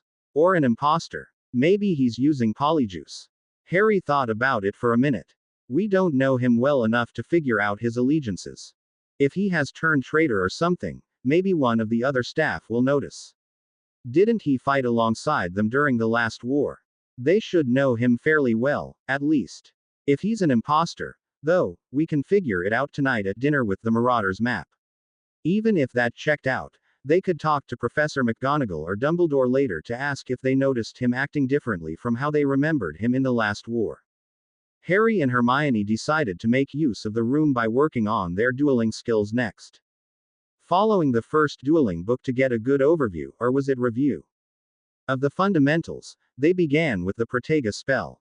Both of them, to some mild surprise, managed to do a decent one on their first try, so they tested it out on each other by firing off minor jinxes and hexes until their shields failed.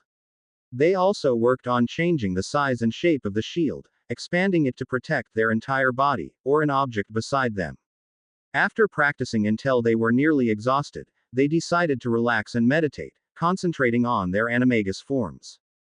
Throughout the summer, they both felt that they could get in touch with their primal emotions much better when they were together. They had never quite managed to find their forms, however, and failed to progress much further. This time, since they were both exhausted from their first dueling training session, they fell asleep beside each other while in their meditative trance. Harry found himself flying through the air. Looking at the ground below him, it seemed like he was about the same height as he was when he usually flew during a Quidditch match. Flying back and forth, he looked around for the other players, but couldn't find anyone else. Where was the team? Where were the spectators? He was struck with a sudden sense of homesickness when he realized he was alone. Turning back in the direction where he came from, he started searching for home. Where was his home? He couldn't tell. He wanted safety, comfort, companionship. He knew where he could get it. Hermione's house. Which direction was it? Where did he have to go? He remembered Hermione's home, in a city by the sea. He flew and flew until he reached the ocean. An odd thought struck him as he continued his search. I really shouldn't show up without a gift. As he thought that, he saw something sparkle in the water. The golden snitch. Once again, he let his instinct take over as his sight narrowed and he focused all his strength into diving as fast as he could towards it. Oddly, he didn't reach out to grab it with his hands, but instead used his feet, and then noticed his feet were actually talons. They gripped the snitch viciously, refusing to let go as he went on in search of Hermione's house. He couldn't see it, but something smelled familiar. He moved towards it. Yes, it was Hermione's scent. Onwards he flew. Hermione was standing tall in the grass. She could see in every direction, and she, too, was alone. Using her keen eyes, she scanned the field in front of her. What was she looking for? She was missing something. Or was it someone? She was missing someone. Or maybe not. Someone was missing her. She hopped up on top of a rock for a better view. She was here, and she was waiting. Someone needed her, and she was waiting for them. Was she waiting in the right place? She couldn't see them. She couldn't hear them, hold him, smell him. Harry. Harry was searching for her. Where could he be? Where could he find her? Instinctively, she looked down to the ground again. Underground. Underground is safe. Underground is comfortable. Underground is secret. Their secret. Only they could go there. The Chamber of Secrets. She needed to find the chamber. Hopping across the field, she investigated a hole in the ground. Did that one lead to the chamber? She jumped in, then back out. No. Next one. She continued to search. They woke up in each other's arms, gripping each other like as if their lives depended on it.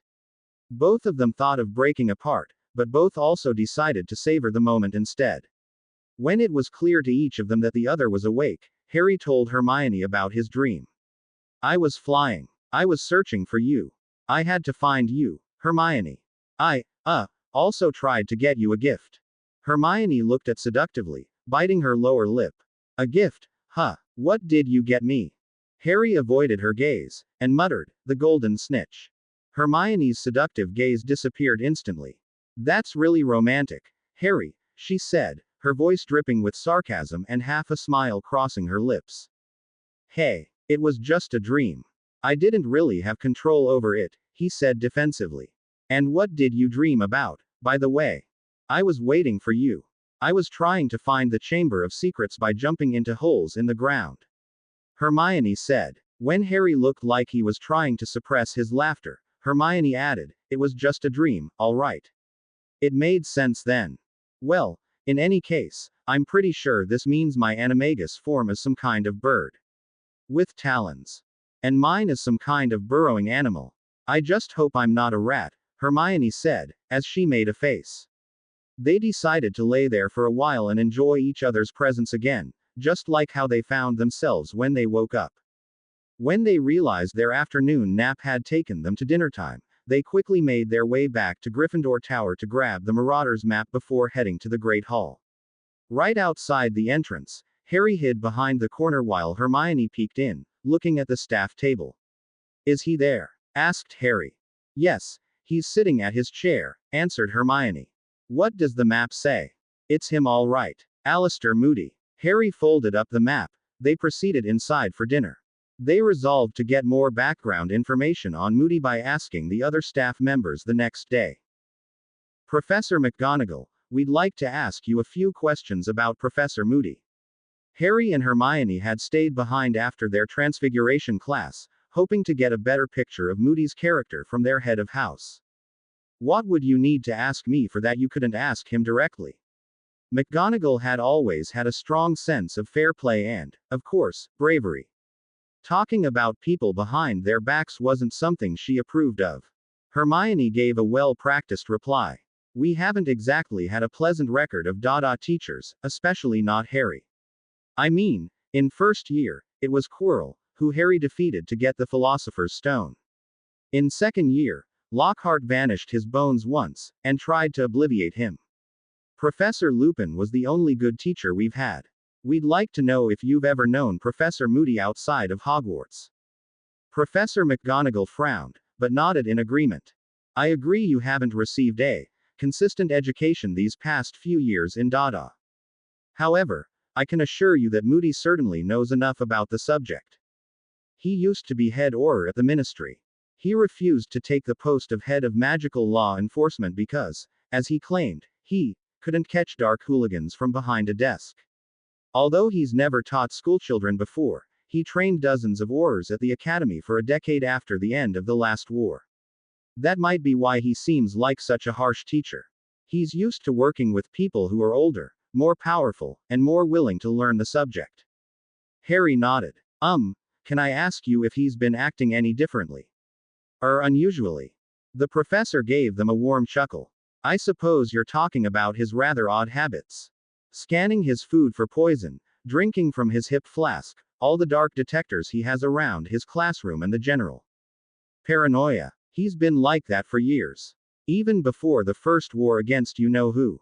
He was a young recruit back during the rise of the previous Dark Lord, Grindelwald. I believe one of his comrades turned out to be a spy for Grindelwald. It's how he lost his leg, right in enemy territory. He fought his way out somehow, but he could rarely trust anyone completely after that." They thanked their professor for her time. The following day, they tried the same thing with Professor Flitwick. "So you'd like to know more about Professor Moody?" The normally cheerful, diminutive professor grinned a rather feral grin. "My suggestion to you is never to take him head on." Harry gave him a blank look. "We, weren't planning to." "Good. Because in all my years as a professional dueler before I came to Hogwarts, I've never seen anyone fight like him. Then again, I've never had a chance to duel him properly. I'm sure, with all the rules and regulations in place, I could still beat him in an arena, but I'd never imagine trying to take him on out in the field. His style of combat would have you bleeding on the ground before the referee could count the number of fouls he'd committed. You can certainly learn a lot about magical combat from that man, about as much as you could learn from me about dueling." Professor Flitwick made him sound scary. An international champion of dueling just admitted, flat out, that he would lose in a real fight against Moody. Hermione nervously asked, "But he's fair, right? You'd trust him to use his skills for justice?" "Oh, of course. He always tried to capture his targets alive and give them a proper trial. Mind you, alive just means alive. He'd rarely try to stop someone with a mere stunner. He always made sure he took them down hard enough that they couldn't get back up again, except to sit in a chair in front of the Wizengamot." As far as trust goes, you'd have a harder time proving to him that you're on the side of the light than the other way around. He rarely trusts anyone, even old friends have to prove their identity with secret questions whenever they meet. He's still keeping tabs on all the younger professors here at Hogwarts, like Professor Vector. Again, thanking their charms professor for his time, Harry and Hermione left. It seemed Moody wasn't a problem, at least, not yet. A little over 2 weeks after school began, Hermione celebrated her 15th birthday. They held the party in the Gryffindor common room and invited all the Gryffindors, where Dobby delivered the cake. Harry had owled Madame Rosmerta to order some butterbeer, which Dobby picked up as well. He made sure to give the little house elf 3 pairs of socks for the effort. After generous helpings of cake and several rounds of "Happy Birthday, Hermione" were given by everyone, it was time to open up the presents. Ron had bought her a book on Quidditch. Still, at least he was trying. "Now you'll have something exciting to read about," said Ron, as she unwrapped the present. She gave a polite, "Thank you," and picked up the next gift. Neville had also chosen to give her a book, Fantastic Flora of France. Apparently, France had some of the widest varieties of magical flowers, most of which were extremely beautiful. Hermione gave the boy a hug in thanks. Harry knew he just had to sneak a look into that book for future reference. The twins' gift was a dozen quills. Hermione knew they couldn't possibly be ordinary quills, so she eyed them carefully and didn't touch them before asking the twins, "So, is there anything special I should know about these quills?" They replied, "Welcome to the fantastic world of Weasley's Wizarding Wheezes, the greatest source for pranks, jokes, gags, and everything else to make your entire life more interesting." Hermione raised her eyebrow. "Well, that was interesting, but what's so special about these quills in particular?" George explained. "Well, these are our dozen duplicate dicta quills. We've turned the plain, old dicta quill and made it even more convenient by allowing you to make up to a dozen copies at the same time of anything you dictate to a single quill. Not only that, they're charmed to work a good distance away from each other, so they can be in separate rooms or still work." Fred continued. "They work if you write the normal way, too. We figured it was an easy way to make our own copies of the answer keys." Hermione glared at him furiously for that. "But we figured a brilliant mind like yours would find a much, much nobler use for our inventions," he finished. Hermione gave them a slightly scornful look. "Well, thanks anyways, guys." Looking around the room, she added, "And no, I won't be using these to make copies of my homework for anyone." Half the room laughed while the other half drooped their heads in disappointment. Her parents had made use of Carrie's, who delivered a letter of congratulations and her gift, a pair of high-end leather gloves. Evidently, her mother knew her size well, as the gloves fit her perfectly. Harry's gift was, at first glance, just another book. It was a thick leather-bound tome without a title, but it also had a metal frame across the covers. Upon opening it, the pages were all blank. Hermione gave him an odd look. "I hope this isn't a diary, Harry. Especially not one that writes back." Ginny stiffened in the background. Harry laughed. "No, it's a recording tome. It can copy and store any book you have. You see this metal frame? Just swing it around so it faces the opposite direction, and place another book here." Quote. He grabbed Neville's gift, and clamped the metallic, jaw-like covers over it. "And it will copy the entire contents of the book onto this tome. You can recall the book simply by saying the title, or by calling it up from a list. It'll hold about 2,000 books or a million pages." Opening up the tome, Fantastic Flora of France was listed in small text on the first page. Tapping the name, the title etched itself into the leather at the front of the tome, and its pages filled in exact copies of the book Neville gave. Hermione squealed and gave Harry a hug. "This is just what I needed, Harry. Thank you," she said, giving him a key on the cheek. When she pulled back, she found herself staring into Harry's bright green eyes, and Harry into her deep brown ones. They were instantly lost in each other's gazes, and without thinking, both of them gravitated towards each other's lips and began a slow, gentle key. As they let the waves of euphoria wash over them, they didn't notice how silent the entire room had become. They were lost in their own little world. Nobody would disturb them, and nobody could if they tried. When they finished, they realized everyone in the common room was staring at them. Hermione showed some mild embarrassment, but Harry was wondering what was wrong. The key felt so right, and it wasn't as if they were going wild with each other. Why did it seem like such a big deal? Oh, I forgot. Nobody else knows we're together, even though it's been over 2 months for us, he remembered. Right then, so should we officially change the results of Harry's love pool to September of 4th year with Hermione Granger, now? Everyone waited for Hermione to berate the twins once again, but she just decided to lean over onto Harry, and said, "You know, just go with it. I've had a fantastic birthday and I'm not going to spoil it by getting mad at you two jokers." After everyone else left the party and began to go back to their schoolwork, Harry whispered to Hermione, "I still have one more thing to give you. Come with me." Harry led Hermione up to his dorm, where Dean and Seamus were working on their homework. Seamus saw Hermione, and grinned at Harry, saying, "Wow, you work fast, don't you, mate? Bringing her to bed already. It's not even dark out." Harry laughed, not bothering to reply to the tease. He brought his firebolt out from under his bed, and told Hermione, "Hop on. I still owe you the flying lesson, remember? We haven't had a chance to fly together all summer." Hermione gaped. "What? Here? Yeah, of course. We'll just go straight out the window," he replied casually. Still looking at him incredulously, she sputtered, but we're on the 7th floor. It's so high up." "Well, just hold on tight," Harry said, grabbing one of Hermione's arms and wrapping it around him. She put her other arm around his waist and held on as Harry took off, flying right through the window. They sailed over the castle, weaving around the various towers. They circled above the astronomy tower, which was well known for its romantic views, and gained an even better vantage to the landscape around them. They then looped around the Ollery a few times until Hedwig noticed them and joined in for a few minutes, giving several hoots in greeting. Turning towards the Black Lake, Harry skimmed the surface and provided the same view that the first years received on their arrival to Hogwarts. From there, it was a few loops around the Quidditch pitch, which Hermione had never seen from a player's perspective. The flight finally ended with a view of the sunset behind Hogwarts Castle, which was even more beautiful than what they witnessed from the burrow. Upon landing at the front gates, Hermione touched her forehead to Harry's, placing her arms around his neck, and whispered, "That was the best birthday I've ever had. I love you, Harry." A simple, "You're welcome," and a key ended their private moment as they stepped back into the castle.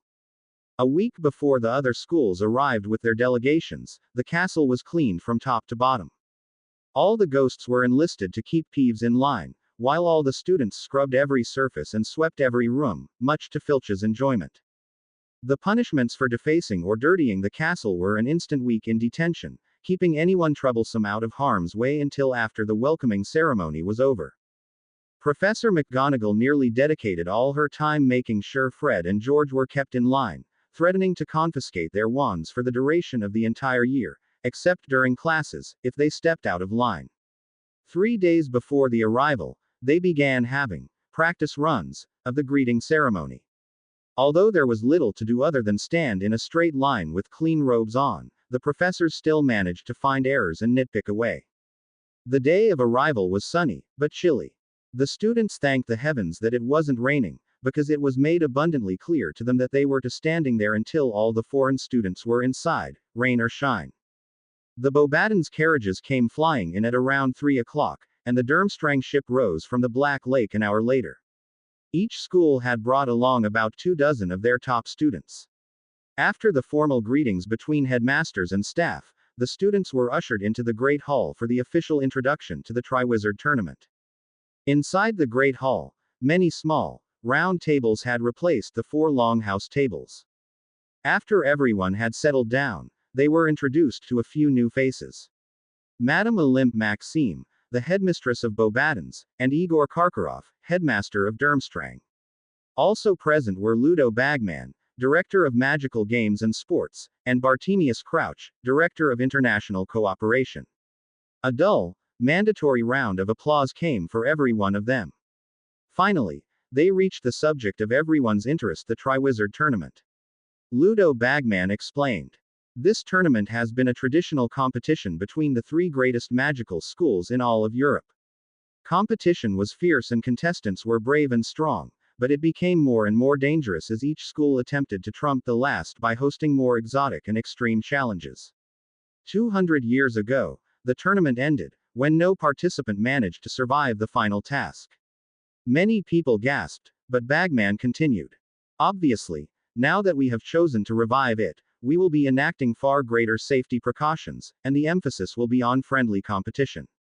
All the schools have agreed that the safety of the participants will be top priority. However, don't think that this will be easy. All the participants will have to demonstrate their strength, skill, intelligence, planning, resourcefulness, and grace under pressure to win this tournament. Gleeful conversations began throughout the hall, with all the students wondering who would enter. Bagman held up a hand, and continued his speech. Before you enter, you need to know the terms. First, as everyone must be eager to hear, are the prizes for the winner. Your eternal fame, recorded within the Hall of Records as the winner of the Triwizard Tournament, along with 1,000 galleons prize money. Nobody could keep quiet now. 1,000 galleons was a lot of money. No student had ever held that much to themselves. Even the richest purebloods, like Malfoy, never saw that much in his allowances. Ron was practically drooling at the announcement. Harry, on the other hand, didn't care. He received double that amount annually from his trust fund alone. On the other hand, he just knew he would be entered into the tournament, whether he wanted to or not. Now, before all of you get too excited, I'll tell you about the competition itself. It is made up of 4 trials of elements, and 3 trials of champions. There will be a final champions task at the end of the year to determine the winner, for a total of 8 events for the 8 months from November to June. We can't tell you exactly what each trial consists of, because the champions themselves will only be told the details shortly beforehand to prepare for each of the trials and the final task. The champions themselves will be selected by an impartial judge. Professor Dumbledore, if you please. With a flick of Dumbledore's wand, a large podium rose out of the ground in front of the staff table. On top of it sat a bejeweled metal casket, which Dumbledore opened with his hands. Inside stood a wooden goblet, intricate carvings on its side, but seemingly unexceptional. This is the impartial judge that will choose the champion for each school. When the fire has been lit, those who wish to participate must sign their name and school on a piece of parchment and drop it into the goblet. The champions will be chosen at the end of this month, on the evening of October 31st. However, please note that there will be an age limit. You must be of age, that is, 17 years old to participate. That means you must turn 17 by the 31st to be able to enter. The goblet will be protected by an age line as well as other security features until then. Good luck to all those who intend to participate. Screams of outrage, mostly coming from the 6th years, rang through the hall. None of the foreign students seemed to be surprised in the least. Obviously they had known before coming. Hermione laughed and nudged Harry. Look at Malfoy, was all she whispered to him. Harry knew what she was hinting at. Turning around, he saw a tomato-faced Slytherin sitting with his fellow 4th years. Draco had been boasting all month that he would not only enter, but be selected as the Hogwarts champion. Harry whispered back to Hermione, if you think he looks embarrassed now, wait till I get picked as a 4th champion. Hermione gave him a short look in confusion that quickly turned into understanding. It's a shame we don't know how it's going to happen, though. Drinks and light snacks appeared at the tables as everyone in the Great Hall was encouraged to mix and mingle in an opportunity for some cultural exchange. It wasn't going quite as smoothly as the organizers had hoped, though. The Beauxbaton students mostly kept to themselves, while the Hogwarts students almost immediately divided themselves back into their separate houses.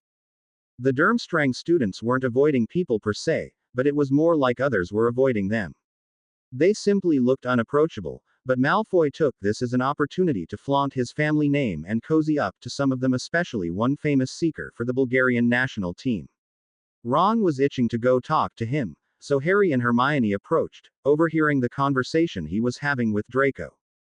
And with such pure-blooded standards as yours, my father very nearly sent me to Durmstrang, you see. I could have been one of your classmates. Victor Crumb scoffed. A little boy like you would never have entered Durmstrang. You believe you are worth something. You are not. Malfoy was quickly enraged by the famous Durmstrang student's offhand dismissal. Do you know who I am? I'm a Malfoy. My father is. Victor rolled his eyes. Your father, your name, that is all you have, boy. You have no magic, you have no strength. In Durmstrang, names do not cast spells. Several Durmstrang students laughed, causing Draco to storm off, with his little entourage in tow. Hermione overheard a few murmurs of the Durmstrang students discussing the little encounter. Quote. Hogwarts is decadent. They take students if they have gold. The tournament will be easy to win. He still cries to his father. Such babies they breed in this country. Hermione was intrigued by the students' attitudes. Durmstrang was well known for being a pure blood school. At least, that was its reputation in Britain. Cautiously, she walked up to the group of fur-robed students, and asked, "Excuse me, but I've heard that Durmstrang only accepts pure-blood students, but you just ridiculed one of the most pure-blooded student in our school." Two of the students beside Victor laughed. The two officer half-blood. Blood has no worth in Durmstrang. Only power. Hermione was surprised at this. But if that's the case, why don't you take in Muggleborns? Surely many of them have the potential to be powerful wizards.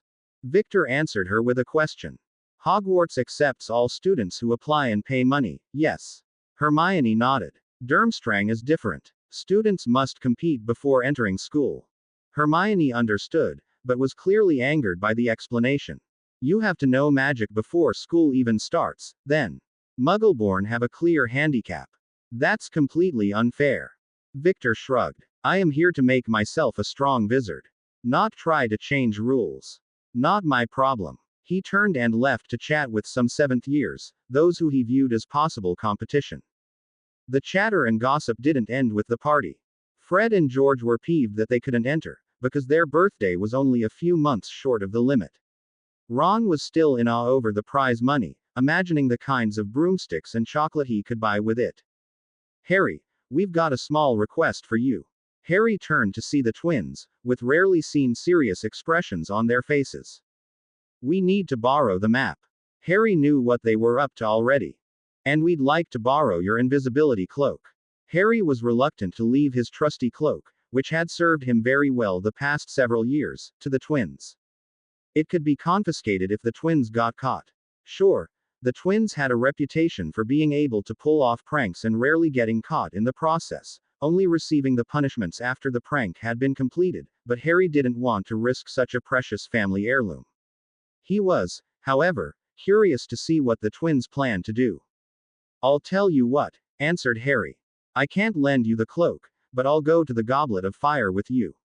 I'll wear my cloak and hold on to the map myself to scout ahead to make sure it's clear, and then I'll signal to you to do whatever it is you plan to do. The twins agreed to the compromise and explained their plans. We'll be brewing aging potions tomorrow. They should be ready by evening. We want to sneak off after curfew and try to get past the age line. We've also got these nice little arm extenders, a Weasley's Wizarding Wheezes exclusive, as an alternative method for getting our names in. Meet us tomorrow night, down here at 11, alright. The following night, Harry and the twins snuck out of the common room, quietly making their way down to the Great Hall.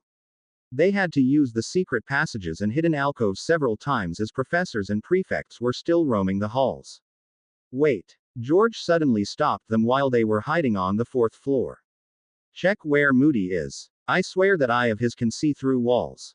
Harry scanned the map, looking for a dot labeled Alistair Moody. He's still in his office, with Bartemius Crouch. Probably having some kind of meeting about security or something. They continued downstairs, stopping a floor above the Great Hall. Keeping his eye on the map, Harry said, it's only Professor Babbling patrolling the entrance of the Great Hall. Nobody's inside, so as long as you can get past her, you should be safe. Do you two have anything to cause a distraction? Fred grinned. Who do you think you're talking to, Harry? He said as he pulled out a pile of knickknacks. Would you like the classic dung bomb, whizzing worms, or some of our personal inventions, like the wyvernwork? What's the wyvernwork? It's a firework that explodes in the shape of a tiny dragon, and it flies around for a while. We're still working on how to make it bigger, as well as having a full lineup of bursting beasties. That'll do, said Harry. I'll set it off further down the hall. When she moves away, get into the Great Hall. When you're finished, move and stand by the doors. I'll watch you on the map, and set off another one so you guys can escape. Satisfied with the plan, the twins handed Harry two of the wyvernworks, who silently made his way downstairs. About 30 paces away from the Great Hall, he lit one of the little fireworks and hurried around a corner to wait. It went off after he ducked behind a suit of armor, exploding into a brilliant little dragon-shaped creature made up of green sparkles. It even breathed a few red sparkle flames from its mouth. Predictably, Professor Babbling ran down the hall to investigate, and Harry watched the two dots on the map enter the Great Hall. Keeping as still as possible, he made no noise at all as Babbling searched the hall up and down for him. He kept watch on the dots of Fred and George Weasley as they moved towards the front of the hall where the goblet of fire was placed. They seemed to circle around the cup a few times, but then scrambled back. Uh-oh, thought Harry. I take it that means they didn't do too well. There was suddenly a flurry of movement on the map. Multiple professors were descending on the Great Hall. Oh, nuts, the twins will have hell to pay if they're caught by Moody again, he realized. It figures that the goblet would have more security than just an age line. He was about to set off another wyvernwork when he noticed something odd on the map. Moody hadn't left his office. Crouch, however, had. This is even worse. They'll be in trouble with a ministry official. Harry quickly moved towards the hall where Crouch was coming from. Hoping to distract Crouch, or at least delay his arrival, he lit the firework just before the man was about to round the corner. While the fuse was burning, Harry heard a familiar clink-tock sound. How did Moody get here so fast? He was still in his office last time I looked. Harry quickly dug out his map, and saw the name Bartemius Crouch moving down the hallway, where the sound was coming from. It rounded the corner, and Harry got a good look at man. It was Moody, complete with peg leg, cane, and fake eye. Harry only had a second to do a double take with the map before the wyvernwork exploded, with the sparkling creature flying straight towards the imposter. Croucher was it. Moody yelped as he covered his fake eye, obviously sensitive to the pyrotechnics. Harry took advantage of the situation and fled. This is huge. Why would Crouch be impersonating Moody? I need to tell a professor. He scanned the map, looking for Albus Dumbledore, but it wasn't anywhere on the map. The headmaster must have left the grounds, probably dealing with ministry officials or something. Meanwhile, it seemed that many of the professors were investigating the area where he had set off the wyvernwork, while several others were escorting Fred and George towards the infirmary while Crouch was in the Great Hall by himself. Harry searched for the next choice, Professor McGonagall. He found her keeping close to Gryffindor Tower, patrolling the halls of the 7th floor. Putting his invisibility cloak away, he ran up the many flights of stairs to find his head of house. Mr. Potter, what are you doing roaming the halls at this hour? McGonagall asked, entirely unsurprised. Out of breath after running up 6 flights of stairs, Harry panted, I need to talk. Something strange. Crouch. Catch your breath, Mr. Potter. Now tell me, what's going on? The staff just received an alert that somebody attempted to bypass the goblet's protections. It wasn't you who made the attempt, was it? McGonagall asked, with displeasure in her voice. The rules were very clear, Mr. Potter. I'll not have you besmirching the name of Gryffindor with such foolish escapades. No, it wasn't me. I was just lending the twins a hand, but that's not the problem. Cried Harry. Bartemius Crouch is doing something strange. I think he took Polyjuice and impersonated Professor Moody. I just saw him a few minutes ago. Professor McGonagall looked doubtful. Mr. Potter, may I ask how you came to that conclusion? Polyjuice is a very complex potion which makes a perfectly changes a person to look like somebody else. I find it hard to imagine that you could tell the difference between one person and a polyjuiced imposter, when most Aurors wouldn't be able to without several advanced spells or a blood verification. Harry was trying to decide whether or not to tell her about the map while McGonagall continued. Secondly, Why do you suspect Mr. Crouch? He is not on school grounds at all tonight. He, along with Ludo Bagman and the headmasters of all 3 schools, are currently at a meeting with the Minister of Magic. They won't return until tomorrow morning. Do you have a better explanation, or is this just a ruse to give Messrs. Fred and George Weasley time to escape? We all know they can't resist trying to get past the goblet's protections. Harry was stunned at the news. He couldn't possibly say that he saw the name on a map that was made decades ago by a bunch of 6th years. It would be his word against the headmasters. Our 2 headmasters and a headmistress, along with the Minister of Magic himself. Keeping quiet and investigating by himself might be the best option for now. Harry hung his head down, saying, I'm sorry, Professor. I was, helping the twins tonight. They wanted their names in the cup, and I offered to be a distraction. I just wanted to get you away from Gryffindor Tower so they could sneak back in. It wasn't a complete lie, at least. I'll take whatever punishment you think fair. We'll discuss it tomorrow morning, Mr. Potter. You will stay behind after class tomorrow, after I have verified this story with the Weasley twins. I'll determine your punishment then. Now get to bed, it's far past curfew. Harry rushed back into his dorm, and opened up the map again. He saw Moody, still in his office. The twins were sitting in the infirmary, and the rest of the professors had gone back to their patrols. The dot labeled Bartemius Crouch was nowhere to be seen. The twins showed up the next morning when Harry was explaining to Hermione what had happened. By an amazing coincidence, he had just gotten to the part of the story where the twins were approaching the goblet when they appeared.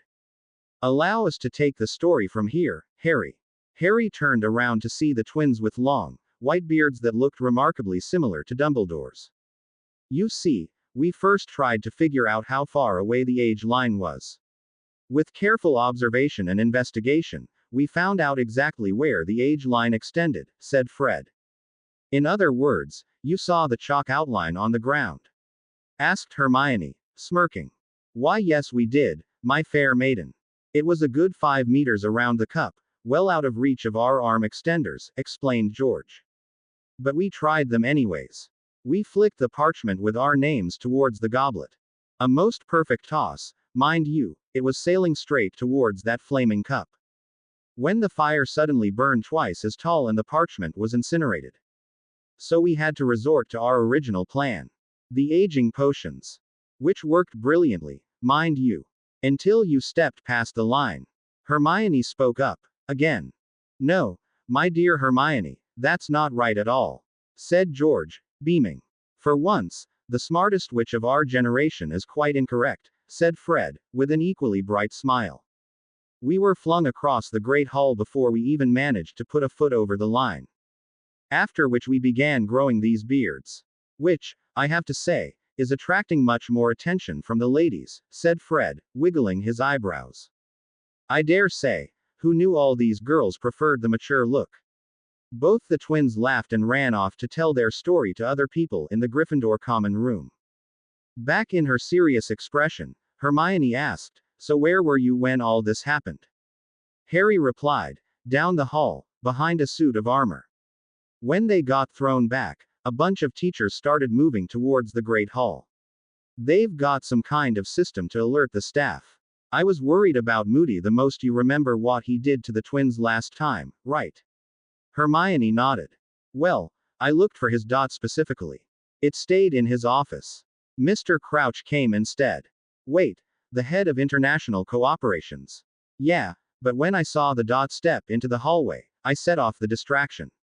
I was expecting to see Crouch, but I saw Moody instead. Hermione's eyes widened. What? You're sure about that? Yeah, I looked back at the map just to be sure. Mr. Crouch was impersonating Moody for some reason. Moody was still in his office. But why would he have to disguise himself? He has every right to be here, doesn't he? He could have just showed up in person. I'm not sure, but I found out from Professor McGonagall later that Mr. Crouch was supposed to be at a meeting with the headmasters of all 3 schools that night. Maybe the map was wrong. Hermione suggested doubtfully. It's never been wrong before. It could tell where Peter Pettigrew was even though he was in his rat form. They sat in silence, pondering what to do. Finally, Hermione said half-heartedly, I think we might have to do what Professor Flitwick said never to do. Huh, what do you mean by that? I mean we'll have to confront him directly about it. Harry served only one night of detention with Professor McGonagall for his part in the twins' attempt at sneaking their names into the Goblet of Fire. During that time, his mind was whirling over the possibility of trying to stand face to face with Moody.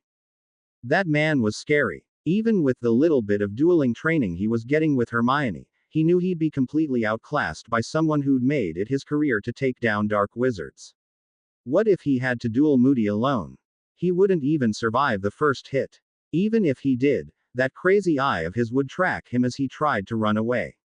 The prospect of actually confronting Moody was getting crazier and crazier. Hermione was the one who brought him back down to earth. We don't have to duel him, you silly. We just have to ask him a few questions. Maybe when the other staff are around. All you really have to do is a tiny bit of legilimency to see if he's lying or not, she explained. Although it probably wouldn't hurt to have our wands in hand and ready to cast a protega though, she added. They decided it would be safest if they talked to Moody during breakfast, while most of the other staff members were present. Dumbledore's presence alone might make all the difference.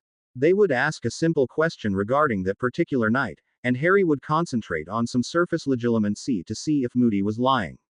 Of course, someone as paranoid as Moody would undoubtedly have some of the strongest occlumency shields, but Harry just hoped he'd still be able to detect deception through them. The next morning, they had a short, light breakfast. Glancing at the map, they made sure it was Moody sitting at the table instead of Crouch. Nodding to each other, they got up from the bench and approached the staff table. Harry gripped his wand in his pocket, ready to draw it at a moment's notice. Hermione had her wand up her left sleeve, fingering the handle with her right hand as they approached. Moody took a swig from his hip flask as they approached. He eyed the two students that stood in front of him, one eye on each. It was extremely unnerving how he did that. Got your hands on your wands already, I'm glad somebody's taking my lessons to heart, he guffawed in a low, throaty growl. The rest of the staff table turned to stare at Harry and Hermione as he said that. Planning on attacking a professor, Potter? Snarled Snape. Your current fame just isn't enough for you, is it? You just have to find a way to get your name into that goblet. Please, Severus. Mr. Potter has yet to state his intentions, Dumbledore told the potions professor. Is this about what you told me the night you aided the twins? I can assure you, McGonagall began. Harry was unprepared for the sudden flurry of questions and accusations from the staff table. It made him a little more nervous, but when Hermione squeezed his arm, it firmed his resolve. Professor Moody, I'd just like to ask you a few questions, he stated, looking at Moody directly. Ask away, my boy. Moody gave a mean grin, while the rest of the staff suddenly quieted down and watched with keen interest. Where were you when the twins set off the alarms around the goblet? In my office, of course, came the reply. Harry knew that was the truth, but decided to test the mental waters anyways. He pushed lightly with his legilimency. Were you alone at the time? Of course I was, came his answer. Harry felt a mental flicker coming from Moody. Harry never imagined how easy it would be to detect lies on someone like Moody. Trying his luck, he pushed a little deeper, and received a few images. Moody was sitting at his desk, looking at an empty room. He hadn't seen anyone, but something felt off. Are you sure? The moment he asked the question, the images in Moody's mind focused on the various dark detectors Moody had strewn about the room. Half of them were broken, and the other half seemed to be going off.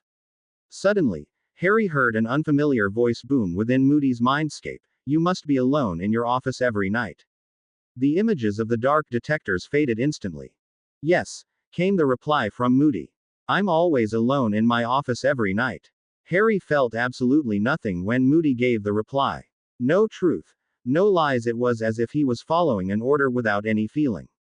What on earth was that?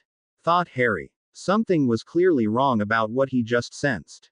He decided to focus on Moody's dark detectors. Sir, do you make a regular habit of ignoring all the dark detectors you've set up around your office?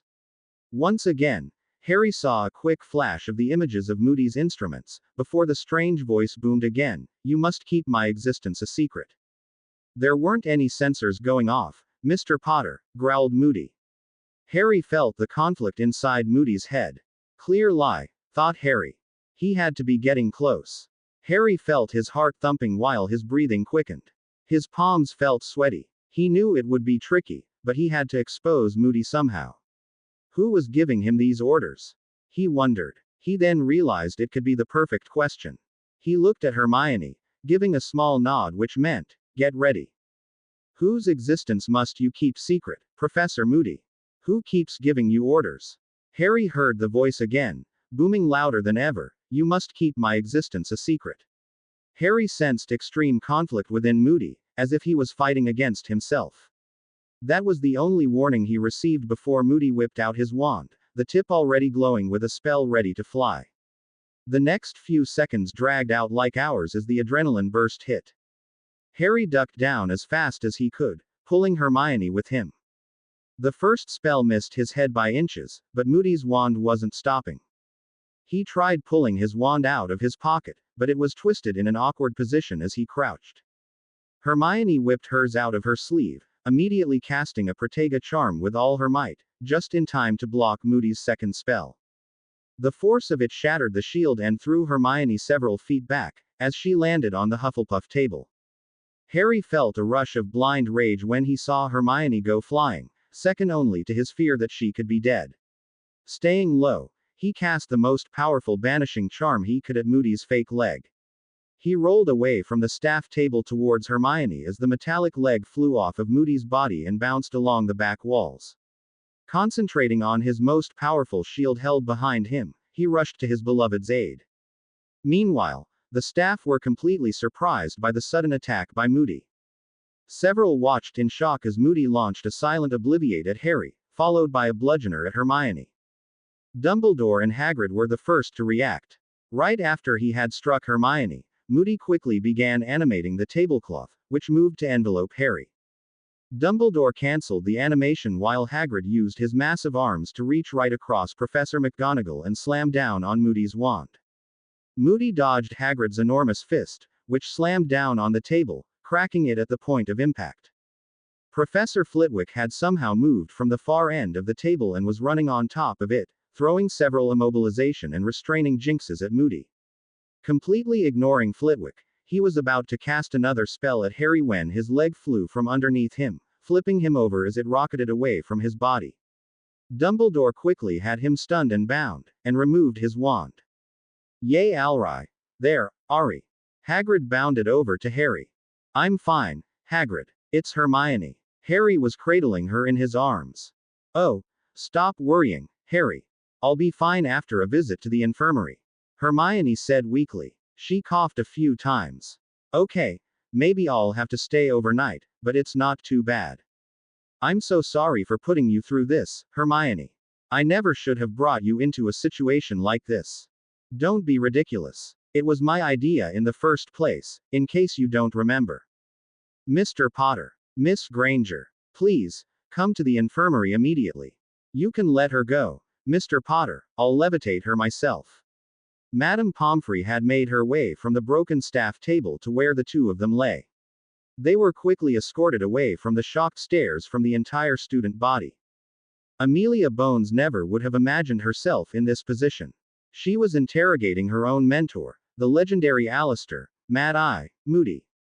The only reason she received the position of head of magical law enforcement was that Moody himself had turned it down several times. Where should she even start? Facing the grizzled, veteran Auror sitting in front of her, she fell back to basic training.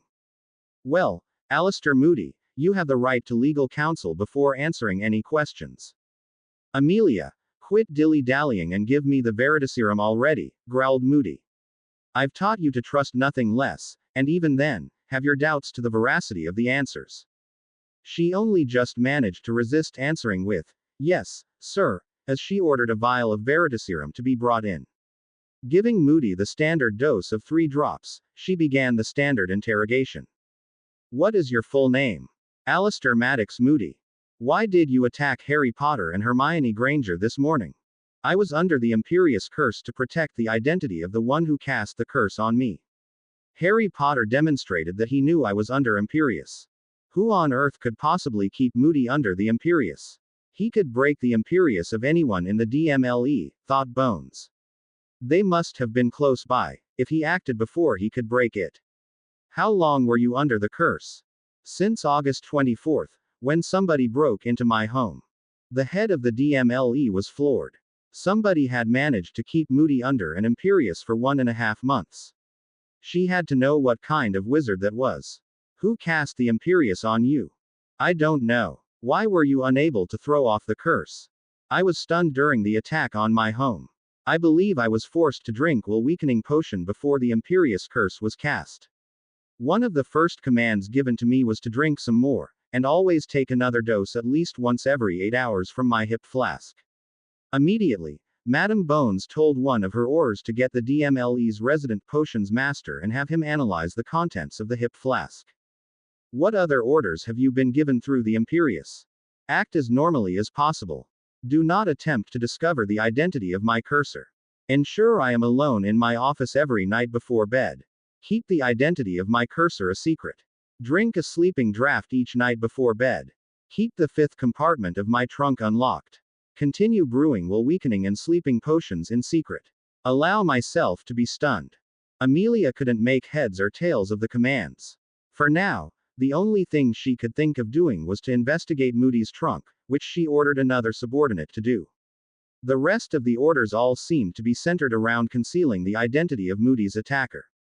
This would be a tough case to crack. Amelia, the Veritaserum's wearing off, Moody informed her. Any last questions? When was the last order given to you? 4 days ago, the night Harry Potter was questioning me about, Moody answered, with the gruff vigor returning to his voice. The Veritaserum had completely worn off. Amelia, let me be frank with you. I have no idea what their objective was, but if I had to guess, it's assassination. What makes you say that? Who's the target? Asked Amelia. I don't know, but since I was assigned to be the head of security for the Triwizard Tournament, that could mean anyone from Dumbledore to the Minister of Magic in Bulgaria. There's going to be plenty of officials that will attend the event over the course of the year. My guess is I was supposed to be a sleeper agent. This is a disaster. Moody. We can't cancel the event now. Fudge won't hear of it. It would be an international scandal. We'll need additional security for all the officials and VIPs who are attending. Not just that, Amelia. You're going to have to redo the entire security protocol.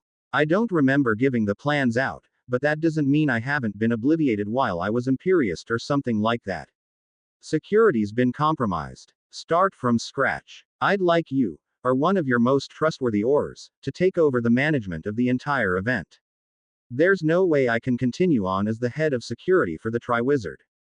I'm a liability now. Amelia Bones nodded. Moody may have been paranoid, but that certainly wasn't without reason. And this time, he had plenty of reasons to be as paranoid as possible. There were less than 3 short weeks before the choosing of the champions. She'd need to begin her work as quickly as possible. Harry Potter sat on his usual infirmary bed, rather surprised he had come out of the fight with nothing more than a few scratches. He refused to lie down. Instead, he held Hermione's hand as she lay on the bed next to him. She smiled before drinking a dose of Skelligro, then winced. Harry knew how disgusting the potion was. At least she only needed 1 small dose to heal a few of her ribs, instead of having to regrow an entire arm. You know, I think Malfoy might have had the right idea in defense.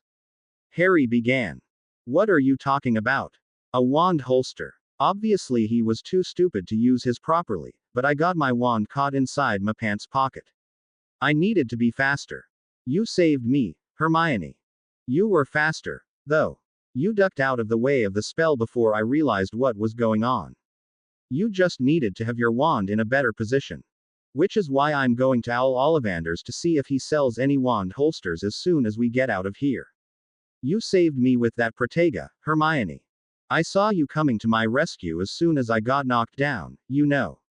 My knight in shining armor. She gave a devilish grin. Oh, do you expect me to carry you off on a white horse, now? Harry started joking. No, I want a unicorn. Hermione was giggling now. My love, you know that men can't ride unicorns. How about an Abraxan? I'd steal one from Bobaddon's just for you. Oh, my very own Bellafarin. Hermione placed the back of her hand on her forehead in a mock swoon. The two of them couldn't stop themselves from laughing. They do say laughter is the best medicine, although I won't doubt dear Poppy's potions, came a grandfatherly voice from the foot of the bed. The headmaster had walked into the room while they were joking around. Mr. Potter, I do have a few questions to ask of you, if you don't mind. About Moody, you mean? Ask away. How did you come to suspect Moody was, shall we say, compromised? It was on the night of the twins' attempt at the goblet, headmaster. I was on lookout for the twins, when I saw Moody approaching, but it wasn't actually him. Harry answered evasively, trying not to give away the secret of the Marauder's map. I believe Professor McGonagall told me a very similar story to yours, Harry. However, she did say you suspected the person in disguise was Bartemius Crouch. Why did you name him in particular? Harry knew there was no getting away from this one. Well, I have a special map, you see. It shows the location of everyone in the castle, labeled with their names. The dot labeled Bartemius Crouch was approaching, but it was definitely Moody's body. Harry, I have to inform you that I, along with Madame Maxime, Headmaster Karkaroff, and Minister Fudge were all meeting with Director Crouch that evening. We passed through several security checks within the ministry and he never left the meeting, not even for a bathroom break. He couldn't have been in the castle at the time. But, the map's never been wrong before. Harry, could I see the map? Do you have it with you? Dumbledore eyed him with a keen interest as Harry pulled the map out. To activate it, you have to tap it with your wand and say, I solemnly swear I am up to no good. Dumbledore said the words, and a brief look of surprise passed over his face. He then watched the map for a minute before casting a few diagnostic spells, turning the piece of parchment over several times in his hands. Harry, do you know how this map works? I'm not sure. He quickly glanced at Hermione, who also shook her head and shrugged. I'm guessing there's a bunch of tracking charms and some kind of identity charm on it. Dumbledore shook his head. Unfortunately, it's not nearly as powerful or complex as you imagine. It's quite ingenious in its simplicity, actually. All it does is read some of the information pulled from the Hogwarts wards and display it on the parchment. Most of the charms here are simply self-writing and animated ink spells, along with the password security. Oh, I had no idea. What does that mean for me, though? Asked Harry. He couldn't quite see where the headmaster was going with this. It means that the map could easily be subverted. I doubt that most intruders would know to specifically mask themselves from a rather specialized device like this, but for one who had a hand in its creation, and was caught by the very same map last year. Wormtail. Harry nearly shouted. Thinking about the escaped rat boiled his blood. He desperately wanted to catch him, chase him down as the little sneak tried to run, dive down from above and snatch the little rodent in his talons. Dumbledore's voice snapped him out of his short, emotional daydream. Harry, don't worry yourself over this. I think I shall make my own version of this map to keep in my office, with a few personal improvements, of course. You can have yours back. Don't worry, we'll be on the lookout for him from now on. Yes, sir. Oh, you and Miss Granger can take 25 points each for displaying extraordinary courage and a strong sense of justice by standing up to Professor Moody.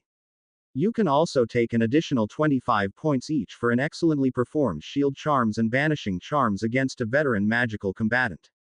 Dumbledore's eyes twinkled merrily as he strode out of the infirmary. Over the next week, Harry and Hermione were both getting odd looks from students. Nobody was crazy enough to take on Mad Eye, and certainly few had enough confidence to even survive a duel against him. Even several of the Durmstrang students, all of whom were very powerful 6th and 7th year students, were impressed and smiling at them as they passed in the hallways. Evidently, stories of Moody's skill and power had spread over as far as Eastern Europe, despite most of his work occurring in Britain and occasionally the west coast of the continent. The only Hogwarts students brave enough to approach them were their friends, who congratulated them on a spectacular display. The only student bold, are stupid enough to actually get on his nerves was the one Draco Malfoy.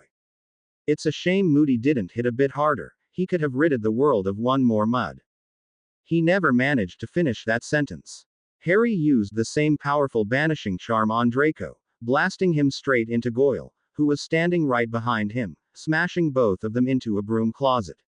Vincent Crabbe stood there in shock, overwhelmed by the raw display of power, frozen like a deer caught in the headlights of a car.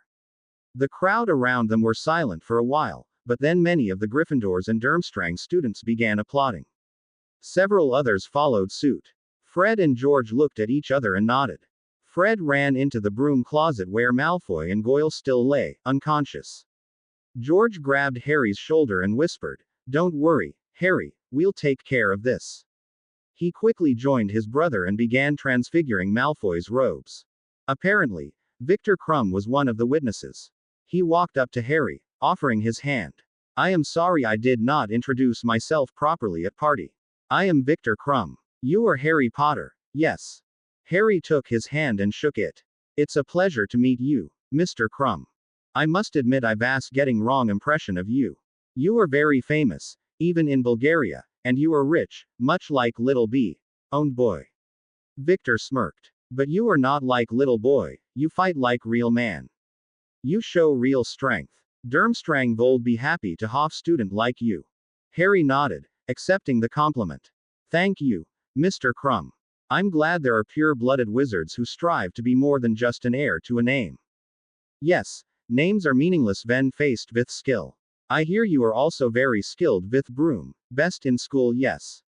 Harry nodded. "I'm a seeker, like you. Although I have to admit I'm nowhere near your skill level.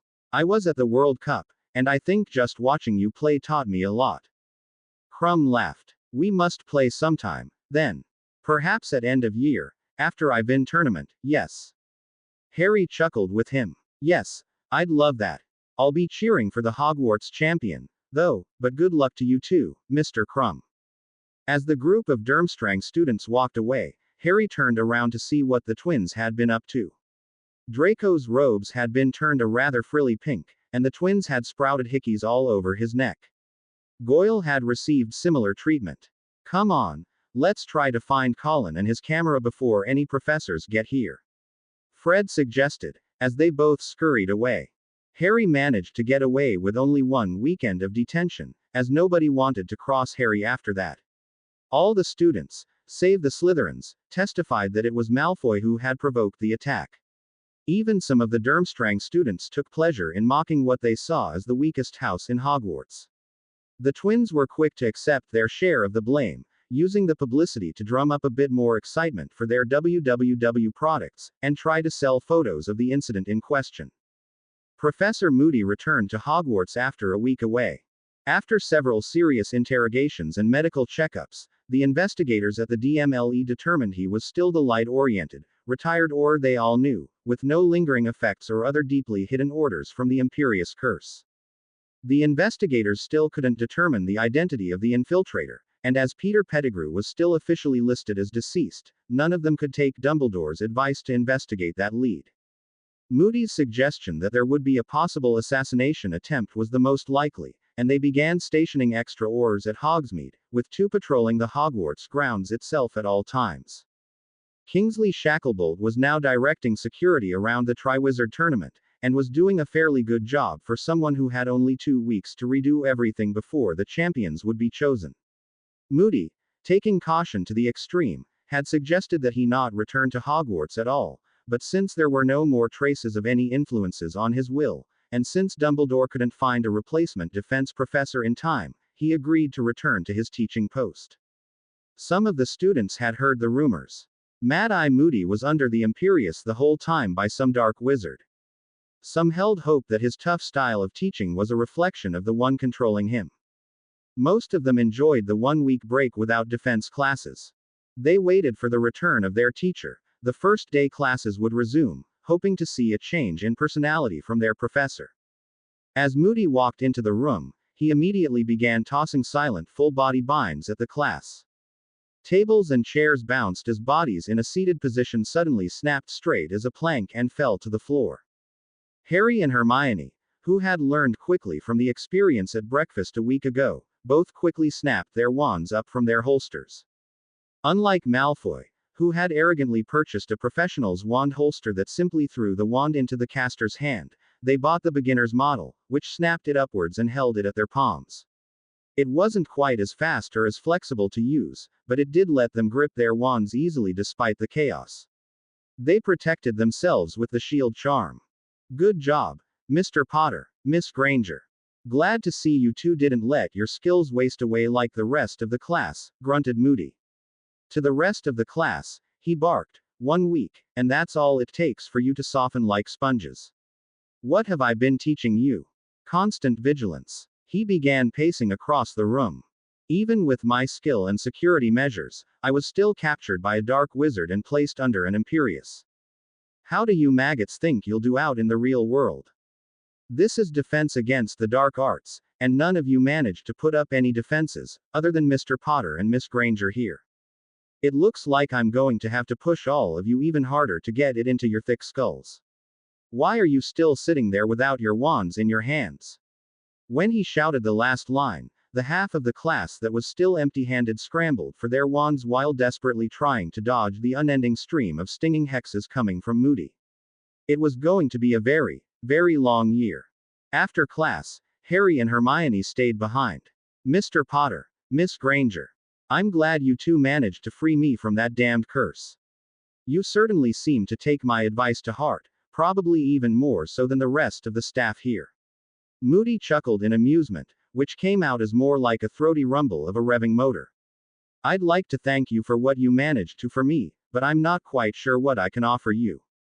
The two students looked at each other, unsure of what to make of his offer. Tentatively, Harry asked, well, we both know you're quite skilled at combat, sir. Could you teach us some? Last week when we fought, we both managed to do little more than raise our shields, and the other staff members took care of the rest. Moody roared in laughter. You really take your security to heart, don't you? Splendid idea, lad. How about a spot of training each weekend? Meet me at the edge of the Forbidden Forest after breakfast on Saturday. Harry and Hermione both nodded. That sounds perfect, sir. Oh, and let me give you an old Aurors training handbook, circa 1950. It's better than the ones they use today, in my opinion. They lowered the entry requirements in the 70s to get more recruits to fight Voldemort, but didn't bother raising them again. It should tide you over if you have any extra spare time. Follow the exercise regime if you can. Hermione leapt at the chance to read the book. They were never given to the general public, and to be able to learn a few tricks from law enforcement itself was a rare opportunity. They were completely finished with the first dueling book they had purchased over the summer and had begun work on the second. Still, both books focused on formal, rule-enforced dueling, and the Aurors handbook would give them much better advice in real combat situations. They thanked their professor, and began reading the book that very evening. Ron and Neville found them both sitting on the common room couch, flipping through their newly acquired book. Harry and Hermione both had the feeling they'd read it before, as everything seemed more like a review than new information. There was a lot of mostly useless information, like proper uniform for formal events, the different salutes, or correct methods of filing a report. There were several chapters of that before they got to the heart of the matter: squad tactics, paired combat, solo combat, and tactics for many common violent incidents. There was also an entire reconnaissance section, which dealt with privacy charms, eavesdropping charms, disillusionment and silencing charms, as well as psychological tricks. They were wary about whether or not they should learn and practice the Muggle management section, but Hermione suggested, in her wisdom, it was better to know them and not use them than the other way around. Before they were even halfway through reading the book, Harry and Hermione agreed being an Auror was hard work. No wonder the training program was 3 years long, with almost half of the applicants dropping out before finishing. Hey you two. You two have taken to sharing a book now. Why don't you use that book you got for Hermione's birthday? Asked Neville. They turned to each other for a second with blank looks. Hermione ran upstairs to grab her library tome. While she was upstairs, Harry answered Neville. We were kind of excited about this one.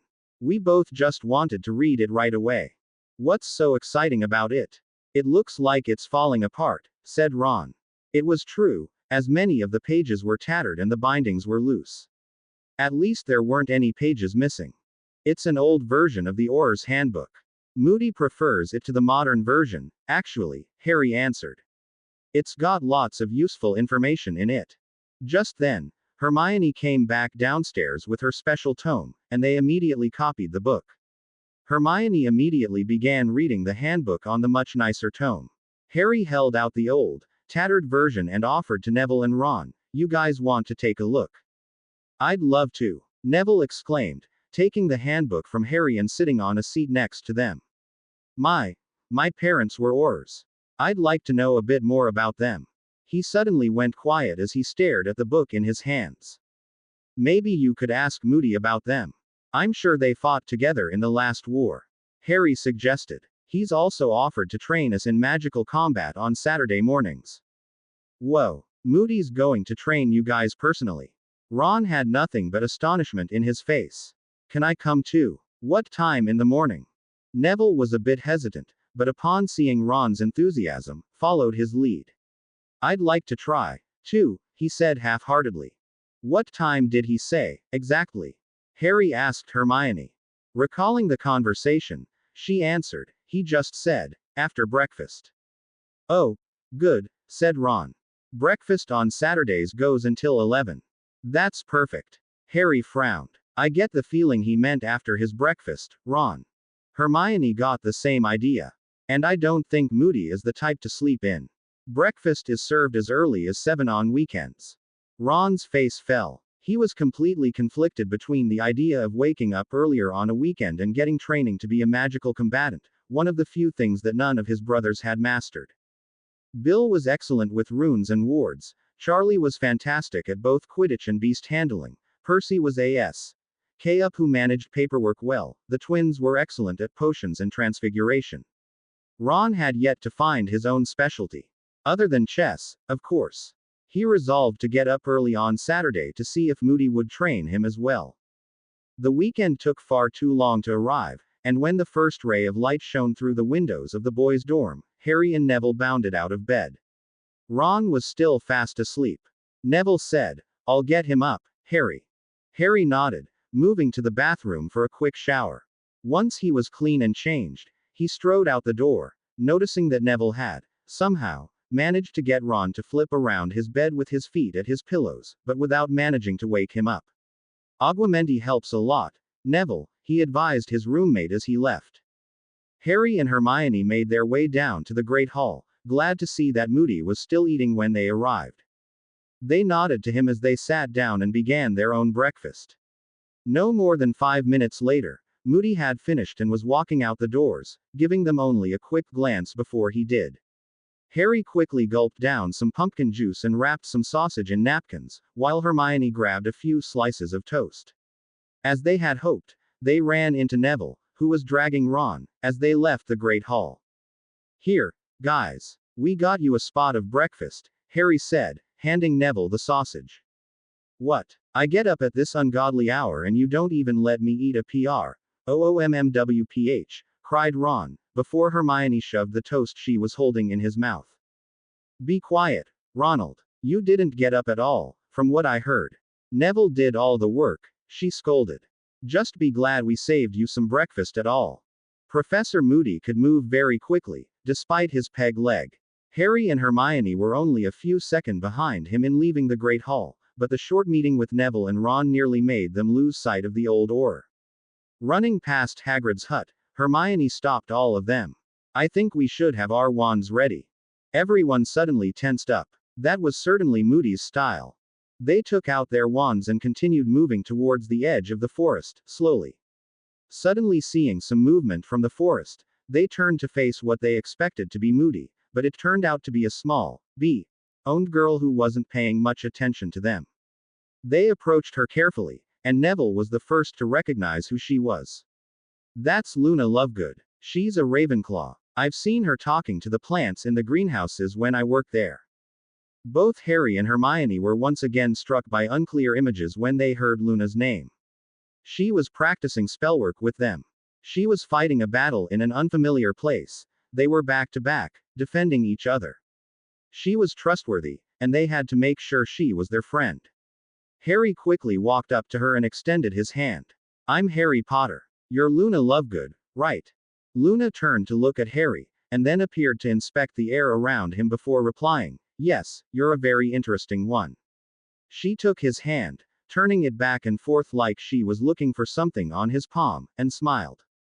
She then just stared at Harry, which unnerved him. He was expecting weird from her, but the problem with expecting weird is that your own mind has to be weird enough to anticipate all the possibilities. Hermione greeted her to break the tension, asking, What brings you out to the forest so early in the morning, Luna? Luna inspected her the same way, except she grabbed Hermione's hand and held it towards the sun, watching the rays slip past her fingers. Yes, she said, you did. Excuse me. Hermione was confused by the girl's actions, and then thrown completely off by her words. The blibbering Humdingers were saying you two kept things very interesting for them. They never know what to expect now that you're now instead of then, but don't worry, they like it when things are interesting. They told me it might be fun to meet you here today, answered Luna. She then smiled at Hermione, as if expecting her to ask another question. It took Hermione a minute to recover. Wait, what do you mean? What are blibbering Humdingers? They talk to you. Hermione had trouble figuring out what to ask first. Of course. They like to hang around you two especially, because things are never the same twice, but you two aren't even the same once. They like to blabber a lot, so that's why they're called blibbering Humdingers. They're much better to talk to than the blubbering ones, answered Luna, matter-of-factly. Harry was just staring at her in utter confusion. Ron was whispering to Neville about Loony. Hermione took another 2 minutes to finally comprehend what Luna might have been talking about. She probably could have figured it out faster if Luna wasn't staring at her the whole time, in an eerily serene manner. She pulled Harry close, and said, I think she might know something about the time travel. How's that possible? Nobody knows about it except us. Maybe it's got something to do with those blabbing hummers or blibbering humdingers, interrupted Luna, who apparently had overheard their whispers. Oh, do be careful. She grabbed Ron's arm and pulled him, just as they noticed a streak of red light fly from what seemed to be an empty part of the grass in front of the forest. Ron fell in front of Luna and got hit by the spell, instantly falling unconscious on the ground. Harry, Hermione, and Neville quickly had their wands pointing at a now visible shimmer from the field. Did you forget you were supposed to be meeting me? Asked Moody, who suddenly appeared as he cancelled the disillusionment spell. One little girl is all it takes for you to let your guard down, Thought I taught you all better than that. Turning to Luna, he said, Can't say the same about you, although I wouldn't recommend using your own friends as shields. I wouldn't either, replied Luna simply. Professor Moody only hesitated slightly at her response before reviving Ron. Well, Mr. Potter, Miss Granger, I do recall saying that I would give you 2 lessons in magical combat, but I not these other 3. I suppose you're all interested. Ron and Neville nodded, while Luna asked, Magical combat?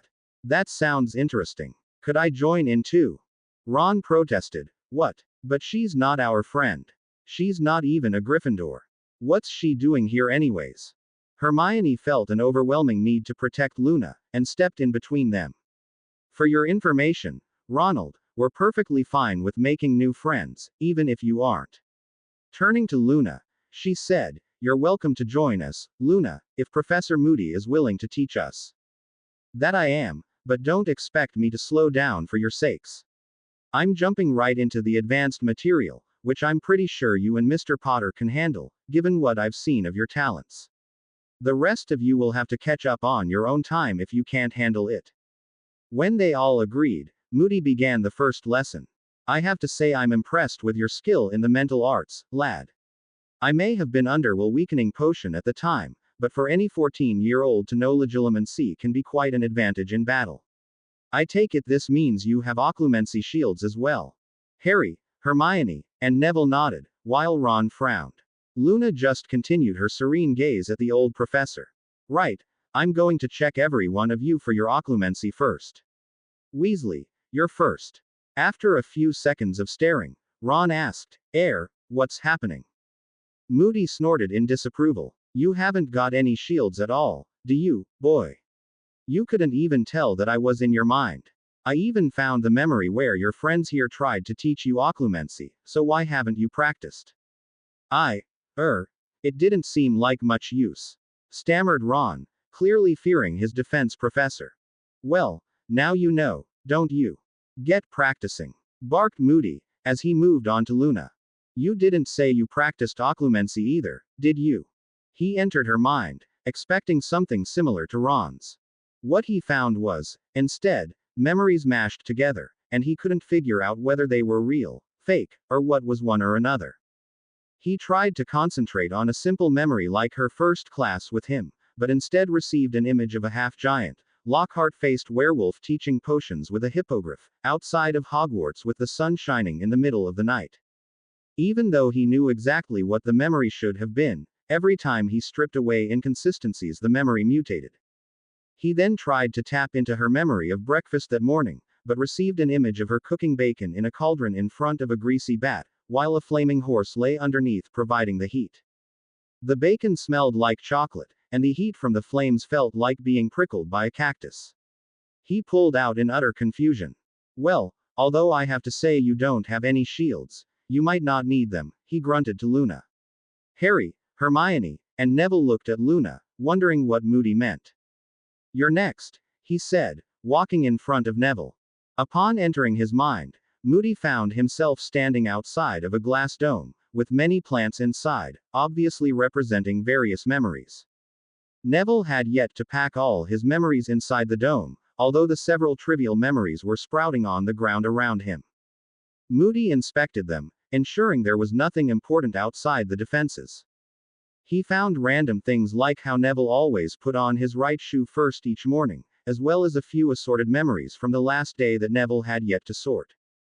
He hammered at the dome until it was about to crack, and saw the strain on Neville's face at keeping his mind intact. He pulled back before he broke through completely. Not too shabby, lad. It'll hold off just about everyone who's skimming for memories, and you can probably hold off a serious attacker for a minute. Keep working on it. He checked Harry next. What in hell's flaming nursery is that thing? He exclaimed. Moody was rarely ever surprised, but finding himself inside Harry's mind, faced with an interstellar battleship, certainly took him for a loop. It was huge, it was mean, and when every turret pointed in his direction, Moody knew it was a threat, even if he didn't understand exactly what they were. It's a Siege Perilous class destroyer. I read about it when I was on vacation with Hermione, answered Harry with a smile. He knew that if he could catch Moody off guard, he'd be able to throw off nearly any wizard. Pew pew, he added. Moody suddenly pulled out of Harry's mind as the spaceship fired its lasers. Well, I have to say your mind is pretty well defended, lad. Harry smirked, knowing that Moody wasn't aware that the spaceship was only defending trivial memories, and his important ones were tucked away even deeper. All right, Miss Granger, let's see if yours is as good as Harry's. Entering her mind, he found himself in complete darkness. Moving around felt difficult and disorienting. He only had a few seconds to attempt to search for any memories before he was wrapped up in scaly, spiky tentacles, pulling him towards a gigantic, razor-toothed jaw. He struggled to get out of the mindscape just in time. I have a feeling you let me go, Miss Granger. I dare say you're even more aggressive than Mr. Potter here. What was that creature? Oh, I saw a few documentaries on creatures of the deepest parts of the ocean, and I started combining aspects of several into one big monster. There's bits of a giant squid, anglerfish, some giant isopod, jellyfish stingers, and a few other animals mashed together. Oh, and when I need to, it can also provide a very soothing light show, Hermione said proudly. She was showing quite a bit of restraint, not describing each individual animal in detail. That's very good, Mr. Weasley. You've got a lot of catching up to do. Moody began. Now, how have you been practicing? We meditate and work on organizing our minds, and then Harry and I test each other through legilimency. We help with Neville as well, Hermione answered. So you've never practiced it during classes? Moody asked. They all shook their heads. Or while flying your brooms? Harry and Hermione shook their heads again in mild embarrassment. You need to keep your defenses up all the time. That means mental defenses as well as your wands. Now, we're going to have a quick little duel right now. If you can't keep me from reading your thoughts in the middle of a fight, you'll have no chance of even hitting me. Potter, you're first. For the next several hours, all the way until lunch, they strained to keep their mental shields up continuously as Moody always seemed to hobble an inch out of the path of their spells every time, while tossing several of his own back at them. Luna seemed to be the only one who had any chance of hitting the professor, being completely unpredictable to him. Unfortunately, there was still no way for her to win as her spells were relatively weak, easily being absorbed or deflected by Moody's shield. Ron, of course, didn't have a chance as Moody walked closer and closer to him while dodging every spell until he got close enough to rap Ron on the head with his cane. Here's what you need to practice for next week. Keep your occlumency up every moment you're awake. Don't wait for someone to intrude before you throw up your defenses. Hopefully by next week you'll be used to it, and we can begin on the offensive. The next 2 weeks were extremely tiring, to put it lightly. They practiced keeping their mindscapes up continuously, sorting memories as soon as they gained them, all Sunday long. By midday Harry and Hermione were peaked, but right when they sat down for lunch, they could feel Moody suddenly hammer them with a legilimency probe from the staff table. He certainly wasn't going easy on them. Harry and Hermione realized it was much more difficult for them to keep their defenses up than Neville, mostly because theirs were far more complex. Harry thought of simplifying it again, but Hermione insisted they keep practicing with the defenses they had, hoping it would get easier with more practice. She was right, since on Monday they could last at least past lunch, and by Friday they could hold it until dinner. Out of curiosity, Hermione asked Luna if she would allow her to perform legilimency to find out what Moody was talking about. She came out of it completely baffled, wondering if it was possible for them to emulate it. Harry had to perform legilimency on Luna himself because Hermione couldn't quite describe what she saw, and he was equally confused. They realized manipulating their own memories was a lot of work, and to have them mashed together as bizarrely as Luna did would take a lot of effort for them. Luna, however, seemed to organize her mind this way naturally. Ron decided to drop the extra lessons after the next Saturday, deciding that given the amount of catching up he needed to do with occlumency, combined with the loss of a day of sleeping in, was too much. Luna, however, had gladly joined them the following week. Moody taught Neville and Luna the basics of legilimency, while Harry and Hermione attempted to figure out which spells each one was going to cast before they cast it using some surface scanning. Holding up their own shields while attacking each other's, on top of physically moving and magically casting spells, tired them out completely in less than 2 hours.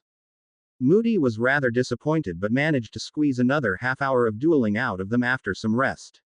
For the rest of the week, they had to constantly hit each other with legilimency as well as keeping up their shields, once again nearly tiring them out by lunch.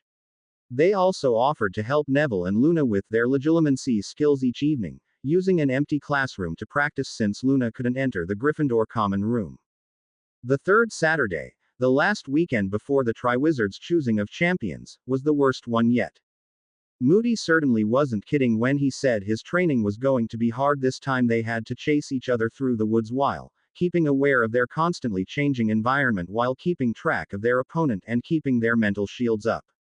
Once again, Moody surprised them all with the mobility he had, and they were all beginning to suspect that his false leg was probably less of a handicap and more of an enhancement for him, much like his eye. None of them lasted until lunch, after which Harry and Hermione were both leaning on each other for support. The two of them wandered up to the room of requirement to take an afternoon nap, feeling it would give them more comfortable beds and far greater privacy. You know, the other students are enjoying the day as a Hogsmeade weekend, said Hermione, as they lay on an extremely soft couch in each other's arms. Harry got the clue instantly. I'll make it up to you, my love. Can we just lay here and pretend it's a date? No, you're going to have to take me on a proper date next Hogsmeade weekend.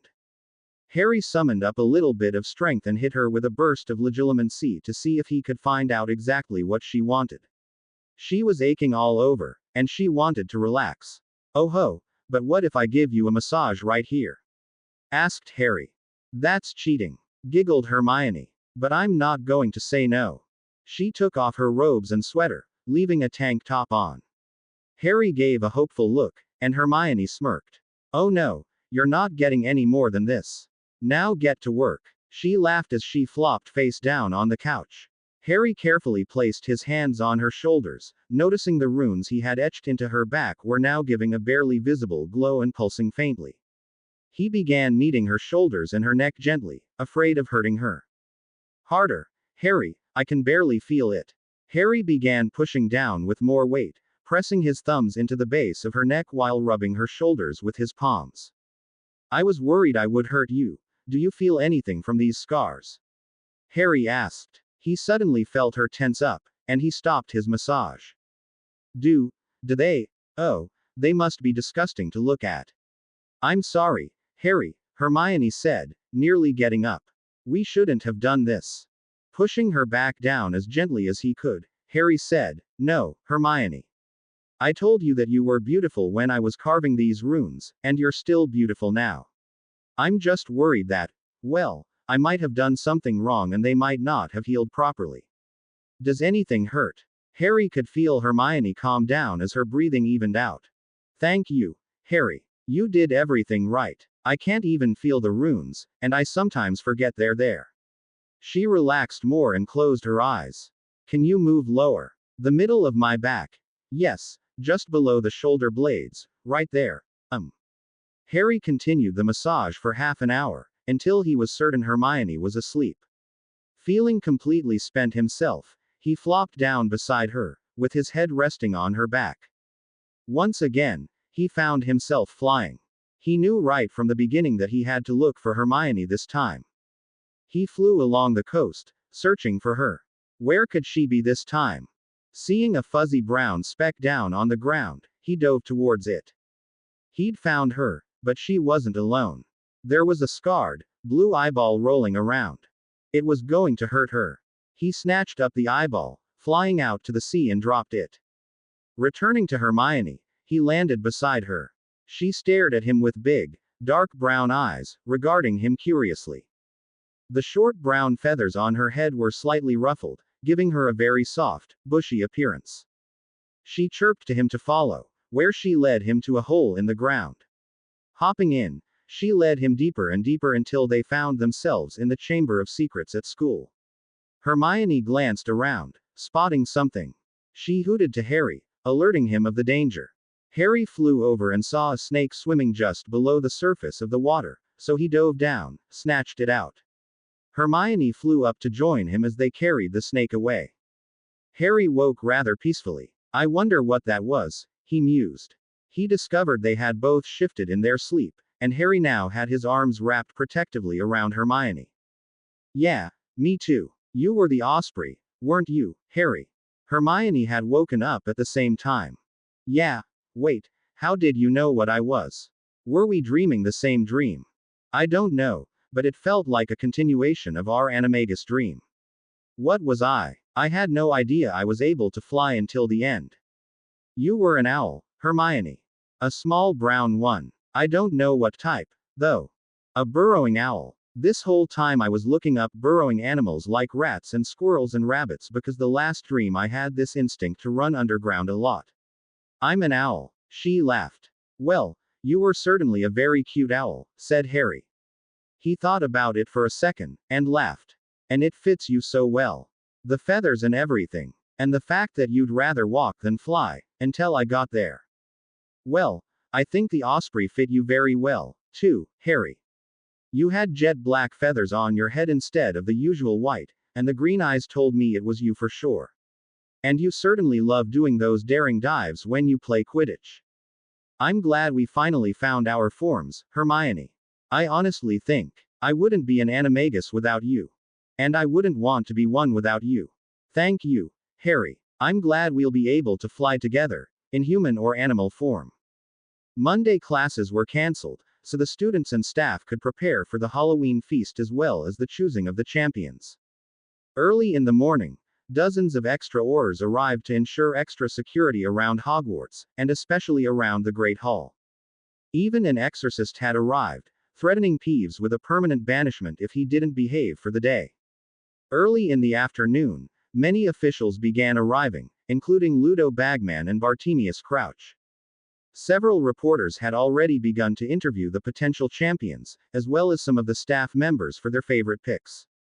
Hermione, knowing that reporters rarely ever got a chance to come on campus, knew that a few of them were likely to use the opportunity to ambush Harry and get an article on him, decided to spend as much of the day as possible in the Gryffindor Tower. Harry certainly didn't mind, and thanked her for the most excellent excuse to spend most of a day snogging on a couch. They only came downstairs when it was time for the feast itself. They quickly moved to the tables so no reporters would have time to see or stop Harry for an interview. The school staff were no longer sitting at the staff table, as the table was now being used for high-ranking officials. There were many more officials than before. Beside Mr. Crouch were his foreign counterparts. The French Director of International Relations, Jean-Pierre Armand, and the Bulgarian Administrator of Foreign Affairs, Boris Petronovich. Sitting beside Headmaster Dumbledore were Madame Maxime and Headmaster Karkaroff, and to their left were the heads of states. The Minister for Magic of Britain Cornelius Fudge was flanked by the French President of Magic Jules Dupuis to his left and the Bulgarian High Governor Vladimir Georgiev to his right. Hermione was pointing out several others to Harry, but he was beginning to lose track. All he knew was that there were a lot of important people present, which explained all the Aurors standing at the ready behind them. After about an hour of introductions, national anthems and other standard formalities, the actual choosing would begin. Ladies and gentlemen, witches and wizards, welcome to the first Triwizard Tournament in over 200 years. Dumbledore announced to the crowd. Hogwarts is very honored to be the school to host this historic event for its revival. The cup is nearly ready to choose its champions for each school. When the cup chooses a champion, please stand up and allow yourself to be escorted over to the room to my left. The cup's flames turned from blue to yellow, and then it suddenly spat out a piece of parchment. Dumbledore caught it, and announced, the champion from Hogwarts is...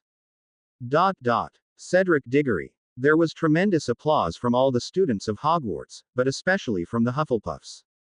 It surprised a few students, but Harry felt it was rather appropriate. Most students from other houses would be representing their own house as well as Hogwarts, but a Hufflepuff, known for their loyalty, would represent the entire school best. Cedric got up, waved to everybody, bowed to a few and made his way over to the champion's room. The applause died down when the flames of the cup turned yellow once more.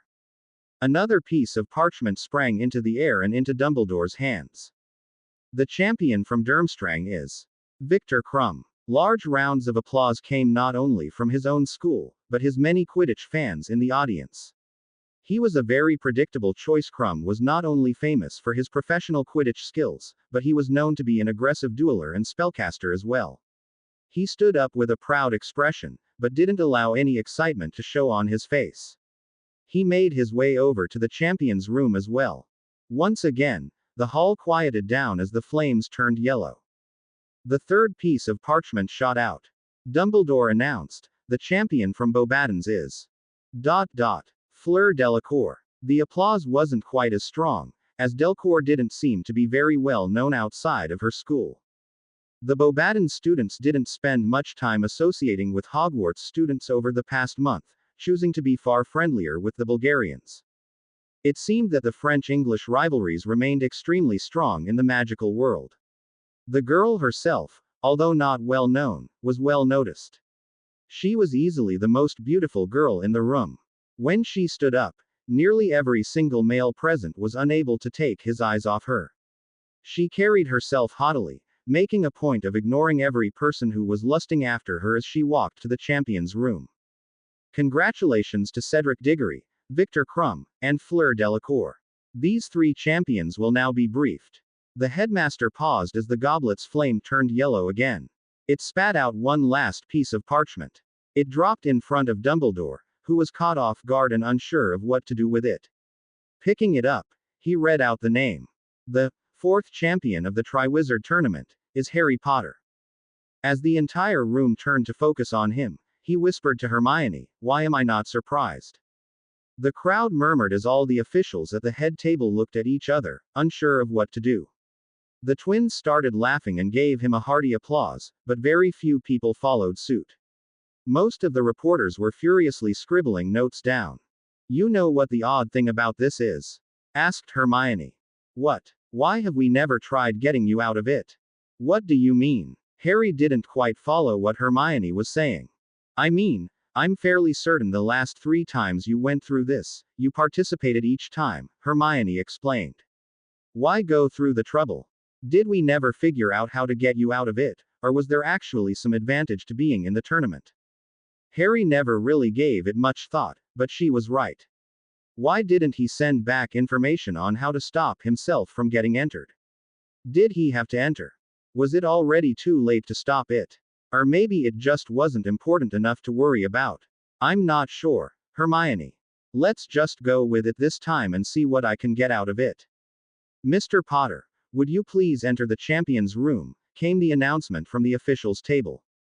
That's a good idea, Harry. I know the tournament had a reputation for being dangerous, but it's supposed to be a lot safer this year, right?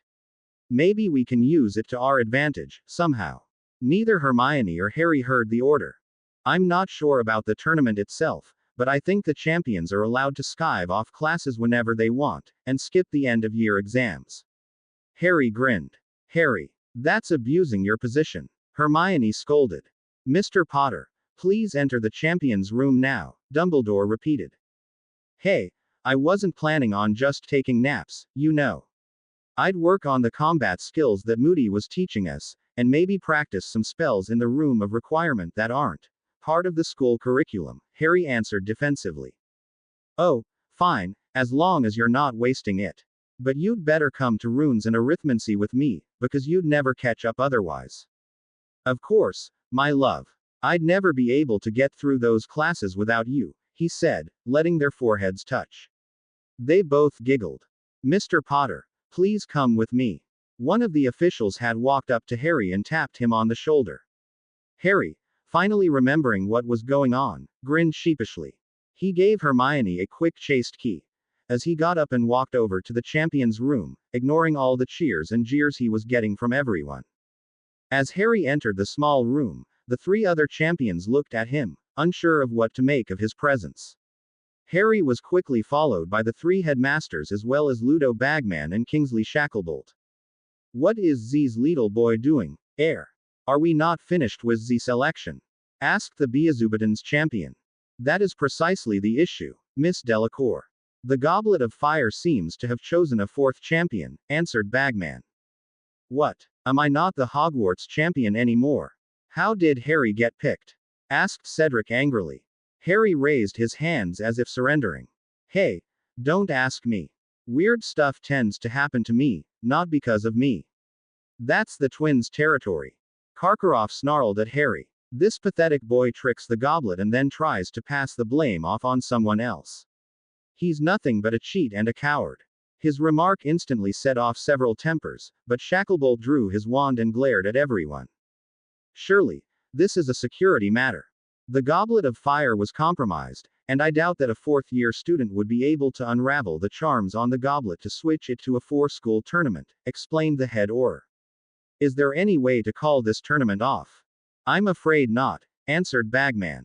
The champions are bound by magic to compete, or else they will forfeit their magic. Zen Z tournament will not be fair. Hogwarts cannot have 2 champions, interjected Madame Maxime. Crumb finally spoke up. Will not matter. Only one winner. Strongest will win. He is weakest among us 4. He gave a predatory smile to Harry, and spoke to him directly.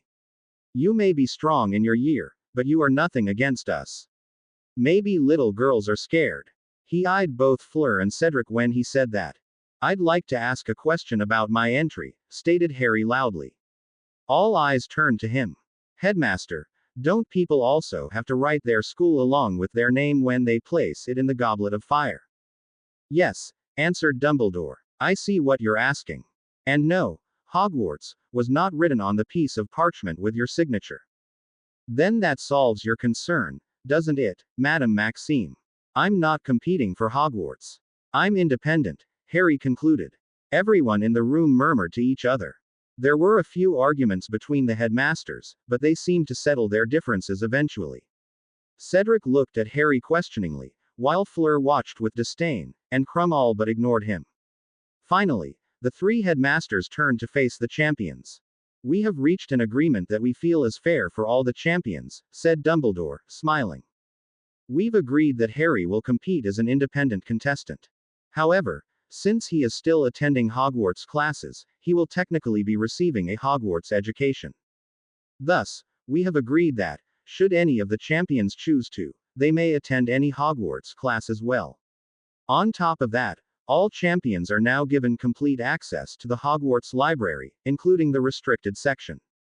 Lastly, any unused classroom within the castle may be used for your personal training and study, so long as you confirm with either myself or Deputy Headmistress McGonagall before you use it. All three contestants nodded. Oh, Hermione is going to love this. Maybe I should have entered her into the Triwizard as an early Christmas present or something, thought Harry. Ludo Bagman addressed the champions. Well, I guess that all four of you will be champions, then. We'll have to inform the judges and change the scoring system a bit, but for the most part, none of the events will change. The locations, rules, format for each trial are already set. You are all expected to have only a limited amount of time to prepare for each trial. Don't attempt to cheat this information out, or else you will be disqualified from the event in question. If you try this multiple times, you'll automatically lose the tournament. Each of the events is spaced approximately 1 month apart. You'll find out about each one in due time. Lastly, all of you are to meet this Friday afternoon for the official wand weighing. The first trial will be the Trial of Air, taking place at Carishaloke Gorge in 2 weeks. You will only be given more details on the day of the trial. Thinking on your feet is part of the tournament, after all. Now, all four of you, follow me. They followed Bagman out the door and onto the stage at the front of the Great Hall. People began murmuring again once they saw Harry standing beside Cedric, Crumb, and Fleur. Bagman began his speech, gesturing to the champions standing behind him. Ladies and gentlemen, witches and wizards, as you can see, there has been a change of plans. There are now 4 champions in the Triwizard Tournament. I present to you Cedric Diggory of Hogwarts, Fleur Delacour of Beauxbatons, Victor Crumb of Durmstrang, and Harry Potter, as an independent. This means there will be slight changes to a few of our events, but never fear, the tournament will go on. The first event will take place 2 weeks from now at Carishaloke Gorge. Reserve your tickets today by sending your owls to the Department of Magical Games and Sports. Prices start as low as 8 sickles. We have limited space, so order quickly. The reporters all frantically began asking questions, but none of the champions wanted to be part of the ruthless media frenzy in front of them. They followed Crumb, who had experience with this sort of thing, off the stage and quickly left the Great Hall, ignoring reporters the entire way. As soon as Harry managed to break free from the crowd, he scrambled up to Gryffindor Tower, finally getting some peace and quiet. 3 whole minutes of it, to be precise. The fat lady opened again to a stream of rambunctious Gryffindors. Most of them were applauding his entry into the tournament. One of them stormed up to his room without a backwards glance. Another placed her arms around Harry as if protecting him from the crowd. Hermione, you're just who I wanted to see, Harry whispered into her ear. What was that? Hermione nearly shouted at Harry. She couldn't hear a word he said over the commotion everyone else was making. Never mind. I was just trying to be sweet and tender, but that's just about impossible right now, Harry said dejectedly. He settled for just holding her for a minute, letting the warmth of her body and the scent of her hair wash over him and help him ignore everyone else. His housemates were relentless, however, and eventually he couldn't help but hear what they were saying. How did you do it? What was the secret to getting past the age line? Are you scared? Oh, of course not. You're Harry frickin' Potter. He's way better than Cedric. I mean, sure, Ced's got good grades, good looks, the pick of any girl he wants, and he's 3 years ahead of Harry, but he's got no chance over the boy who lived. Harry, mate, when did you have a go at it? Wait. Don't tell me. Did you set us up? You let us take the fall that night and you got to spend all night figuring out the cup, didn't you? Seriously, Mate, that's some quality pranking right there. Agreed, my dear brother. We only thought of getting past the age line. Harry here somehow managed to fool the goblet itself. The last few caught his attention, and he saw the twins looking at him. They were practically awestruck. He knew they were just begging to know how it had happened. Sorry guys, it wasn't actually me that did it. Well, alright then, who put your name in for you? And how did he actually get your name in the cup? We convinced George Bolstein to drop our names into the cup, but the parchments just flew back out. That's not what I meant. I didn't ask for anyone to put my name in the cup. Someone wanted me in the tournament, Harry explained. Harry, you shouldn't explain it to anyone, warned Hermione. Otherwise we'll end up having to tell the whole story of Sirius, Pettigrew, the Marauders map, and everything else. Just ignore it, pretend it was a good prank or something. Harry nodded to her, and decided to respond with the prankster's motto, trade secret. They spent a good portion of the evening together while everyone else was hounding them for answers. Master Auror Moody, I'd like some of your insight, Shacklebolt said to Moody. They were discussing the strange turn of events of the evening along with several other Aurors and tournament security officials. I told you I shouldn't even be here, Moody growled. I was head of security until I was compromised. You shouldn't be using any of my plans. And I'm retired, Kingsley. Can't take the fight out of an old bear like you, sir. If losing a leg didn't stop you, you think retirement would. Kingsley laughed. Besides, I've drawn up my own security protocols. I'm just here to ask for some advice. Then you'd like my ideas as to why Potter's in the tournament. And don't call me sir. I'm retired. Couldn't hurt. Shacklebolt grinned. Someone either really likes him or really hates him. I'm leaning towards the latter. I don't see being in the tournament unwillingly as a benefit, either. But why do something as crude as entering him in the tournament? Shacklebolt wondered. The tournament's dangerous for a 7th-year student. It could be downright deadly for a 4th year, suggested one of the other Aurors. No, if someone wanted Potter dead, they probably could have killed him in his sleep. As far as we know, this person incapacitated Moody, snuck into Hogwarts, and could unravel the charms on an ancient artifact. Publicity, then. Maybe the tournament wasn't famous enough without featuring the boy who lived, joked another. Please, serious answers, began Kingsley. No, he's got a point, said Moody. Publicity. The press will have a field day. I'm sure by tomorrow there'll be a million others trying to beat down the gates of Hogwarts to get some exclusive interview. Kingsley, we need to be even more restrictive now. Press is only allowed in on the days of the events. Public will have no access unless they're family or legal guardian of a student here. It's going to be chaos if we don't do this. Kingsley nodded. I'll take that into account. I'm worried about the guests, to be honest. The ministers of 3 countries or their ambassadors will be visiting the tournament regularly. They'll need extra protection. Scan everyone for Imperius as well, Moody said. Wait, that would slow down admittance considerably. We're hoping to see at least 10,000 people per event. The inconvenience would, protested one of the tournament officials. Moody slammed his fist on the table. And how inconvenient would it be for the Minister of Magic to die, can you tell me that? They were good enough to put me under an Imperius, it means they'll have no qualms, nor difficulty at performing the spell on the spectators. Have we got any suspects? Other than the fact that it's probably the same person who put me under Imperius. None. The most dangerous criminal out there right now is Sirius Black, and he doesn't seem to be the patient type. 12 years in Azkaban can change a person. We don't even know if he has a motive, or if he's just insane. Getting into Hogwarts seemed to be just fine for him. He managed to sneak past Dementors last year. But for Imperiusing Moody and recharming the goblet, he had to have an accomplice, even if it was him. We can use that to narrow the search. The suspect is probably a master enchanter if he could alter the cup. It's not like you could fool such a thing with a confounding charm, Moody told them. But if they're into criminal activity, I doubt they would be registered as a professional enchanter. You might have to dig pretty deep for this one, Shacklebolt. Thanks for your advice, sir. Shacklebolt turned to his team. Let's begin with the basics. Reporters off the grounds, immediately. No more admittance until the wand weighing. Vern, Rutgers, you two start looking at the lists of master enchanters, then the lists of anyone who's taken an apprenticeship in enchantment but hasn't taken the mastery examination. The rest of you, we'll be working on reworking the event security to account for an extra champion and probably more visitors, as well. Thankfully, by the next morning all the reporters had been escorted off the grounds. Harry and Hermione walked down to breakfast, still concentrating on ignoring the praise from the Gryffindors and the glares from the Hufflepuffs. However, it was one angry glare from a fellow Gryffindor that caught Harry's attention. Hey Ron. Is something bothering you? Harry ventured cautiously.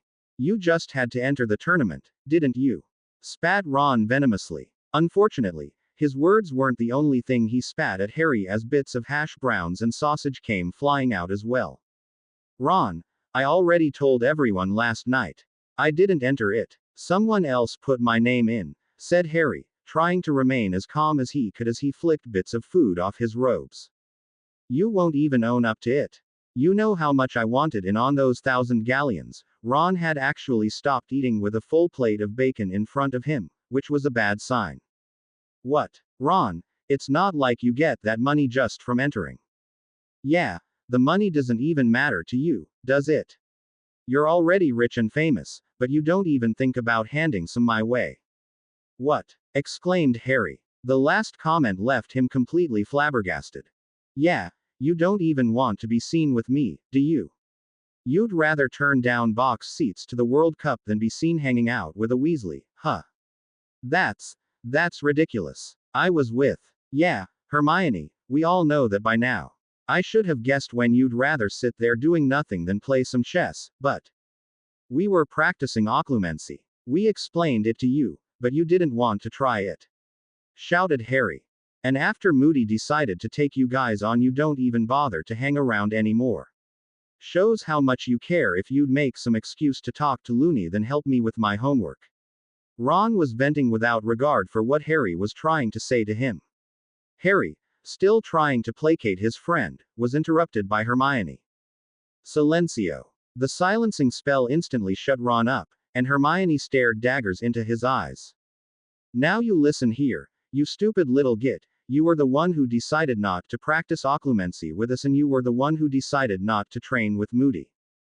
You abandoned us, and now you're complaining that I'm not writing your essays for you like I used to. You have no idea what friendship is, do you, you jealous prat? Harry would have gladly spotted you some money if you asked nicely. He would have helped you try to get your name into the cup like he helped the twins if he knew how, and he'd still be your friend if you trusted him at all. But you didn't, and both Neville and Luna are being far better friends than you are. Without bothering to remove the silencing spell from Ron, she grabbed Harry by the arm, and said, Come on, Harry. I don't think I can stop with one spell if he's in my face any longer. The rest of the day wasn't much better unfortunately for them. They had potions and transfiguration, and in both classes they were seated right beside Ron. Harry spent most of it trying to make amends with Ron, but Hermione pulled him back each time. At the end of the day, they asked for a completely private room from the room of requirement.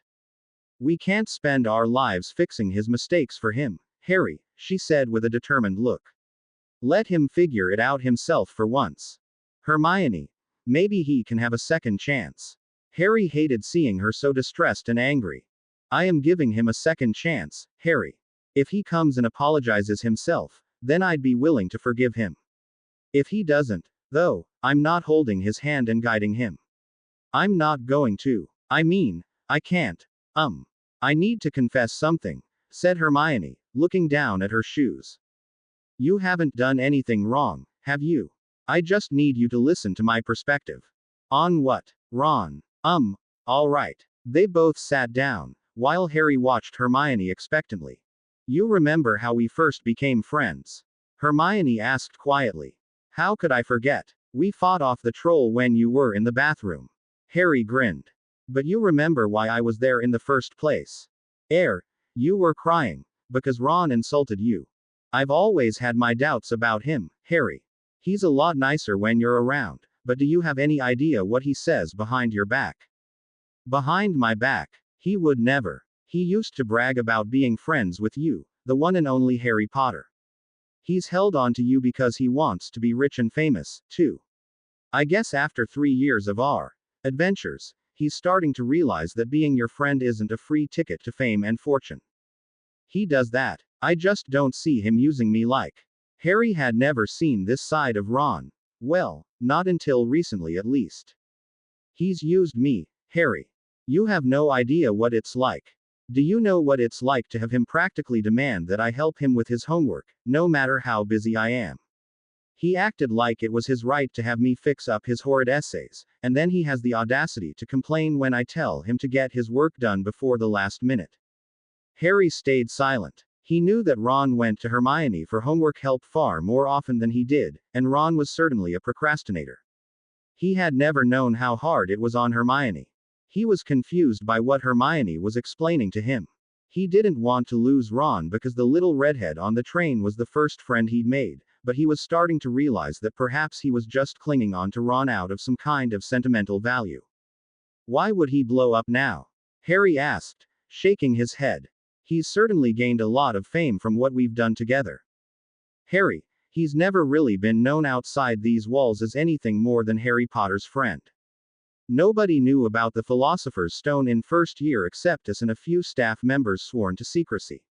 In second year everyone knew you had saved Ginny's life, not Ron. And in third year, he got a little glory when everyone thought Sirius attacked him, but that's it.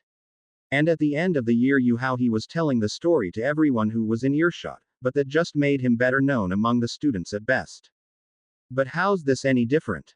We both know that odd things just keep happening to me all the time. Because this time you'll be famous outside of Hogwarts. You'll be making the papers. And not just the Daily Prophet, either, Harry. There's reporters from around Europe to cover this event. You were famous as the boy who lived in Britain, but for the rest of the world you were little more than a storybook character. Now you'll be an actual international celebrity. Ron hasn't got a chance of sharing that glory with you. Harry sighed. I've told him that I never wanted this fame. But he does, Hermione said. I guess he figures that you should just hand it over to him, somehow, but you haven't. But you don't remember the details of the past 3 loops we did with the original beacon, do you? What? No. Those memories are practically gone. I can't remember anything except what we specifically sent back to ourselves with occlumency. Do you remember something about Ron? No, it's just a feeling, but I'm pretty sure that he did this every time. And I don't think he ever tried apologizing, either. This is probably his 4th chance and we just don't remember it. For the remainder of the week, Ron remained distant, spending his time with other people. He especially seemed to be trying to make friends with the Hufflepuffs, who were rightfully angry that Harry was stealing some of Cedric's thunder. Hermione made sure that Harry didn't cave and try to make up with Ron, as she made it abundantly clear that Ron was the one who was wrong, so he would have to be the one to make it up to them. Unfortunately, he didn't make any indication all week that he was even thinking about it. On the Friday of the wand weighing, Harry was with Hermione in their runes class when a tournament official knocked on the door. Although she didn't make a habit of reading tabloids, she did know exactly what kinds of reporters worked for them and found a few sample articles for Harry. Thankfully, Harry was already somewhat familiar with the concept of paparazzi, having cleaned and sorted his Aunt Petunia's stacks of the Daily Mail every week in his childhood. He never really understood the reason why people wanted to know exactly what some famous person was wearing while suntanning on a beach halfway around the world. Hermione had to remind him that this time, he was that famous person. Right before he left, Hermione kept giving him last-minute tips. Don't bother answering any question you're not comfortable with. In fact, just say, no comment, to all their questions if you feel like it. Just stand and smile. Don't try anything dramatic. Most of all, stay calm and keep your temper in check. Every one of them is probably trying to get a rise out of you so they'll have something scandalous to write about. Hermione's advice turned out to be invaluable, as when Harry entered the Great Hall he was assaulted by a swarm of camera flashes and a barrage of voices, every one of them trying to shout over the others. Harry ignored them all, and his escort helped plow the way through to where the other champions were already waiting. Fleur and Cedric were chatting, while Krum sat stoically, much like the way he appeared in many of his Quidditch posters. Ludo Bagman had once again taken center stage, and off to the side were several Medowitches, as well as Ollivander. Everyone, please settle down. The weighing of the wands is about to begin. Please keep quiet until after the champions have been inspected and save your questions for afterwards. After reporters finally settled down, Bagman introduced Mr. Ollivander. Britain's most famous wand maker and wand expert, Mr. Ollivander, will be conducting the weighing of the wands today. Ladies first, of course. Miss Delacour, would you please step forward? Fleur walked up to the old, eccentric wandmaker and curtsied to him. She handed him her wand, and he twirled it around in his fingers, then regarded it carefully. 9.5 inches, rosewood. Inflexible. Let's see here. Vila hair. His eyes widened and he looked to Fleur. Yes, Z core of Z's wand comes from Z, EAD of my own grandmother, Fleur stated proudly. EET was custom made for me. Ollivander gripped the wand and conjured a small stone block. He then levitated the block up and down, although it didn't seem to go the same height or speed each time. He transfigured it into a block of wood, then set it on fire. The flames very nearly caught the old wandmaker off guard, as they erupted from the tip of the wand and completely engulfed the wood right away. He extinguished the flames by conjuring water, cast a reductor to blow it to splitters, then vanished everything. Rather temperamental, Vila hair. I never use it myself. Seeing Fleur's disapproval of his assessment, he handed the wand back to her. I'm certain it is highly attuned for you, especially if your grandmother gave that hair with you in mind. Could you perform the same set of spells, please? Fleur took her wand back, and expertly conjured the stone, levitating it with complete control. The transfiguration was much faster, and the flames far more controlled. She completed the round of spells twice as quickly as Ollivander did. Yes, that wand is certainly in perfect working order and is definitely very well matched for you, Miss Delacour. I declare this wand fit for competition. Fleur stepped back in line as Ollivander moved in front of Cedric. Two Medowitches walked up to Fleur and escorted her to the same side room they went to during the selection ceremony. Harry started to feel nervous, as the set of spells definitely involved two conjurations, albeit simple ones, transfiguration, and several charms. If he had to demonstrate it himself, he thought he might end up embarrassing himself. The other students were definitely confident in their abilities, having learned those spells in school already. One of my own.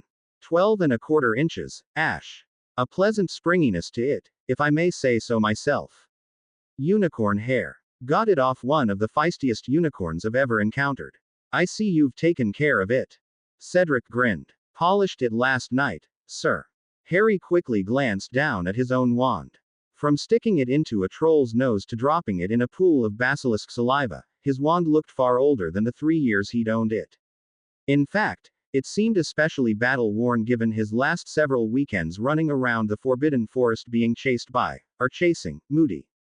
Ollivander performed the same set of spells as he did with Fleur, and then handed the wand to Cedric, who once again performed them slightly better than the wand maker. I know my wands, Mr. Diggory. They certainly like me, but this one definitely likes you. I declare this wand fit for competition. Cedric was led away from the group by the two Medowitches to the same room, who had returned with Fleur during Cedric's inspection. Ollivander moved on to Victor. Ah yes, a Grigorovich. His style is certainly not to my taste, but I can't doubt his skill. 10.25 inches, hornbeam. Dragon heartstring core. Absolutely rigid, and slightly thicker than most wands I've seen. Very aggressive indeed. Ollivander then performed the same set of test spells. The flame seemed especially powerful, although not as strong as with Fleur's wand, and the reductor curse blasted the wooden block to sawdust instead of splinters. He handed the wand back to Victor, who performed the same spells and certainly didn't bother turning down the power. A most powerful wand, very suited to charms and curses. You've got quite a bit of power there, Mr. Crumb. I declare this wand fit for competition. Crumb took his wand back and was led to the side room as Cedric emerged. Harry finally noticed how all the journalists and photographers had their eyes on him when Ollivander stepped in front of him, asking for his wand. He handed his over. Yes. I remember this one. Spent nearly 7 decades in my shop before it finally found its master. 11 inches. Holly. Nice and supple. Phoenix feather core, he said. Once again, he performed the set of spells as easily as he did with Cedric's wand before handing it back to Harry.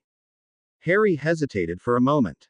He realized he was being very nervous, and he would have to perform several spells above his year level in front of a large crowd.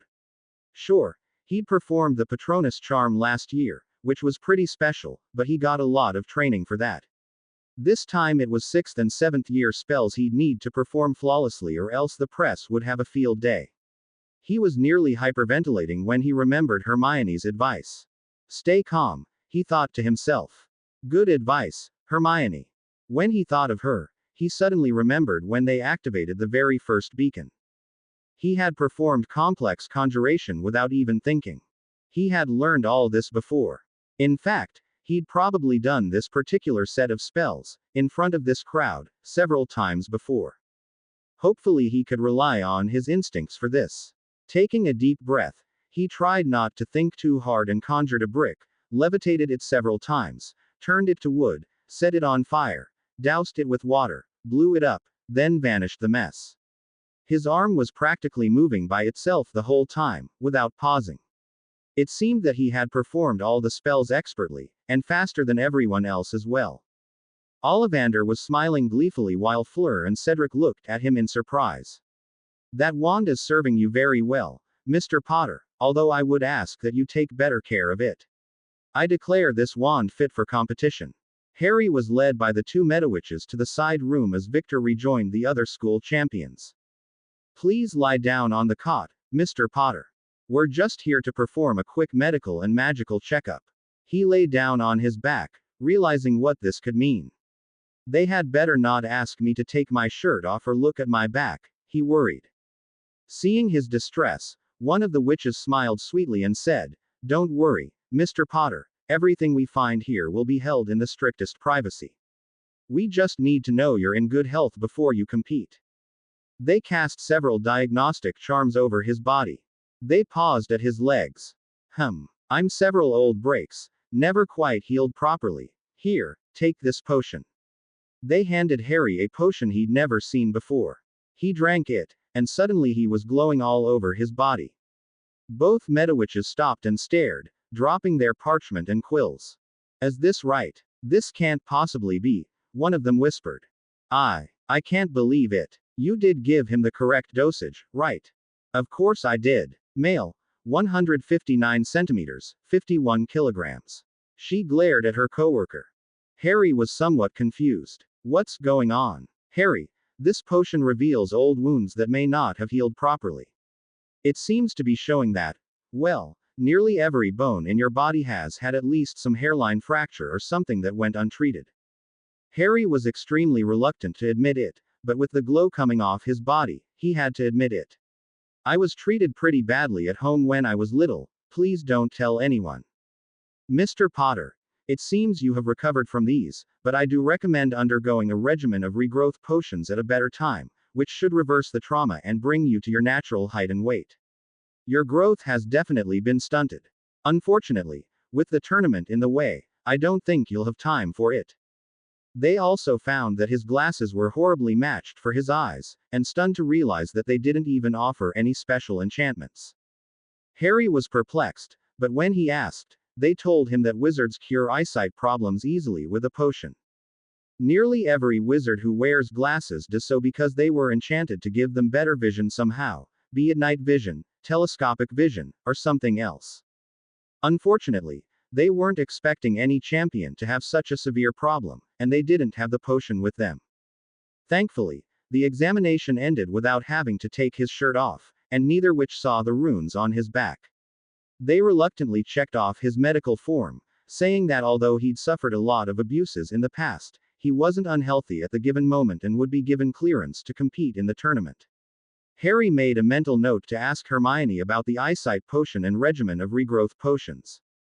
Harry stepped back out, and it was evident his exam had taken quite a bit longer than the other three. Standing beside the other champions, he decided to follow Crumb's example and gave little more than a proud, but tight-lipped smile for the cameras. Fleur was obviously playing up her beauty and posing for the cameras, and Cedric was taking her lead and giving friendly smiles. He ignored the journalists, declining to answer their questions, especially any that even remotely pertained to his entry in the goblet. Classes were long over by the time the whole ceremony was over, and everyone was ushered out in time for the hall to be cleaned up and dinner served. All 4 champions were escorted to the small side room again, this time with Bagman. I'll be letting you all know the rules of the tournament now. Throughout the entire tournament, there will be no unforgivables curses. That one should be obvious. Any curse that is meant to cause harm by interfering with medical treatments is forbidden. If a spell is cast with intent to maim, permanently injure, or kill, you will instantly forfeit your place in the tournament. Is that clear? They all nodded, although Crumb was glowering as he did. If you have any questions whether or not a spell is permissible, please talk to me before the event. He said that to everyone, but he was looking straight at Crumb when he did. In the 7 trials, you'll be scored based on your performance, skill, and character. The majority of the score will always be based on what place you finish, so I suggest practicality over showiness. Your total score for the 7 trials will determine how much of an advantage you get for the final task.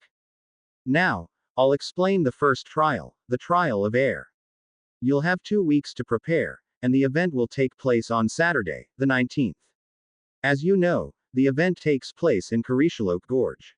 You'll be flowing to Ullapool at 9 in the morning with your professors and then flying to the competition site. The event itself will begin at noon. If you're late, you forfeit the match. Got that? All 4 champions nodded. Next, I'll explain the rules for this specific trial. First, you must bring your own broom. No other flying device is allowed. You may carry your wands with you, but you may not cast a spell at your opponents or at their brooms. Attempting to knock your opponents off their brooms is forbidden. Touching the ground at the bottom of the gorge will result in a disqualification. Flying into the muggle visible portion or flying above the top of the gorge will also result in disqualification. That's all. You'll be briefed on the actual trial on the day you arrive. All 4 of them left, returning to their separate dorms to figure out exactly what was in store for them and the best way to prepare. Harry knew he'd need Hermione's help with this one, and probably the entire year, for that matter. You know, I have to wonder why I'm stuck in this tournament in the first place. Harry had brought Hermione to the library following Moody's training session on Saturday. Technically, Hermione had dragged Harry there at a full sprint when Harry told her he had unrestricted access to the restricted section, despite being dead tired at the end of practice. Harry also, technically, didn't count this as a date, but Hermione was certainly having a good time. He was flipping through broken broomsticks. Good reasons to stay grounded, which listed many common aerial mishaps with brooms, which Harry had never seen, since he rarely flew outside the Quidditch pitch. Hermione was flipping through Brews for Thine Bod, one of the restricted books on potions that permanently modify a person's body. She was specifically looking up the eyesight potion and the regrowth potion that Harry told her about. What do you mean? The goblet's a binding magical contract. Whoever messed with it to get your name in didn't muddle that part up, at least, she answered without looking up from the book. Oh, neat. This one should permanently boost your power. Oh, wait, never mind. EU. No, not that, I mean why would anyone even bother sticking my name in? And what do you mean, EEW? Harry really needed to learn how Hermione could hold 2 conversations at the same time so easily. Oh, it's just that you needed to drink someone's blood and throw in some dead guy's skull. I don't think you'd want that one. Anyways, Moody guessed the whole thing was an assassination attempt, right? Oh, that is gross. I can see why that book's restricted. And I'd agree with Moody, but I don't see what me being in a tournament is going to do to help an assassin. I'm not going to kill anyone. But don't you see what it's done to the security of the event? As soon as your name was announced, the number of journalists and photographers trying to get into the event practically tripled. The tickets to the trial of air were sold out overnight, and people are demanding more seating already, and Bagman wants to let them in, because it'll make them more money. It's become a nightmare for Orr Shacklebolt. So you're saying that I'm just a distraction so they'll have an easier time sneaking in as part of the crowd? Yeah, That's my best guess. It's the only thing I can think of that makes sense, though. Oh, I found the vision correction potion. It takes about a week to brew, though. The customized recipe that uses some of your tears and eyelashes will guarantee perfect vision, compared to the more generic version. Do you need me to order any ingredients? I'd rather not have to tell Snape that I need to borrow any rare ingredients. Harry closed his book, and grabbed the next one on the pile. Aerial attackers. Creatures from the clouds, a book of the deadliest flying beasts. He was almost certain some of the obstacles in the course would be living ones. There are a few expensive ones for the custom version. Are you sure you can afford? Hermione cut herself off when she saw Harry's disapproving look. Oh, right.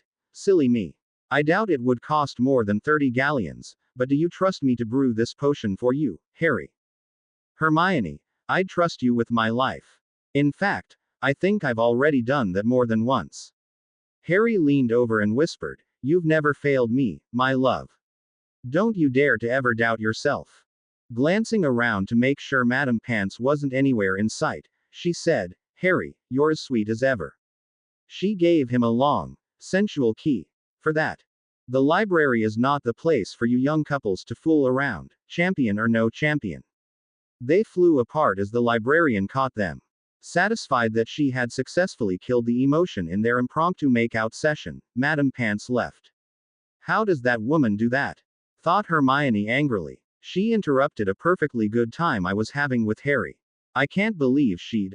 Oh wow, I can't believe that I actually dislike a librarian. Well, I guess it's time we get out of here, said Harry. We can read these books more comfortably in the common room anyways. The Sunday edition of Daily Prophet flew in at breakfast, bearing all the photos and articles from the wand weighing. Unsurprisingly, Fleur's provocative posing and extremely photogenic figure meant she was splashed all across page 3. The wand weighing was summarized on the front page, and each champion got a short article with a quick biography. Harry's article, however, caught Hermione's eye.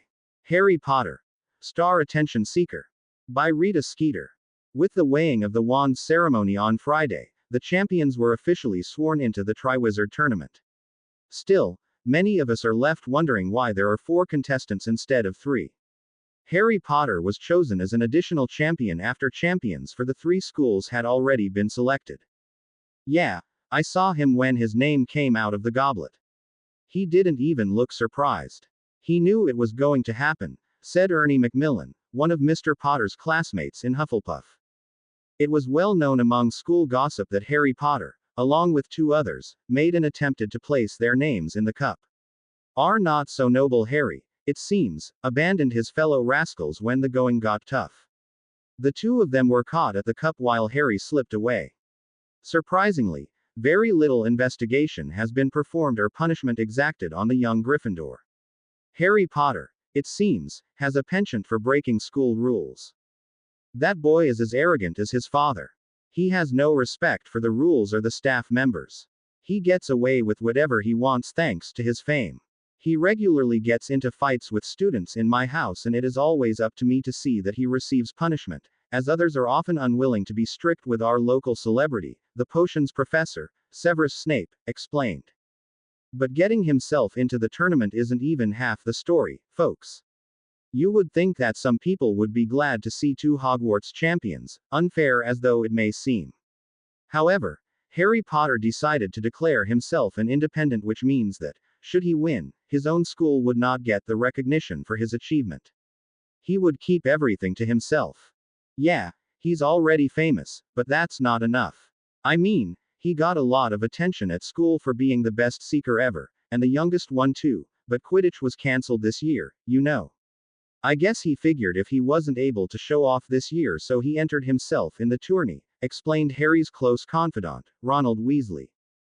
A civil war practically erupted at the Gryffindor table when they saw the article. Some wanted to berate Harry for betraying Hogwarts. Some wanted to smack Ron for betraying a fellow housemate. Hermione was undoubtedly in the latter group as Harry restrained her. Harry definitely couldn't forgive Ron now, but seeing the twins' extremely disapproving looks they were giving their brother, he knew Ron would get what was coming to him. He quickly pulled Hermione from the table, muttering, "Come on, Hermione, I don't think we'll be able to have a decent breakfast for a while. Let's go for a fly." Being back in the air was the only thing that could get Harry and Hermione away from the ruckus. Nearly everyone who read the article was now against Harry, save a few close friends who actually knew him. As they both needed to relieve themselves of their anger, they flew on separate brooms. Harry let his temper go by performing many hard dives and flying around at full speed, while Hermione preferred to fly lazily, watching Harry, to calm herself. Eventually, they both settled down enough to fly side by side and talk to each other. "It's amazing how much that woman can write about you without ever having met you," Hermione observed. "She also seems to have a knack for finding all the wrong people. Although I bet she knew exactly who to ask to get the worst opinions of me. Given how she managed to find Snape and Ron, I'm surprised she didn't quote Malfoy in that article today. Ugh. Don't make it worse. Ron himself is bad enough. At least now we know why we didn't bring him back with us." They flew silently for a while, simply following the winds and drafts as they flew around the castle's towers. Ever since they discovered their animagus forms, they were already beginning to feel the benefits before they mastered the transformation itself. Spending more time in the air was almost a natural feeling for both of them now. Although Harry had always enjoyed it, now he felt much more control and dominance when he was in the air now. Hermione, however, didn't have the same bird of prey instincts that Harry did, but she had gotten much more comfortable with flying very quickly. She still didn't enjoy flying alone, though Hedwig was becoming a regular flying partner for both of them. While watching her fly, they both began to notice many of the fine details of her flight, like the little adjustments she'd make to her wingtips or how she recovered from sudden gusts of wind. After rounding the southern tower of Hogwarts for the 7th or 8th time, Hermione noticed they were being followed. Ducking behind the tower, they quickly flipped around and rose high into the air. Around the bend came the Weasley twins, looking around to see where they had gone. Harry and Hermione looked at each other, and Harry winked at her with a mischievous smile. He pulled off one of his signature dives, right in between the twins, nearly throwing them off their brooms in surprise. Hermione giggled at the sight. "Blimey, Harry, we try to sneak up on you. And you nearly take our heads off instead. Perhaps we shouldn't have come to offer our services. He does seem rather ungrateful. Perhaps we shouldn't warn him what awaits inside, either." What's going on inside?" Harry asked as he flew upwards, level with the twins. "Does it have something to do with Ron?" asked Hermione with a load of contempt. "Interestingly enough, it doesn't. Ron's tantrum with you is only outmatched by his hatred of the Prince Ponce of Slytherin." What's Draco planning?" Harry knew that Draco was rarely ever a real threat himself, but he did have a tendency to walk around with a little posse. "Oh, nothing that bad, just a few badges that declare Cedric to be the real champion of Hogwarts." Fred answered nonchalantly. "What? He is the Hogwarts champion. I'm an independent," Harry said, somewhat confused. "Yeah, but the little Ponce probably thinks it'll provoke you. We wanted to see what you'd do in response," said George. "Oh, I think I'll come up with something," said Hermione.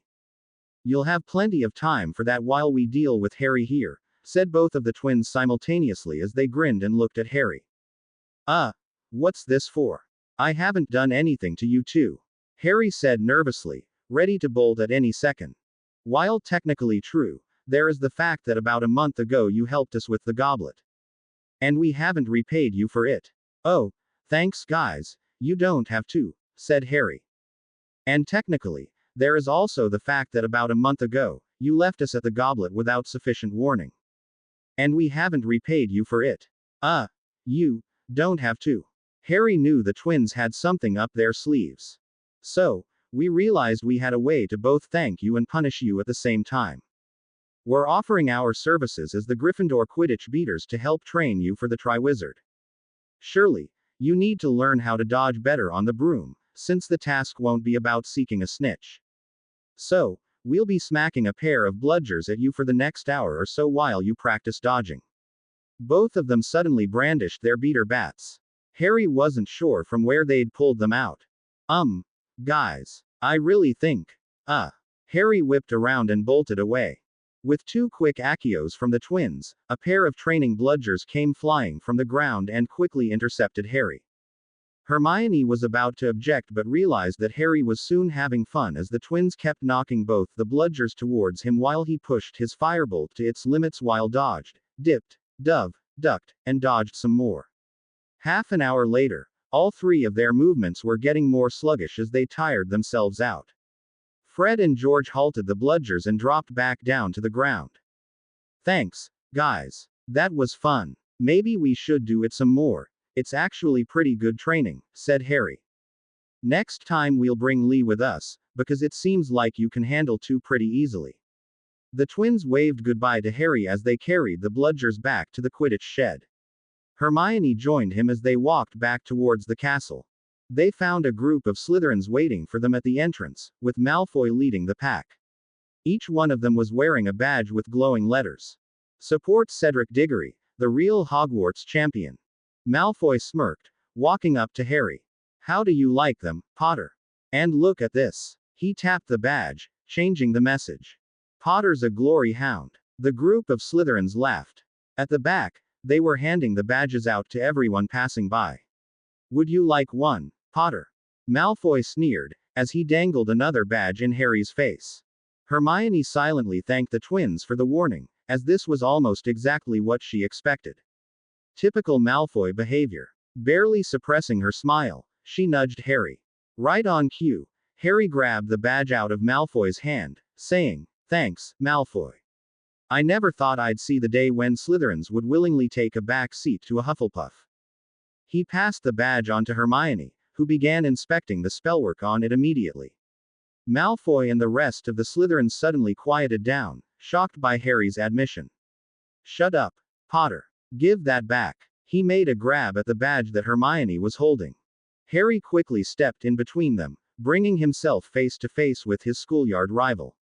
You just offered it to me, Malfoy, and I took you up on your offer. You suddenly want it back.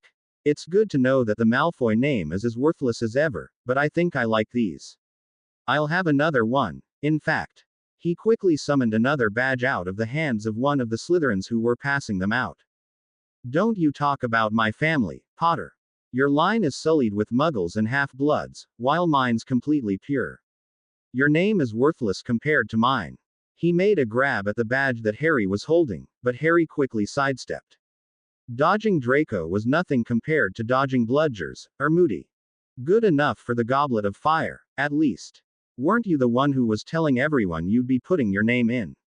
Harry was probably having a bit more fun taunting Draco than he should have, but it was mostly to buy some time for Hermione. Got it, interrupted Hermione. Only 11 words, Malfoy. Don't you know how to count any higher? You could have placed more words into the enchantment, you know. And the binding's pretty weak, I can rewrite this pretty easily. Shut up, Granger. What does a mudblood like you know?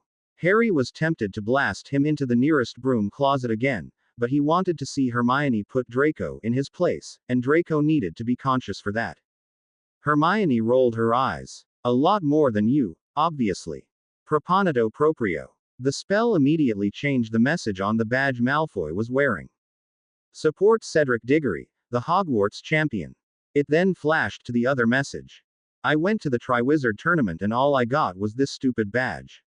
Harry laughed at the Muggle joke. Hermione cast the spell on their badges, which Harry pinned to his robes immediately.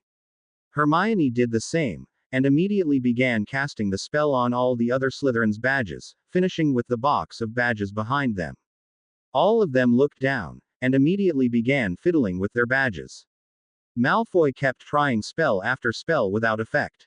Change it back, Granger. Oh, a silly little mudblood like me wouldn't know anything about how to modify these badges, Malfoy. Maybe you should try some of that all-powerful pureblood magic of yours. She laughed as she and Harry left the Slytherins, who were still trying to undo the spell that Hermione had cast. As they walked through the castle to the library, they cast the spell again on anyone they saw wearing the badge. They settled themselves down in the restricted section again and continued searching for useful information for the upcoming trial.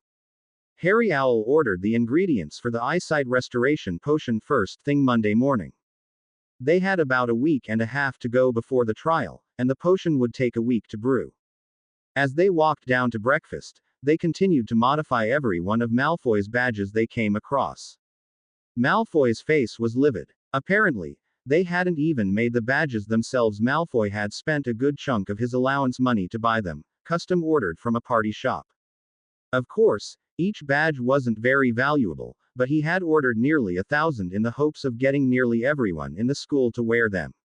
Luckily, Hermione had hit the bulk of them the day before while they were still sitting in boxes before they were handed out to people, and now Malfoy was left with a large batch of badges that he didn't know how to change. I'm touched. Malfoy deemed me so special he spent his own allowance just to try to annoy me, Harry smirked. It does seem like he considers taking you down a notch to be his life's ambition, doesn't it? He seems rather unhealthily obsessed with you. Hermione had an inquisitive look on her face. Yeah, and all this because I didn't want to be his friend. Harry chuckled. What? He wanted to be your friend? You never told me that. Harry laughed. Oh, it was on the train in first year. I'd just met Ron, and Malfoy walks in saying he wants to be my friend and I shouldn't associate with Ron. I turned him down. I don't remember ever doing anything else to him, but from then on he practically declared a blood feud against me. Why didn't you tell me this before? Laughed Hermione. We are so going to use that against him sometime. Poor little Draco. He couldn't command someone to be his friend, so they must be his enemy. I can't imagine living with such a simple mind like that. Harry made no comment on Hermione's last statement. They finished their breakfast, gleefully explaining why they were both wearing Malfoy's badges. The twins loved it and were determined to get a pair of their own by the end of the day. Most of the Hufflepuffs were already wearing it, but most weren't audacious enough to leave it on the Potters a Glory Hound message, and few noticed the one-word difference on the first message. By the end of the day, it seemed that Hermione had achieved what Draco had initially intended. Nearly everyone in school wanted to wear a badge. Many people, even those who didn't like the fact that Harry wasn't competing for Hogwarts, didn't want to wear the original version because it would make them look like insulting jerks. The new one was humorous and actually served well as a Triwizard souvenir. The next 2 weeks consisted of training with the twins along with Lee a few times. With the extra practice, Harry got good enough that he began to practice dodging while holding the broom with only one hand, practicing simple stunners, reductors, banishing and summoning charms, and shields with his wand in his other hand. At this point, Hermione joined in, sending minor jinxes for Harry to block. At this point, Harry began having some trouble, but he realized he could use some light legilimency to help predict where everyone was aiming. When he did that, it once again got much easier. He knew not to rely on it too much, however, because in the actual trial he would be dodging mostly obstacles and creatures, instead of the other champions. They got to the point where he even tried dodging the Whomping Willow, but after barely dodging one branch, and getting his shirt torn off in the process, Hermione didn't let him go near the tree again. On the days where he wasn't getting bludger dodging practice with the twins or the tree, Harry and Hermione began attempting their animagus transformations. Sharing what they saw of each other's forms with legilimency, they knew exactly what to turn into, which made the visualization far easier. They began with small, superficial changes, like hair to feathers and toenails to talons. They had mastered the simple changes and were ready to begin morphing their arms and legs by the end of the second week. Unfortunately, it was clear they wouldn't be anywhere close to mastering the full transformation in time for the trial, but they were determined not to rush their work, as an incomplete or incorrect transformation was quite dangerous. At night, just before curfew, they would sneak back down to the Chamber of Secrets to check on the eyesight potion. At first, they thought of using the Room of Requirement, but they realized that if they left the potion in there for a week, other people would come across the room eventually. It was a relatively simple one to make, but it just required a lot of simmering time as well as a few expensive ingredients.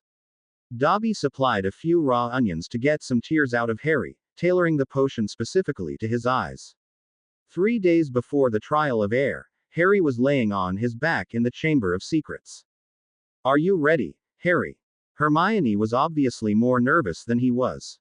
Don't make me tell you again, growled Harry playfully. Just do it. The potion had been simmered down to only a few concentrated drops. Hermione carefully pulled one drop up with an eyedropper, and dripped it into one of Harry's eyes. Hermione figured that, even if Harry trusted her with his life and eyesight, they'd still do only one eye at a time so he wouldn't be completely blind if the potion came out incorrectly. How did that feel? Not too bad, actually, answered Harry, blinking rapidly. I can really feel it spreading around my eyeball, but it's not even uncomfortable. Huh, that's odd, said Hermione, looking worried. The book said there should be some mild pain involved. Harry, what if this means I screwed something up? Hermione, you probably improved the formula by accident or something so that it doesn't hurt. Oh god, there it is. Mild pain my ass. OWWW. It feels like there's shards of glass in my eye. Ah. Harry looked like he wanted to claw at his eye, but he knew not to touch it. Hermione helped restrain him. It hurts to look at things. It's too bright. It should only last a little while, Harry. Some light sensitivity is pretty normal. Stay still. Hermione was now straddling him, pinning his arms to his side while caressing his face. It hurts to blink. Hermione, this is just. Ow ow ow. Harry eventually settled down, although still in pain, kept silent. His eyes were watering so much he thought he might run out of tears soon. About 5 minutes later, the pain ended. Is that better, Harry? Yeah, wow. This is pretty amazing. I had no idea things were supposed to look so sharp at a distance. Harry was winking alternately with each eye, amazed at the difference he was seeing. He was staring at Hermione's face, seeing every hair on her head, every line in her irises, every little detail on her skin. Compared to his other eye, which really only let him notice that she was human, female, and brown-haired without his glasses, it was a marked improvement. He kept looking at her one eye at a time, marveling at the difference. Harry, will you stop winking at me like that? It's really odd, Hermione said. She was used to, and flattered by, Harry's habit of staring at her when they were alone, but the way he was doing it this time did make her feel rather peculiar. Whoops. I kind of got carried away there. Let's do the other eye. Harry lay down again as Hermione dripped one drop of the potion into his other eye. Another 5 minutes of restrained thrashing and cursing later, Harry was seeing perfectly. Thank you, thank you, thank you. Hermione, you've changed my life more than I can imagine. I can't possibly thank you enough. Harry hugged her, lifted her off her feet and spun her around. Letting her back down, he immediately keyed her. Hermione was caught breathless, and smiled at him without saying a word. Harry kept on going. You've let me see things. I never even knew how much I've been missing. I can't even imagine how much of life I'd be missing without you in it, Hermione. My life has certainly been a lot more interesting with you in it, Harry, and I wouldn't trade it for the world. Becoming friends with you was the best thing I ever did. I really have to thank Quirrell for sending that troll into Hogwarts back in first year, Harry joked. Wouldn't that mean you'd be thanking Voldemort, as well? Hermione pointed out to him. Fine, that's one reason less out of a million for permanently sending him 6 feet under, Harry said in a faux sulking tone. Can we talk about cheerier things now? Well, how about celebrating your newfound eyesight? It's too late to watch another sunset, but maybe we can sneak up to the astronomy tower and watch a few stars. Hermione mused aloud. We could get caught up there. Besides, there's a much more beautiful sight I'd rather feast my eyes upon with my newfound eyesight. What? Where? You, silly. Why don't we just stay down here for a while? I want to just stay here with you. You're all I want to see right now, Hermione. Hermione blushed as they drew closer together. Harry watched in rapt fascination as her cheeks grew rosy, then moved his eyes to her lips, her nose, her eyes. They lay together as Harry played with her hair, stroking and inspecting locks, taking his time and combing his fingers through. Lifting one of her hands, he saw the softness of her fingertips, the lines on her palm, and the glint of light from her fingertips. He took in every little detail he never realized was there for the years he had known her. They lay together until midnight, cherishing the longest private moment they had in weeks. The morning of the trial of air, Harry woke with his heart already thumping. Hermione reminded him of important things to remember for the trial. All right, Carishaloke Gorge is about 60 kilometers long, with only 1.5 kilometers visible to Muggles. I'm guessing they probably won't bring us that close to the Muggle area, so the course is probably only 55 kilometers. Your Firebolt's top speed is close to 150 kilometers per hour, but you'll only rarely hit top speed, so prepare for a 40-minute long race or so. Now, the most dangerous native creatures to the gorge are Griffinets, which are much smaller than griffins, but they like to attack in packs. Your best bet for them is the Venticindo, the splitting wind. I wouldn't be surprised if they told Hagrid to bring a few hippogriffs, too. If you can't stun them, just try to outfly them. Hermione was nearly overwhelming him with information, but he knew every bit of it was important. Hermione coached him as long as she could, until they flowed to Ullapool. From there, the champions were escorted away immediately. She had to make her way to the stands. Luckily, she had one of the best seats in the house, as Harry had given her his complimentary ticket as a guest of the champion. Harry was led to the champion's tent, where they would be told the final details of the trial. While waiting, Harry tried to evaluate his competition. Krum was the obvious one. He was holding a firebolt like Harry, but it looked a little different. The twigs at the back were trimmed differently, and the front handle had a double hand grip attached. The stirrups had a closed-toe design that clamped right down onto his boots, so he could let go with both hands without losing control of the broom. It was obviously a customized version, tailored to his preferences. As a professional seeker, there were no doubts as to his skills. Harry had seen him flying around the Durmstrang's ship's masts and rigging, pulling amazingly tight turns at high speed, every morning. He obviously didn't want to let his Quidditch skills deteriorate over the course of the year. His magic, however, was equally impressive, if the rumors proved true. Krum had been a high-level amateur dueler in Durmstrang, and only chose Quidditch as his career because it had better pay. Given how a large portion of professional duelers came from Durmstrang, being one of the best at that school automatically made him deadlier than most of the people in the professional league. He would have no problem blasting his way through this event. Harry also had a fairly good idea of how Cedric stacked up. Cedric was fairly good on his Nimbus 2000, and Harry had to admit, they were probably evenly matched in terms of flying skill. Harry was better at spotting the snitch, he had the faster broom, and he was smaller, so that made him a better seeker.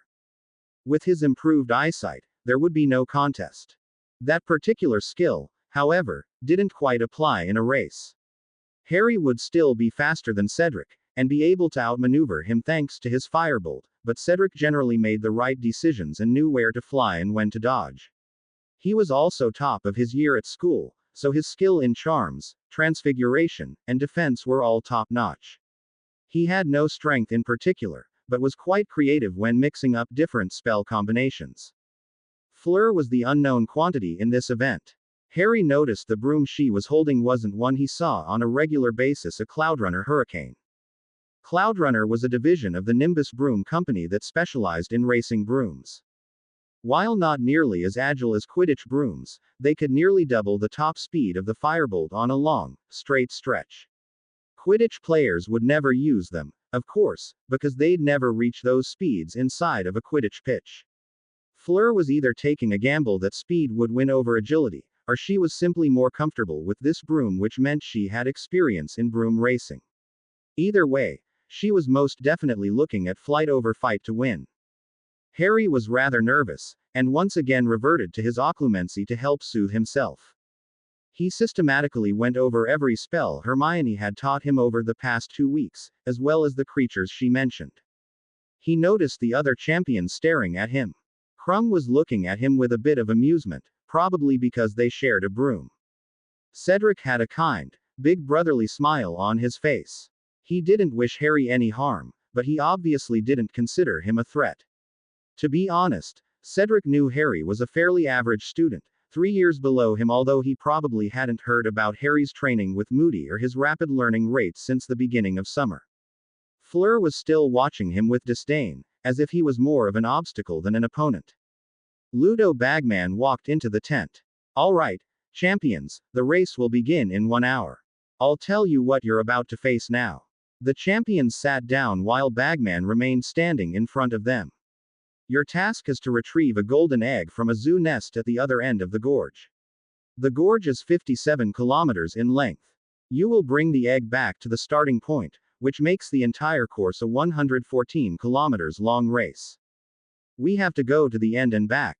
Damn it, I should have seen this coming. It's probably going to take nearly an hour and a half, not 40 minutes, thought Harry. I'm glad you all brought your brooms. I'll reiterate anyways, brooms are the only flying device allowed on this course. Touching the ground or flying above the top of the gorge is a disqualification.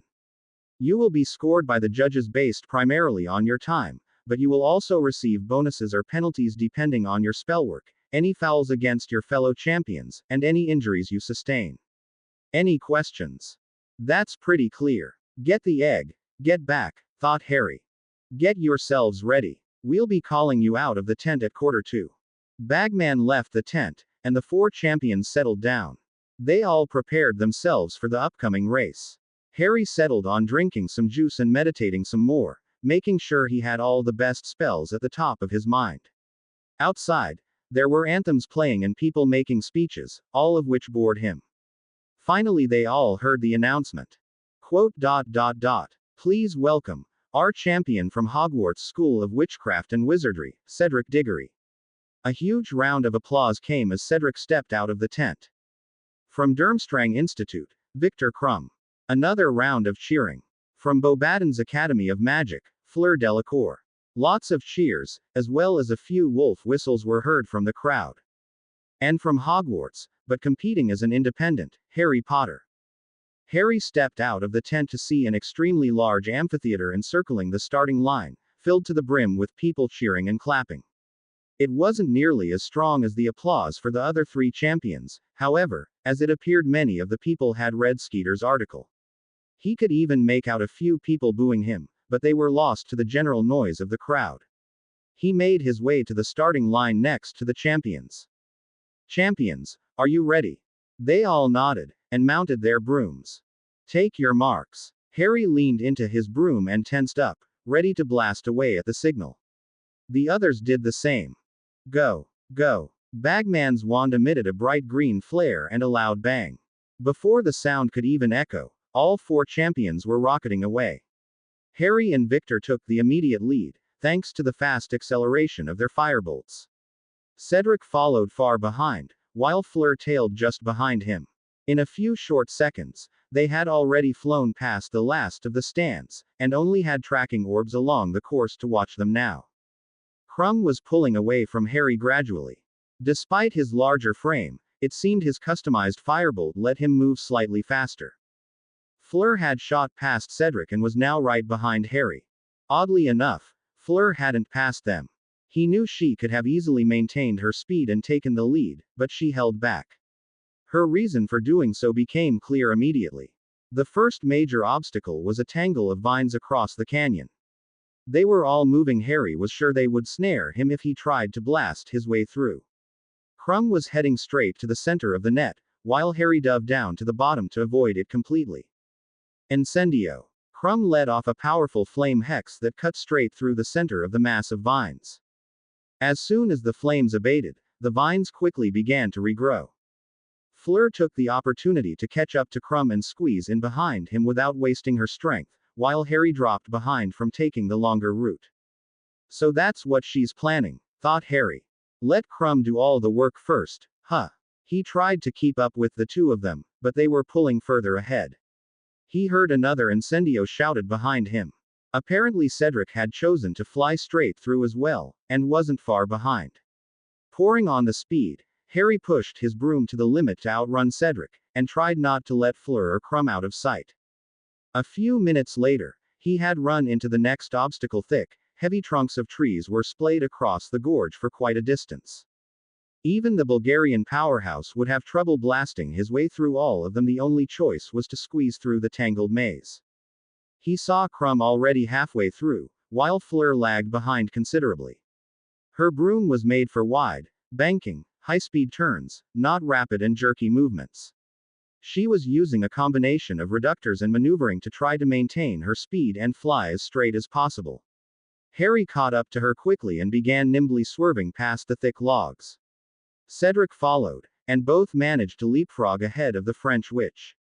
As soon as they emerged from the last of the woodwork, it was apparent Crumb was very busy. He had stirred up a harpy nest, apparently, and several were chasing him down.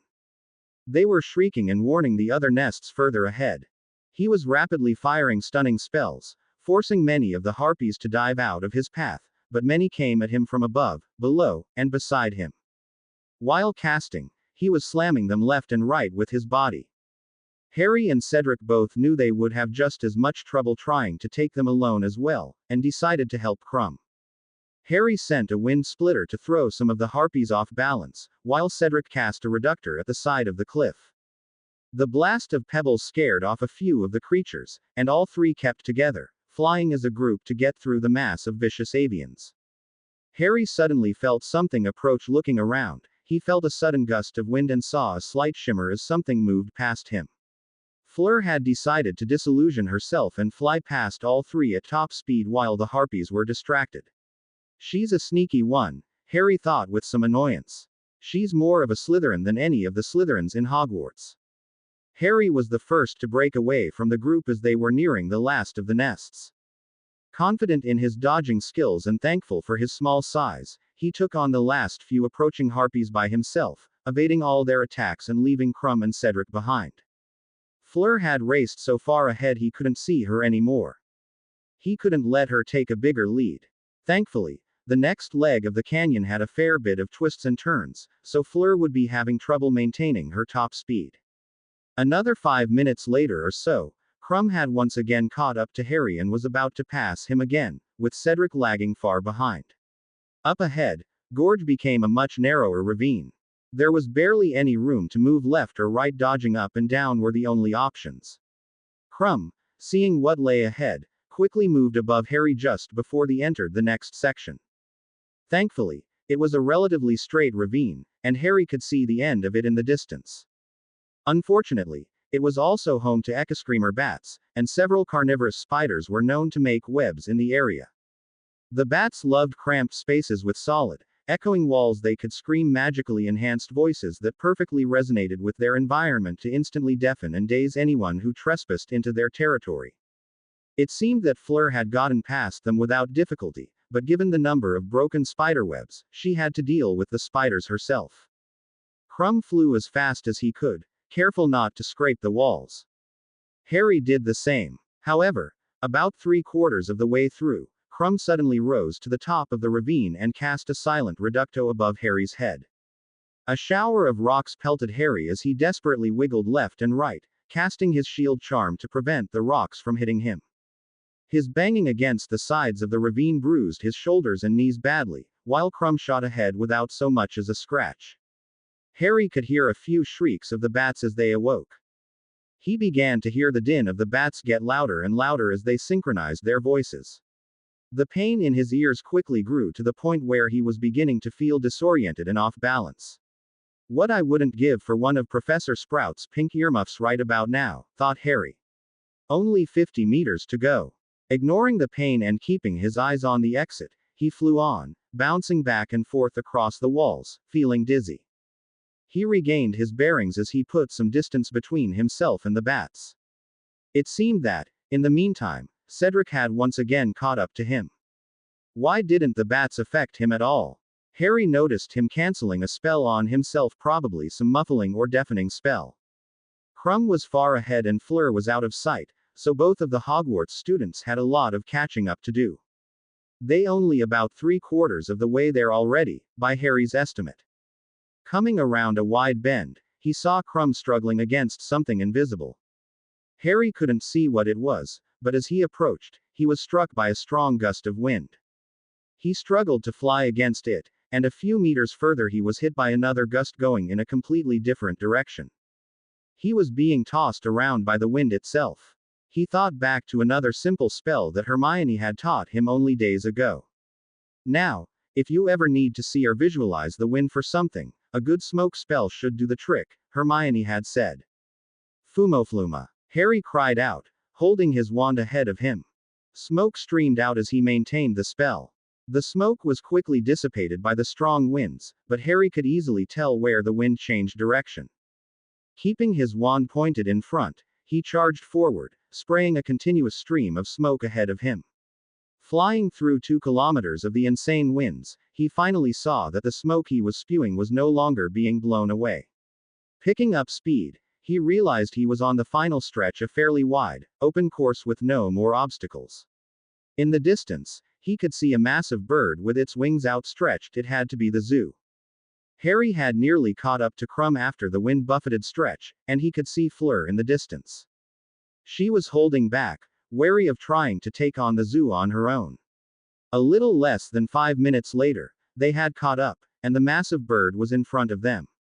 Massive, in fact, hardly described it.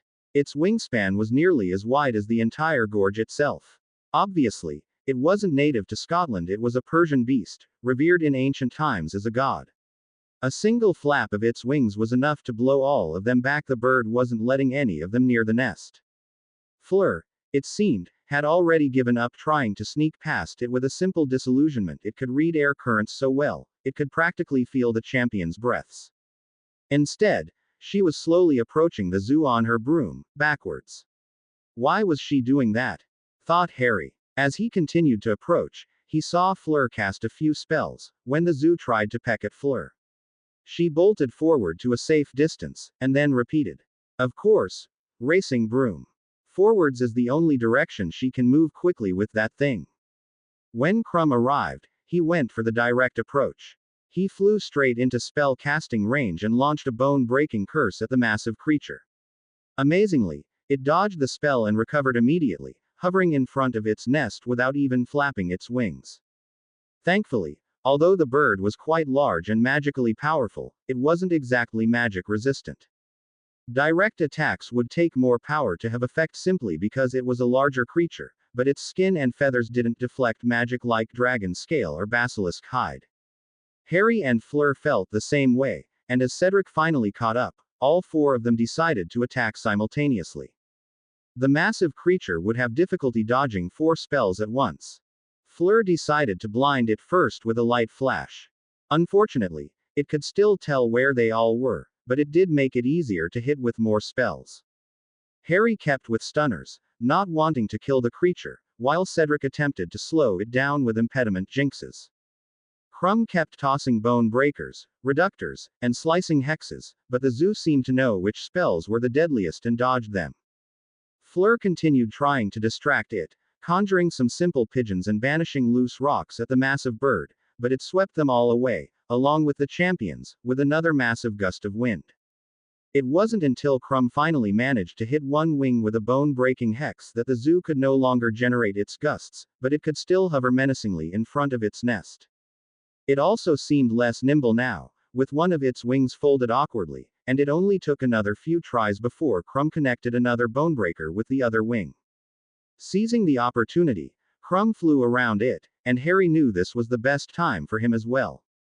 The 2 of them had the most maneuverable brooms out of the 4, and now they only had to contend with the zoo's beak and talons. While Cedric and Fleur kept launching more spells to try to disable the bird further, Harry and Crumb went on opposite sides of the bird to the nest behind it. The zoo knew that Crumb was the one who had injured it badly, and decided to attack him with its talons first. Harry's relief didn't last long, as the bird turned around and decided to try to catch both of them at once, one with each claw. Harry concentrated on dodging, while Crumb set another powerful spell at the bird's foot, causing it to recoil in pain. Cedric, now facing the bird's back, decided to charge ahead, conjuring thick ropes to lasso its head. He then conjured more rope to tie it to some vines growing on the sides of the cliff. The zoo thrashed angrily, but with its mobility severely reduced, Harry could now try to grab one of the golden eggs. Diving down towards the nest and snatching the egg up quickly, he stuffed it in his shirt. He continued downwards towards the bottom of the gorge, out of the zoo's reach as it snapped at the ropes that were tying it up. Crumb did the same, and the 2 of them were off, once again racing neck and neck. They didn't look back at Cedric or Fleur, but they knew that, with the bird already badly injured and now partially tied up, the 2 of them would be gathering their eggs soon. Another 5 minutes of full speed flying across the free flight section of the path brought them back to the windswept portion of the race. Harry pulled ahead when he used his smoke spewing spell again to help guide him, but Crumb quickly caught on to what Harry was doing and performed a similar spell, conjuring a fine mist of water instead. Harry was coming out ahead, though, as he seemed to have a better instinct for positioning himself to take advantage of the winds, while Crumb was mostly fighting against it the entire way across. Behind him, he knew Fleur had already caught up, taking full advantage of her higher top speed to make up for lost time. As he approached the narrow ravine again, he took the higher path, to avoid what Crumb did to him the first time. Knowing the bats were probably still active, but without knowing an earmuff spell, he simply conjured a pair of foam earplugs and stuck them in his ears, and then rushed ahead. This time, the sound was annoyingly loud, but not debilitating like before. He didn't feel the same nausea or disorientation as last time, so he could concentrate on tossing low-powered stunners at any little bat that got in his way. The last thing he did before exiting the ravine was take a look behind, making sure Crumb was still slightly behind him, and cast a reductor. He knew there were another few minutes of easy cruising before he approached the harpy nests, and took the time to think about preparing a strategy. Should he charge ahead? Sneak past? He hadn't practiced disillusionment charms the past few weeks.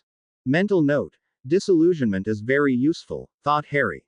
Perhaps his best bet was to simply fly through, dodging as best he could. As he approached, Fleur rocketed past him, her broom carrying her. Once again, she cast a disillusionment charm on herself as she bypassed the harpies. If the harpies rely on sight so much, maybe I can just blind them, thought Harry. Performing the same spell that Fleur had used against the zoo, he shouted, "Lumos Fulgos." As he shielded his eyes, several harpies screamed, clawing blindly in a daze. He dodged them easily, but already the ones further away were beginning to advance on him. It would tire him out if he had to cast this constantly. He decided to dodge where he could and only use it if the harpies were beginning to overwhelm him. Several scratches and about 8 flares later, he was past the harpies. Crumb wasn't too far behind, as Harry heard the gruff voice shouting spells while harpies screamed. Fleur was long gone by now, but he had to do whatever he could to fend off Crumb. Coming up to the log pile, he saw that Fleur had blasted away a few more, making a much clearer path through what was originally a jungle gym of logs. Flying through the most obvious, open path, Harry began firing quick flame spells at the logs. A few of them caught fire. Harry smiled, knowing that within a few minutes Crumb would have to stop to put out a few fires to get through the maze. It completely surprised him, then, when he realized it didn't even slow Crumb down. He heard him approaching from behind. Taking a quick peek back, it seemed that Crumb had simply cast a few flame freezing charms where he could, and let his robes catch fire instead of slowing down. He was desperate to win at least second in this competition. Coming up to the vine net, Harry knew this would be his last chance to stop Crumb, who had caught up to him and they were once again racing neck and neck. Crumb sensed victory as he prepared another flame hex. Harry knew that Crumb was slightly faster, and if he couldn't stop Crumb here, he'd definitely lose. Thinking quickly, he cast a flame freezing charm right on the tail of Crumb's flame hex, and immediately pulled into a sharp dive. Crumb's hex hit the net, immediately setting it on fire again, but the flame freezing hex prevented the net from burning through. Harry flew underneath like the first time around, while Crumb, surprised that his flames didn't cut a hole in the net, crashed straight into it and got himself tangled. Harry flew past the finish line without looking back. The crowd roared as Bagman announced, and in second place, Harry Potter. He clocks in with a time of 1 hour, 53 minutes, and 18 seconds. This should factor very well into his scores. He was tired, his body was aching, his ears were ringing, and his throat was dry. He saw officials waving at him to go to the medical tent for a checkup, and he stumbled his way there in a daze. Inside the tent, he immediately grabbed a cup of juice and gulped it down, and immediately went for another. 4 cups later, the Medowitches finally got him to walk over to one of the beds, where they closed the curtains around him as he sat down. With his head throbbing and heart pounding, he knew it would be a while before he was back to feeling normal. The Medowitches began their checkup, immediately noticing the damage to his ears. I knew those bats were far too dangerous. You could have been permanently deafened, one of them muttered. After dripping a potion into each of his ears, Harry almost immediately felt the ringing disappear, and some of the dizziness faded away. Looking into each of his eyes, the witches were once again surprised. This chart says here that only 2 weeks ago your eyesight needed correction, and there's no record of you coming in for the procedure. You've done it already. And it appears it's better than normal, in fact. A friend and I brewed the potion ourselves, and it was a different version, one that was tailored to me, Harry said. She told me it would work better than the standard potion they give at St. Mungo's. You didn't see a healer about it instead. You could have gone blind, or worse. Harry shrugged. I'm confident in my friend's brewing abilities. It's over, it worked, so let's just leave it at that, alright. Shaking her head in frustration, the Medowitch proceeded to check up on his other wounds, most of which were superficial. The majority came from crashing into the walls of the narrow ravine and scratches by the harpies on the way back. A few simple spells healed them, and a single potion took care of the light bruising and aches. Noticing a small tear at the back of his robes, she asked Harry to remove his shirt. Without thinking, he began taking it off, but suddenly realized his mistake. He quickly pulled his shirt back down, but it was already too late. What on earth happened to your back, Mr. Potter? Nothing. Old wounds. A quick episky should fix up the scratch I got today, Harry tried to make up as an excuse. Look, Mr. Potter, everything I find here will be held in strictest confidentiality. It's part of the healer's oath we Medowitches take, I promise you that. Can you show me what it is? I need to confirm it for your health. No, answered Harry firmly. I'm just telling you now that it's not affecting my health, so please don't ask anything more about it. Mr. Potter, I really must, the Medowitch began to plead. No, and that's final. I'll be leaving now, unless you can tell me that I'm in mortal peril unless you treat me for something. Harry faked his anger, desperate to hide the runes on his back. The Medowitch sighed. Nothing more, Mr. Potter, except I just need a drop of blood to confirm you didn't take any illicit potions. Harry nodded, allowing her to prick his finger and drip the blood into a vial. The witch stepped through the curtains and dropped it into a cauldron at the back of the tent, which fizzed for a little and then puffed up some white smoke. You're clear, she told Harry when she came back. He immediately left tent, noticing 2 other stalls had their curtains closed as he passed by. Fleur was standing outside, waving to the crowd. Evidently, both Crumb and Cedric had arrived during his checkup. Looking up at the scoreboards, he noticed that Fleur had arrived over 10 minutes before he did, while Crumb was less than a minute behind. His move at the vine net had bought him just enough time to take second place.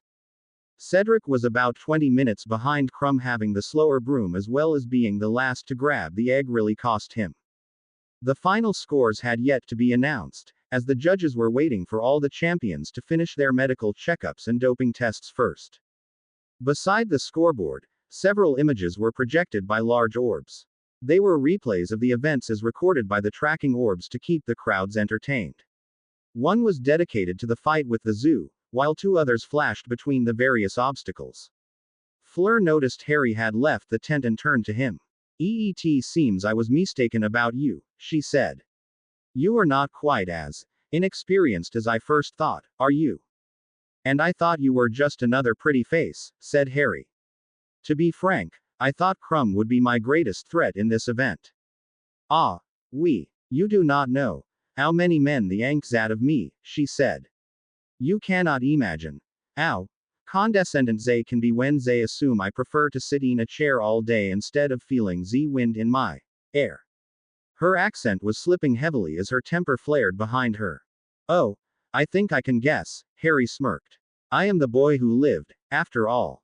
Everyone wants to put me and my scar on display like I'm some kind of freak show. Our Minister of Magic keeps wanting me to pose with him as if I actually support him.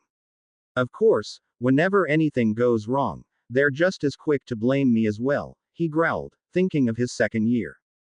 "Haha, I forget you are the great hero of Britain.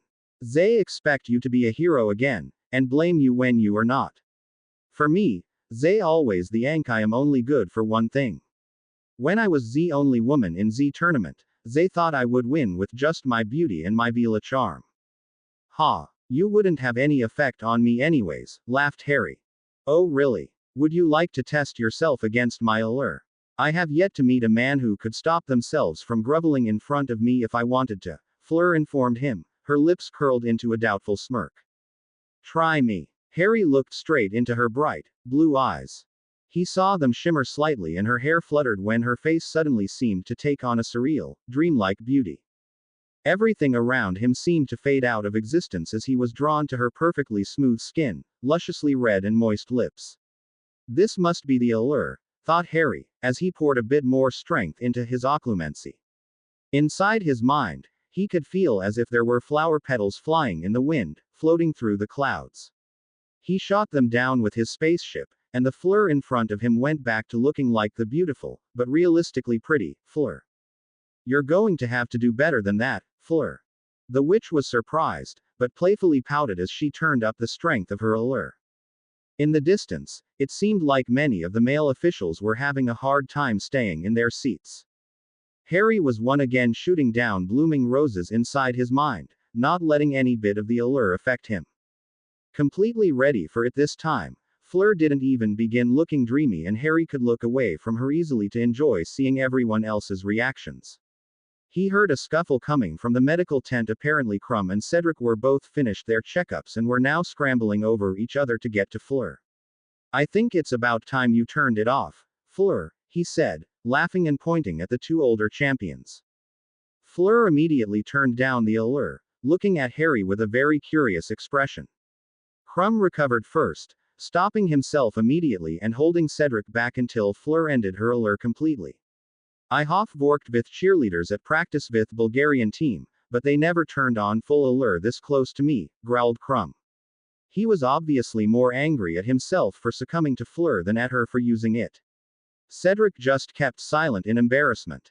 It looks like all of our champions have finished their post-race checkups and are now ready for their final scores, shouted Bagman with his enhanced voice. The four of them were escorted back to the start-finish line, where a small stage for them had been placed. Each of the officials also made sure they had their eggs with them before telling them to go on stage. Last to arrive was Cedric Diggory, with a time of 2 hours, 10 minutes and 29 seconds. He will be awarded 33 points. 20 for placing fourth, with 13 bonus points for excellent use of the Earmuff charm in the ravine, taking minimal injuries against the Harpies, and for restraining the zoo. Cedric was the only competitor to suffer no deductions. Images of Cedric's performance at those particular obstacles were being projected above by the display orbs. The crowd cheered especially hard the moment Cedric lassoed the zoo, as well as when he took on the Harpies by himself on the way back. Cedric simply smiled and waved without letting his disappointment show. In third place, we have Victor Crumb, with a time of 1 hour, 54 minutes, and 10 seconds. He will be awarded 54 points. 40 for placing third, with 18 bonus points and 4 deductions. His powerful spellwork was displayed when disabling the zoo with the Bone Breaker curse, as well as fending off the Harpies. Additional points were awarded for bravery, being the first to attempt to retrieve the egg. Points were deducted for sustaining injuries in the ravine, burns in the log maze, and hitting the vine net. Harry tried to keep a straight face as he realized every one of Crumb's deductions were caused by him. Crumb remained as stoic as ever, only bowing slightly to the judges' table. The crowd cheered when they were shown Crumb's fight with the Harpies as well as his retrieval of the egg. In second place, we have Harry Potter, with a time of 1 hour, 53 minutes, and 18 seconds. He will be awarded 70 points. 60 for placing second, with 16 bonus points and 6 deductions. His exceptional flying ability was demonstrated against the windswept valley, the zoo, and the Harpies.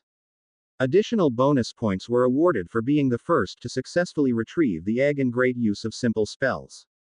The orbs projected his modified light spells against the Harpies, smoke-spewing charm at the windswept valley, and the flame-freezing charm against Crumb. Bagman continued. Deductions were for sustaining injuries in the ravine, twice, as well as against the Harpies. Harry winced, knowing how much the quick exposure to the bats, Screams had affected him. He followed Cedric's example and simply smiled and waved to everyone. In first place is Fleur Delacour, with a time of 1 hour, 42 minutes, and 22 seconds. She will be awarded 91 points. 80 points are for arriving in first place, with 14 bonus points and 3 deductions. The bonus points are for her skillful use of the disillusionment charms to get past the harpies and clearing the spiders in the ravine. The deductions are for being the last to retrieve the egg as well as taking the least action against the zoo. Fleur did have to admit that, while she arrived first, she hung around and waited for 5 minutes, while Crumb and Cedric did most of the work in taking it down. Still, she was in first place, and the crowds cheered for her. She blew some keys for the photographers, holding her golden egg up for everyone to see. It took another half hour of standing on stage and waving before all the announcements and speeches were finally over and the photographers were satisfied with photos for tomorrow's paper. They were led back into another tent, where Bagman and other officials joined them. One of them asked for their eggs for safekeeping, which they all handed over. Bagman then sat them down to inform them of the next task. Good show today, everyone. I dare say that if all of you can keep up this kind of excitement, we'll have no trouble selling out all the events. Now, the next one is the first trial of champions. It'll be held 3 weeks from now, on December 10th. The Trial of Champions is going to be a simple duel, standard European Dueling League rules. You will each have 3 duels, beginning at 11 in the morning, with a 2-hour break in between each one. They'll be held at Hogwarts. Simple enough, I hope to see some action between all of you. Bagman cheerfully left, and Harry felt an intense dread. He had just cost Crumb 20 points, or 24 points, depending on how you counted it. Crumb was also an experienced dueler at Durmstrang. Harry walked out of the tent as quickly as his legs could carry him. Hermione was already waiting for him and leapt into his arms when she saw him. Harry, you were fantastic out there. Thanks, Hermione. You know I couldn't have done it without you. You taught me so much in the past few weeks. Thanks, Harry, but I was so worried when you were in the ravine. You almost fell off your broom. I'm so sorry, Harry. I should have taught you the self-muffling charm, it would have made things so much better. And I wasted so much time on creatures you didn't even face, and you were having so much trouble with the ones I forgot about. Hermione was clutching him, getting more and more agitated. Hermione, you can't possibly blame yourself. The zoo was some kind of Persian bird, wasn't it? There's no way you could have guessed it would be the big bad bird at the end. It might as well have been some North American thunderbird or something. Harry reassured her. But, I did read about it, but I dismissed the idea, and you nearly got yourself killed when you went for the egg before it was completely restrained. Harry, I shouldn't have, MMFFH. Harry decided to stop her from talking anymore, and reassure her at the same time with a key. Hermione, I'll say this again. Don't blame yourself. He gave her another peck. You probably read everything there is to know about magical birds for this task. Another quick key. I can't possibly handle that much. You made good choices to leave out stuff or else I would have been overwhelmed. Their lips touched again. I never could have done as well as I did without you, Hermione, so I'll tell you again, don't doubt yourself. You're my savior, Hermione. He ended his little speech by locking lips once more, and neither one wanted this one to end. Couldn't you have at least let me get one word in? Asked Hermione when they finally broke apart. No, not until I was done, smiled Harry. What did you want to say? Well, I knew what you were going to say after the first line, but I decided to let you keep going, she answered. And I wanted to let you know that you're my savior as well. I'd jump in front of any spell for you. Well, I was hoping you'd be a better dueler than that, Harry. Let's go back to the castle and figure out a training regimen, Harry, Hermione said, grinning. What? Right away. Harry gave her a pleading look, but all she did was slap him on the back as they both mounted the firebolt, enjoying the late, sunny afternoon. The Sunday paper arrived and all the students and staff who didn't make it to the trial of air eagerly awaited it. The results were splayed across the front page. Since Cedric came in last, The British had quickly latched onto Harry as the pride of Britain, making the entire Hufflepuff table extremely angry. Cedric was gracious enough, since he was expecting to lose going in. Although he was seeker for the Hufflepuffs, he only played Quidditch recreationally and was hoping to drop the position to study for his newts that year. Against the best seeker in Hogwarts, and the best seeker in the professional Quidditch League, he wasn't expecting to come out of the trial of air any better than third. The fact that Fleur happened to be an amateur broom racer practically solidified his defeat. That didn't stop the Hufflepuffs from heckling him, though. It was easier to bear than when his name popped out of the goblet, because now the Gryffindors, minus Ron, were all on his side, as if he once again represented Hogwarts. Harry could only shake his head at how fickle the masses were. Harry picked up a copy of the paper out of interest. There he was, in his second place glory, plastered all over the front page. Fleur, once again, was relegated to page 3, but at least there was more text accompanying her pictures this time. Cedric and Krum received little more than stubs. Harry was proclaimed champion of Britain, with pictures of him dodging the zoo's claws. However, there was another article that caught his eye. Harry Potter. Doing Whatever It Takes to Win. By Rita Skeeter. The last time we checked in with our dear Harry Potter was when he somehow got his name to come out of the Goblet of Fire. This intrepid reporter has attempted to secure the truth of the matter herself, but so far, any investigation into Mr. Potter's wrongdoing have been stopped at the gates of Hogwarts by tournament security officials and DMLE orders.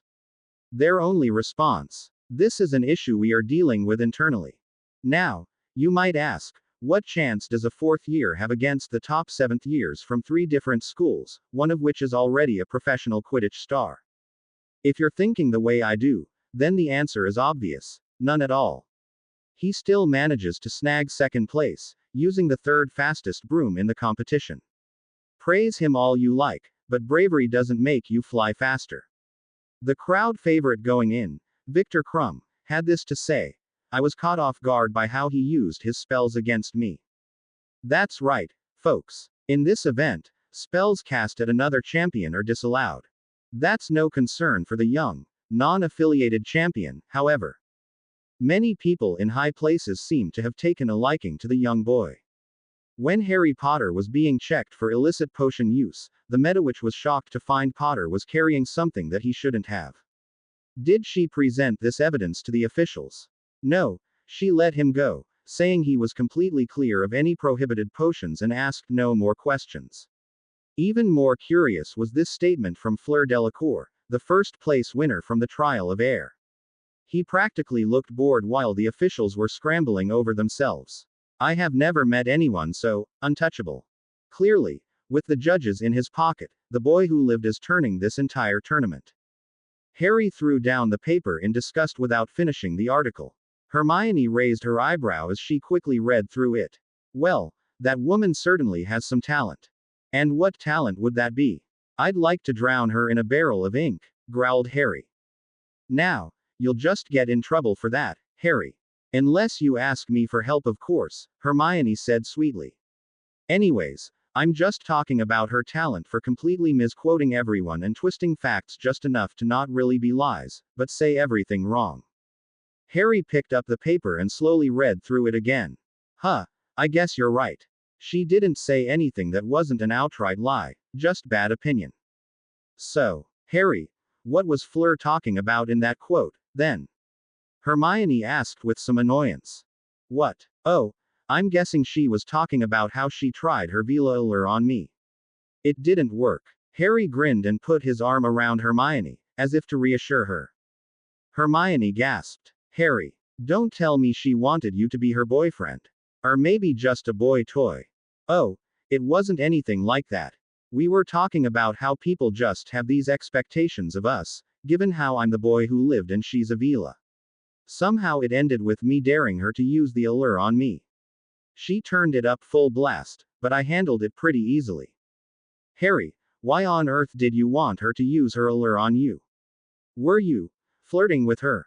Hermione's voice was quivering, somewhere between nervousness and anger. Oh crap, that was a bad move, wasn't it? Thought Harry. Was I getting too familiar with her? Why did I do it? It was just to prove something, wasn't it? He looked into Hermione's eyes and saw a dam about to burst if he said the wrong thing. He felt a pit drop out of his stomach. I just wanted to prove to myself that nothing could take me away from you, Hermione. Not even Avila, who was trying her hardest. He gave her a soft key. Pulling back, he saw her expression soften into relief. You took too long to answer that question, Harry, Hermione said, still a little irritated. But I believe you, she added with a smile. There's one part one can't figure out. How did she know what was going on in the medical tent? Wait, what? Was that just some kind of test? Harry, for a second, nearly thought he was driving Hermione away from him.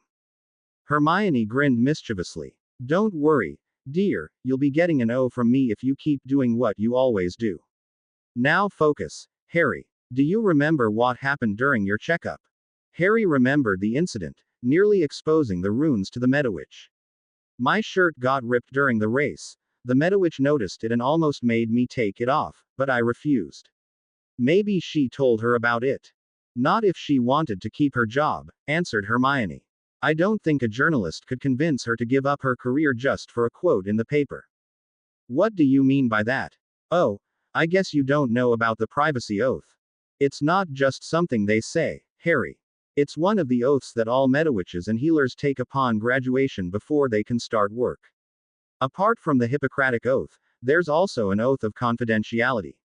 She can't willingly talk about her patients, except to the patients themselves, their guardians, or other doctors, without prior consent, or else she won't be able to work in the medical field again. And it's a magically binding oath. Harry was surprised. He never knew about that, but it just added more to the mystery. If not from the healer, where else could Skeeter have gotten the information? The curtains themselves were silenced for privacy. He never heard Fleur leave or Crumb and Cedric enter. This is weird, Hermione. I almost let the Medowitch find out about the runes. I don't know how Skeeter was listening into the conversation, but if she had seen them, I'm guessing that would be all over the newspapers. I don't want our secret getting out, he whispered. Maybe we can start practicing glamours, for now. I'll also do a bit of research to see if I can incorporate a hiding mechanism into the cluster. If not invisibility, then just a permanent glamour or something. Harry knew what this was leading to. You'll need to read a few books about it, I guess. Hermione nodded expectantly. Restricted books. Hermione nodded excitedly. Let's go. And why can't we just copy all these books into your tome, Hermione? Harry stared at the wall of books that surrounded them. It was almost like a little fortress made of paper and leather. There's magical protections on the restricted books. And I can only copy books I already own, apparently, said Hermione. Oh. Harry sulked a little, more disappointed in the fact that his gift to Hermione wasn't quite as useful as it seemed than having to flip through a lot of books. He enjoyed being with her, after all. The downside, of course, was that he always had to make room for her insatiable appetite for knowledge. After pulling a few books on glamours and disillusionment charms, she picked up a few more on runes as well. Then she grabbed a bunch of spell books that dealt with privacy charms and wards. After only half an hour of reading, she realized very little of it was going to help Harry in his upcoming duels, so she found a few more for dueling. Harry was currently working his way through the latest copy of the official rule book of the European Dueling League. Isn't there an easier one to read than this? It's just so hard to understand. I mean, it's all in English, but what does the release of a competitor's wand shall not constitute the defeat of said competitor without the prompt admission of their incapability of retrieval, and all that mean? That just means you don't lose the duel if you drop your wand as long as you can pick it up again, Hermione explained without looking up from her book. Then why don't they just write it that way? Harry let out an exasperated groan. You know what? I think I'd probably do better just fighting the duel and hoping I don't break any rules by accident instead of trying to remember them all. Ha! As if you really cared about rules, Potter. Came a venomous voice in front of him. Harry looked over the stack of books and saw a sixth-year Hufflepuff he didn't know. At his sides were Ernie Macmillan and another sixth-year Harry recognized from Quidditch. What was his name again? Summers. Summerby. It didn't matter. He needed to respond to them. Sure I do. responded Harry in a loud whisper. I wouldn't shout in the library. It's against the rules. Just as he said that, Madam Pants came around once again to warn them all. You're not getting away with it, Potter, growled the boy, more quietly this time. We'll find out what you're up to. Yeah, don't think you'll fool us just because you're Harry Bloody Potter. We don't care what people call you, we'll find the truth out ourselves, said Ernie. Harry snorted. Yeah, you do that, just like you did 2 years ago. I talked to one little snake and suddenly I'm the heir of Slytherin. Weren't you the one who kept doing all the accusing and none of the investigating? Shut it. You may have fooled Dumbledore, but you're not fooling us. You probably just called off your snake and then everyone thinks you're a hero. You're not getting away that easily this time. Harry did his best to remain calm. So what have you actually got against me? Any evidence at all? You're taking books from the restricted section. You're probably learning all about the dark spells you can use against Cedric. Harry's mind boggled at the huge leap of logic that Ernie just made. Well, logic isn't one of the main traits of Hufflepuff, is it? He thought. He spoke his next sentence slowly and clearly. You know that all the champions are allowed access to the restricted section, right? He wouldn't abuse his position, though. He'd never look up illegal spells. You trying to accuse Cedric of cheating like you. You want to bring him down with you. Snarled the sixth year. Harry rubbed his temples. He had never had such a frustrating argument before. Then again, Hermione had told him in first year that wizards rarely had an ounce of logic. It's not cheating if it's allowed by the rules, he tried to explain. I've seen Cedric down here a few times as well. Ha, we knew you'd try to rat on him like that. I just said it wasn't against the rules, you know what?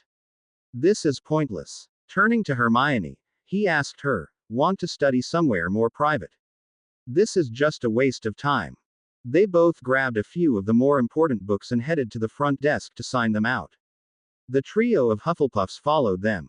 Running away. Potter. We're not done with you. But I'm done with you. Stop bothering me, you're not going to find anything. Harry said firmly as he walked out of the library.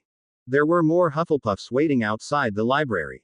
Well, they certainly had loyalty to their own house, at least. Harry had already been on his guard since the three Hufflepuffs approached him in the library. With a quick legilimency scan, he determined none of them were prepared to cast spells at him, but they all felt hostile. What do all of you want? We want you to quit the tournament. You shouldn't even be in it, shouted one of them. You guys do realize it's a binding magical contract, right? I had to compete once my name popped out, Harry answered through gritted teeth. That's just your excuse, isn't it? You just want to steal the grand prize out from under Cedric's nose. In case you didn't notice, your Cedric didn't need Harry in the tournament to lose. Fleur and Crumb are beating him, too, Hermione piped up. Who asked you, bookworm? Snarled one of the girls. Hermione was perfectly capable of defending herself, Harry reminded himself. Since she wasn't bothered at all by the insult, Harry did another quick legilimency scan. A lot of them were more riled up. An actual fight could break out at any moment now. They needed to get away. Hermione seemed to have done the same, and they both agreed they should leave now. Turning around without another word, they briskly strode away from the pack of puffs. Let me handle them, Harry whispered to his girlfriend. At least one of them's about to blow their top about now. Why don't you want me to help? Asked Hermione. I'm a perfectly capable witch, I'll have you know. I do know, but I need practice, Harry answered. If I can't handle these Hufflepuffs, then I certainly won't be able to handle Crumb. Oh, and shield your eyes. You think you can just walk away from us, Potter? We haven't finished. Came an angry shout. Impedimentia. Harry cast the shield charm behind him as he turned around. The basic jinx bounced off the shield, back towards the group of Hufflepuffs. There were too many there, and too little space to move, and one of the younger girls ended up getting hit by the ricochet. Casting spells at me behind my back. I never thought you'd act like the Slytherins, Harry said mockingly, without letting his shield down. None of you are brave enough to challenge me to a face-to-face, one-on-one fight, are you? He continued. And if you were all smarter, you wouldn't have gotten yourselves stuck in this situation. Harry didn't quite know why he was feeling so spiteful, but he had a suspicion that he'd experienced the hostility of the Hufflepuffs 3 times over before, but never this strongly. He could take the time to figure out what could be different this time around, but for now. Lumos Fulmio. The spell he used against the Harpies was just as effective inside a crowded hall. The bright flash of light blinded the Hufflepuffs temporarily. Harry immediately brought his shield back up in case any were dumb enough to fire off spells blindly, while he and Hermione both ran up the stairs to get away. Once they were in a safe, quiet place to study, namely the room of requirement, Hermione opened up one of the textbooks on illusions and said, "Harry, take off your shirt." Harry was surprised by the sudden request, but did what he was told gleefully. What do you want me to do?" he asked. "Lie down. On your stomach." Harry didn't know what to expect, but he didn't expect nothing. After 5 minutes of quiet muttering from Hermione and not sensing anything at all, he asked, "Hermione, what are you doing?" "I'm practicing the glamour charm on your back. I can't seem to get it totally right. The color and the texture of the image always seems to be a little off. Hold still for a while." "Oh," said Harry, with quite a bit of disappointment. "Don't worry, Harry, I'll give you a massage for being a good sport later." Later was another half hour when she finally hid all of Harry's runes under the glamour. She then straddled Harry and began pushing her palms down into his lower back. "You know, you're going to have a lot to prepare for with the upcoming duels." "Oh yeah, Crumb," Harry answered lazily. "My god, Hermione's good at this. Her hands are like a goddess." Harry thought. "Hermione, where did you learn to massage like this?"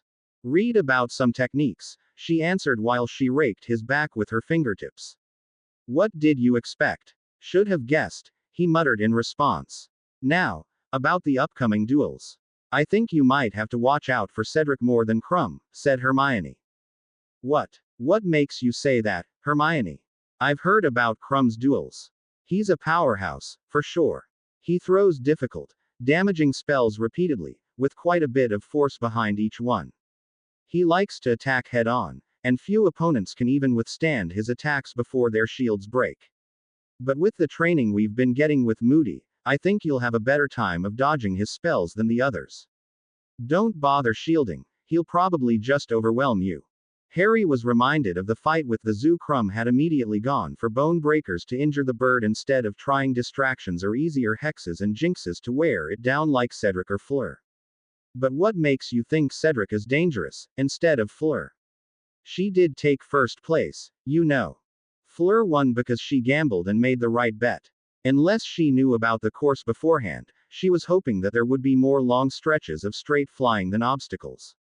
You nearly caught up to her at every obstacle, you know. She had to grab the egg last because even Cedric, with his Nimbus 2000, could dodge the zoo's talons more easily. She had to wear it down some more by herself before she could risk taking it." Harry hadn't realized how much that had cost Fleur. She did have the fastest broom by a wide margin, but Harry had already flown halfway back before she finally caught up to him. If there were even more obstacles in the course. Harry shook his head. "I can't believe I wanted the first task to be even harder." Now, Cedric, on the other hand, lost mostly because he had the worst broom of the lot.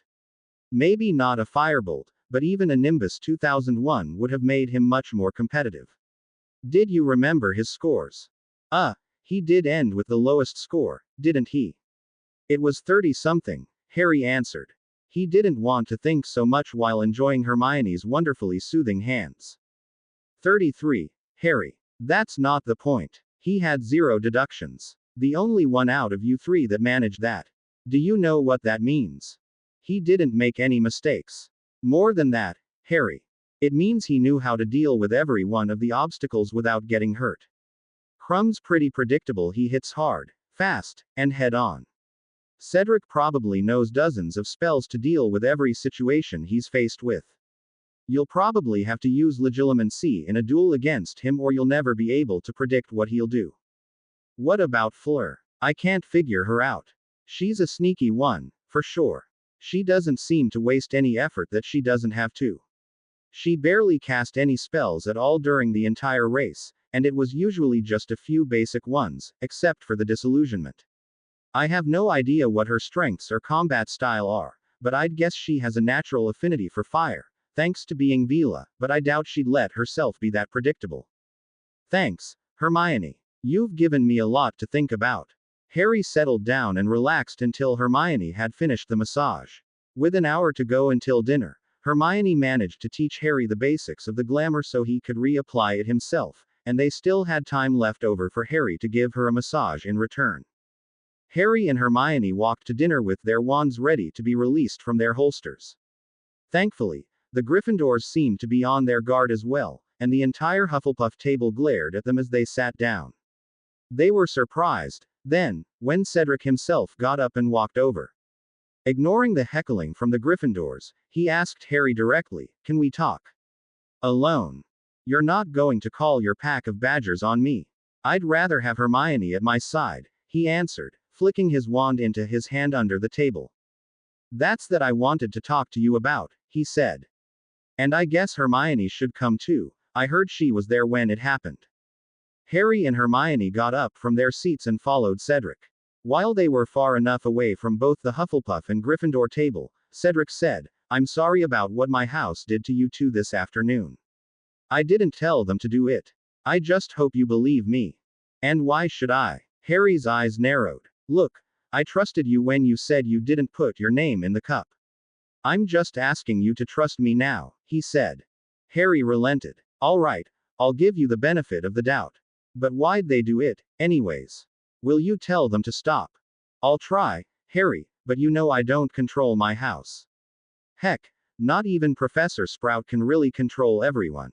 But I saw how you flew, and I know you beat me fair and square. To be honest, I didn't really care for the trial of air. What? I thought you'd try harder, being the Hufflepuff seeker and all." "I'm only the seeker because there wasn't anyone else to play the position. I don't plan on playing Quidditch professionally, Harry. And up against a professional player, along with the school star, I decided not to try to outfly you guys. It's only one trial out of 7, anyways. I'll make up for it in the other events. You probably could have done better with a better broom, you know.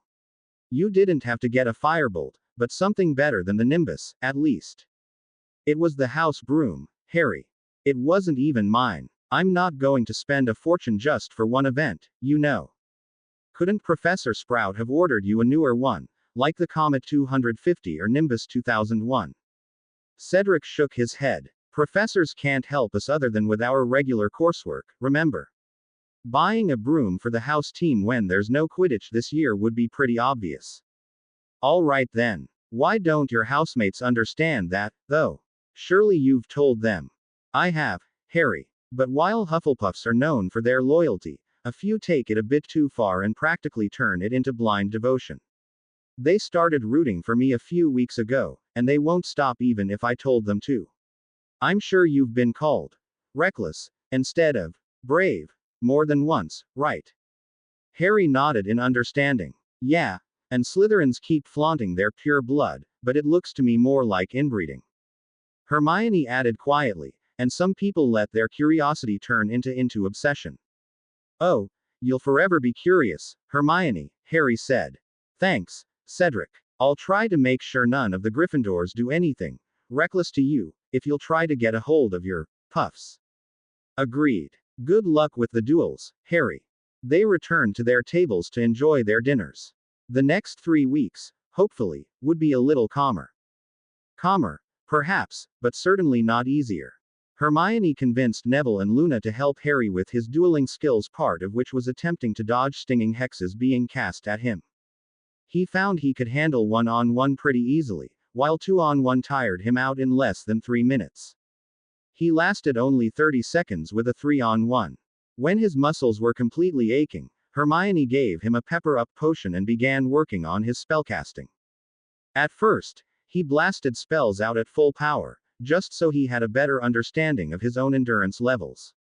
Before he was completely drained, they would spend the rest of the day working on silent casting. Harry and Hermione found they both had a knack for it, or possibly prior experience, and picked it up quickly, although they began to teach Neville and Luna as much as they could. They continued this every day after classes for the rest of the week. The first Saturday with Moody, Harry mentioned the disillusionment spell as well as Rita Skeeter's possible eavesdropping. Moody immediately began a speech about the importance of information and reconnaissance before a battle. They spent the rest of the day learning not only the disillusionment charm, but also the invisible footfall charm which covered up any footprints if he was walking on dirt, sand, or snow.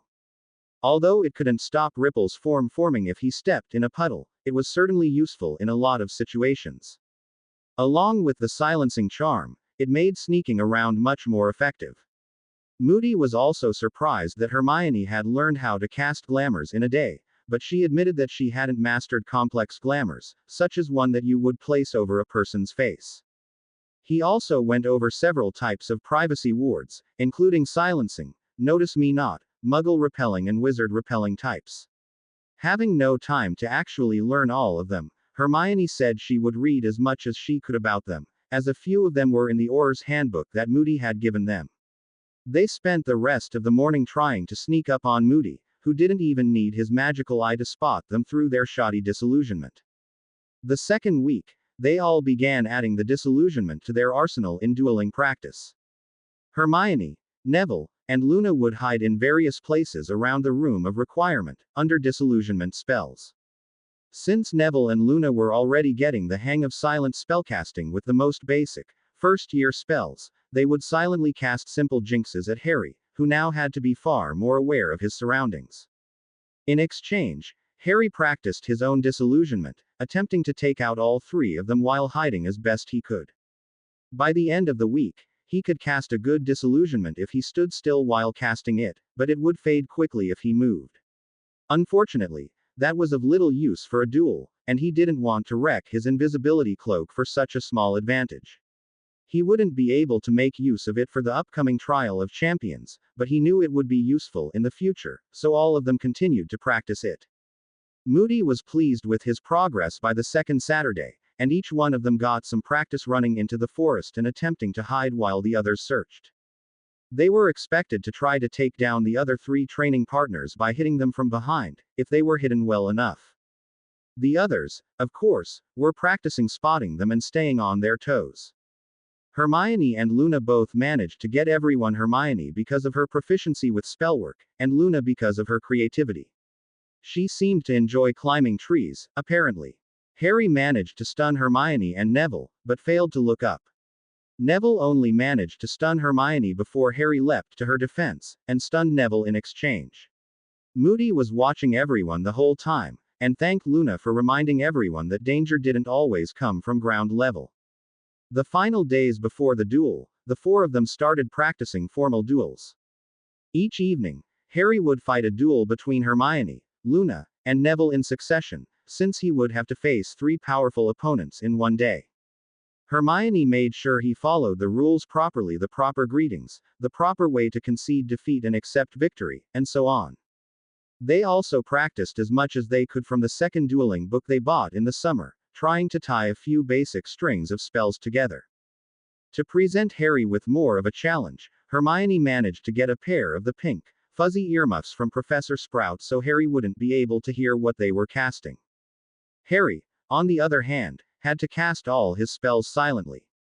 This helped Neville and Luna especially, who were still practicing silent casting and could put more power into the spells when they said the incantations. Harry was still able to practice his legilimency, and while Luna was as hard to read as ever, he still managed to glimpse what spell Neville intended just before he cast it. Hermione, however, could duel Harry on even ground. Harry had more power behind his spells, and he did have better reaction times, but Hermione had what seemed like an unlimited repertoire of spells to use. Her occlumency was near perfect, and Harry couldn't afford to spend any more of his attention in breaking it while he was dealing with all the spells she threw at him. Harry ended up spending a lot of time dodging her spells whenever he wasn't sure what it would do. On Friday evening, they finished a bit earlier to make sure Harry would have enough rest for tomorrow. Neville and Luna waved goodbye as they left, leaving Harry and Hermione to relax on the soft and cushiony spectator seats in the room of requirements dueling chamber. Hermione once again got him to lay down as she gave him a massage, To work out the lactic acid, of course. Whatever the reason, Harry didn't need to be asked twice. Are you ready for tomorrow, Harry? As ready as I'll ever be, which really doesn't say much, I think. Oh, come on. You've gone through this several times before. Even if you don't have the exact memories, you still have the instincts drilled into you, don't you? I hope so. The problem is I can never seem to depend on them. They're more of a reflex. If it happens, it happens. At least if I do poorly, we can always go back and try again. Harry laughed. Harry, we are not going back in time just so you can do better in a silly tournament. Hermione gave him a hard slap on the back. Ow. Hermione, I was just joking. Harry squirmed underneath her. I know. And this is a perfectly legitimate massage technique, she said as she slapped him again. Stay still. You know, you should fight the duels in my place. You'd probably do better than I would. Would you like to take my job? Do you mean your job as a Triwizard champion, or as the boy who lived? Hermione giggled. Both, if you're willing. Turn over, commanded Hermione, as she began to work on Harry's arms and chest. Looking straight at his eyes, she asked, what makes you think I'd be any good at what you do? With his free arm, Harry caressed Hermione's cheek. You mean other than the fact that I'd be nothing without you? What? You can't possibly mean. Harry put a finger on her lips. Let's see, shall we? I'm a pretty average student, but studying with you puts me above average. You figured out the puzzles to the Philosopher's Stone first year. You figured out the basilisk in second year. You had the time turner in third year. You're teaching me everything I need to know this year. But, you probably could have done it yourself if. Hermione stammered. She stopped rubbing his arm, so Harry took both of her hands in his. That's not all, Hermione. That's barely scratching the surface. You don't just help me learn or give me knowledge. You give me something to look forward to every year. What, Harry? Surely there's plenty of other things. I do, Hermione. You're the reason I put up with all this stupid boy who lived crap. I don't have a home or a family. The Dursleys don't count. When I finally managed to get away from them in first year, I loved Hogwarts, and this became my new home. When I became friends with you, you became the closest thing to family I have. This past summer was the best one I ever had, Hermione. Obviously, the magical world isn't all cupcakes and flowers. There's a crazy half-dead guy trying to kill me. I don't have many friends who like me for myself. Well, Fleur kind of explained this to me, but I realized it's hard to figure out who likes me for who I am instead of who they think I am. You know, you were doing really well with that speech until you brought Fleur up. Hermione leaned on him, pressing her weight onto his shoulders with a devilish grin on her face. I'm sorry. I love you. I know that already, you silly. She leaned in and keyed him. And I never realized how much I meant to you. You're really special to me, too. You were the first real friend I had. Even before Hogwarts, most of my so-called friends they were like Ron. They kept me around because I could help them with homework. You're the first friend I brought home to meet my parents, too. And my first key. And my first boyfriend. I hope you'll be my first. Well, I mean, I hope you'll be my only. She blushed. Well, let's just say I'll never want to lose you, Harry. I want to live my life with you. Harry shook as he tried to suppress a giggle when Hermione struggled with her speech. He had no idea what she was really going to say, but he had a dozen ideas in his head. He settled with replying, thanks, Hermione. I think you've also given me the chance to, as well. Still stuck underneath her, Harry settled on dotting her hands. What do you mean by that? The prophecy that we sent back. You know, power he knows not. We still don't know who made that prophecy, or if it was really verified. If we didn't bother packing that info, then it probably wasn't important. I think being able to go back in time is a pretty fantastic power, and Voldemort doesn't know about it. You're right. We should keep this as secret as possible. The fewer who know, the fewer who can tell, after all. And you gave me that power, Hermione. It always comes back to you. I'll always come back to you, Hermione. And I'll always be there for you, Harry. Harry was shaken awake the next morning after an extremely comfortable night's rest. He wanted it to continue, but the voice wouldn't let him. Harry, wake up. Harry, you're late. Harry recognized that voice. Hermione, why are you in my room? I'm not in your room, Harry. We're still in the room of requirement. We fell asleep here, remember? Harry didn't remember. In fact, he did remember feeling very relaxed, though. What time is it? Almost 9 o'clock. And you have to be at the Quidditch pitch by 9:30 for your duels. Harry got the feeling he'd done this before. Several times, in fact. We don't have to pack our trunks, do we, Hermione? What on earth are you? Oh. She laughed at the likeness to their time travel situation. No, but you do need to shower. You stink. Heck, I stink. Let's get out of this room. Come on. They both got up, but as they walked out the door, Harry stopped and turned back. He walked across it 3 times, and a new door appeared. What room did you call for, Harry? I just asked for some showers. I thought it'd be quicker. Hermione was clearly disappointed. You boys never think much of your hygiene, do you? What about a change of clothes? You were sweating all day yesterday and you're going to wear the same clothes again today. What's wrong with that? I'm just going to work up a sweat again today. It wasn't that bad, was it? He'd smelled much worse after Quidditch practice, and he didn't really work up a huge sweat yesterday, since he was going easy. No, Harry, and that's final. Get a proper shower and change of clothes in your dorm and meet me in the common room, alright? We'll have breakfast together. Harry frowned as the door to the room of requirement disappeared when they began to walk away. Such a brilliant idea, completely shot down by Hermione's cold, hard logic. He had a very quick shower, taking only 5 minutes before he was back down in the common room, and he brought his broom with him to save a few minutes of walking as well. Unfortunately, he still ended up waiting, as Hermione's idea of a quick shower was about 15 minutes long. In the meantime, he reapplied the glamour on his back, taking several tries to get it right.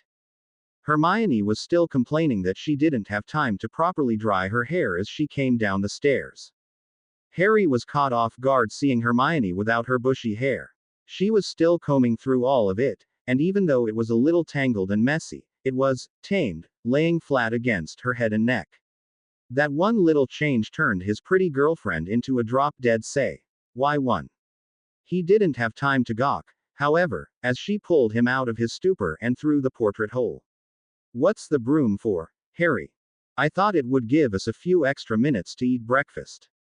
It takes more than 10 minutes to walk down to the stadium, but I can fly us down there in one.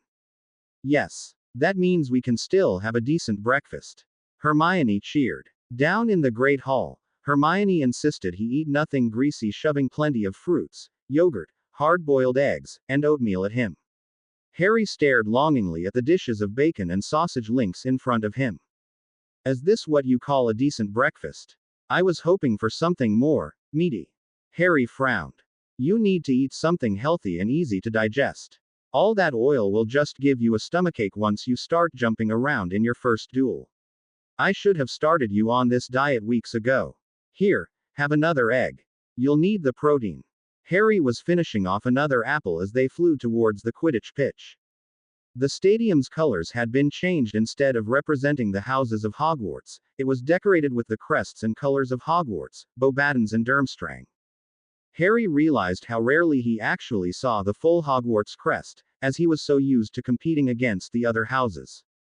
Inside the pitch, there were 2 large, raised, oval platforms made of solid stone. He presumed these would be the dueling platforms.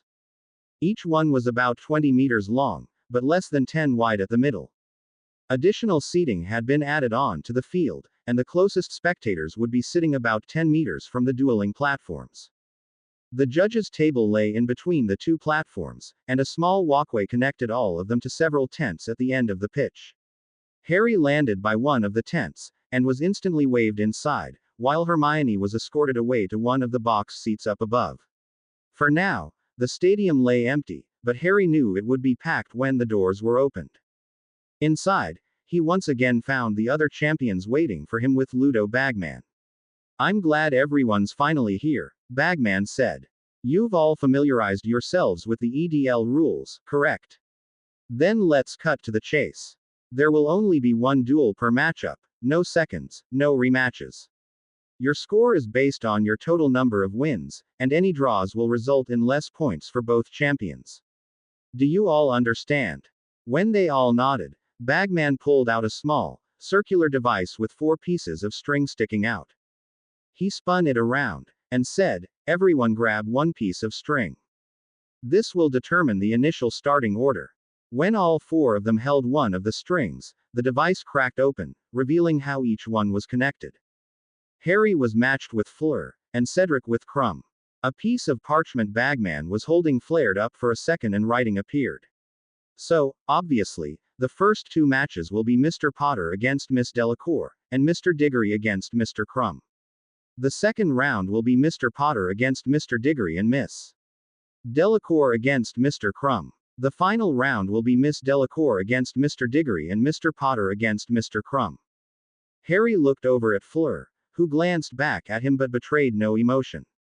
He then took notice of Crumb, who was looking back at him like an animal waiting patiently for its kill. Deep breaths, he thought. You won't face Crumb until the end. Crumb appeared to be looking at all the other champions with the same animalistic hunger, Harry noticed. I wish I had that kind of confidence. Cedric appeared to be handling himself well. He wasn't acting predatory the way Crumb was, but he seemed to be fairly sure of himself. He was pacing around the room slowly, but held his head up and looked the other champions in the eyes. Fleur was giving her Ice Queen look again, not letting anyone tell what she was thinking. Last time, she warmed up to the other champions and was willing to chat, but that was after the first trial was over. She definitely didn't want to give anything away before the competition. From inside the champions' tent, they could all hear the stadium fill up. Harry peeked out of the tent flaps and noticed it was filled to the brim evidently. The Triwizard Tournament was living up to its name as quite the spectacle. Harry had never seen the Quidditch Stadium completely full before, even during the final Quidditch game of the season when nearly everyone was finished with their exams. Almost half the seats were empty. Part of the reason was because only 2 out of 4 houses were ever really interested in each game, but also partly because Hogwarts was seeing some of the lowest enrollment in centuries, after coming out of the war against Voldemort. Today, however, visitors from all over Britain, and some from other parts of Europe were here. He also noticed the section reserved for the press was packed, and remembering the trouble Rita Skeeter had caused him, he wanted to find out who she was. Hey, Fleur, he asked the French witch. Do you remember talking to a reporter about the effect your allure had on me? Fleur's cold demeanor broke for a second. Reporter. Non, I do not discuss such private matters to the press. Her eyes narrowed into an icy stare at Harry. Haven't you not been telling your friends that you could handle me, haven't you? There is far more to me than just my allure. No, I haven't mentioned it at all, except to Hermione, of course. I read a quote in the paper the day after the tournament that said you were talking about me, and I'm sure you were referring to my ability to resist the allure, and not, anything else. Cedric had caught on to what Harry was asking, and remembered the article in question. He was now extremely curious as to when the quote came about. I certainly do not make such matters public knowledge, Ari. You were saying one of your English reporters quoted me. I do not recall giving an interview or a statement for them. Then I think you should watch out for eavesdroppers. I'm pretty sure this reporter has rather unscrupulous methods of gathering her information, but I haven't figured out how, yet. Fleur said nothing in return, only looking at him with some suspicion. The rest of the wait in the tent continued in silence, as they once again heard the opening formalities, anthems, greetings, introductions to various bigwigs and officials, and a few speeches by the bigwigs and officials. They seemed to drone on, but right at 11 o'clock, they called up Harry and Fleur to the first dueling arena. Go through the motions, stick to what you know, Harry told himself as he passed through the dueling wards. On stage, he bowed to the referee, then to Fleur. He kept his knees bent, ready to dart in any direction at a moment's notice.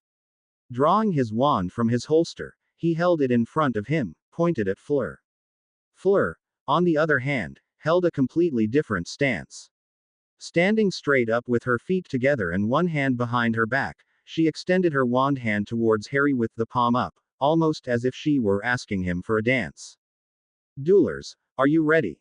Both of them nodded. Begin. Harry began on instinct with the dueler's hello to see how Fleur would react while concentrating on his legilimency to predict her moves. He spread the 3 spells so that the silencing hex would go for her head, the body bind slightly to the left of her shoulder, and the conjured ropes to the right of her hip. She let off a single stunner before twisting and bending down slightly, without even moving her feet, and followed up with a cutting charm. The 2 hexes jinxes flew past her without incident and the ropes were sliced before they reached her. Harry predicted Fleur's stunner, and sidestepped the spell easily and started running towards her, attempting to force her towards the edge of the platform with the Pebblecoat combo. It consisted of a reductor at the ground, followed by a levitation charm and a sticking charm, which should have forced the opponent into a detour lest they get themselves weighed down in debris. Fleur saw exactly what he was doing, however, and ignored the reductor, banishing the rocks immediately before Harry could levitate most of them. It cleared just enough of the rocks for her to nimbly step in between as she deflected the sticking charms. As Harry repeated the combo, she conjured a flock of birds that flew straight at him, blocking his vision and breaking eye contact. There were far too many to destroy individually, so he used the splitting wind spell to push all of them to the side, only to see a huge fireball rushing at him. Without any time to dodge, he threw up a shield. Harry quickly began to move closer to the middle of the arena, where there would be more area to move. The flames didn't seem to be draining his shields as fast as he thought they would, so he held it up until the flames ended. He looked around. He couldn't see her. She was probably under a disillusionment charm. Without his legilimency to help him, he had to be wary of a spell coming from any direction, and the area of the platform that would have been safest for him had suddenly turned into the most dangerous.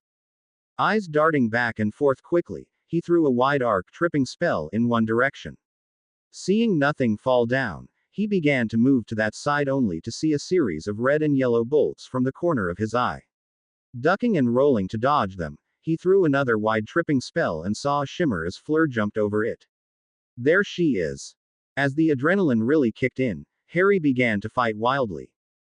Both of them exchanged direct spells, mostly disarming, stunning, and body bind curses. Neither bothered to put up a shield, trying instead to take their opponent down directly. Harry was having a harder time aiming at Fleur, who would only reveal herself slightly when she moved. Frustrated, he switched to conjuring water, sending a jet in Fleur's general direction, creating a thin puddle. He could see her footsteps now, but she realized it just as quickly. Canceling her disillusionment, she pressed on the attack, launching spells faster than before. Harry could now resume his legilimency, letting him dodge with even greater ease and retaliating with a few broad area explosion spells, which forced Fleur to either block or jump out of the way. In an attempt to keep Harry pinned down, Fleur conjured another flock of birds. Harry countered with the same wind splitter, only to see 3 snakes moving quickly towards him. A normal dueler would have to deal with them individually, because they were all deadlier than the birds. But Harry was a parselmouth. He quickly ran towards the snakes, and hissed to them, "Stop. Attack her." Fleur obviously didn't anticipate his ability, and attempted to vanish the snakes she conjured, but Harry protected them as they advanced together. As soon as they were close to striking distance, Harry dropped his shield and began his attack. In between dodging Harry's spells, Fleur still managed to vanish one snake, blast another, and slice the last one just as it lunged at her. In that short time, Harry had closed the distance between them and she couldn't dodge his spells fast enough. He threw another blasting curse at her feet and 2 disarming charms. The blasting curse shattered the ground beneath her, throwing her off balance, and the second disarming charm hit her. As soon as the wand flew out of her hand, Harry summoned it. The referee blew the whistle, signaling the end of the first duel. Harry was declared the winner, and he returned Fleur's wand to her. They bowed to each other, then to the referee, and stepped off the platform. Immediately, house elves began popping in to repair the damage. As they walked to the medical tent for another checkup, they passed by Crumb and Cedric, who were heading to the other platform for their duel. "You are always Eyeing some surprises for me, aren't you, Harry Potter? Fleur had an annoyed, but amused, grin on her face. Well, I guess it used to be common knowledge at Hogwarts 2 years ago, but I don't think it was enough to make the papers, answered Harry. Besides, talking to snakes isn't always something I like to advertise. Oh, is there some stigma to your ability? EET seems useful, even if it is specialized. What? You don't know about how being a parselmouth is supposedly a sign of a dark wizard. Harry couldn't believe it. Everyone had an opinion about it, whether it made him the next rising Dark Lord or if it shouldn't matter, but he hadn't met another magical who thought absolutely nothing of it. Did you perform a dark ritual to receive Z's ability? Fleur asked cautiously. Harry shook his head. Well then, EET is no more than a unique skill, is EET not? Yes, I know it's nothing more than a curious talent, but others don't think so, answered Harry. EET must be a silly British thing, Zen. In France, people value unique and rare talents. That is why our admistress is a half giant, and my father chose Avila to be his wife, Fleur announced proudly. Harry only nodded, completely flabbergasted by how different things could be between the two countries, separated only by a few dozen kilometers of water. The magical France seemed to have advanced almost in step with their Muggle counterparts, whereas the British magicals seemed to do everything they could to resist it. The medical checkup was quick, and Harry peeked out of the tent as quickly as he could to see the duel between Cedric and Crumb. What he saw amazed him. Cedric's side of the arena seemed to be utterly destroyed. Cedric could barely get his footing as there were huge holes on the platform and lots of loose rock. Cedric wasn't letting that go to waste, however, as he continuously summoned all the loose rocks he could, using them to intercept the spells that Crumb was throwing at him. Crumb, however, didn't appear to be tiring, while Cedric was barely keeping up. In a last-ditch effort, Cedric summoned a smokescreen to hide himself, but Crumb kept advancing and summoned a fire whip, which he swung through the smoke at waist level. A loud crack of the spell hitting a magical shield was heard, and Crumb quickly threw a heavy bludgeoner in the direction where his whip stopped. Cedric came flying out of the smoke and fell off the platform, groaning in pain. His robes were lightly scorched, but he didn't appear to have any heavy injuries. He managed to get back on his feet, although he was a little off balance. The referee quickly declared Crumb the winner, and Cedric was taken to the medical tent to be given potions for his burns and other minor injuries. He would be spending much of his break in the medical tent, probably only getting healed just in time for the next duel. Harry had plans for spending it with more pleasant company. He scanned the crowd, looking for Hermione, and saw her descending down the stairs, against the flow of the crowd. He ran to greet her at the edge of the field, and once again took off on Harry's broom to have lunch at the Great Hall instead of the concession stands around the stadium. You know, it's a shame you have to duel Crumb last, Hermione remarked as they dug into their sandwiches. What? I consider myself lucky, said Harry, saving the worst for last. You saw what happened to Cedric, didn't you? Of course I did. I was taking notes, too. But the thing is, Crumb's predictable. He fought exactly the way I expected him to in the first battle. I didn't learn anything about him. Oh, and what notes did you get about Cedric? I missed most of his fight. He's got variety. He's really good at transfiguration, too. He can perform transfigurations fast enough to mix it in along with his curses and charms. That was pretty important. Unlike other spells, transfiguration required imagery inside the mind with no actual incantation.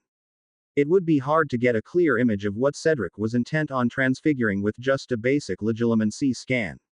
Even with non-verbal magic, most users still said the incantation to themselves inside their head, making it easy to get a read.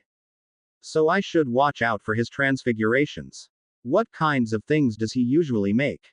Nothing complicated. He turned some stone to solid metal to give them more weight when he banished them. He also changed the shape of the platform to help block a lot of Crumb's spells. Crumb did try to disable him in the beginning, but nothing would hold. I don't think you should try, either. Wait, Crumb tried disabling jinxes. Like impedimentia. When I looked, he was just hurling power spells over and over. That was at the beginning. Cedric would cancel the jinxes about as quickly as he got hit with them. When Crumb figured it out, he just went all out with his heavy damage curses. I think he was trying to save energy at first, but in the end he just didn't want to waste time or end up losing. Any tips against him, then? Harry didn't want to waste all his strength fighting the way Crumb did. He was certain he wouldn't be able to keep it up, either. Cedric might actually beat him in a battle of pure endurance. I'd say just tire him out.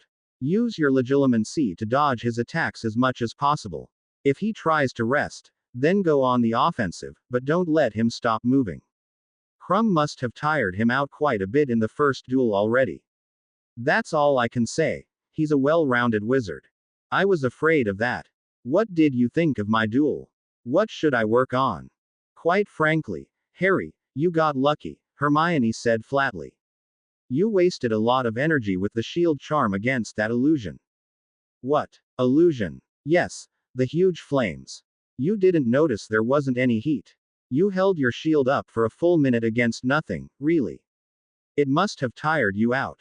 Harry shifted his eyes in embarrassment. He really didn't notice. Fleur had effectively made him waste his strength in the middle of battle. Well, now that I think about it. Harry, you need to come up with a better plan. You can't just go charging in there. Hermione, you might not have noticed, but charging ahead is pretty much what I do. A lot. I tend to react and go with my gut instincts. When I need a good plan for something, I generally turn to you. He gave her his best pleading, puppy eyes look he could muster. Fine, Harry. Just go with what I said before. Try to force him to tire himself out.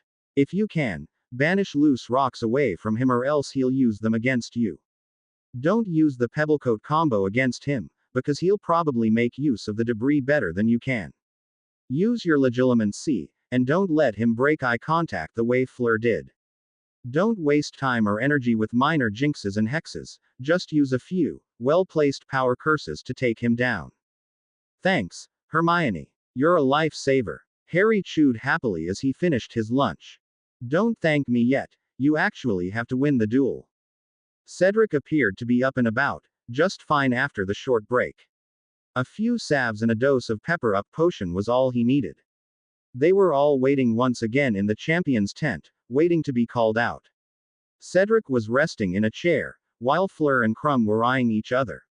Harry stood at the entrance of the tent, peeking outside occasionally. Most of the crowd had returned for the lunch break and the next set of duels would be starting once again. Once Harry and Cedric were called up, they faced off on the newly repaired dueling platform. After bowing, they both assumed the same, textbook recommended dueling stance, knees slightly bent, wand towards the opponent, light on their feet. Harry kept his eyes locked on Cedric's. He's opening with a wide tripping hex and an incarcerus, Harry read. As soon as the referee signaled the start, Cedric opened with exactly that. Harry jumped over the tripping hex and threw the severing razor charm, Defindo Novaculus. It cut straight through the conjured ropes and continued towards Cedric, who dodged out of the way. He followed through with another razor charm, cast horizontally, and 2 bludgeoners. Cedric ducked low and blocked one of the bludgeoners. Seeing Harry was still advancing, he cast reductors at the ground in front of Harry's feet. Harry saw them coming, and remembering Hermione's advice, banished the rocks and pebbles away from Cedric as soon as possible. Seeing what Harry was doing, Cedric then cast another set of reductors at the ground in front of his own feet. Harry ran forward as quickly as he could, but didn't get into banishing range in time. Cedric already levitated several chunks of stone and transfigured them into darts, shooting them at Harry. With a few wind-splitting spells, he pushed most of them off course, but still had to sidestep a few of them, ending up precariously close to the edge of the arena. Instead of banishing the rocks, he decided to switch to bombardment spells. Even if it ended up creating more material for Cedric to use, at least the pieces would be flying and hopefully he would be spending more effort dodging them instead of transfiguring them. The first one sent pieces flying everywhere and knocked Cedric off balance, ending his next batch of transfigurations. Harry continued to throw the explosive spells as fast as he could while advancing towards the center of the arena, but the spells were very energy intensive. Cedric, seeing what he was doing, began using counterspells to intercept them midair. Wait a minute, thought Harry. I shouldn't be doing this. I'll tire out before he does. He was now close enough to use the simple banisher to sweep rocks away from Cedric, so he concentrated on that. Seeing Harry's offensive attack was ending, Cedric retaliated with a combination of stunners and bludgeoners. Harry dodged them easily while continuing to read Cedric, while continuing to banish the loose stones away. Cedric noticed what he was doing and launched a mist out of his wand. Caligo Sequita. What does that spell do? Thought Harry. He could read the incantation straight from Cedric's mind, but it was harder to understand the spell he hadn't studied before. The mist was quickly advancing towards him. Once again, he relied on his wind splitter spell to push the mist off to the sides, but as soon as the spell passed through, the mist changed direction and enveloped him.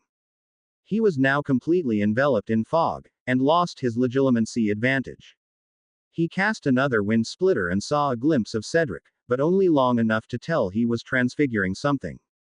He blindly threw another bombardment curse, following with an arcing tripping jinx and a wide severing razor curse.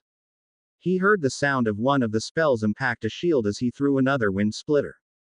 Cedric had moved. Turning around before the mist could collect again, he saw Cedric over at his right, launching a series of spells at him. Harry threw up a shield and dodged another, but he suddenly tripped on uneven ground. Keeping his shield up with all his strength, but as he tried to fend off Cedric's unending stream of spells, he knew Cedric was trying to end the duel here. He scrambled to get back up only to twist his foot on another unseen edge, and banged his elbow as he went down. He felt something pass over him and suddenly his breaths were failing. He began to hyperventilate, desperately trying to get some oxygen into his system, but it wasn't working. As his strength faded, his shield did as well, and he was struck with another curse before finally falling unconscious. Harry woke up a minute later, lying on the platform by the referee. Cedric had dissipated the mist, and he saw what had happened. Cedric wasn't transfiguring more objects to banish at him while he was in the mist, he was transfiguring the rocks closer to Harry, making the ground around him jagged and brittle. There wasn't a single spot of flat ground to stand on. As he got up, the referee gestured to the both of them, and Harry acknowledged defeat. Cedric was declared the winner of his second duel. They bowed and walked off the platform as Fleur and Crumb were making their way to theirs. What was that spell you used on me, Cedric? The mist thing. It was the chasing mist. It's kind of hard to maintain, and I didn't expect it to work so well against you, actually, answered Cedric. The nice thing about it is there's no direct counter for it other than a strong gust of wind.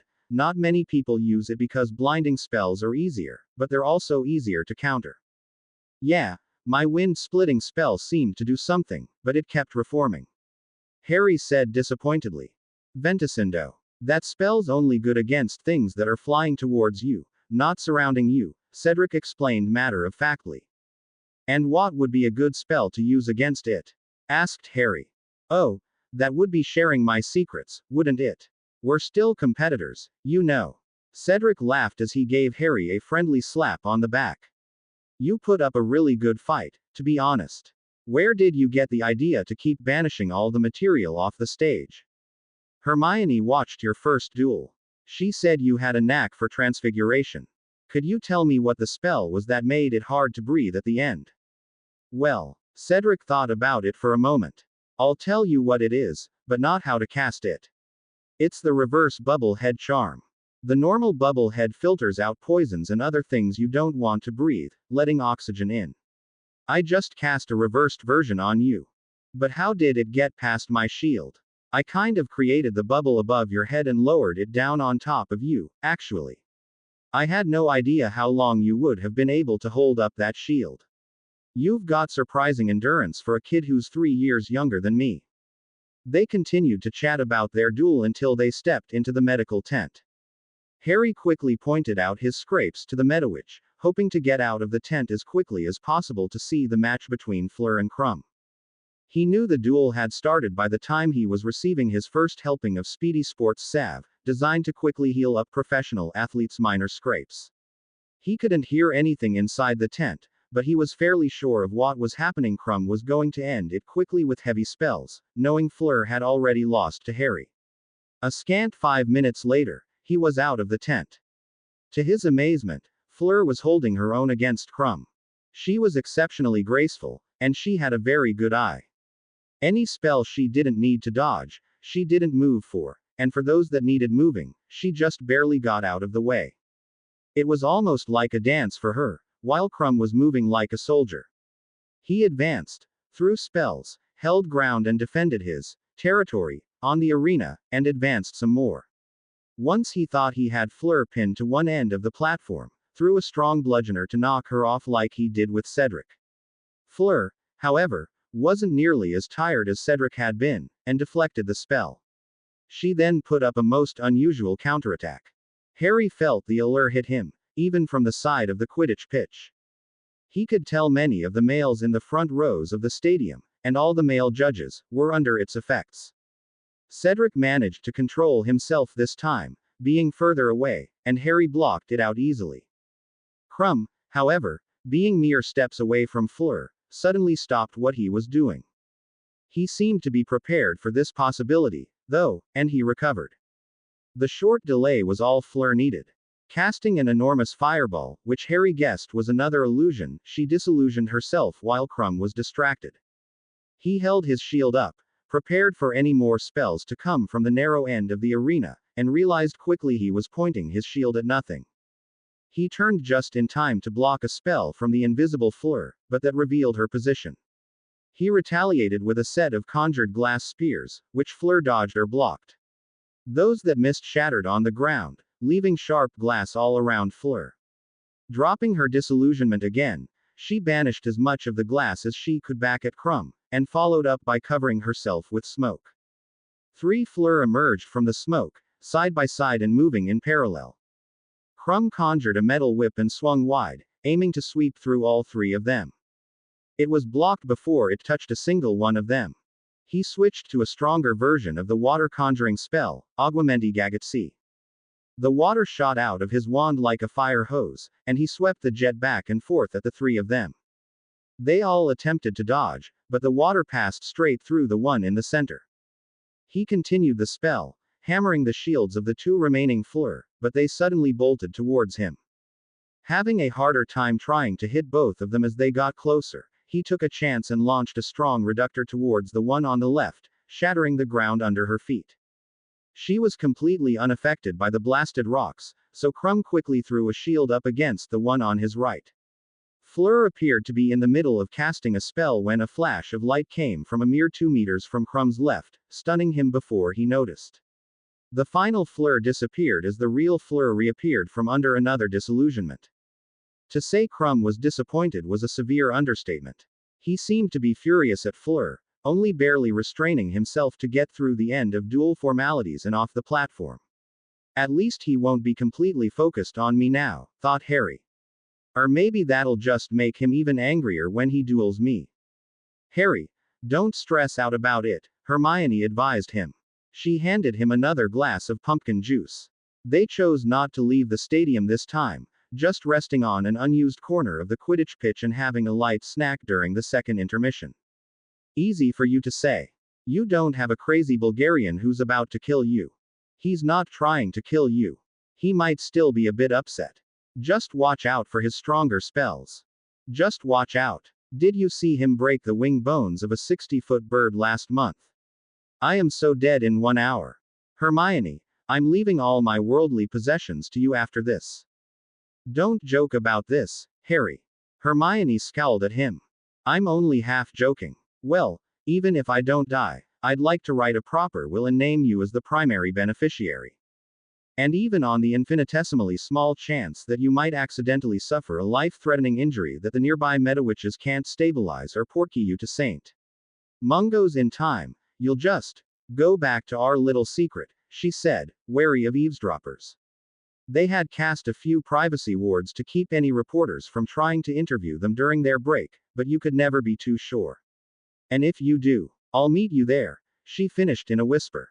I'll always come back to you, that's for certain.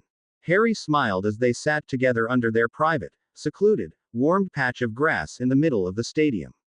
When they heard the call for the next round of duels and for the spectators to return to their seats, they dropped the privacy wards and parted ways. Back in the tent, Crumb was looking remarkably calm for someone who was just beaten, and who badly wanted to beat his next opponent. The calm before the storm, thought Harry. Cedric was looking thoughtful, like he was going through a plan. Fleur had her stoic facade on again. Harry spent most of his time sitting, wondering how he was going to take on Crumb. I can't overpower him. My disillusionment isn't nearly as good as Fleur's. Might as well give it a shot, though, Harry thought. The whistle for the final round of duels was blown. Fleur and Cedric left the tent, and finally, Harry could watch another full duel. Fleur once again took her odd, dance-like stance against Cedric, while this time Cedric looked like he was ready to bolt forward. As soon as the duel began, he shot off a stream of water, covering the platform as he advanced forward.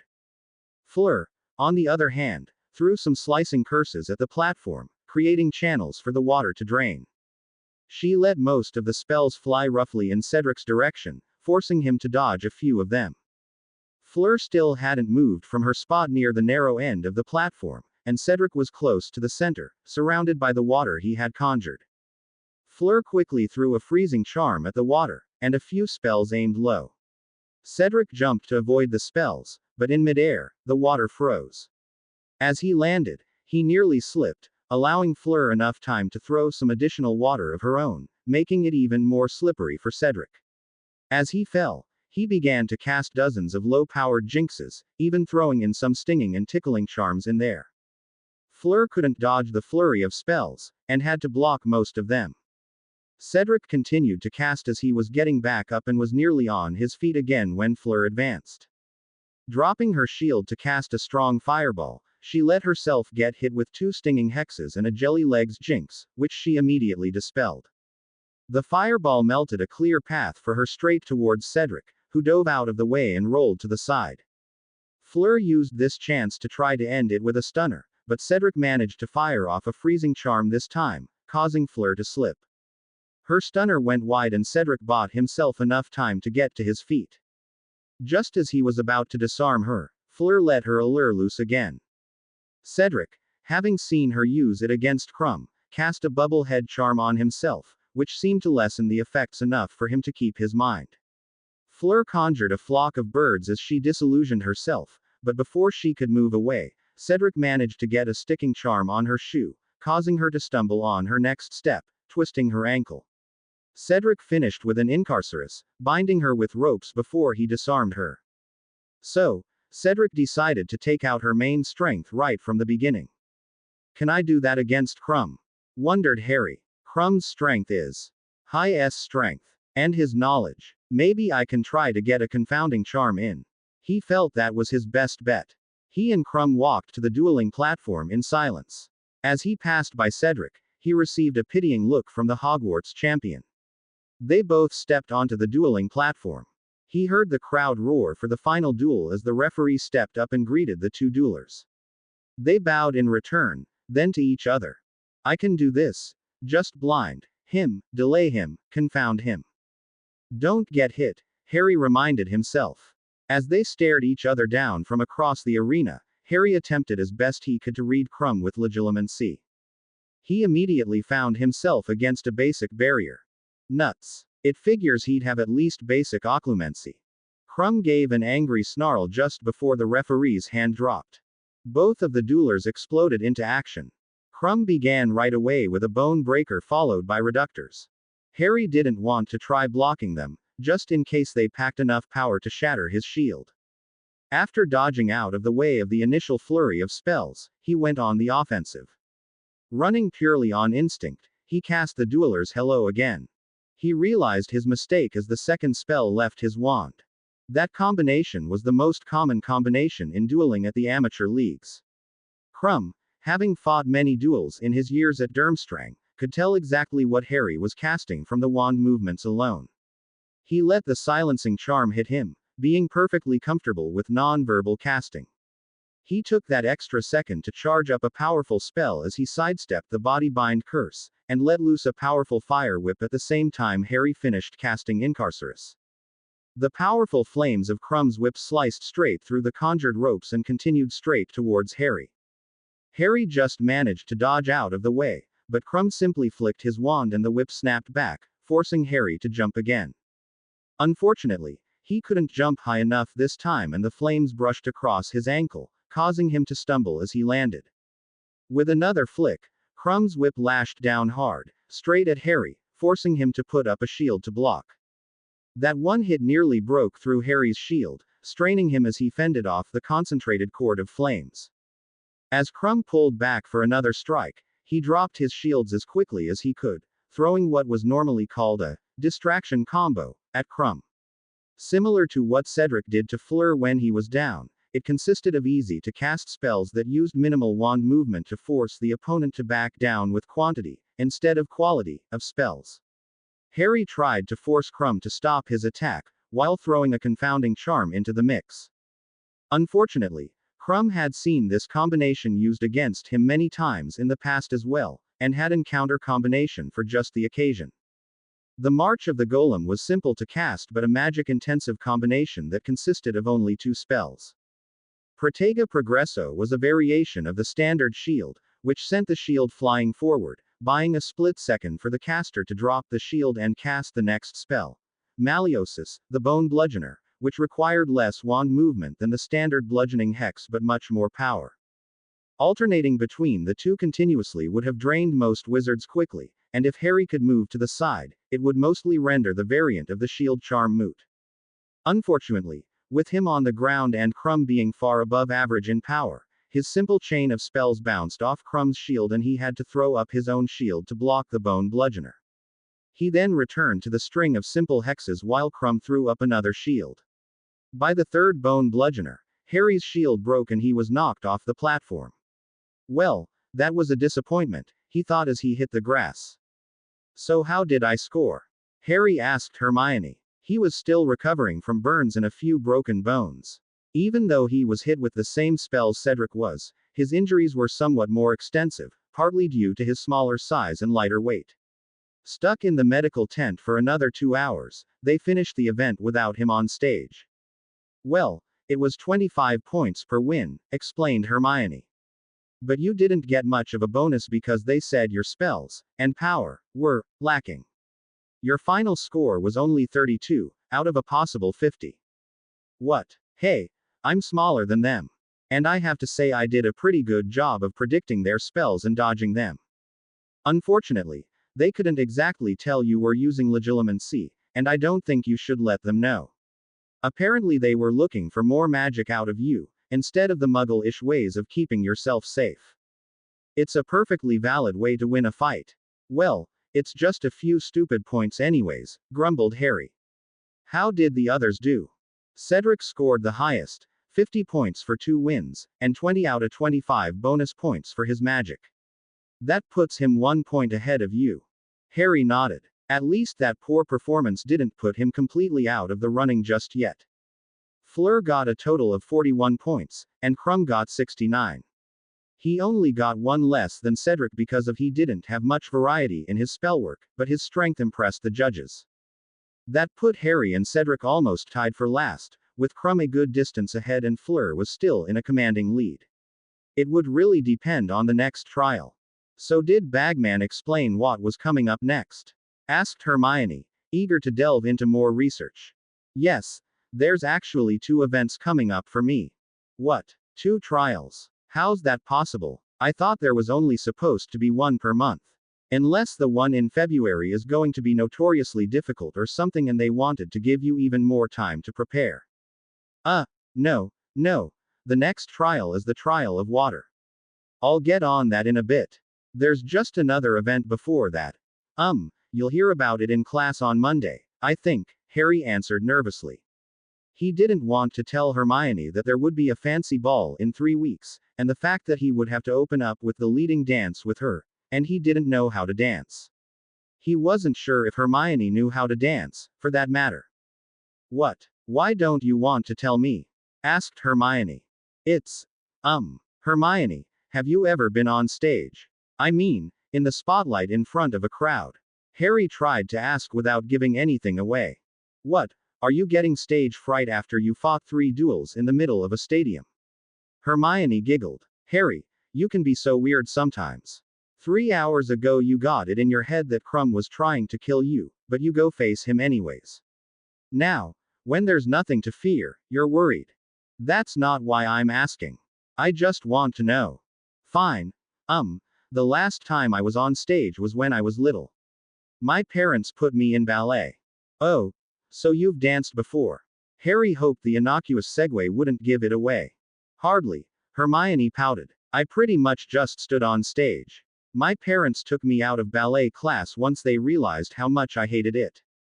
Why were you just standing there? I thought you'd be, well, doing some dancing in ballet. I couldn't do anything on stage. I was. The Christmas tree. Huh, a tree. Hermione hung her head down. Why are you making me tell you this?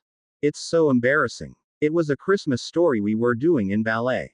I was so frozen on stage that the instructor ended up making me dress up as the Christmas tree, so I barely had to do anything. She then added in a barely audible whisper, and I still managed to screw it up. She almost broke down in tears, but calmed herself by changing the subject. Forget about that stuff. It was before I really discovered my love of books, anyways. What's this extra event? You still haven't told me.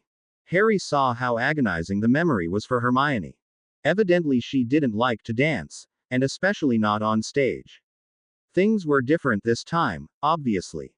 It was going to be a ballroom dance, not ballet. And she'd be dancing with her boyfriend. Was that enough to completely change her opinion?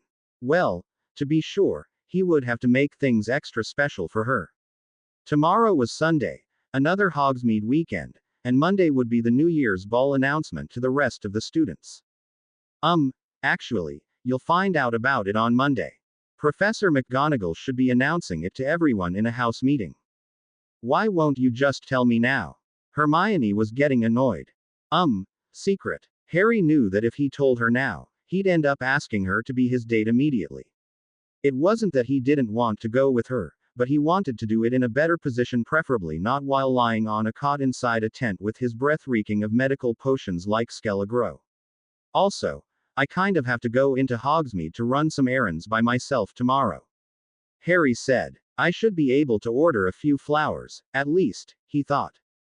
What? I was hoping we would be able to get started on the trial of water right away, Harry. Let's face it, you don't even know how to swim. I know. I'll make it up to you, I promise, said Harry. Wait, I don't know how to swim. What am I going to do? Well, I was going to help teach you, said Hermione. But if you don't want to. Harry cringed. I'll really make up for it. Really. I might have to throw in a new dress while I'm at it. In for a canute, in for a galleon. Harry got up early the next morning, eager to make sure that Hermione would be delightfully surprised on Monday. I wonder why I'm putting so much effort into this, he thought. It's not even the dance. I'm just asking her to go to the dance. But then again, this is one really important dance, and I can't imagine going with anyone else. I can't give her any reason to possibly say no, he justified to himself. After getting a light breakfast, he began the long walk to Hogsmeade, alone. Along the path, he noticed a group of Beauxbaton students already on their way. As he passed, a familiar voice called out to him. Oh, Ari, are you having breakfast in Z Village as well? Fleur asked. The rest of her classmates turned to look at who she was talking to. Fleur waved him over. Haven't you been to Z's village many times before? Yes. We would like to sample Z local cuisine. Haven't you a favorite restaurant? 3 broomsticks, Harry answered immediately. There were only 2 restaurants, and 1 tea shop. He certainly wasn't going to lead these students into the Hog's Head. Hogsmeade isn't a very big village, I have to warn you. There isn't much selection. Seeing the questioning looks on the faces of some of the students, he quickly added, but I'm not saying it's bad. Far from it. I love coming out to Hogsmeade and eating there when I can, but you'll find that everyone goes to the 3 broomsticks as well. Then we should. Hurry, if it gets as crowded as you say, non. Fleur smiled and translated for the few who couldn't follow the conversation. They all seemed to agree on Harry's suggestion, and sped up to a brisk walk. Harry led the way through the village. When a few of the Bobaton's girls seemed to express some curiosity as they passed Madame Puddifoot's, he quickly urged them onwards. He didn't want to get caught inside that shop, especially not with Fleur and several other French witches. Along the way, he also pointed out a few of the other shops to them. Most of them seemed to know a few of the basics already, like the post office and scrivenshafts, where many had already visited for school supplies and larger post deliveries. Unsurprisingly, many of the girls also knew where the hairdressers were. Madame Rosmerta was pleasantly surprised by the crowd of students that arrived for breakfast, with Harry holding the door for them, no less. Business had picked up a little with the Triwizard Tournament's second event. Many tourists were staying in Hogsmeade for the entire weekend instead of just visiting for the day, but fewer students came to Hogsmeade as well, preferring to stay at Hogwarts to share the excitement. Harry decided to have a second, light breakfast, while he made some recommendations for the others. It was rather difficult, given how much of the breakfast menu involved greasy foods, but everyone seemed to have a good time. When they were all finished, Fleur asked Harry, "What brings you to Z Village all by yourself, Ari? I usually see you with your girlfriend." "Oh, well, you know the New Year's ball." Harry began. "You are taking her, Non." "Of course. I haven't asked her yet, though. I want to surprise her. I don't think she likes dancing, so I'll have to make the proposition more attractive for her." He suddenly perked up. "Could you help me out, actually? What is a good way to ask a girl to a dance?" "Well, if you will only be using me as an example." Fleur giggled teasingly. "Begin with flowers. Always. I didn't think she liked flowers that much. I mean, she's really into books," said Harry, doubtfully. "And teddy bears," he added privately. "Ari, do not think of flowers as a gift. It is courtesy," Fleur explained. The other girls at the table nodded. "It is much like holding the door open. Every special occasion. Begin with flowers." Harry nodded in understanding. "Now, does she enjoy chocolate?" Fleur asked. "She does enjoy it a bit, but she's never been into sweets all that much," Harry explained. "Her parents are dentists." Seeing the confusion on their faces, he said, "Well, she likes to watch her health." "Ah, then just get chocolat noir instead." Fleur was practically ignoring him by now, imagining the ideal man that she had yet to find. All this just to ask her to go to the ball with me. Harry was really worried that he'd been doing things completely wrong up until now. "Well, she is already your girlfriend, Non?" Fleur asked. "You would not need this advice from me unless you considered it a very special occasion, Non. Is her birthday in December also?" Harry shook his head. "No, that was back in September. And you did not get her flowers then?" Fleur's eyes widened in shock and the other girls began to chatter rapidly in French. "Uh, no. Were you two already dating at Z time?" "Yes." Harry could sense he was about to get reprimanded for breaking every rule in some kind of secret girl's rulebook. "Ari, what have you done on dates with your girlfriend?" Fleur let out in exasperation. Harry explained their trips to Hogsmeade, a few of the broom rides which he felt were at least somewhat romantic, and even let slip that they sometimes just spent an entire day together in the library. Obviously, he left out the specific dates, given how some of them overlapped, but as he went on, Fleur seemed to be shaking her head in pity, probably for Hermione.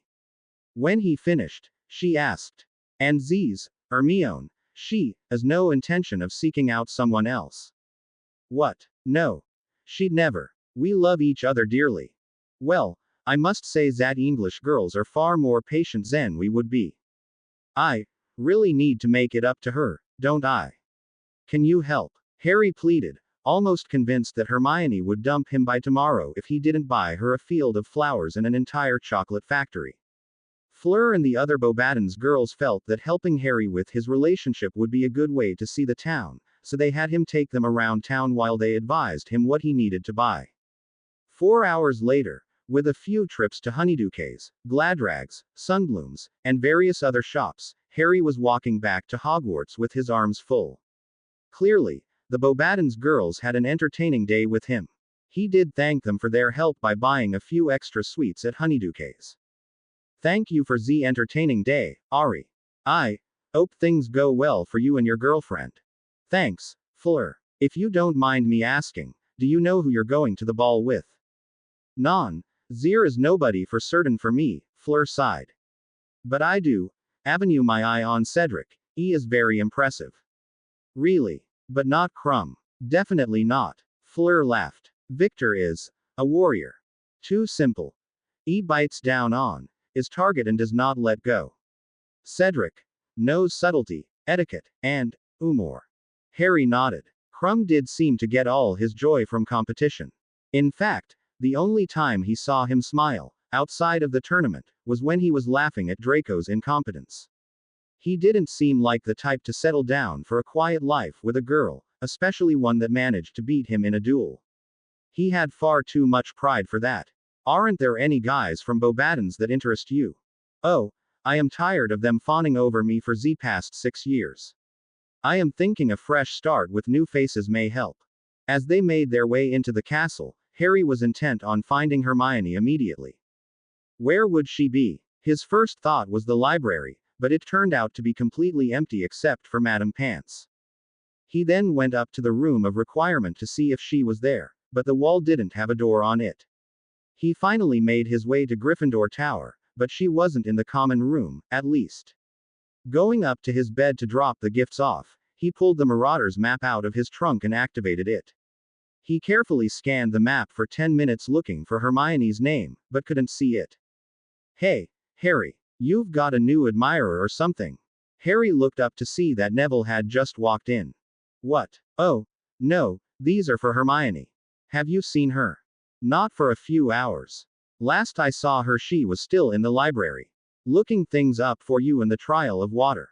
She was. Harry felt his heart drop when he realized how much he had taken Hermione's commitment to him for granted. Wait, water, he thought to himself. He knew the next task was supposed to take place near Hogwarts. She didn't jump in there just to help him research, did she? It would explain why she wasn't on the map. I'll be back soon, Nev. Make sure nobody touches my, Hermione's stuff, he said as he grabbed his broom. Wait, I think she was, Neville tried to say, but Harry was already flying out the window. The Black Lake was huge, forming the entire southern border of the Hogwarts grounds and Forbidden Forest. If she was studying something in the Black Lake, she'd probably left her bags somewhere along the shores. Harry began his search at the docks where the first year's boats lay. He flew until he reached the edge of the forest and then turned back. On the other side of the docks was the Durmstrang ship. As he passed by, he saw Crumb climbing up the side of the ship on a rope ladder. Was he swimming in the lake? In this cold weather? If it dropped another degree, it might as well freeze over. He gave the ship a wide berth, just in case the Durmstrang students were feeling territorial or if they decided to take pot shots with the cannons on the side of the ship. I wonder if they're even real, thought Harry. Or maybe they're magical cannons. If they are, I wonder if they shoot out overpowered spells or enchanted cannonballs. He let his imagination run as he skimmed over the other side of the shoreline, which again turned out to be empty. Frustrated, he headed back to the starting point of his search. He'd just wasted nearly an hour searching for Hermione and was no closer to finding her. He flew back to his room, scanning the grounds like he would search for the snitch, but looking for his brown-haired beauty instead. Almost nobody wanted to stay outside longer than they had to in the cold December air, and even that final sweep was fruitless. He was pleasantly surprised, then, to find Hermione sitting on his bed, sniffing the flowers and twirling the small gift he had bought her in her hands, unopened. The chocolates were also untouched. She was obviously waiting for him to come back before she opened anything. So much for the surprise, Harry thought. He landed on the windowsill, as somebody had obviously felt it was a little too cold to leave a window open in this season. He tapped on the window, getting Hermione's attention. Harry, I didn't expect you to come in this way, she said as she opened the window for him. She giggled. The way you tapped on that window, I was expecting Hedwig or Carrie's. Well, it looks like you already received my delivery, Hermione, he said as he stepped down. So all of this stuff is for me, then. What's going on? You do know that Valentine's Day is 2 months away, not 2 days. Right. Valentine's. If I'm doing this much to take her to the ball, Will I have to top that for Valentine's Day? Harry realized with horror. I wanted this to be a surprise, but. Oh, I'm so sorry. Hermione quickly rearranged everything the way she found it. You can still surprise me, you know. I have no idea what all this is about. She gleefully hopped back on the bed, awaiting his answer. Well, you know how I told you yesterday that there were going to be another event, right? Yes, but all this seems a little personal, doesn't it? I thought you said this would be an event for the Triwizard Tournament. It is. I was going to wait till tomorrow when everybody else would know, but I might as well ask now. Hermione, there's going to be a fancy ball on New Year's Eve. Would you do me the honor of being my date?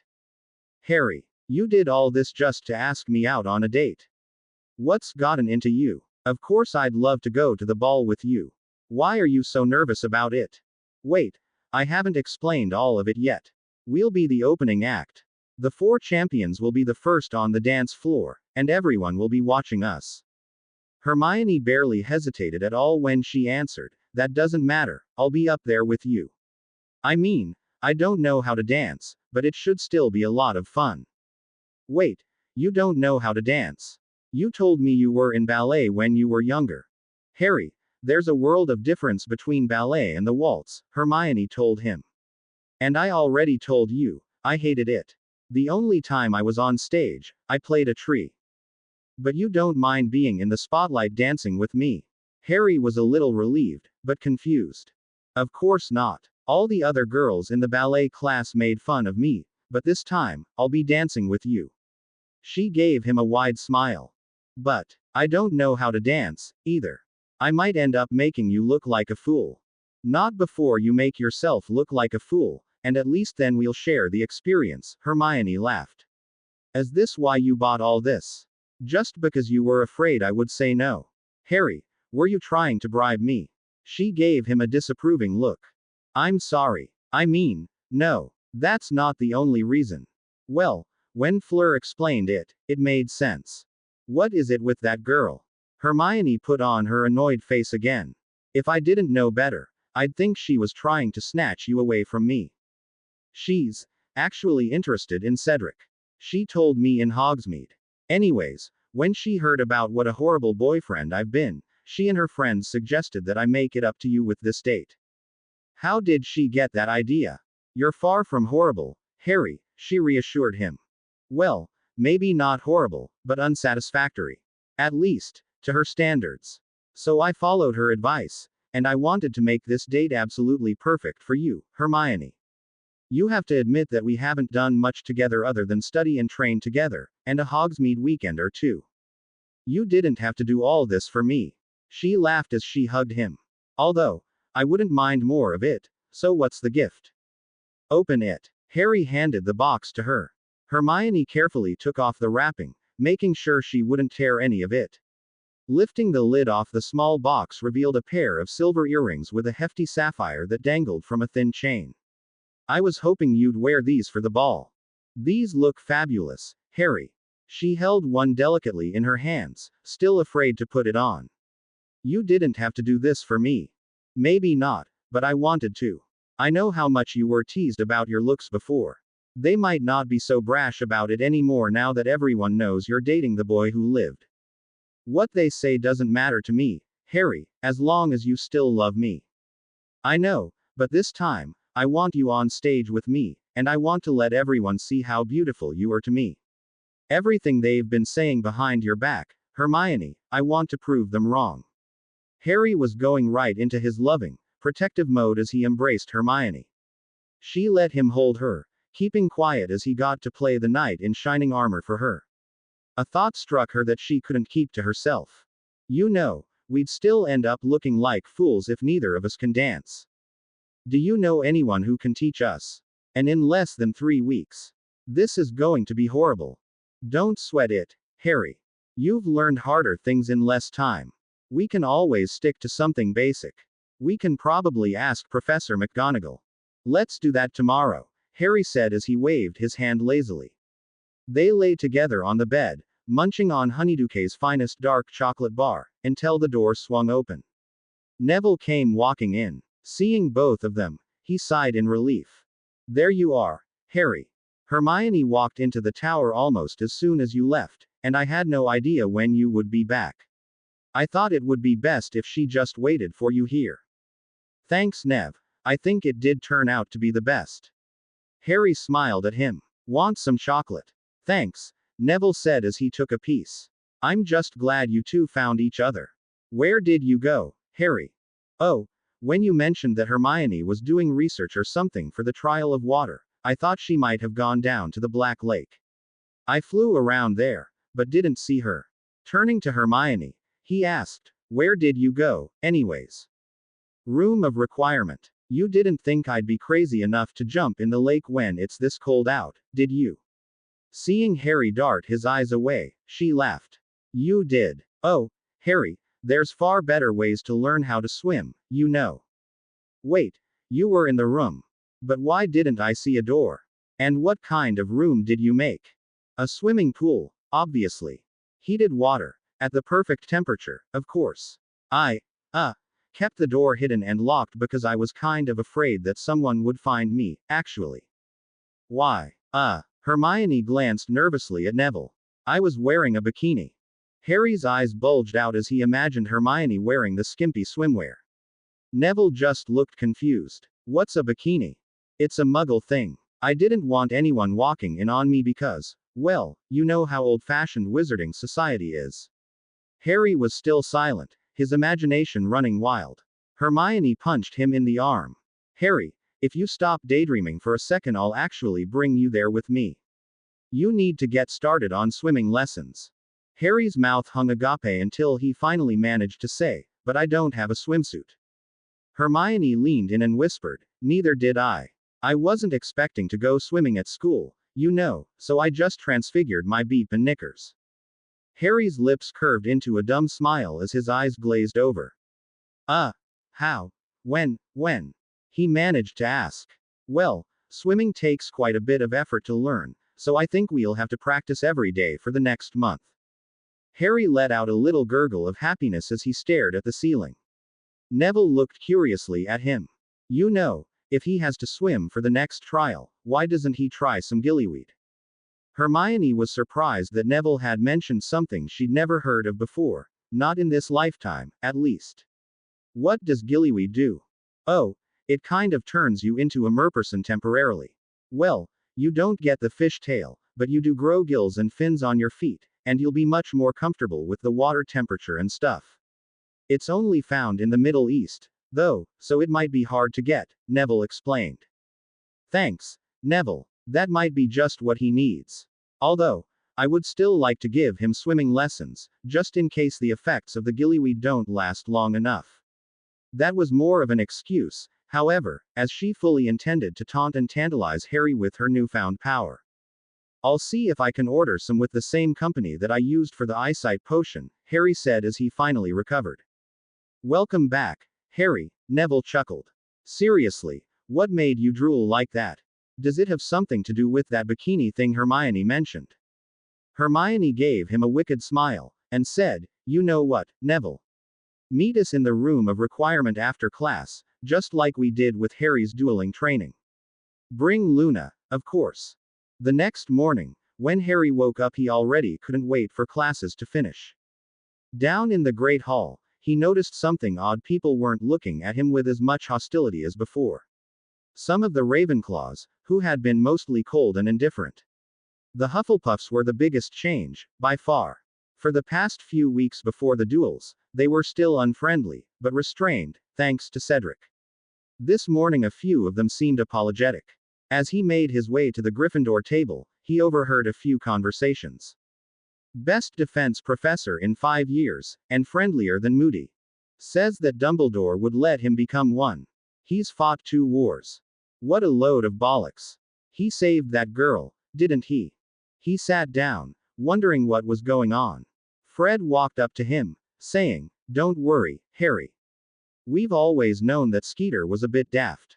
Yeah, if you really were a Dark Lord, you'd have recruited us to be your lieutenants of chaos. Added George. By the way, are you hiring? It's never too early to start recruitment, you know. What's going on, Guys. Harry was still confused. Hermione arrived just then, as the twins made room for her to sit down beside Harry.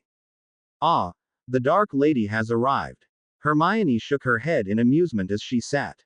I forgot to tell you about it yesterday in all the excitement, she said. Rita's written another article. Really? And, by the twins' reaction, I'm supposed to be some Dark Lord or something. But that's making everyone else friendlier to me. Well, she did say a few outlandish things, as usual, but most of the students know it's wrong. I can't say the same about their parents, or the general public, though. Well, are you going to show it to me, or not? Harry was getting impatient. Hermione handed him a copy of yesterday's paper. Dark Lord Slayer or Competitor. By Rita Skeeter. Everybody knows the story of the boy who lived, defeater of the Dark Lord. Has anyone ever figured out how he managed to do it, though? The official story is that he survived a killing curse, which reflected back on the Dark Lord. Remarkable, you may say, since no human has ever survived, and even more so as a baby. But wait, what else can survive this darkest of dark curses? Even a unicorn, one of the purest of light creatures, will fall to the glowing green light. However, the darkest of creatures, Dementors, can survive it. Did we defeat fire with fire, a Dark Lord with another Dark Lord? Why did you know who choose to personally attack a mere baby, when he had scores of Death Eaters to do it for him? Harry Potter was no mere baby, as we all know now in hindsight. He did, however, bare his fangs yesterday in the Trial of Champions. What most people thought was a good confundus charm to turn the conjured snakes onto his competitor, this clever reporter discovered was a far more sinister ability. Harry Potter is a Parselmouth. Yeah, Harry Potter's a Parselmouth. We found out about 2 years ago, explains Mr. Finch Fletchley, who had a close, personal encounter with a snake that Harry Potter commanded in his second year. Even a young girl of the Weasley clan was kidnapped that year, but she refused to comment about her experience.